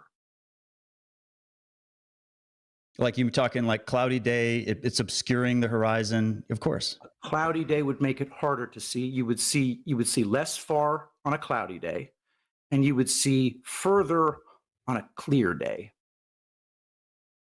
And you can see even better on some other days where the atmospheric conditions allow for that. Atmo, what now? Okay. And really quickly, just before you go there, this experiment was done over a 10-day period where it changed dramatically the weather throughout that time.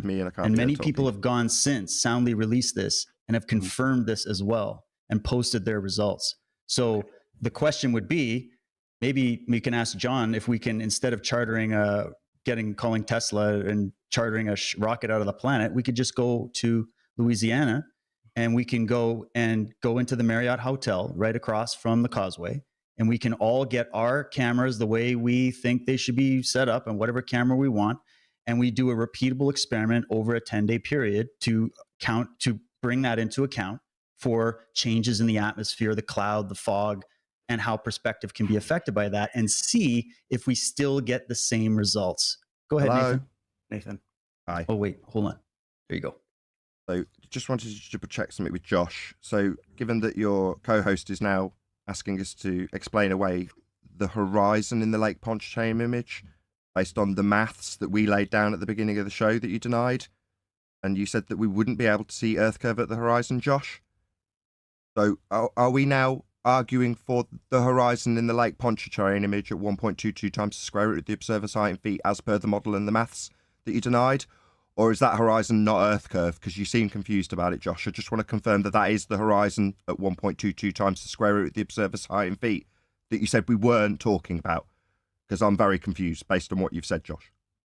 Well, I apologize that you're confused. No, what I'm saying is I was trying to explain something in terms of how I understood it. I was not familiar with that formulation that Patrick and you had brought about, hence why I was saying that I do not recognize that, and I explained my position on what I was talking about. Gotcha. Do you understand it now your co-host has put it in the same way we put it? Well, that's great. And so let's answer his question then. Okay, so I'd like to address Josh first, if that's all right, David. Yeah. Josh, it is true that you have said on more than one occasion during this discussion that the Earth is just so incredibly big that we won't expect to be able to detect any curvature. You did say that. You said that 3 times, if I'm not mistaken. And now we have this Lake Pontchartrain photo, which has what appears to be extremely exaggerated curvature. So I need to know, can we now dispense with the notion that that in the globe model, the horizon is not Earth curve? Because I really, really want to kind of nail you guys down on this, that we should expect the horizon to be of a specific distance based upon the geometry of a spherical Earth. Can I get you guys to concede that point? They have. He just put it to us with his model. It just contradicted the host. I'd like it to be acknowledged. Well, no. So hold on, Nathan. Let me explain. Let me talk for a second, if that's okay. So the horizon, as we discussed right a second ago with David, does change. You even said that, Patrick, that on cloudy, different atmospheric days, the horizon is going to appear to be shorter in distance. Sorry, on Atmo, some what other now? days, it's going to be. Atmo, Nathan, what now? Excuse me, Nathan. I'm talking. Just didn't hear the word. What was the word? Atmo, what now? Let's not do that. It's a begging the question fallacy. Do we not address but we're not fallacies gonna here? When they make fallacies, we're not going to interrupt. Oh, my bad. We'll let them be fallacious. All right. Please continue, Josh. Okay. So the atmosphere, to the atmosphere or to the horizon, this can change. Atmospheric conditions, barometric pressures, amount of cloud cover, right? The amount of moisture content, carbon dioxide, all these other gases that are in the air. All these things can change and can give you different perspectives on the horizon. I said this. I said typically in the Navy, when we're looking at the ocean, I believe it was somewhere between 8 to 16 nautical miles, depending on the various different atmospheric conditions. Okay? So what I was trying to say, and this is what I thought I did iterate, is that from a eye-open position, just looking and perceiving to see if there's curve, it's not going to be seen because it's negligible at that distance. Now, looking at an object like David's showing, right, we have this curvature that's going over the horizon. Why is that happening? It's not. It's the horizon. The horizon's not Earth curve. If the horizon was Earth curve, then every distance to horizon measurement could be no more than 1.22 times the square root of the observer's height in feet.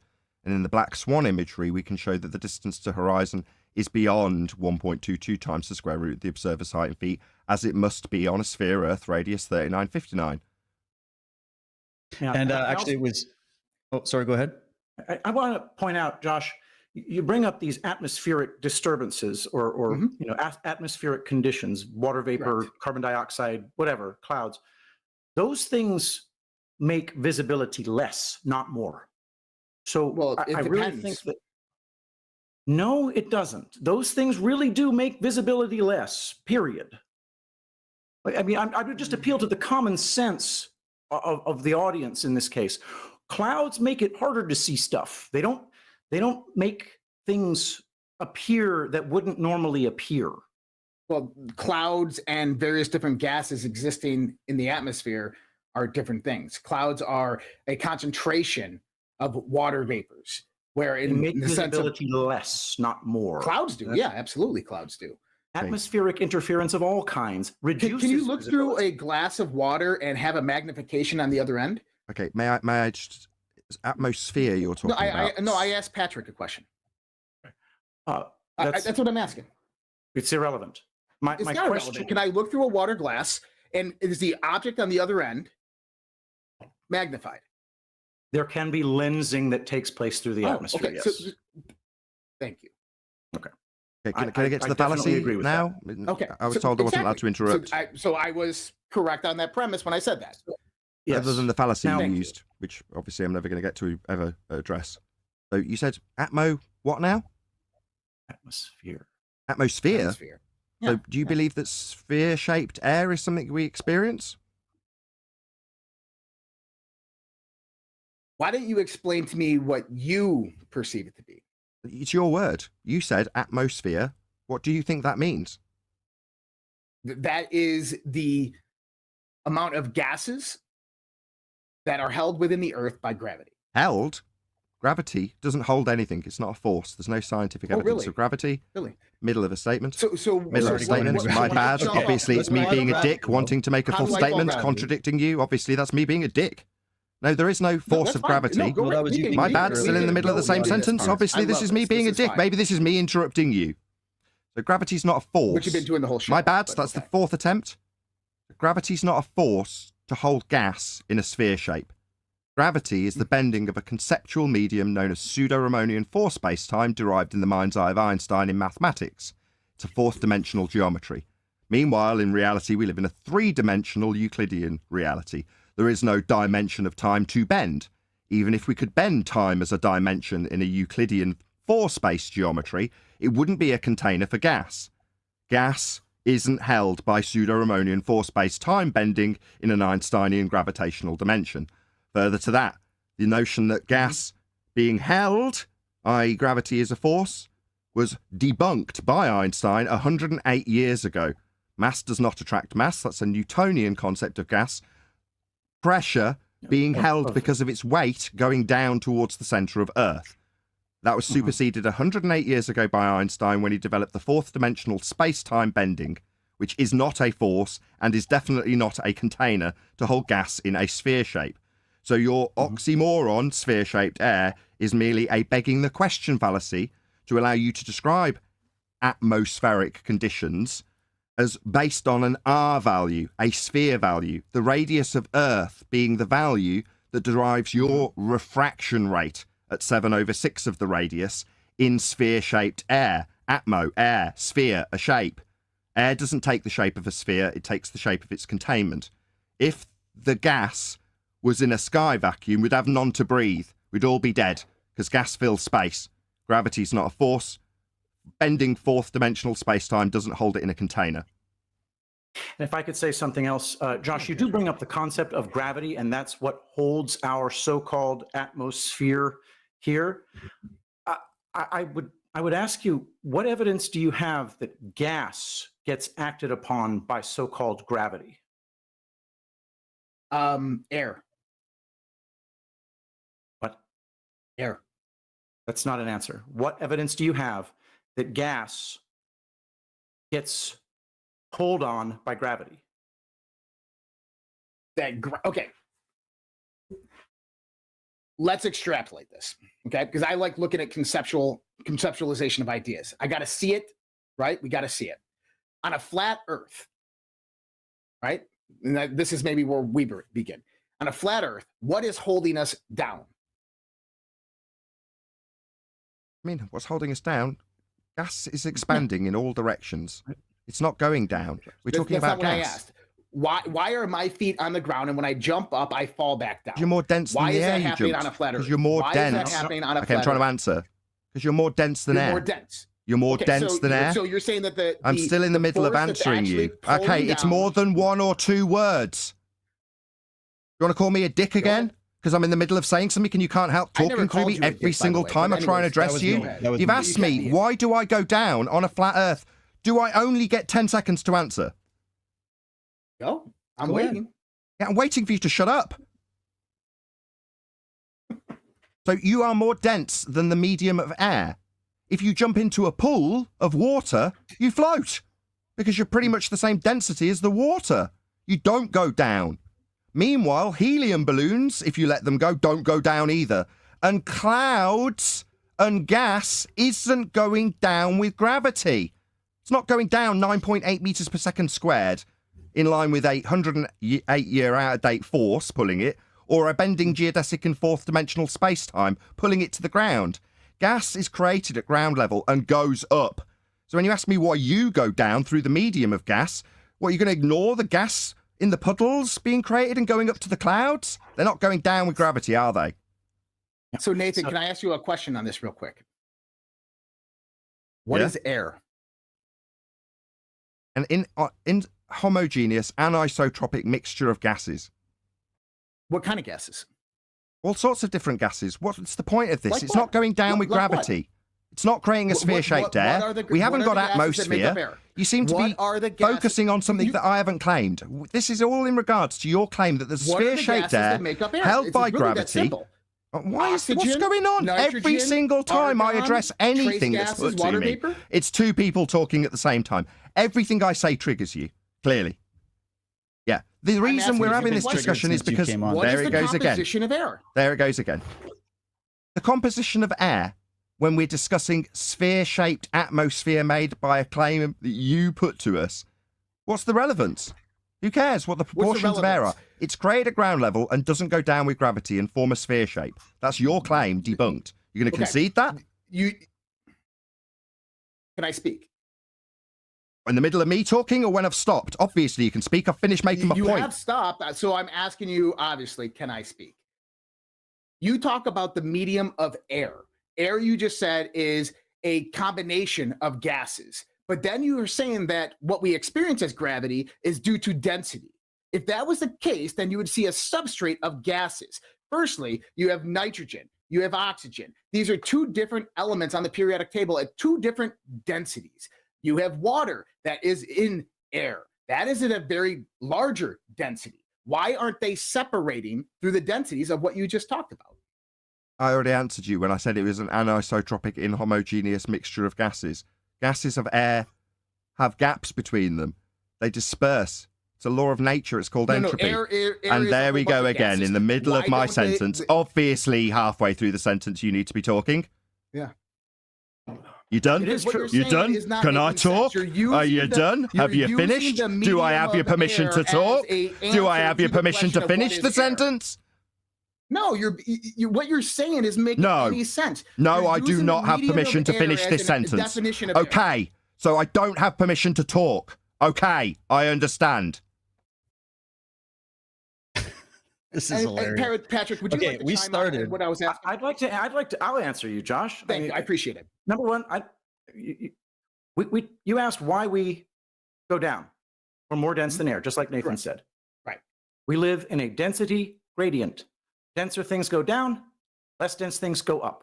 Correct. Okay? Very important. Gases do not fall to the earth. Period. Gases expand in all directions. Entropy increases. You cannot have gas pressure without containment. The heliocentric model claims that the gas that we are breathing is immediately adjacent to a 10 to the minus 17 torr vacuum. That is not possible. And there is no evidence that so-called gravity causes gas to go down. Otherwise, we'd be sweeping up gas from the floor. Gas goes up, gas goes down, gas goes to the side, it goes everywhere. There is no evidence that the sky is a vacuum. There. So, Patrick, do you have a carbon monoxide detector in your house? No. Okay, I do. We put them on the bottom outlets. The reason is because carbon dioxide is a heavier gas than air and falls down to the floor. No, it doesn't. When they're talking about global warming and they measure carbon dioxide levels on the surface level, they're measuring them at the surface level. Yes, they expand. They can be expanded up. They can be expanded down. But heavier gases do fall down. No, they you do cannot not. have gas pressure without containment. Do you I'll agree? try and address this. Keep saying it and you're not addressing it. Saying gases go down, like carbon monoxide. No. Carbon monoxide, when introduced in a high quantity to other gases that are already existent in a contained system, can form at the bottom. Same with sulfur hexafluoride. But all gases, without exception, will disperse into whatever volume they have. With time, all of that carbon monoxide will disperse throughout the containment, without exception. It's a law of nature. It's the second law of thermodynamics. Dispersion. It's a law of nature. So saying it forms puddles, no, it does not. Mm-hmm. So let me ask you this then. If something is heavier, more dense, falls down, is it not being contained by the substrate above it? Right. Substrates of gases don't contain other gases. They have gaps between them. Gases can't contain gas. They're just a gap. That's all it is. Molecules moving through gaps. So how's it being contained by a substrate of other gases? When it's an when it's an anisotropic, inhomogeneous mixture of gases. When you go up to the very highest heights, there isn't a layer of different gas. It's all one mixture. It's all mixed up. The only place you find that is where the gases are produced. So if you have a carbon monoxide leak into a house, it's trying to disperse already existing gases in a contained system. So you'll have a higher concentration where it's being introduced. Likewise, on a much bigger scale, you've got a higher concentration of water vapor pre-conversion layer at the cloud substrate, if you want to call it that. But there's still a mixture of all of the different gases at all quantities, at all levels, because it's an anisotropic, inhomogeneous mixture of gases. Meanwhile, to have this dynamic system, we must have containment. If the sky was a vacuum, as is claimed to be a place you can take pictures of Earth as a sphere from space, that's a space that gas would fill, then all of the gases we have here breathing at pressure would fill that space. Because what are they pressing on? At the top, where there's the Kármán line, an arbitrary point that they say forms the volume of the gas that we all breathe. Well, volume is the amount of containment for the gas. The Kármán line is not a container, and gravity is not a force. So we don't have a sky vacuum. The sky is not a vacuum. If it was, the gas would fill it. We'd all be dead. Space is fake. Okay. Also gay. There's a lot of arguments coming in. I want to just quickly return back to the causeway. Yeah. Just for the benefit of the listeners, if you would like to check this out, this has already been modeled out and thoroughly documented over at Walter Bislin's blog. I'll drop all the links afterwards. And what this is a curvature app simulation based on the observations that were made. So with the help of a simulation, I'll just read this out. With the help of a simulation, I show up to what altitude the Earth appears flat, although it actually has a spherical shape. Using some animations, you can learn how to recognize the curvature of the Earth or in what circumstances it appears flat. The simulation can also simulate refraction. And I prove by means of photos how the simulation depicts reality by superimposing the simulation results onto actual photos. So this is how it goes. So if we go to the causeway, this is Lake Pontchartrain, and they're just showing you the different measurements here and the perspective. So just let the model go through real quick, and then you guys can come in and rebut it. And you can even go in and you can toggle your height, right? So that you can get the idea. You can zoom. And I'm just bringing this up. I don't have to go through the whole thing. Like, it's all broken down. The math is here, how the values were determined, what the images are, what the equations are, right? All of this stuff. The refraction is all included. So it's just a tool that was created based on a model that made predictions, and then they went and validated those predictions with photos and video. It's been repeated multiple times over a period of time, and they get the same results. And there's numerous areas. There's another lake that there was another experiment that was done that we can bring up as well. But anyways, just so that you have a place to go and look into this, because there's answers to the claims that are being made here. And that's where we are. And this is where this debate has been stuck for years, is that one group is saying, this is the way the math has to be done. This is the way we have to calculate it. And the other is saying, no, you're missing this data. And there's been a gap between this debate in that regard for a long time. So this means that each and every one of us, the viewers, have to go and try to verify that for themselves. I'm not saying just believe a model, but the model represents, if the model is accurate, then when you go to the reality, to the real world and document it, if you can debunk the model or you can prove it correct, and you have to do it through repeatable experiments. Can I debunk the model? It's not an experiment. You don't know what science is, but can I debunk the model, please? Debunk away. If the Earth was a sphere with a radius of 3959 miles, as depicted in the Begging the Question Proof of Nothing Perspective Hijacking Walter Bislin model, then every distance to the horizon could be no more than 1.2 times the square root of the observer's height in feet, exactly as dictated in Walter Bislin's model.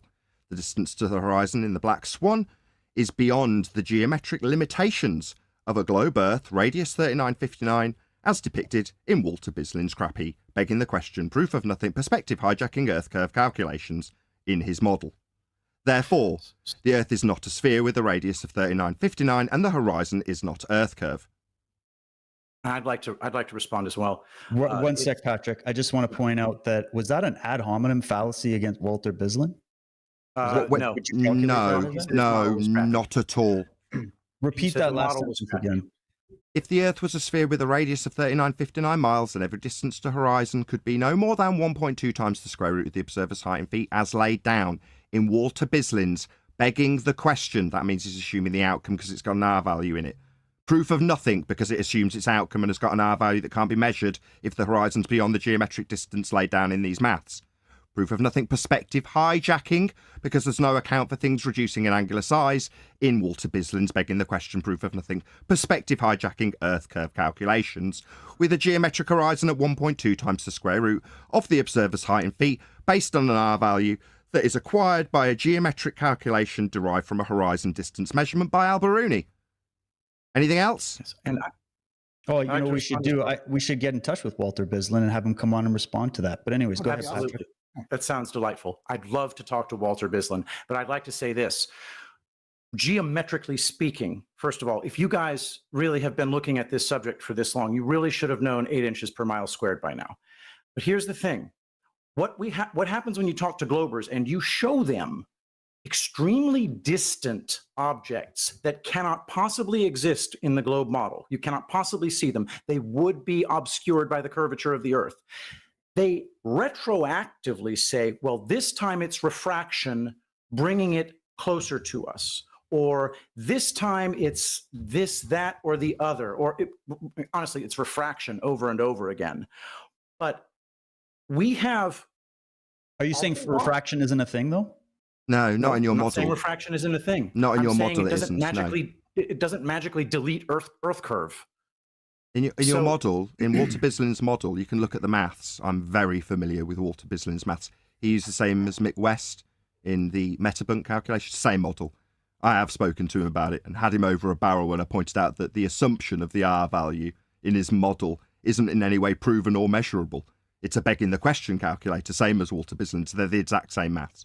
So I have spoken to people who've made these calculations. Mick West is one of them. He made it clear to my audience in no uncertain terms that he begs the question of an R value for these mathematics. And that R value, as I stated earlier, was measured by Al-Biruni. And Al-Biruni measured a geometric tangent point to the horizon to give you that R value by way of acquisition of a height of the mountain measured from a flat plane with elevation angle measurements. So in order to derive the R value in these maths that you're saying that, correct me if I'm wrong, David, you said it was an experiment? It's not. Maybe you'd like to give us the hypothesis for Walter Bislin's model. There won't be one, you just don't know what science is. We do. On a daily basis on Flat Earth Debate, Nathan Oakley 1980 channel, we take apart clowns and their idiotic ideas of what science is. Because we know what science is and how the globe Earth doesn't have any. Meanwhile, this non-science model, with its maths that I understand implicitly, has been debunked because you can't get the R value that the entire model's based on because you can't measure a geometric horizon to give you the R value. We debunked Al-Biruni by debunking the measurement of a geometric sphere horizon at 1.2 times the square root of the observer's height in feet, as denied by one of this show host and affirmed by the other. We know what the globe Earth claims, you don't. We know how the Earth's measured flat with elevation angle measurements, to Polaris giving you your maps and models, including the globe. Your globe's a flat Earth model. Okay, real quick. Okay, Patrick, it's up to you. You want to go first? I want to let you respond to this. And then I have a few questions coming out of the chat that I'm just going to throw in there. So you go. I gotta go let my kids in. I'll be right back. Okay, so I'm going to Patrick, respond to the Walter Bislin model real quick. When Nathan says it begs the question, it's very important to realize how fundamental a flaw in logic that is.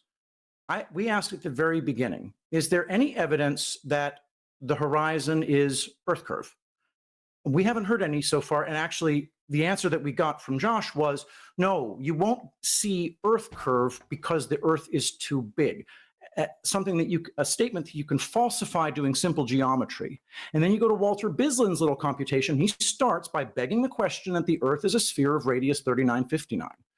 And then when the horizon is not where it's supposed to be, he has a whole bunch of other little rigs that he can put in there and say, well, this is why the horizon is different this time. It's this imaginary friend that globe believers have. When they don't find the horizon where it's supposed to be, they explain the Earth curve is not there because it's being hidden by this, that, or the other. Again, begging the question, we know that the Earth curve is being hidden because we know it's a globe. It is circular reasoning every single time. That's incorrect, Patrick, as to the way they're doing this, because they're not just making a model with math. They're also confirming it with direct observations, and they're doing it repeatably. So that's the difference, right? Is there's got to be a missing link, and they would have a response for that particular math that you're bringing up and showing where that flaw is, right? I Yes. don't have that. I'm not an expert on that. But The I'm expert just was Mick saying that West. Sorry if to we do interrupt. if we do actual repeatable observations, like, I mean, one of the oldest things that actually, let me go to the audience because they have some of these questions. I'll just throw them in and I'll let you guys chew them apart. So, number one, why can't you see Polaris from the southern hemisphere or Sigma Octantis from the northern hemisphere? So That's the first question. hemisphere is a begging the question fallacy again, like atmosphere. It's assuming that Polaris isn't visible from the bottom half of a sphere. Meanwhile, the maps and models are derived from elevation angle measurements to Polaris. So the flat maps and flat models, including the globe, which is converted from these elevation angle measurements to Polaris by way of something called the Haversine formula, which converts flat Earth elevation angle measurements to Polaris to give you latitude lines onto a globe spherical surface. And if you're going to do celestial navigation, you have to convert it back from the flat map, not through Haversine and the globe, onto the celestial sphere, which is the dome of the vision you have when you're on a flat ocean at the equatorial plane, which is how you measure these angles. So to ask how we beg the question of being on the bottom antipodal on a hemisphere to see Polaris, when the very concept of the equator itself is based on the minimum angle you can see Polaris with. So at the equator, you're measuring a flat Earth angle to Polaris at its minimum, i.e. where Polaris is on the horizon.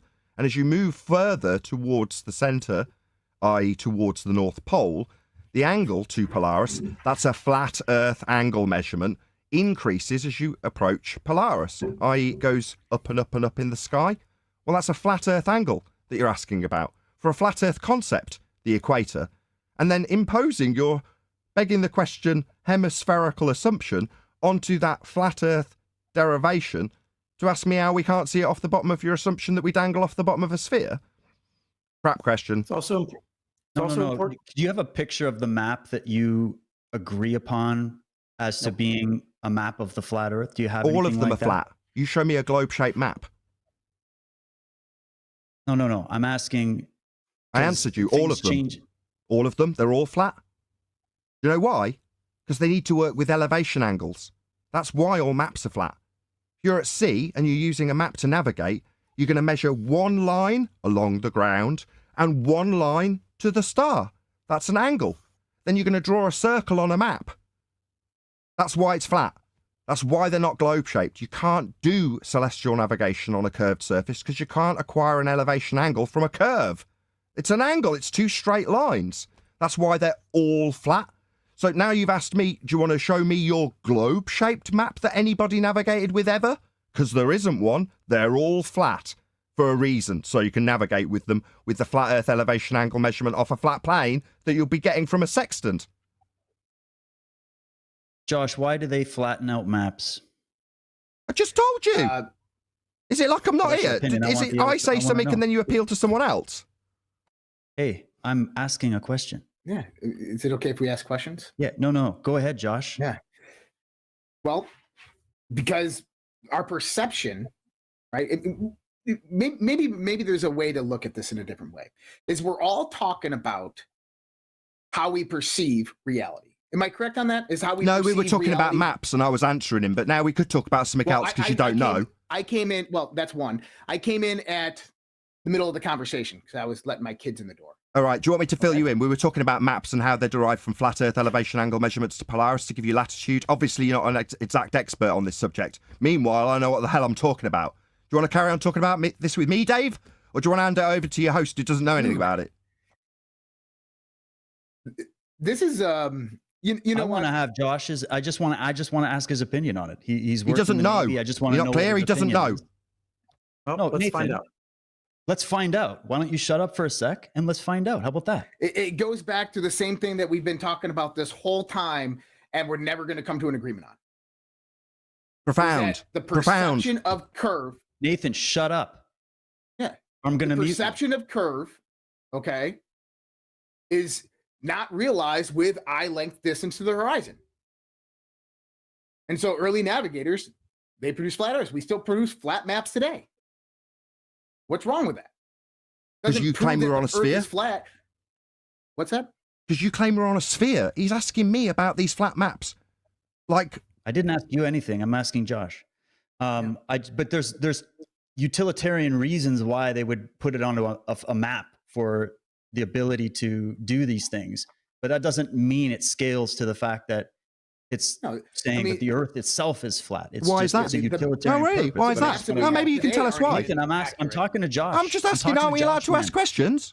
I'm just asking why that would be. Why would they scale it to a flat map? Maybe you could tell me. Why is that? And Josh, could you give it a shot there? Go ahead. Well, no, you're right. Is that there's many reasons why we use a flat map. I mean, navigators weren't going to go out there and just create. Some of them had globes, but it's hard to navigate on that for the exact reasons that Nathan said. Is because when you're looking at the horizon on perspective, it appears horizontal. I've agreed with this. I have not said this wasn't the case. I said the reason why it appears horizontal is because we have a limited perspective to the horizon, and that the curvature of the Earth is negligible towards that horizon. Oh, that's the end of my time in this discussion, clearly. Okay. This is what I'm trying to say is like we're all like observing the same phenomena. No worries. So for my audience, this is what happens when you point out that the host of the show hasn't got the slightest fucking idea what he's talking about. The co-host wants to hand across to him because I'm proving a flat Earth. Meanwhile, I'm getting muted while this dick waffles on about absolutely nothing interesting. I think I'm probably accurately describing your position on this. Then David comes with this Lake Pontchartrain photo and says, this is evidence of the horizon being Earth curve. Then shows the Walter Bislin calculator that includes lots of other atmospheric conditions and it says the horizon is Earth curve. I'm not really understanding why you're persisting with this claim that we're not going to see an Earth curve horizon when all the globers are talking about why they're seeing Earth curve horizon. But see, I don't want to get into the topic of optics of what we're seeing with reflection, refraction, all of this other stuff, right? How various different densities in the atmosphere cause an amplification of the light that we're seeing. I don't want to get into that argument. All I'm trying to talk about here was in this perspective of the curvature of what we were talking about. Now, Patrick, I have stated this over and over and over again. If you take the circumference of the Earth and divide it by 360, which is a circle, the number you get is about 69, right? 69 miles. So if you take in miles, 24,000 miles divided by 360, you get about 69 miles. That means that every 1 degree, so in for the globe Earth, for every 1 degree, and I was saying 75 because that was my approximation, about 75. 69 miles is what you should see in the sense of 1% of... I've already covered this, but that's why I've been muted and removed from the conversation, because 1 degree is a flat Earth elevation angle measurement. I'm not allowed to interrupt to point this out, so the guy's going to reiterate his incorrect nonsense with me on mute. 8 inches over 1 mile squared is distributed through that 1 mile. It's not 1 mile drop 8 inches. And this is what a lot of people do believe. I'm not saying that's what you believe, but this is what a lot of people do. See, meanwhile, me and Patrick have covered this 4 or 5 times on their behalf, and the host has denied it. 1.2 times the square root of the observer's height in feet. Completely ignored, didn't understand it. Now he's waffling on through the same incorrect shit he's mentioned 3 or 4 times. Understand why we're still on this topic if we can agree to disagree on this. Let's move on to the other various points. 75 miles. 75 squared, what is that? 5,625 times 2/3. We're going to call that 4,000 feet, give or take. Maybe 3,900 feet over 75 miles. That was your approximation. 3,900 feet is how much curvature of the Earth would block a person on point A, 75 miles distant from point B. You wouldn't be able to see anything shorter than 3,900 feet in height. That is a geometric reality, okay? So you may call it just 1 degree, but it still requires approximately 3,900 feet of blocking curvature. You just draw a circle. Say, okay, the distance is 1 degree over these 360. The actual curvature skipped over is 3,900 feet. It's enormous. 3,900 feet is just a little over a mile. And we're talking about 1 mile squared, right? Well, first of all, we're talking about a mile. Patrick, have you ever been to Denver, Colorado, and came in from Kansas? Okay, Denver, Colorado is the mile-high city, right? 5,280 feet. So it was a bit under a mile with that 3,900. 5,280, 1 mile. Okay.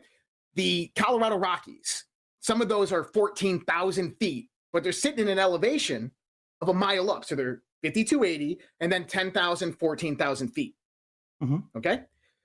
If there's no curvature to the earth, when should, using trigonometry, geometry here, when should I begin to see them coming from Kansas into Denver, Colorado? Well, and that's it's about 380 miles from the border of Kansas to Denver.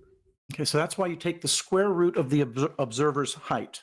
So the thing we've told him a dozen times, but I'm not allowed to point out again.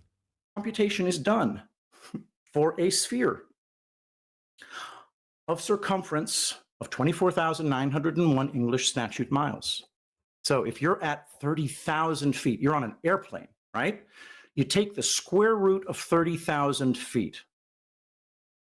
What is that? 175? What's 175 squared? Is it 30,000 roughly? So anyway, it's 3625. Okay. Anyway, wow, I got it way wrong. So call it 160. Call it 170. So 170 times 1.225, right? Okay. So you should not be able to see further than 200 miles from 30,000 feet on a globe of radius 3959. Jay Tolan Media is showing infrared photos from 30,000 feet of elevation, but that is well over 500 miles. Perspective, right?